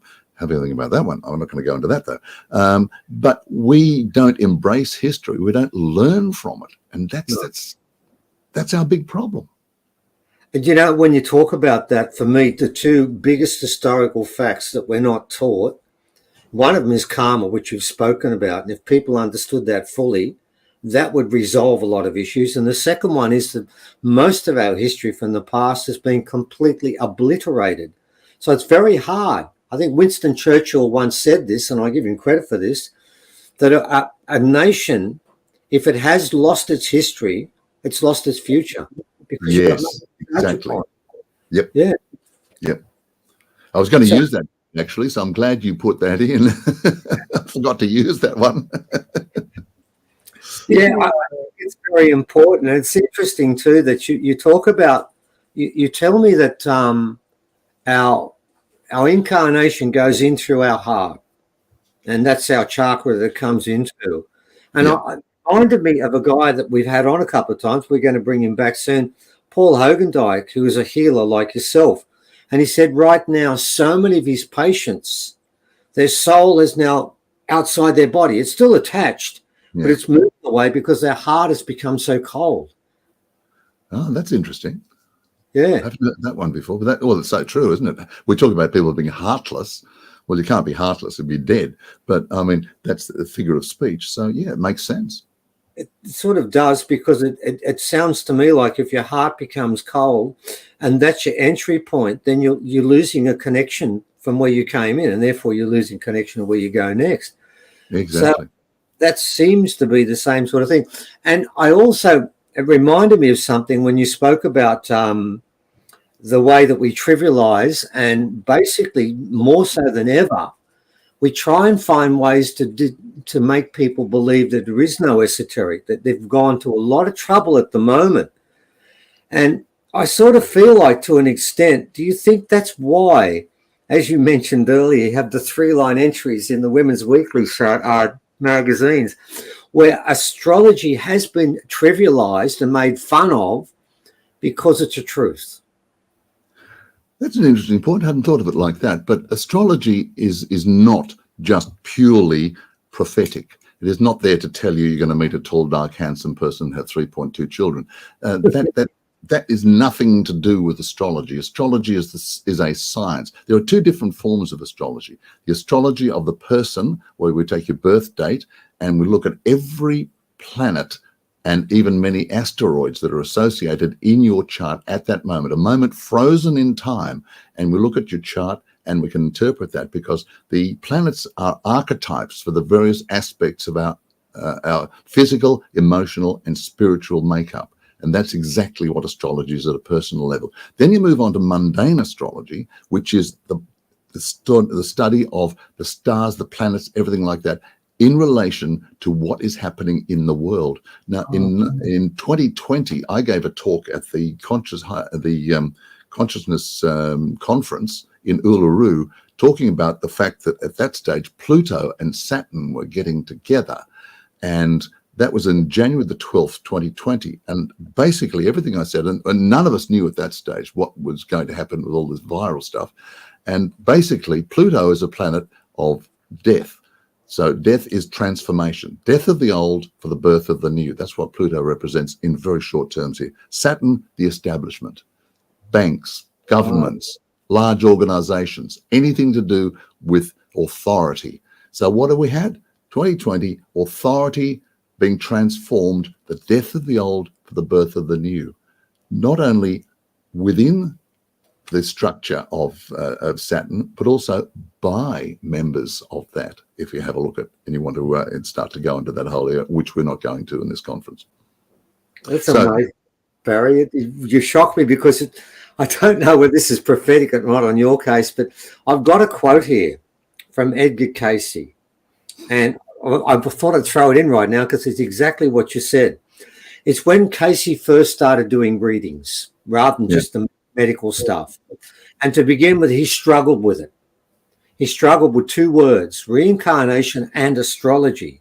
And I wanted to talk about what he said about that because it links in so well with what you said. And then it leads into the second part, world events. So let's do the first part, the individual. And there's a comment here by the gentleman that helped this first reading called Lammers, who starts with, you thought astrology was a fake. Well, I put my hand up with Kate. But then it goes on to say, because he was really shocked first more by astrology than the reincarnation. He had to deal with that too, those two issues, which he believes in. Then he goes on to say, this is what Cayce said. He said, the stars represent soul patterns, not experiences. The 12 signs of the zodiac are 12 patterns from which the soul chooses when coming into the earth plane.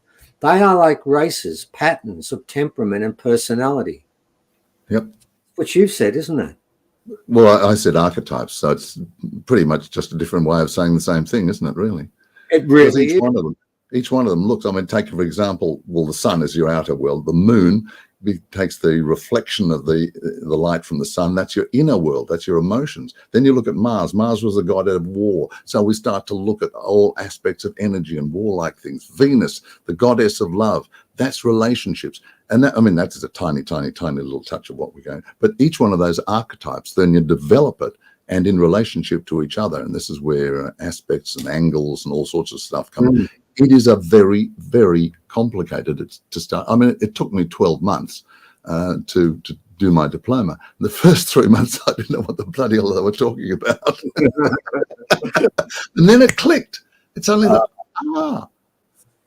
it sounds a bit like what happened to Cayce. And then you spoke about the 2020 thing that took place there, and I'm going to get back to that in a sec. But some people might say that's a pretty big call to make, that the planets affect everything that takes place here. But then we've got this other part where Cayce talks about what happened to Egypt in its heyday. Yeah. And it's fascinating. He puts it down to astrology again. And it goes like this, and I thought I might get you to make a comment at the finish. Every 2,160 years, a different sign of the zodiac is in the position dominating the earth. Yep. It goes backwards and forwards and is therefore called a precession. During the heyday of Egypt, this is where it gets interesting, the sign of the bull was the commanding position. So people worshipped the bull. They must have been more in contact then.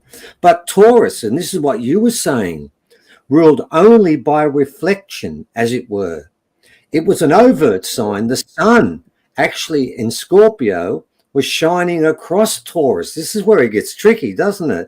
So Scorpio, the real sign of the spiritual guide of the earth, appeared on the foreheads and staffs of the priests at the time. There you go. That says to me that the Egyptians were fully in contact with the real relationship to astrology. Would that be a fair call? Oh, very much so. And we regard Egypt as each country has its ruling sign, and Scorpio is the ruler of Egypt. You think about the embalming of the dead, everything they did there. Well, Scorpio is associated with Pluto, death, death of the old, birth of the new. It all correlates. Yeah. So there you go.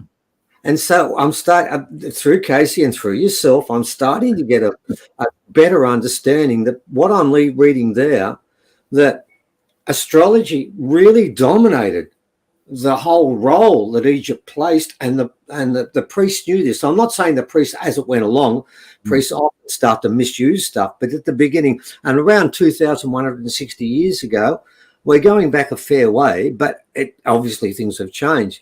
And let's bring it forward to today. And you spoke about the conference that you attended by we must point out to everyone, you attended the conference by electronic means because this was the No, beginning. not that one. That was a live one, actually, in 2020. 2021 was when I got booted out because I wasn't allowed to fly. Yes, we remember that one. We remember the drama that took place. That was quite dramatic. Yeah. But it was interesting because, as you know, at that particular conference, there was a ceremony that was held by the elders at Uluru. And you probably know that they closed the rock down on that day and the day that followed completely, and no one was allowed in. Yes. And that was the first ceremony they held. Now, what I find interesting, and I'd like you to sort of add to a little bit more, because you were the one who made me aware of this, and that's why I wanted to bring this. I wanted to use Egypt in the past and then bring this to now, is that that was the first ceremony that took place there. What I didn't know at the time is there needed to be 3. And as you know, that quite recently, a second one, we put the rocks in order and we did a second ceremony. And then it was told to us and made very clear there needed to be 3 before this change was complete. Okay, and I sort of said, okay, fine, we'll do that. And the third one was to take place the end of this year in the summer solstice. And I thought, well, that's interesting. It's not quite like the first one where we had Jupiter and Uranus in alignment on the same time as the solstice. But Barry, it turns out on this next solstice, it's not just the sun that's in alignment. There's other things in alignment. Could you tell us what they are and what impact that has? The alignment that's coming up? Yeah. Well, we've got Uranus and Saturn in a 90-degree angle. We look at the angles in between planets. Now, if you've got 2 planets who are sitting on top of each other in the sky, I mean, millions and millions of light years apart, but if they're together, they're in conjunction. If they're 180 degrees away, they're in opposition, like 2 opposing teams. Now, half of that is a 90-degree angle, and that's the angle called a square, which, if you have a look at the angle there, it's the angle of conflict. So when you start getting this conflict going between planets, planets represent energy. We are pure energy. I mentioned that in my talk. When we start to work within the influence of the planets, within the influence of the solar system, we're all part of the cosmic makeup, then we are affected by all of this. And we're going to have, once again, the planet Uranus, which is associated with disruptions, with everything from revolutions, sudden change, all sorts of things like this. Once again, that's going to be working in a conflicting pattern so that we can have a lot more effect on the stability and also the authoritarian kind of areas. But in the meantime, the interesting thing is, right now, we've got the planet Uranus going through the constellation of Taurus. And earlier this year, I forecast on my radio program that we were going to have huge amounts of, because Taurus is the Earth, Uranus going through there, we were going to have lots of disruptions, earth slides, mudslides, earthquakes, all things like that. Have a look what's happened. Even a couple of days ago in Japan, another almost a Fukushima thing again. Huge mudslides we've had in Australia with our floods all over the place. So there might be a long way out there, but they do have an impact on us. Overall, that's mundane astrology. And you start to, I mean, there are people who are far, far better than me. I've only started to really get into it in the last few years. But they set the scene. And I've got to tell you that we've got 3 planets in Pisces in April, and we might have a lot more rain, a lot more wet, and a lot more carry-on in the middle of April. They're all sitting there right on top of each other in the sign of Pisces, which is water. So just get your galoshes out. Well, you know where we live, don't you? You know, I know where you live, yes.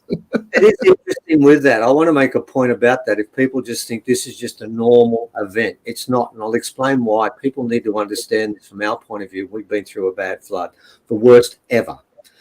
What people don't understand, and I can see why that fits so well, is that rain we've got, that's been running up and down the coast now, for a month and a half. Yeah. It just hasn't stopped. And you've got to understand, we are experts at having floods here and a lot of rain.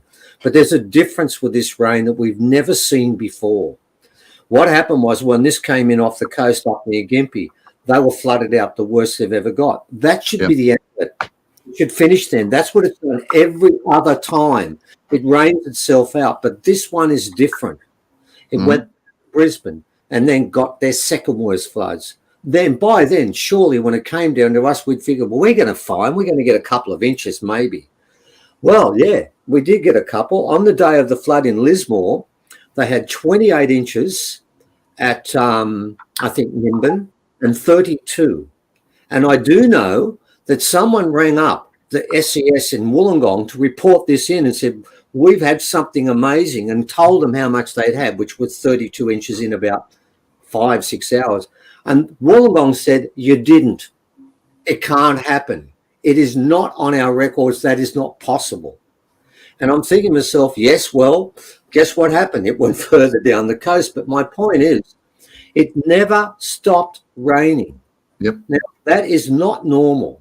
That is completely different than before. And I remember the Hoppy said that during this time of change, during this prophecy, look to the skies for things that will happen that have never happened before. Well, ladies and gentlemen, if you don't think that that rain we've had, and by the way, it's still hanging off the coast near New Zealand somewhere, and we're still getting the residue of it. We haven't, I think this year so far, we've had over 60 inches. And that's normally our rainfall for the year, around that, maybe 60 to 80 inches, and we've had it already. Yeah. It's just not going to go away. But don't forget, North America has had huge snowfalls and everything like that as well. And Omar, yours flashed on the screen at the moment. I'm sure you know about the horrible wet weather there. Well, you know, we've got planets like Jupiter, which is expansion. It'll expand anything that happens. You've got Neptune associated, which is the ruler of rain, of water. All in Pisces, all about water. So it's water, water, water, water. And when Jupiter jumped into the fray a week or so ago, that's when all those events you're talking about all started being triggered off. This is how it works. This is how astrology affects. And this is, so it's not just 1/12 of the population, Steve. I'm sure you got the message now, mate. Oh, yeah. Sorry, man. You've got me on side now. I started like most of us, but no, I do keep my ears and eyes and mind open, and all credit to you. I'm now understanding that astrology is not just at a micro level, it's at a macro level. Yep. It's at many different levels. And in Egypt, they understood that. And obviously many cultures did, and now we don't understand it at all. So yes, we do need to wake up. Can I tell you, though, that astrology and astronomy were together as a pair right through until a couple of hundred years ago, when the scientists suddenly started to revolt. They've been revolting ever since. Thank you very much, Barry. On that note. Yeah.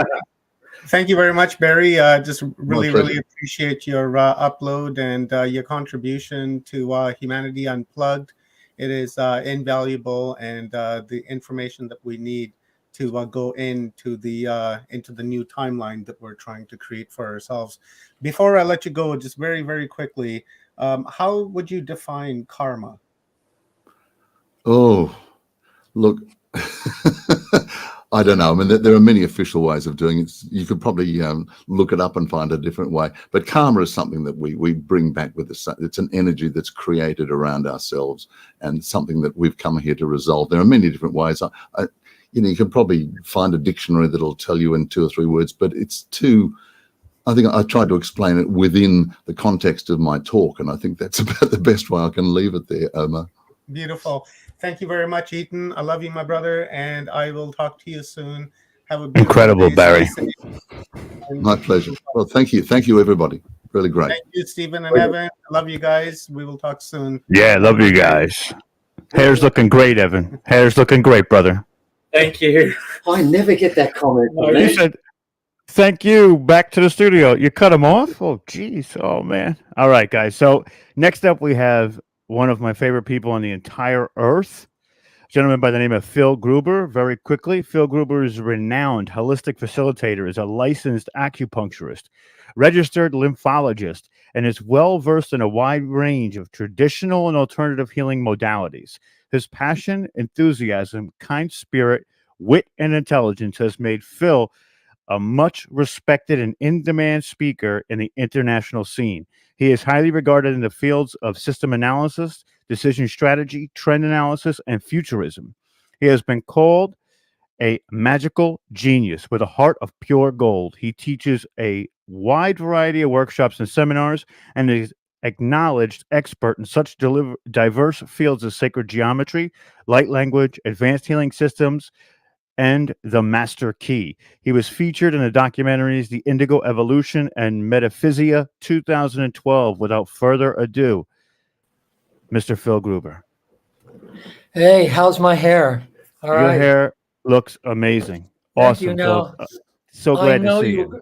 you guys were really excited. You scheduled me last, and because you'd hoped that I would just go on and on and on and on for hours and hours. Well, that's not going to happen. It's not because I wouldn't want it to happen. It's just that I'm so totally talked out. I've done so much talking the last week. I'm going to be doing a lot of talking this week and the next week. Right after this, I'm off to band practice. My band is doing a recording live in the studio, and I've got to save some of my voice. You sure my hair's okay? All right. Yeah, look great. So Looks I'm going to great. go a solid hour, maybe a little bit longer. Okay. You got it. Then we'll have lots of time for questions and answers. So thank you, Rob. Thank Of all of course. you at Humanity Unplugged for this opportunity. Barry's just incredible. I think the theater lost a good one with Barry. Barry should come out of retirement. That voice. Now is the winter of our discontent, made glorious summer by this son of York. And all the clouds that lowered upon our house in the deep bosom of the ocean buried. I had a great Shakespearean teacher back in the day, Carrie Narns. Carrie, I want to dedicate this talk to you. He's not with us anymore. He could have been another Gielgud. He was contemporary with all those guys, Olivier. But the big agent at the time in London on the East End was Bucky Beaumont. And unfortunately, Carrie was carrying on with Bucky's flavor of the week. So Carrie ended up getting blackballed from the East End, then London, then England.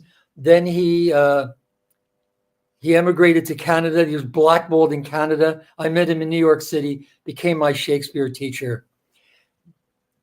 Now is the winter of our discontent, made glorious summer. Even Olivier didn't get it right. Okay, here we go. Okay, strap yourselves in.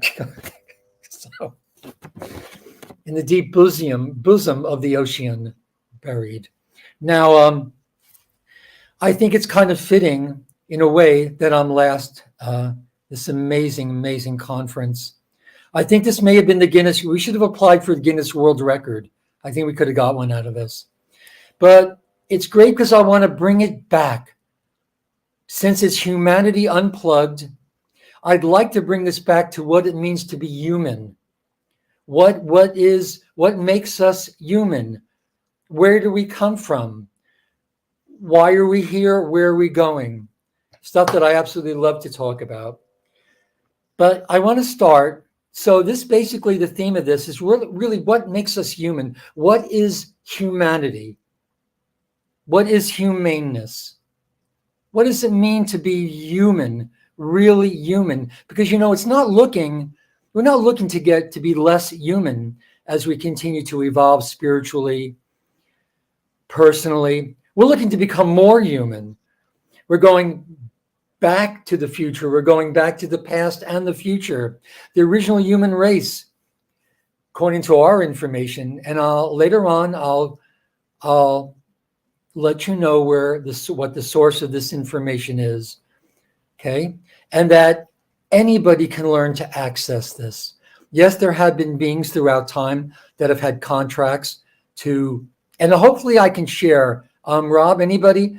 If I hit the share button, can I share some things? Yeah, absolutely, Phil. Okay, great.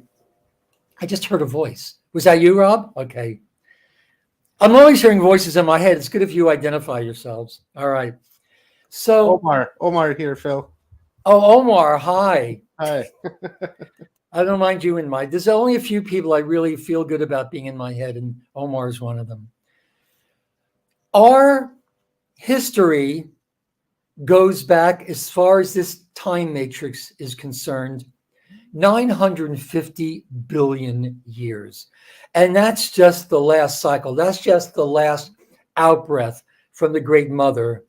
Who knows how many cycles? Yes, we picked up some of the background radiation from the last Big Bang. But these, we're talking about the greater cycles, 950 billion years, way before the human being was a twinkle in anyone's eye, you know? 950 billion years ago, an agreement was made between races that we call the Brennau. These also are known as the Rishi, also Ra collectives. And it's really interesting that you brought up Casey. It was Casey's birthday just the other day, I think, a couple of days ago when I did my talk here in Singapore time.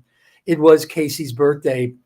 Casey, the Ra collective is what we understand to be the Rishi. These are 13th, 14th, and 15th dimensionalized consciousnesses. They hang out right at the metagalactic core, which is at the 8th dimension, which is the entrance and exit point for consciousness coming into a 15-dimensional time matrix, and the gateway to expand into levels of non-dimensionalized cosmic seas of sound vibration. Here we are in this time matrix where consciousness dimensionalizes itself. It just keeps subdividing, subdividing, subdividing to experience all these aspects, individuated aspects of itself, only to return to full at-one-ment, which is interesting. Why would consciousness at a state of full at-one-ment and unity consciousness want to fragment itself yet again and subdivide itself, masters subdividing into rishis, rishis subdividing into avatars, avatars subdividing themselves into archangels, angels, and then us? I think it's the game. Not the kind of game that the Olympian sort of children of lesser gods play. Because, you know, man, woman is essentially a game player. The Latin expression for this is homo ludens. Remember that Star Trek episode in the original Star Trek? They found these beings, they were just brains. They didn't need a body anymore. And you figure if they didn't need a body, what did they need brains for? But anyway, they were just brains. And what they used to do, they used to hijack starships and they would beam the crew down to train as gladiators and fight to the death. Because here's the thing, that evolved, they had evolved to the point where they knew everything. They knew all the answers. So the only way they really got off was to engage in games where they didn't necessarily, games of chance, where they didn't necessarily know the answers. They knew all the answers to all the cosmic mysteries, the physics and metaphysics of consciousness and creation. So, but the only way they got their jollies was to bet on games of chance that they didn't necessarily know the outcome to. Man is essentially a game player. Probably started with one, the caveman. His wife says, "Where's dinner?" He's got the turkey leg behind his back, going, "I don't know," you know, something like that. When we started playing games, that's when things got complicated. Barry's just awesome. If anybody out, by the way, if anybody out there can send me some frequency, DMT would really be nice. Still early in the morning. It's not that early. It's 10 o'clock in the morning. But I've been up for a long time now. Anyway, 950 billion years ago, 3 orders of ultra-terrestrials, we call them the Brennau. Tricia McKinnon has been in contact with these beings. These are beings of pure light, 13th, 14th, 15th dimensional consciousness, which is what some people call the rainbow bridge. These are beings of pure light, pure radiation consciousness, just radiating, pure waveform consciousness. When they manifest for us down here, if anybody out there has had experience with massively tall beings, these are just beautiful, magnificent tall beings. Sometimes they have expanded heads. Well, wait a minute, this way or that way. These are beings of pure light. These are the solar rishi. 3 Brennau orders are the founders' races that seeded life into our time matrix during just the most recent seeding, which was 950 billion years ago in Earth time. Now, these orders have visited humanity during different time periods in an attempt to keep our original creation contract and intended evolutionary destiny alive among the Earth human races. And that original co-evolution agreement made between the Brenau races, you could call them Ra collectives, rishis, in seeding our time matrix, was called the Emerald Covenant. If you understand that in 1892, L. Frank Baum, the author of The Wizard of Oz, and his wife was initiated into the Ramayana sect of the Theosophical Society, you read The Wizard of Oz with those filters, and you really, really understand there is just deep, deep, deep wisdom and knowledge in The Wizard of Oz. The Emerald Covenant. The original Emerald Covenant was made 950 billion years ago amongst these, what we call the fifth density, dimensions 13 and 14 and 15, these Brenau orders. And in this agreement, the Brenau agreed to create various founders races, elder races, to seed life into all the density levels of our time matrix, all the harmonic, first, second, third, fourth harmonic universe, all the harmonic universes, all the density levels. Why? To create peaceful coevolution and ascension for all the stellar races. And it is the density 5 Brenau orders who were directly involved with the creation of the angelic human lineage. In density 2, pretty much in the fifth dimension, Pleiadian Syrian orders, it was basically met in council. They saw that there was a lot of corruption in our time matrix. Corruption because of corrupted consciousness, because of corrupted DNA, the fire letters, the very specific organizations of scalar waves that make up our manifestation blueprints, they were corrupted. They were corrupted because of improper hybridization, because of inbreeding without a regard of the law of one, without a regard of peaceful, cooperative coevolution. So the original human race was created as a race that would heal these races that had gone into digression, that had fallen in consciousness because their DNA was really, really messed up because of their hybridization practices. So they were directly involved, these Brenau, the founders races. And remember, again, this is just the last seeding was 950 billion years ago. The creation of the original angelic human lineage on a planet we know as Tara. You can look at it as a fifth dimensional version of Earth, 560 million years ago. So the original human design itself, to be really fully understood, is of extraterrestrial or angelic nature, in that humans, what we know as humans, originally inhabited what we call the second density. That's dimensions 4, 5, and 6, pretty much focused in the fifth dimension. When we talk about the fifth dimension, we're usually talking about Pleiadian consciousness. Sixth dimension, Syrian consciousness. Seventh dimension, all these star systems, by the way, exist in our three-dimensional universe. But when we talk about fifth, sixth, seventh, eighth dimension, we're talking about higher dimensionalized systems. Fifth, Pleiadian. Sixth, Syrian. Seventh, Arcturian. Eighth, Orion. Ninth, Andromeda. 10th, 11th, and 12th is the cradle of Lyra. See, rockabye baby on the treetop. When the wind blows, the cradle of Lyra or Lyra will rock. When the bough or the seal breaks, the cradle will fall. And down will come baby, cradle and all. We may have fallen to the bottom of the tree, but we still carry the imprint of the cradle of Lyra within each and every one of us. And that refers to that 12-strand DNA pattern. So humans originally inhabited the second density time fields of Earth, where Earth is called Tara. And the Tara, original human, is called the Tura-Nusium.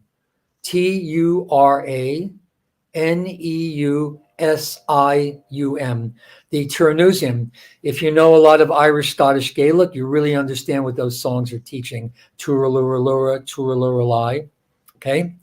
In the Earth human lineage, known as the Adam Kadmon or the Adumi Kudmon, 7 root races, and by the way, Rudolf Steiner has much of this information, very pristine. There, in terms of the Earth human lineage, now what known as the Adam Kadmon or the Adumi Kudmon, 7 root races and 7 cloister races were seeded.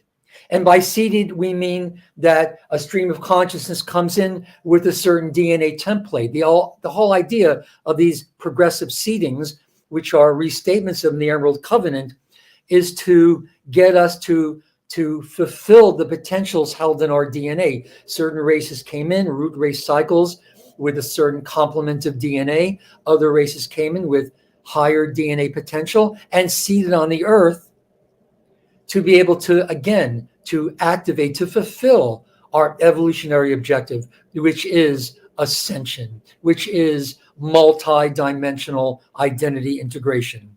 So again, in terms of the Earth human lineage, known as the Adam Kadmon to many, 7 root races, 5 cloister races were seeded. Each of the root race evolutionary cycles developed one of the first 5 strands of DNA within the 12-strand DNA template.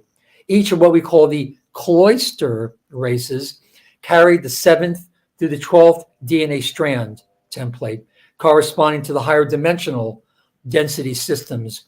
Root race, if you're an incarnate of one of the root races, Hyperboreans, Polarians, Lemurian, Atlantean, we're in the final days of the Aryan root, 5th root race cycle. The 6th and the 7th root races are already coming in. These are the Paradisians, the sons and daughters of paradise, Melchizedek's, Uingen, Heki, names I can't even pronounce. But root race incarnates are called earth seeds. The cloister race incarnates that carry the higher DNA template, the last restatement or seeding of them being the indigos, are called the star seeds. It is the cloister races that have kept the 12-strand DNA template potentials alive within the human gene pool and represent the advanced stages of evolution back to what we once were. Okay? So before I go on, I want to talk about what I believe is happening on the planet now with the more specifically, the Ukraine-Russian situation. Some of you are out there have already seen this. For those that haven't, this is revelatory information. Let me see if I can share this. Slides, I don't know, video file, share screen. Is it on, Phil, is it on PowerPoint or is it just a picture? Is it open in the background? It's something that I opened up. That's on my PC. I know this is the first time I've used. Okay, so hit share. StreamYard. And then you're going to share screen. Sorry. Share screen. Okay. And now it's going to have you see a big blue box where it tells you if you need share screen. Share screen. Then you're going to have entire screen. Right. And then right next to it, you'll see Windows. Yes. Click on Windows. And Okay. the program that you're using to open it should be there. Let me see.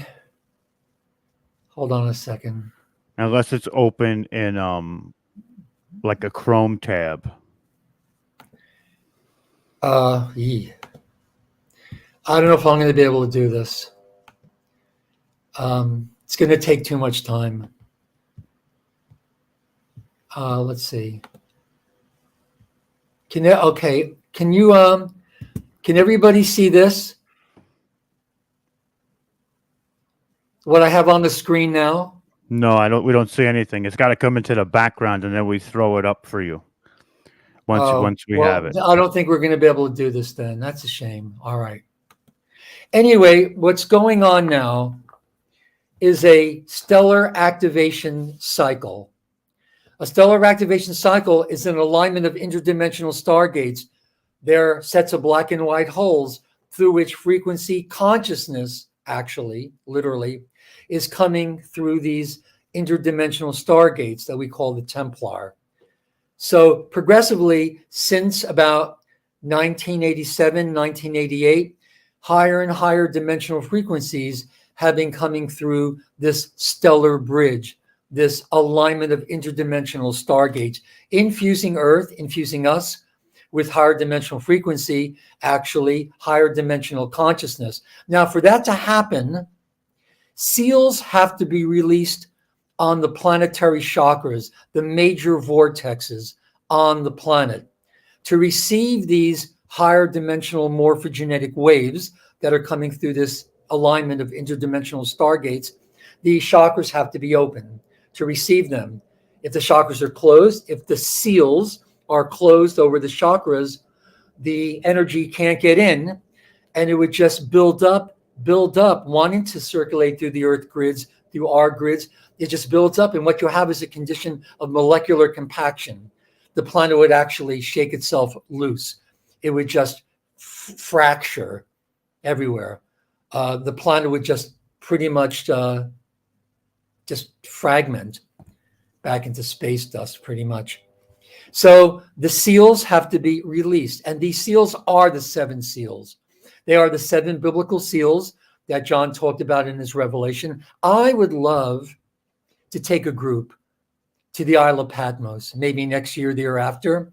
You know, the cave where John got his revelation. John, certainly a beloved disciple.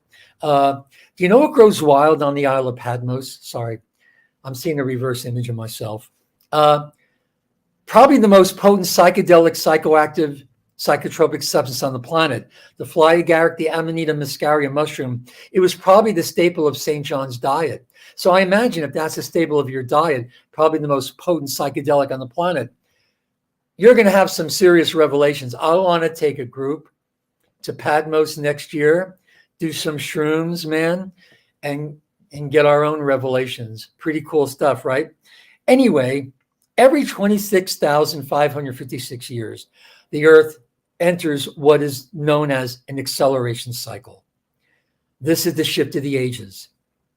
If conditions within the particle base of Earth's core are correct during these acceleration cycles, and they are, and they would be, or they wouldn't be if not for the waves of indigos that have come in, okay, to keep the particle base of Earth's Earth's core correct and the right frequency.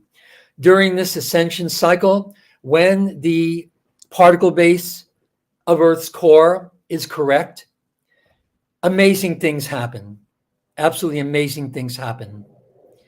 It's been over 200,000 years since the conditions in Earth's core met the necessary particle pulsation rhythms as the planet passes through its acceleration cycles. So, but again, these seals, when John talked about the seals, he said, will the first be the last? Now, he was talking about 2 things, I think. When he said, will the first be the last, he was probably talking about the male papal succession, that Peter being the first of the male papal succession would be the last, which is interesting because St. Francis is known in many circles as Peter. And you know my pet theory that Mary Magdalene is still alive in a cave system in the Pyrenees in the south of France, in a state of suspended animation, a hyperdimensional wave field that keeps the body intact, that has been known affectionately as the Golden Fleece for a long time. And when there's enough love manifested on the earth, she will awaken. My theory is that she will walk to Rome and Peter will hand her the keys to the Holy See.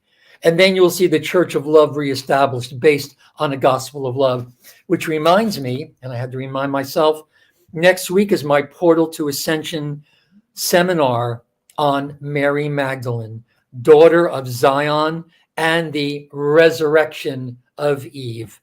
So if you want to take part in that, it's one of my all-time favorites to teach. Teaching this one is just a moment of extended transcendent poignancy for me. I believe that's on the, let me see, go to the Portal to Ascension site. I also think it's on the Wish Alliance Facebook page. When is that? That's, I believe it's on Sunday the 27th. That's the portal to ascension, Mary Magdalene. So I believe that this will really, really happen. Now, the 7 seals. So the 7 seals have to be released. The first of the seals, the frequency seals, the first major vortex on the planet, Painted Desert in Arizona. Painted Desert, a lot of people think it's Sedona. It's not the primary vortex. It's very, very powerful. You can access the Painted Desert by means of the Sedona vortex. But the Native Americans, others, we've known for a long time, it's the Painted Desert. Now that started its opening cycle in late 87, timed with the harmonic convergence. And their opening cycle is about 4 years. Now it's interesting that the first to open is the last to close. This could be what John also meant by will the first be the last. So you see when the frequencies are coming in through the interdimensional stargates, through these sets of black and white holes, the chakras have to be open to receive the energies. Again, if it doesn't, you get massive compaction, massive upheavals, earth changes. Worst case scenario, the poles are already migrating because of electromagnetic imbalances in the planet. Worst case scenario, the poles actually totally shift to a 180 and everything on the surface is vaporized. Oh, is that right? Who's got their Amanita muscaria out? You? Stone Hobbit of Hearthfire? All right, never mind. Okay, so I'll be in New Zealand before long. We'll have some fun. So I think somebody is sending me the frequencies of DMT. I think it's starting to come on now. Anyway, you're not going to notice any difference. I should tell you that right up front. So first of the vortexes and seals, Painted Desert in Arizona. Second, Jerusalem, Israel. Third, Himalayan mountains north of Tibet. I think it's called the Kunlun range. I'd like to take a group there also. No private group has ever gotten permission to go to. You have to be helicoptered in. I just want to take a group, get helicoptered in with a couple of yurts, supplies for, 10 days. That's it. And then they just bring us back. That'll be a really cool trip too. Fourth of the seals is Giza, Egypt. Now remember, they have to open up on time and stay open. So we get all the frequencies, the whole morphogenetic wave. It has to come in. It's for our ascension process, for all of us and the earth to ascend. That's what it's doing. These frequencies are helping to expand us so we can reintegrate with the higher families and collectives of light that exist in the higher harmonics. This is being done for us. We are built for ascension under the right proper conditions. The only thing that's really blocking us is our karma that we've inherited, self-created karma. We've got to learn how to think correctly in our mentorships. I do private mentorships, one-on-one, also small groups, 1-on-2, 1-on-3. It doesn't matter. This is what I'm here to do. Along with these other teachings, we also study the master key, because the master key teaches you how to control your thoughts. A lot of this work that people are trying to do is not working because they simply can't hold the focus of these advanced techniques we're doing. They just can't hold the focus, and they need to think correctly. This is the great secret of life, is being able to control your thoughts so that you manifest only what you want, not what someone else's vision is, and to think correctly. Even Wallace Wattles, the author of The Science of Getting Rich, Success Through Creative Thought, it's all about there's a way of thinking, a correct way of thinking, which implies that most people don't know how to think. There is a process. There's a way to think correctly to manifest your dreams. Certainly in pure, dedicated, unselfish, or borderline selfish service to the world. When you're in pure, dedicated service, sincere, dedicated service to the world, to you, to the world, to God, that is, I think, the purest definition of success. Okay, so when the Giza vortex opened, lots of groups were going to these locations. They got the knowledge, they got the insight or the guidance to go to these places so that they would help the vortexes to open, the seals to be released, the vortex to open to receive these waves of frequency, energy, consciousness, really. And also you need to remember that we'll get to the closing cycles very, very soon. So what I'd like to suggest to you, when Giza opened in 2000, that really anchored the stellar bridge, the stellar activation cycle. There's no stopping it now. Either it goes all the way or it crashes. So that was 2000, the Giza vortex. And one by one, these vortexes deal with they channel higher dimensional frequencies into the earth and through us. Because what happens on the earth, happening to us, and vice versa. So the fifth vortex was Machu Picchu. Machu Picchu is interesting because these main vortexes on the earth, they have sites that are paired with them on the earth that you can access these remotely. There are many, many access points all over the world that you can access these major vortexes. But the main access points for Machu Picchu, for example, is the Vatican in Rome, which is really interesting because Machu Picchu, we understand now, seems to have been a base for the divine feminine. It was a very ground zero for worship of the divine feminine, goddess worship. And the site that's paired with it on the planet is the Vatican in Rome. Now that opened up in June of 2004, timed with the Venus, remember the Venus transit of 2004, early June? Well, on that weekend, outside of Rome, meeting outside of Rome, was Bush, his top advisors, Bilderbergers, you know who I'm talking about, a lot of the elites, many children of the Black Sun, whatever you want to call them, meeting at a site outside of Rome. Our theory is that they were pulsing electromagnetic pulses from the Vatican into Machu Picchu so it wouldn't open properly. If any of these vortexes don't open properly, you're going to get massive molecular compaction, Earth changes, massive upheavals, world management team comes in, more orders of control coming in. But luckily, I think work we were doing, other groups were doing, were able to cut off that magnetic pulse so it didn't hit Machu Picchu. Whenever these vortexes are opening during these ascension cycles, it's always cat and mouse. A group comes to mess with it, a group comes to repair it, back and forth and back and forth. That's Machu Picchu. Now, the sixth of the vortexes is the Caucasus Mountains in the USSR. We'll get back to that. And the seventh is Lake Titicaca in Peru. Now, it's very important when John said, will the first be the last? The first of the major vortexes are the last to close. The seventh vortex, the Lake Titicaca, since it handles, and that was 2012 to 2017, its opening cycle.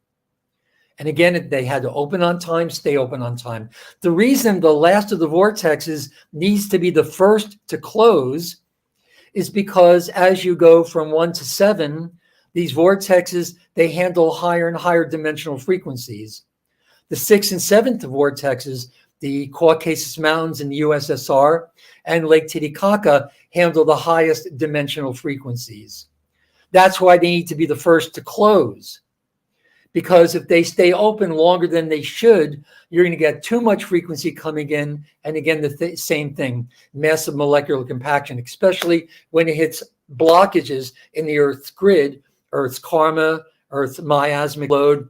And to keep circulating through the Earth grid, the planet has to start cracking and fracturing to allow the energy to keep circulating. But because of that, you get massive Earth changes, climatic pattern changes. You get all sorts of weird stuff, earthquakes, volcanoes, that kind of stuff, the backflow. So this is what we're seeing. It's one of the major reasons for a lot of these Earth changes. And so the first of these major vortexes, again, Painted Desert, 1, Jerusalem, Israel, 2, Himalayan mountains in Asia, 3, Giza, Egypt, 4, Machu Picchu, 5, USSR, 6, and Lake Titicaca, 7. Now, Lake Titicaca, again, since it handles the highest frequencies and was the last to open, has to be the first to start closing. And it started its closing cycle in 2017, pretty much right after its opening cycle. And it closed in early 2022. The next one that needs to close Just as they open and stay open on time, they need to close because they can't take more than they can handle of the earth grids.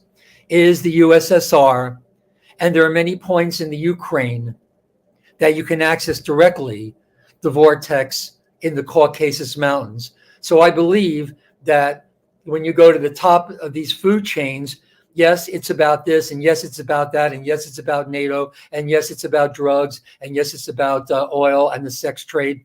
But when you really back engineer it to who's pulling whose strings, the most, if not all, of the conflicts on this planet have been reflections of dramas that are taking place in the higher harmonic universes, and it's been for control of the stargates.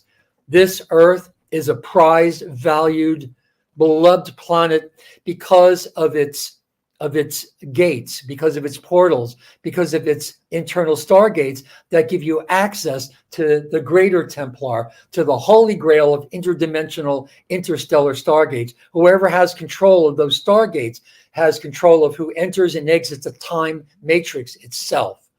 So this is why this is where the party is, man. Everybody comes here during these ascension cycles when the Earth gates are opening. All right? Because if you have control of the planetary Templar, the planetary stargates, you've got control of you can control the access to the interdimensional stargates. So I believe this is what is happening at the core of the conflict in the Ukraine. It's all about the stargates. It's always been about the stargates. Now, as far as humans are concerned, 560 million years ago, again, it was seen that there was a lot of corruption in our time matrix. And the human being, the Ternesian, was created mainly to be guardians and custodians of the stargates. The divine commission, angelic humanity's original sacred mission, the divine commission of the angelic human race, the sacred mission for which we were originally seated on earth, and we continually are seated on the earth. And we come back again and again, especially during these ascension cycles, is to correct the distortions within Earth's planetary shields. We call them the fire letter sequences, very specific organizations of scalar waves that in many cases are distorted. And a lot of this damage occurred during the original fall from grace. Tara, 550 million years ago. Our information is that a group called the Templar Solar Initiates love to go to planets, and they had the technology to create artificial stargates, time tunnels, or force stargates opening when it's not their time to do it. But usually, or very, very often, it ends up in cataclysms on the planet. They use large generator crystals, much as they did on Atlantis, Lemuria. This misuse of this large generator crystal technology, it's what's caused most of the cataclysms in our history. This is what happened 550 million years ago. There was a chain reaction. This is what they're doing at CERN, by the way. I like to wear this shirt just to show you. Oh, see? Last time I was at CERN was a couple of years ago. It was December 2019. And this is where I think I got COVID. Well, remember, this is December 2019. I went to a doctor in Geneva. He told me that I had an engineered coronavirus that escaped from a lab in Wuhan, China. This was December 2019. This was a doctor associated with CERN. So what we need to be concerned about is that they're trying the same thing. What they're trying to do at CERN, they're trying to use their technology, their science, to artificially force these stargates open, in a way, hoping that the convulsions will cause massive upheavals on the planet. This is what they've been trying to do for years and years and years, certainly on this planet, certainly in our generation. Just like they did before, just like they did in all these various former epochs, okay? Guess what? I can go a little over an hour. So I'll go for about 15 more minutes or so, and then we'll open it up for questions, okay? So through the course of Earth's human history, There's been lots of hybridization within various interstellar races, creating more varieties of star seeds among the earth seed root race populations. If you really want to know where you come from, that knowledge is in the DNA, in the substrain matrix of your DNA. Have many of you noticed that a lot of channelers of light language, they're beginning to sound very similar, sounding the same, a little Native American mixed with Oriental languages, this and that.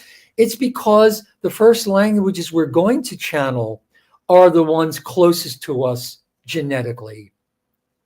We're going to, as our DNA continues to activate, fifth, sixth strands activate, for example, we're going to get Pleiadian languages. We're going to get Syrian languages. We're going to get angelic languages. We're going to get languages from what's called Mua, Anuhazi, Vatan, Vatanian, original angelic languages, because they're closest to us genetically. And for those to come through clearly and cleanly, whoever is doing this, and just on general principle, we have to clear all residual karmic miasmic load from our DNA, because the DNA are transducers. Each strand transduces a level of dimensionalized consciousness. So if you have any residual karma miasmic content, it's going to distort the information. It's going to scramble it, or you'll just get static. This is what a lot of people are hearing. They're hearing buzzing, ringing, tingling in their ears.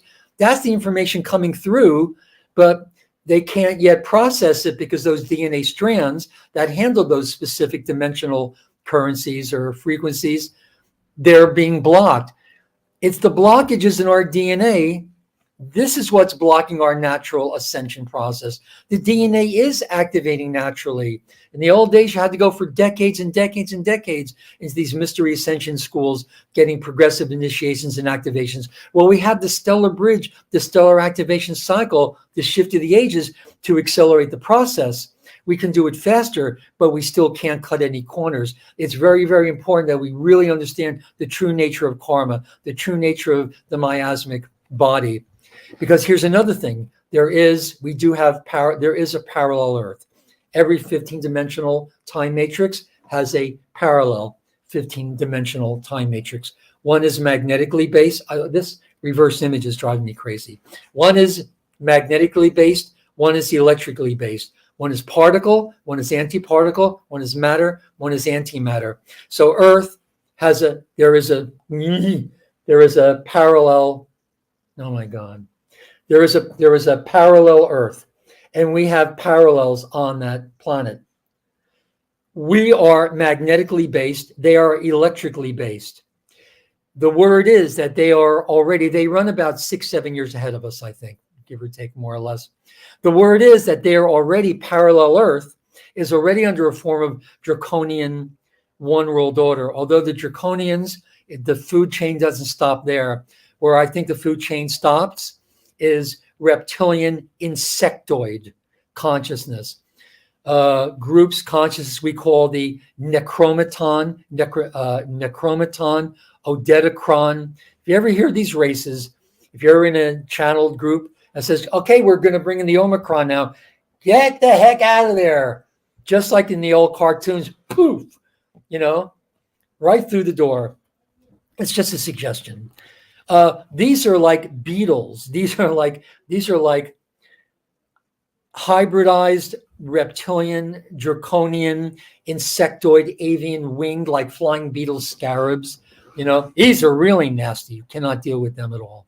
But I think so. Even the draconians pay tribute to the insectoid consciousness. When I watch the nature shows now, I'm watching insect consciousness. I want to understand more and more about insect society. It's amazing when you see the stream of like army ants. If one of them, for some reason, falls out of line, maybe develops some kind of self-consciousness or self-awareness, immediately they go to kill it, because you can't have anything leaving the collective. So it's really this, when you go to the top of the food chain here, on the Earth, you have the children of the Black Sun. Who's pulling their strings? The Dracos-Dracon alliances, but who's pulling their strings are hybridized reptilian, insectoid, avian species. And they go right up to the Christ levels. They are the anti-Christos. Below the 12th dimension, 10th, 11th, 12th dimensional avatars. These are the antichristos. That's really what the antichristos is. Antichristos, anti-Buddha, anti-avatar. We can get into that we certainly get into that in the mentorships, the private mentorships. And many of my future lectures, I think for the Wish Alliance, Rob will have to do, Omar will have to do some more interviews that I want to get into more and more detail about the genetic lineages of these races, where they belong, where they come from, what their deal with us is, the major agendas that we believe is going on right now. So I think I'm going to probably go for a couple more minutes and then we'll do questions. So, but understand that at various times in Earth human evolution, certain families of cloister race humans were further genetically enhanced through hybridization out of the seed race, out of which the original human race, the original Turanusium angelic human race lineage emerged. And the seed race of the human Turanusium, original angelic human race, is called the Orifeme. The Orifeme. And remember, a lot of this is coming fast, hot, and heavy, but you're getting all of this. You are getting all this. Even the vibration of these names, the Orifeme, is going to awaken memory,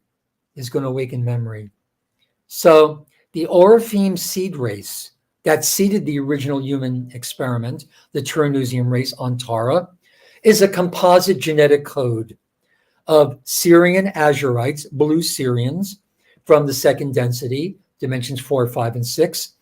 Lyran Syrian Anuhazi, it's called the Anuhazi, from the third density. These are archangelic oversoul collectives. A group called the Elohai Emerald Order from density 4. This is the Lyran 10th, 11th, 12th dimensional Lyran systems. And the founders race Melchizedek Cloister Brenau. These are the Rishis, the Ra collective, the Ra complex, from the fifth density dimensions 13, 14, and 15. Oh, so the human cloister Orifeme hybrid is known as the Emerald Order Orifeme. The human cloister Orifeme hybrid is known as the Emerald Order Orifeme. In contemporary times, we're referred to as the indigo children, whatever you want to call us. Psychic, super psychic, mythic, magical, mystical children, children of the blue ray Kachina, Melchizedeks, Paradisians, B'nai Or, B'nai Elohim, what have you. The DNA template of the Emerald Order Orifeme is anywhere from not just 12, 24 to 48 strand DNA potential. If you have that kind of potential, it allows for full biological transmutation, immortality at the very least, but full biological transmutation out of our dimensionalized time matrix. The Emerald Order Orifeme, these are the ones that have the 24 to 48 strand templates. These are the indigo type 1s. There are 3 major types that we'll talk about maybe in the next interview. Contains with it, of course, the original 12 strand human DNA template, plus that additional coding is called the Emerald Sun DNA.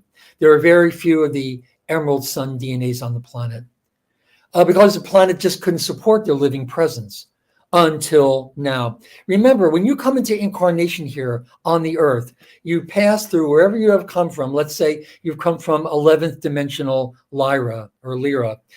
I think I'm an 1111. I see the 1111 on the clock, and I know a lot of you do out there too, just like Better Call Saul. I think a lot of you see the 1111 on the clock because I think this either our first or this most recent incarnational journey, we've come from the 11th dimension, from a place that used to be called Avion, but through mistranslation was originally called Avalon. Yes, the mists of Avalon are the pre-matter, liquid light, hydroplasmic levels of consciousness in the 10th, 11th, and 12th avatar, Christed, Buddha, Bodhisattva consciousness.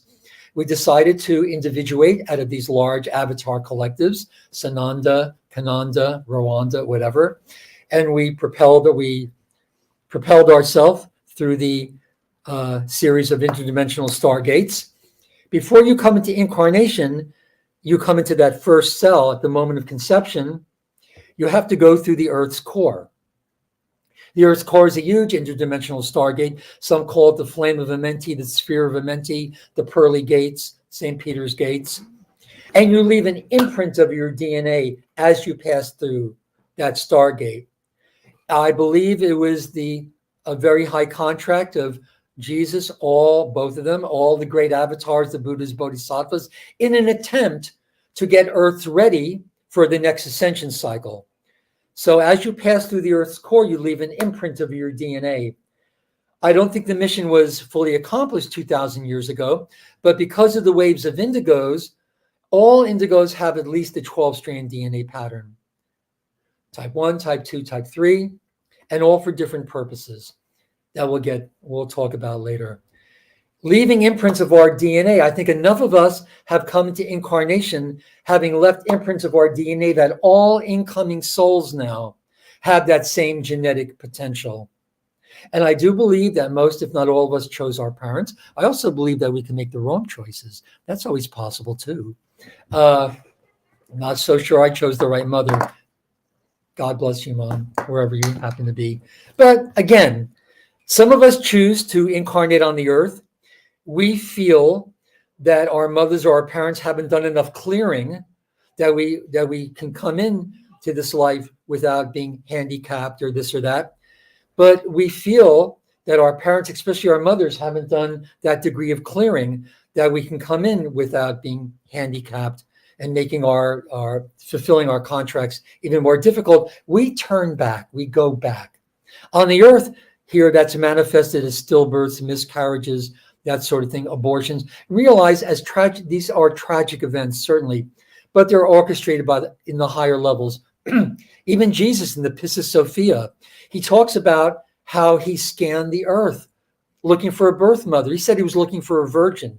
Now we know that in the old language, virgin means young girl, but it also means in the Pistis Sophia that virgin means a creative energy, female in nature, that uses her creative energy in a state of innocence. In other words, who thinks in divine thoughts, who thinks divine pictures, who has not accumulated karma because of improper, incorrect thinking. Because what good it would have done for the Christ or any of the Christ to be birthed into this world with disabilities and not being able to fulfill fully their contracts. So you scan the earth, much as we scan the earth, looking for the right parents to come through. If we can't come through our first choice, maybe we'll come through second choices. We like to come through the first choice. We like to come through the first mother that we choose. I had an aunt that had 7 miscarriages. I'm sure it was that same soul trying again and again and again, but my aunt had just not done enough clearing to birth that child in cleanly. So we turn back. Jesus was looking for a virgin, a woman who used her creative energy in a state of innocence. And that's where we're all heading to. These freedom teachings, everything we're all teaching is about freedom. What is what is ascension about? It's ultimately about freedom. It's about freedom to expand ourselves, to know the oneness, to channel grace and love to all of creation. Only again, at full woman, you go back into fragmentation as God's holy sparks. This is the game. So Jesus was looking for a virgin. He was looking for that creative energy, that Pistis Sophia, that used her thoughts in a state of innocence. And that's where we're all going back to that state of innocence. And how do you do that? How do you clear karma? Forgiveness. One thing we can do practically right now. There was a secret mantra that Jesus gave his disciples to position them so they could really understand the true nature and power of forgiveness. I'm going to write it in the chat. Okay? Zama, Oza.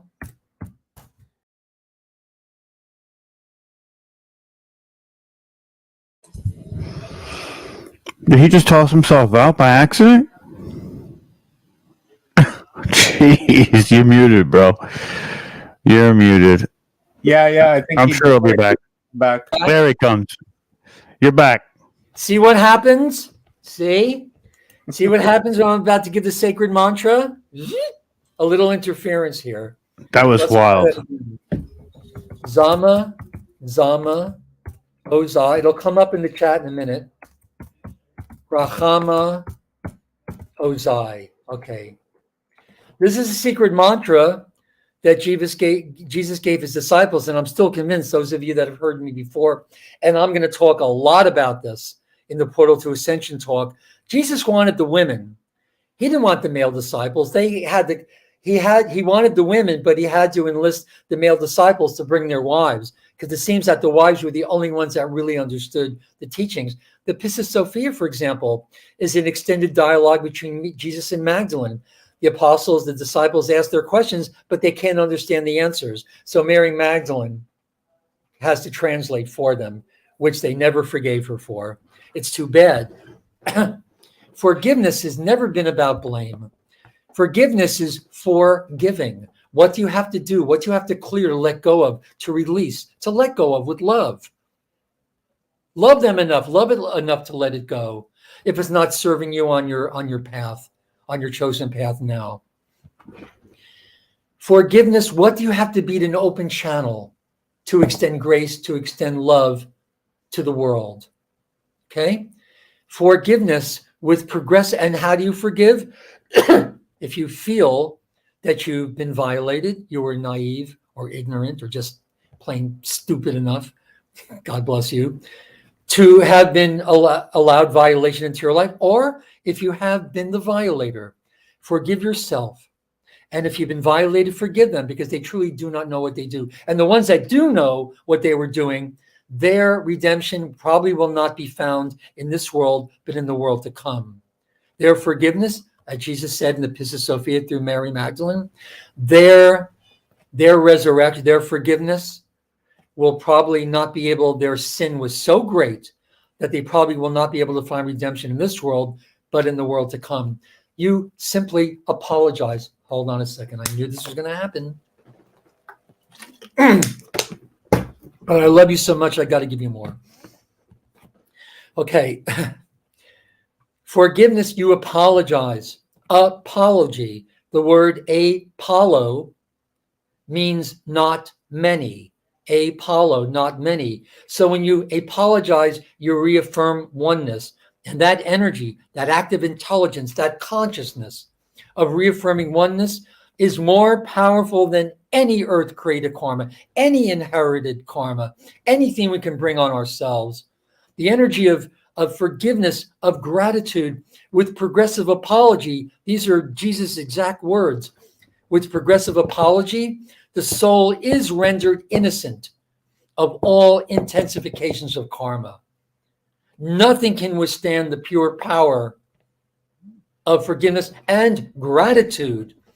Gratitude, read Wallace Wattles, all the New Thought authors that became the law of attraction teachers back when it came really hot and heavy into the public consciousness in the middle 1800s. These were former transcendentalists that became known as the New Thought authors, which were the source, they were the source material that Rhonda Byrne used for The Secret, but never mentioned the secret of gratitude. It's the real secret to the law of attraction.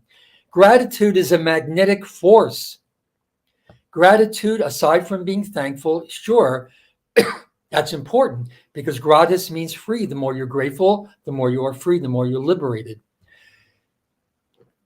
Gratitude is a magnetic force that unites your brain and your solar plexus in the heart space.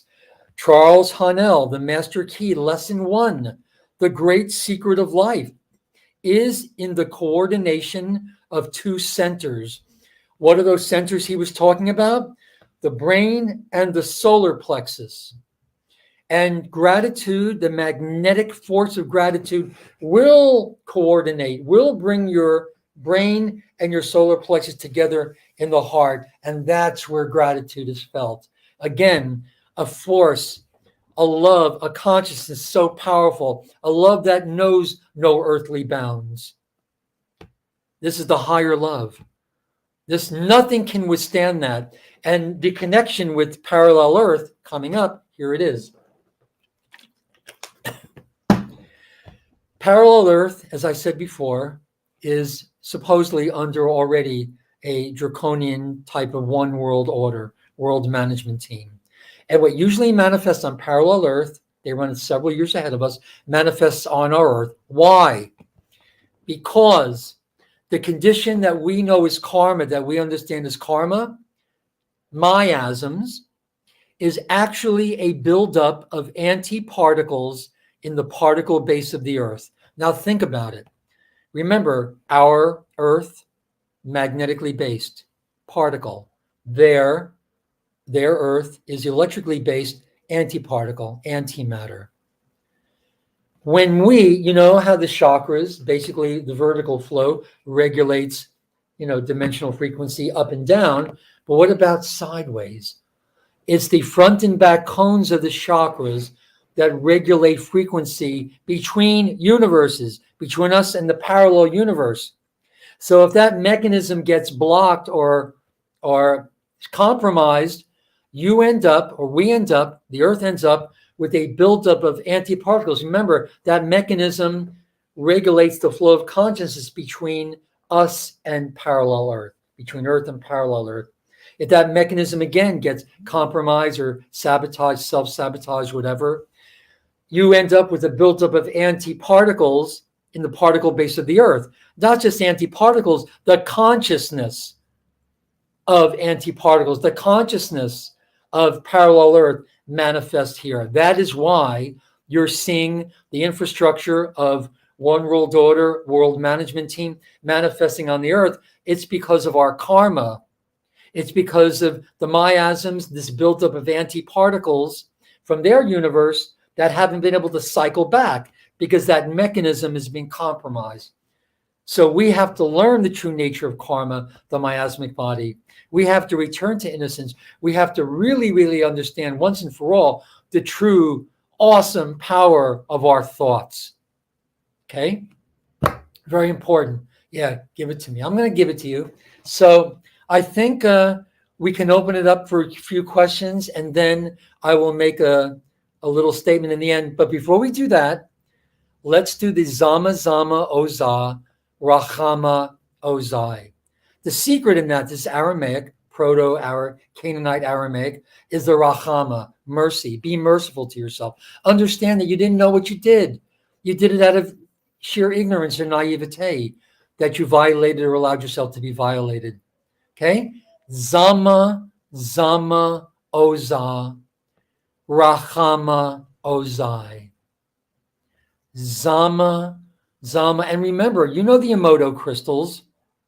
The most beautiful of his crystals, the ones that can hold and radiate the most light, are those that form themselves in response to even thoughts of forgiveness and gratitude.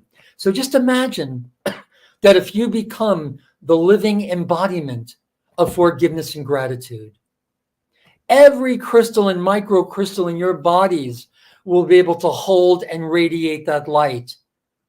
Look at that crystal. That could be every one of your crystals.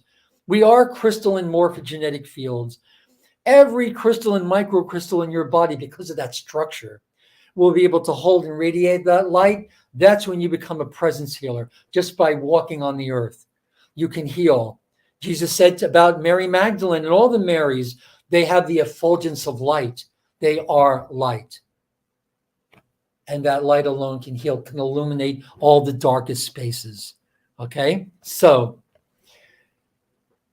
Zama, Zama, Oza, Rachama, Ozai. And the gratefulness comes from the ability to use our thoughts. The thought is our gift. Is our gift to make manifest. Remember, every thought you have is like birthing something into the world. And when you birth something into the world, you've given it purpose. And it wants you to be proud of it. Every thought is like a child. If you have a negative thought, the agenda of that thought is to manifest the most negative experiences in your life because it loves you. It doesn't judge itself. It doesn't judge you or what it is. It's just here to manifest what you wanted it to by coming up with that thought. Fortunately, the same thing with positive thoughts. Just like the genie, remember? The genie has no choice. It might be thinking to itself, what a stupid wish, but it's got to fulfill it. It's got to grant it. So every thought doesn't judge it itself, doesn't judge you, just wants to fulfill the purpose for which it was created. So you're driving on the highway, you know, my favorite example, you're driving on the highway, you're thinking about that trip to Rome you're going to take, someone cuts you off, you curse them out, you end up in Italy, you wonder why something happened on your trip. I'm not saying it's totally because of this, but it certainly contributes to it. That negative thought, that curse entered the morphogenetic field that's going to manifest itself as your vacation. So when something goes wrong, you basically inserted that in. So we really, especially now that our thoughts are manifesting at an accelerated rate, we have to be more conscious, more responsible about every thought we think. Truly learn to think in divine pictures. So I'll take a few questions now. I know there's so much of this information. There's so much of this knowledge. And remember, it's the information. Everybody would say, where's the activation? Where's the initiation? The knowledge is the information. All language converts into electrical impulse, which is a mathematical program in the body. So if you want to access anything in your personal database, what do we need? Passwords. And this language, the terminology, this wisdom, this amazing information are the activation codes, is the electrical impulse, is the mathematical program that will open up all the gates of light within you. Rob.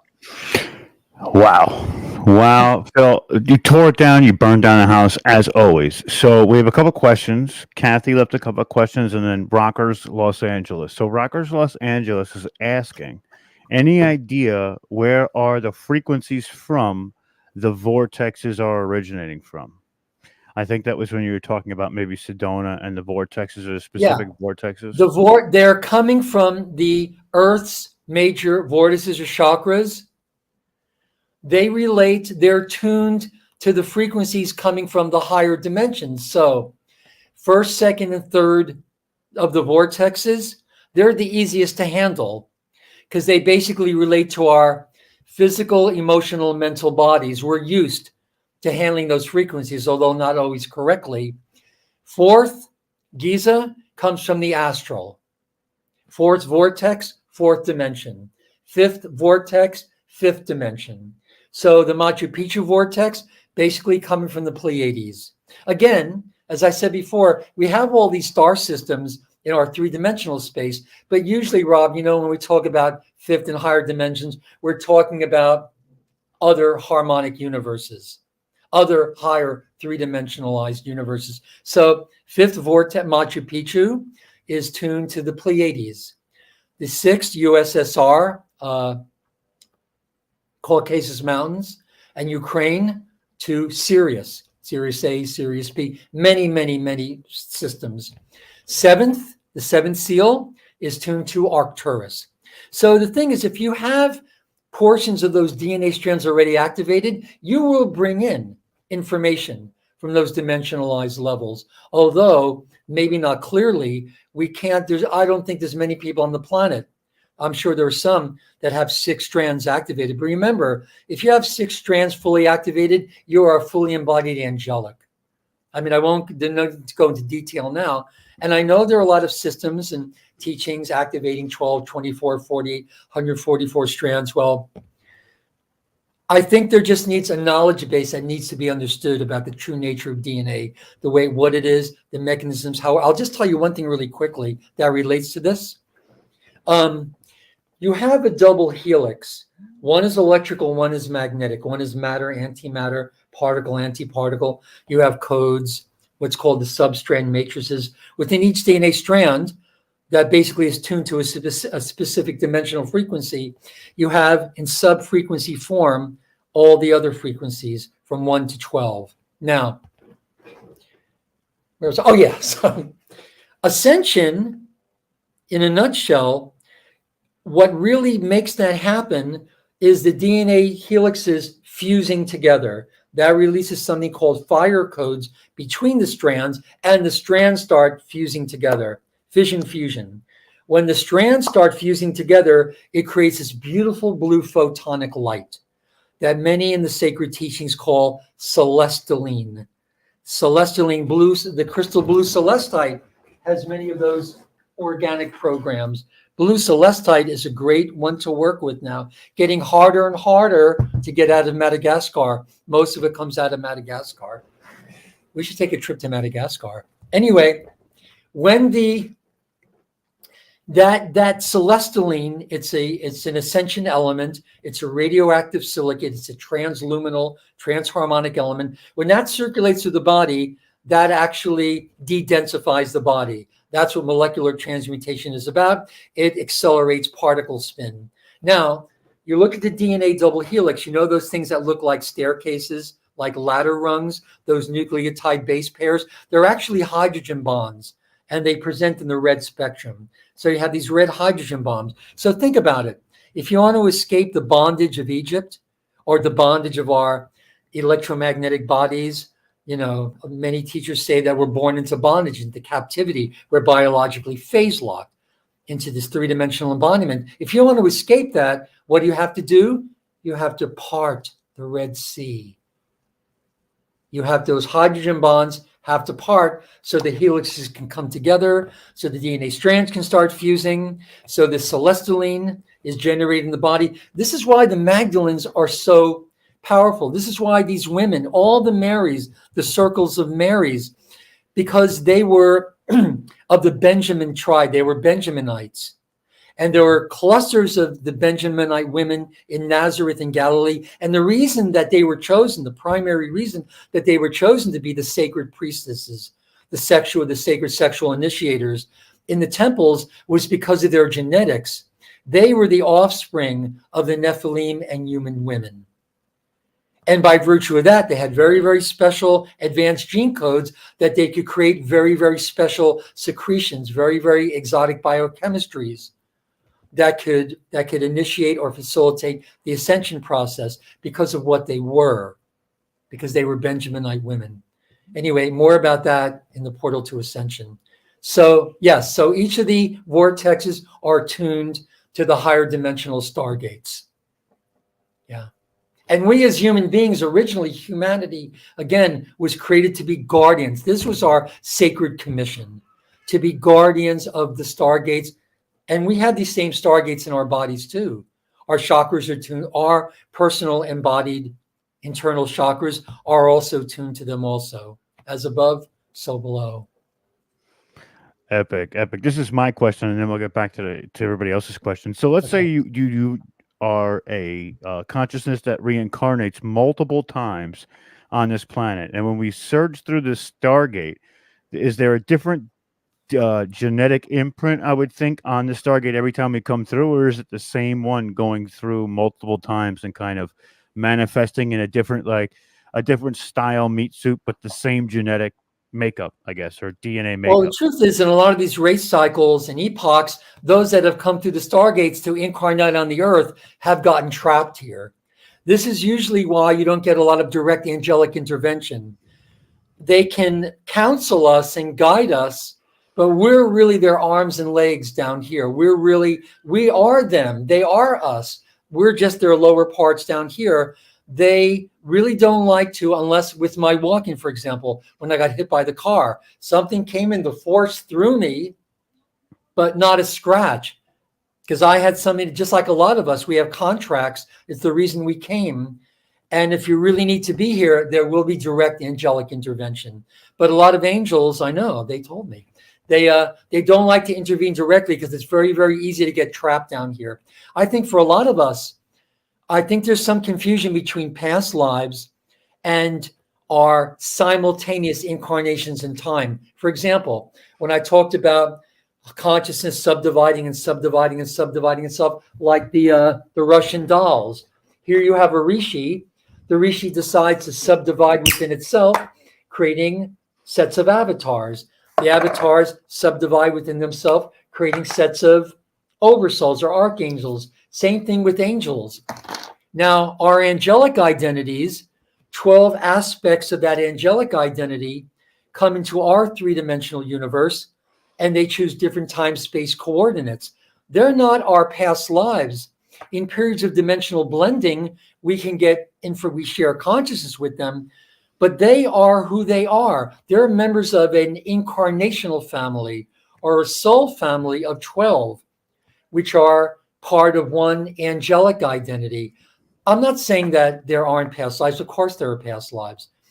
But what you were saying, if you've come back and forth, when you pass through the Earth's core, you'll leave that new imprint. If you've done the work, it's, to be able to ascend back out, we take a chance every time we come in.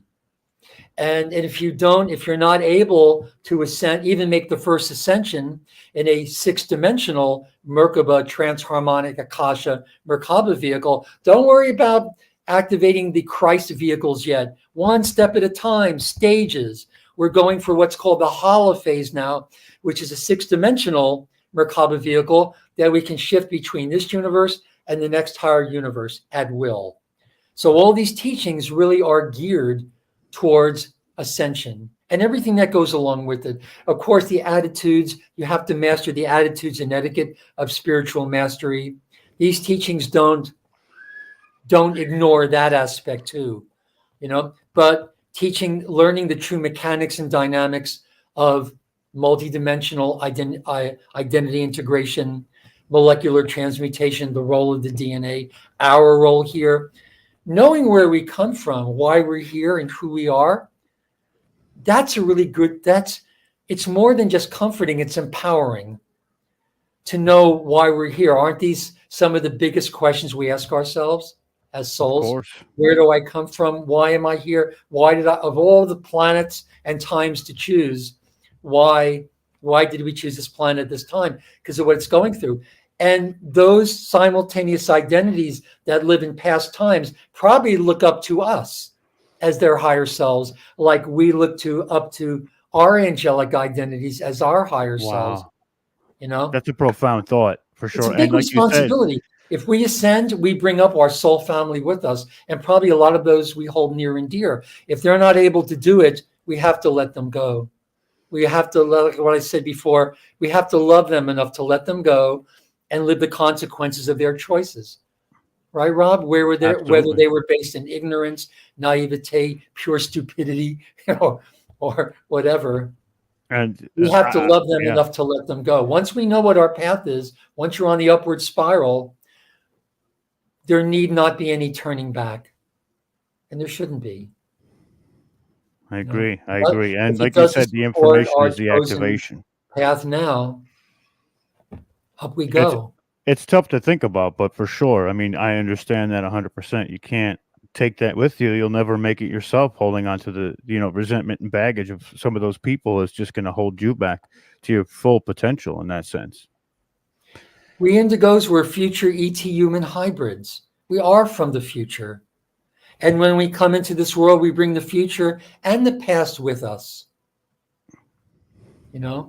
Absolutely. We're here to really literally bridge heaven and earth. And I think there are enough of us on the planet now. In the beginning, just because the psychics began to notice us in the 70s, they noticed all that indigo in our aura. Because we have portions of the 6th strand activated at birth, we have a lot of our soul identity already embodied. At birth, they saw that preponderance, confluence of indigo in our auras. But when the generational karma starts to kick in and whatnot, I think the frustrated look you see on a lot of babies and a lot of little children is because they're conscious enough to know that they're beginning to forget, and they look so frustrated. They want to, when they still have open memory, they want to tell you everything. When they can't speak it yet. Can't convey the message. And they look their little faces get so wrinkled. They get so frustrated. You hate to see it, just like a little child. A little child, you shouldn't see this look of existential longing on their faces. Usually like a little child, where's my ball? The last thing you expect to hear from a 3-year-old is what their planetary contract is. Like, what am I here to do, mommy? I thought you're here to play. No, I'm here to do something. And this is from a small child. It breaks your heart sometimes. Absolutely. A lot. For me, it does. Absolutely. We have Kathy in the audience, and Kathy is one of the people who have put the event together. And she asks, aren't the mantis beings good guys? Oh, yeah. The mantis, the Athenians. We know them as the Athenians. Yes, very benevolent. Those certainly the ones I dealt with, and I think we're learning more and more people are having contact with the Athenians. It was the Athenians that hybridized with many of the fallen Zeta races that were going into. They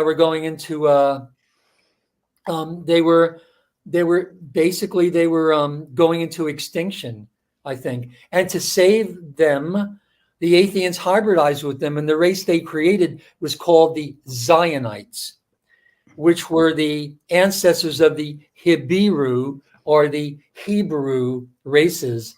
Wow. Yes, the Athenians, a lot of our information comes from the Athenians. Yeah. Very, very highly evolved beings. I mean, look what they do down here, you know? It's true, like, but hey, it's crazy. you're a male praying mantis talking with another male praying mantis. Hey, look at that female over there. She looks pretty hot. Oh yeah? Well, don't you want to keep your head? You know? Hello? Is it really worth it? That's a Right. great connection, though, Phil. She will You love made a you. great She will connection love there. you to death. She will With eat the you with the Hebrew, that's a great connection because that equals up a lot of history that people see on a textbook level, right? Or in somewhat of a textbook level. So that's incredible. That did something for me when you said that, and it made a lot of sense. You know, my full last name is partially Hebrew, but I'm not. It's weird, but it's got the Heimer in the end of it, so it's a little bit different. The but Heimer. yeah. The We got Heimer.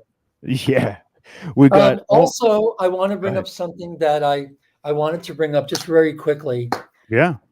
You don't hear a lot about abductions as much as you used to, because the main reason for abductions, their abductees were incarnates of a race called the Belly Kudium. The Belly Kudium. They're what we call a ruby sun race. They happen to have a gene, a recessive gene in their genome that the Dracos can use to infiltrate human consciousness. And it's a very painful process. They don't believe in anesthetic. But you see now they've learned, I think, to clone that recessive gene. I think they're using genetic windows. We talked about this 20 years ago, genetic windows of infiltration, mainly, but not limited to, the vaccines. I think the vaccines have this recessive gene in. I'm not saying now, don't get all like, because I'm vaccinated. No. And even if you are, there are ways to counter that frequency wise. And I'm not saying all the vaccines have that, but there are many populations, I believe, that are getting vaccinated. I think a lot of them here in Southeast Asia We got to be that careful have with that that recessive word. gene, because I think you see more of the draconian consciousness manifest here on the planet. But Yeah, for sure. luckily, you see, we have friends. We have friends that don't want to necessarily intervene. They will, if necessary, although there are consequences to direct intervention. But I think it's important to understand, not to focus on the digressive consciousness, but certainly to acknowledge that they exist. And not to focus on them. We need to empower ourselves. Whatever out there you want to do for the planet, it has to start with you. It has to start with you clearing yourself of all possible mutations, implants, doing the shadow healing. In the mentorships, we a lot of the focus is on shadow healing. It's a multi-stage, multi-technique process. But this is what we have to really do first. You want to help the planet, it's got to start with you. If it doesn't, whatever you, even these world peace meditations, if the intention is strong and focused enough and you can stay focused there, fine. But if you can't, whatever your unresolved karma is going to go into the planetary grids. And we have enough of that already from parallel Earth manifesting on our Earth. So there's a lot of healing we can do when we do this healing individually. It really extends to all of creation. That's incredible too. And you're absolutely right. We have Omar now, and Omar asks, I wonder what happens when someone commits suicide or a person that's been murdered. The suicide thing, I'm not really sure.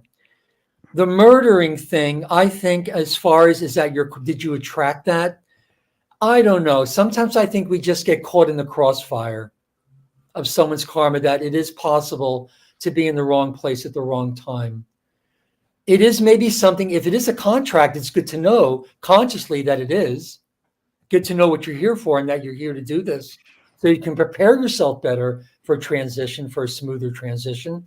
Egyptian Tibetan Books is dead, the work that we do.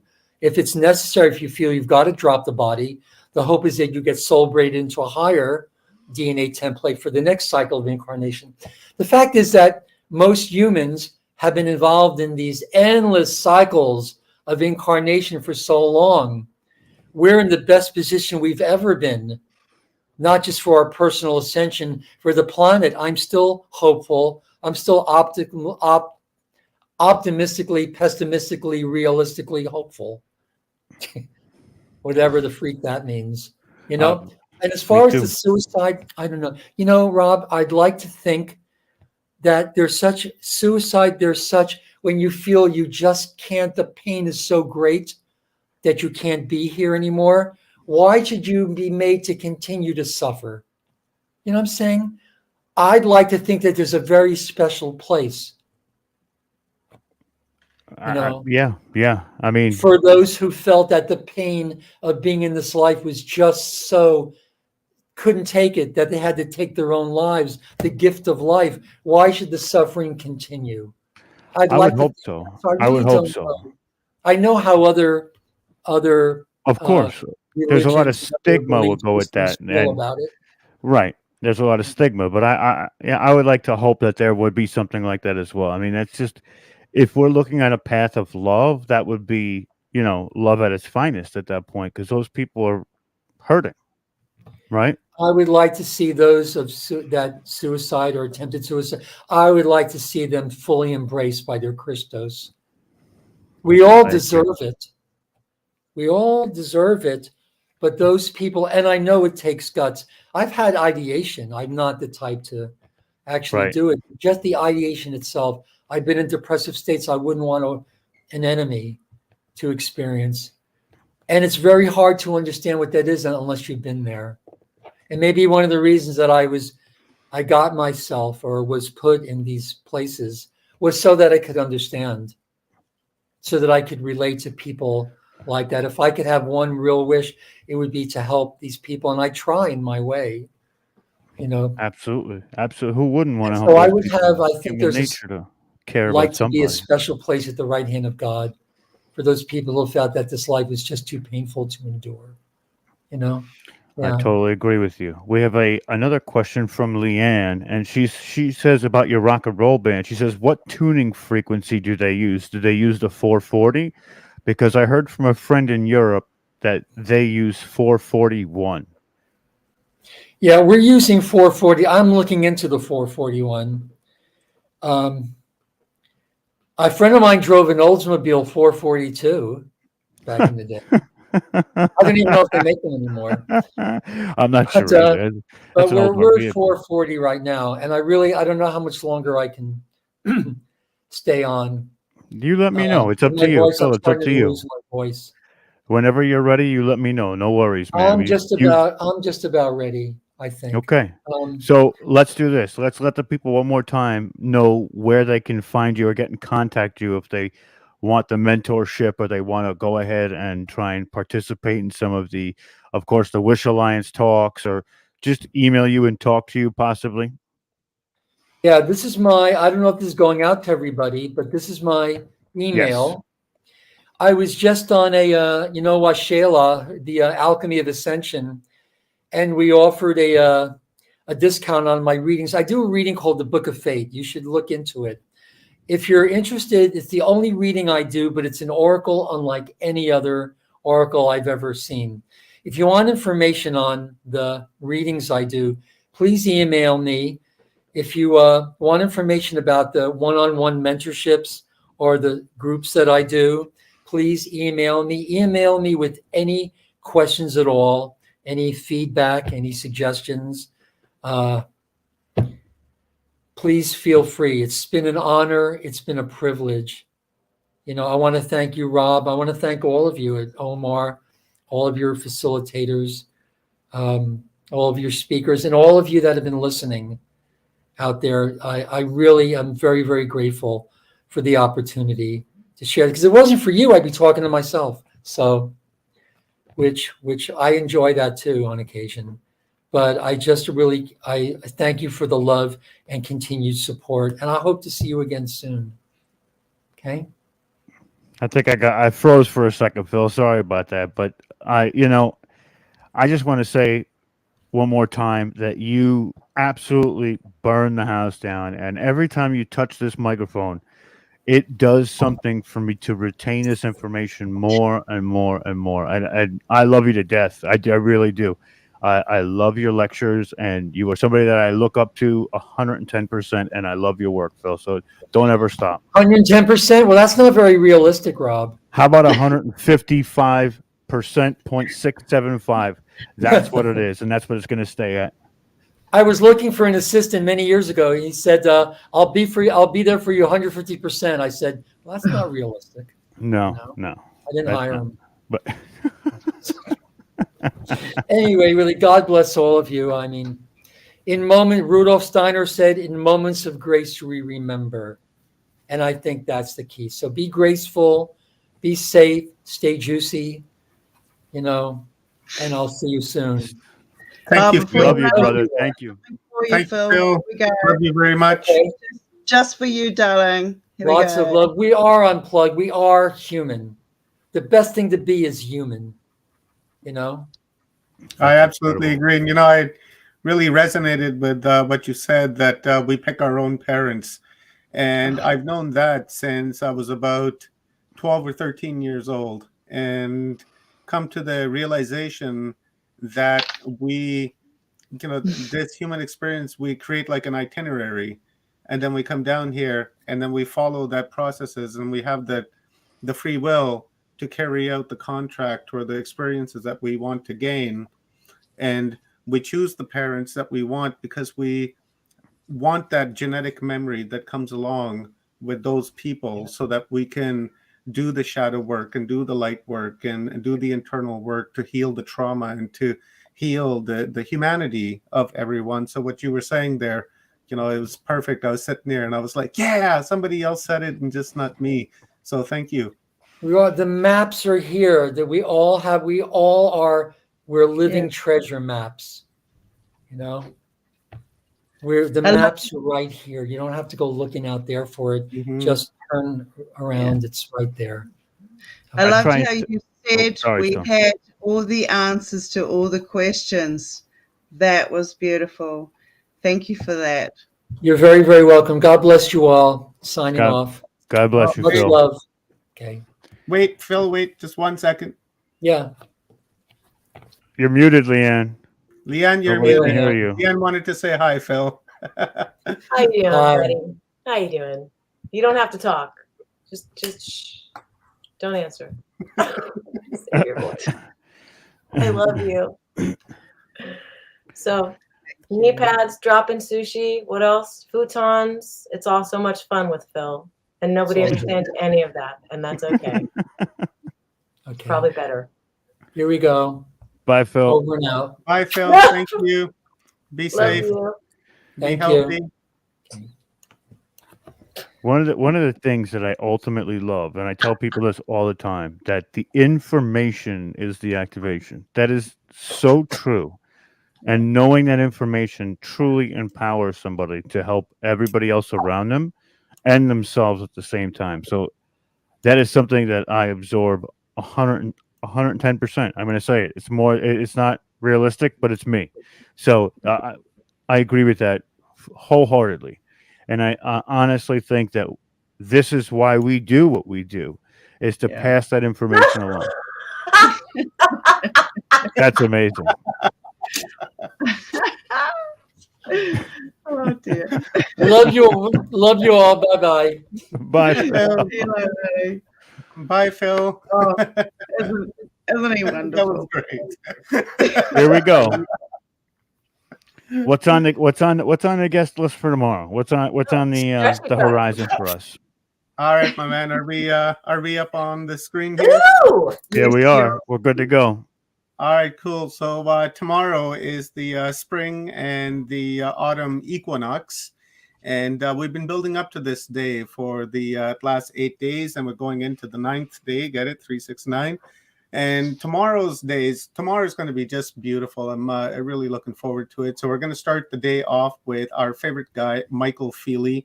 You guys know who Michael Feely is. If you're not aware of Michael Feely, please go into the Watchers You've Talk been living video under a rock.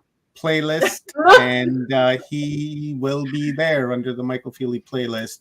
We got him for 2 hours, a little over 2 hours, from 8:10 until 10:15. When Oh after my God! that, Epic download. and then after that, Dr. Michael Cremo comes on. And Holy then after cow. that, Dr. Smear Osmanovic comes on. We have him for about an hour and a half. And then after that, we have a film featuring There's Got to Be More to Life. And then afterwards, we're going to have a panel discussion with Jennifer Koofman. After that, we have Paul Anthony Wallace in the house. Holy and then shit. after that, we have Oli Demigard in the house. That is a smoking day. That is the list for tomorrow, guys. So it's going to be a fun day. It's going to be a lot of learning, a lot of awareness raising stuff that's going to go on. And it's going to be it's a beautiful lineup for tomorrow. So it's only a few speakers, but those few I better speakers get sleep are right now. speaking, an that's extended what I was period, thinking. and it was designed this way because tomorrow we want to harness all the energy that we've collected from the last 7 days, 8 days, and then take it into tomorrow. And then tomorrow night we'll do a meditation, and then we'll release that into the world. And then come the 21st, the day after, we're going to begin to collect that energy again. And then on the 22nd, we're going to take that energy and we're going to put it internally into us. And then we're going to begin to do the healing and trying to create that new timeline. And that's how we will end our conference. So sounds fun. I'm looking forward to it. Today was a great day. And thank you to everyone for their service and for your hard work, and everyone in the comments. Moderators in Watchers Talk, you kick ass. You're putting up those links before I can put them up. Yeah, they are. You're rocking it. Thank you very much. I truly, truly appreciate your support and your help. It wouldn't be possible without you guys. It would be just a lot of work. So with that being said, my name is Omar. I'm the host here at Watchers Talk, coming at you guys from West Coast, British Columbia, Canada. We'll jump over to Leanne and then to Stone, and then we'll get final words from Rob, and then we'll call it an evening. Nice. I just had a question for Rob, really. Like that, there was a word that you used before that I don't understand. It started with an S, I think, and it ended with a P? T? P? Sleep? What does that mean? It's just a question. That's the next stage for me. We're definitely going to hit some sleep tonight, and after we rock out some sleep, we're going to wake up to an epic day tomorrow. Tomorrow is going to be so off the chain that the chains are going to be about 1.5 miles away. That's how far off it really is. Yeah. Remind me to tell you about the chains in my mom's music school class in the sidebar. Gotcha. Sidebar. Pause. No, I just want to say thank you to everybody who's made it into the room, and you're listening and you're being activated. This is absolutely a phenomenal time in our history, and we are the energy, and we're going to change this. We're booting it into high gear, guys, and it's fantastic. All the speakers that have come on today, there was a little bit of something in every single one of them, and I resonated. I just loved it. This is really amping up the energy right through, and tomorrow is going to be a knockout as well. So I want to say thank you to everybody who's come into the chat room. Totally appreciate your energy and your time, and everybody on here, Rob, Omar, Leanne, and everybody else, Kath, and everybody else who's come in and made this absolutely possible. It's been fantastic. And there's other groups out there that are doing the same thing all over the planet. So we're all putting this energy in. It's not just one little group. It is all of us. So thank you, everybody, for all your experiences along this journey and sharing it with us today. Aroha from me. Awesome. Awesome. And tomorrow we're going to monitor the Schumann resonance too. Probably the day after. What we're going to do is we're going to see how the world was impacted on this solstice. So I'm going to say two things. One, we are the ones we've been waiting for. And two, just like Phil Gruber says, the activation is the information, or the information is the activation. And I'm going to say that all the time now. It is mine and Phil's, and I'm enacting that as we speak.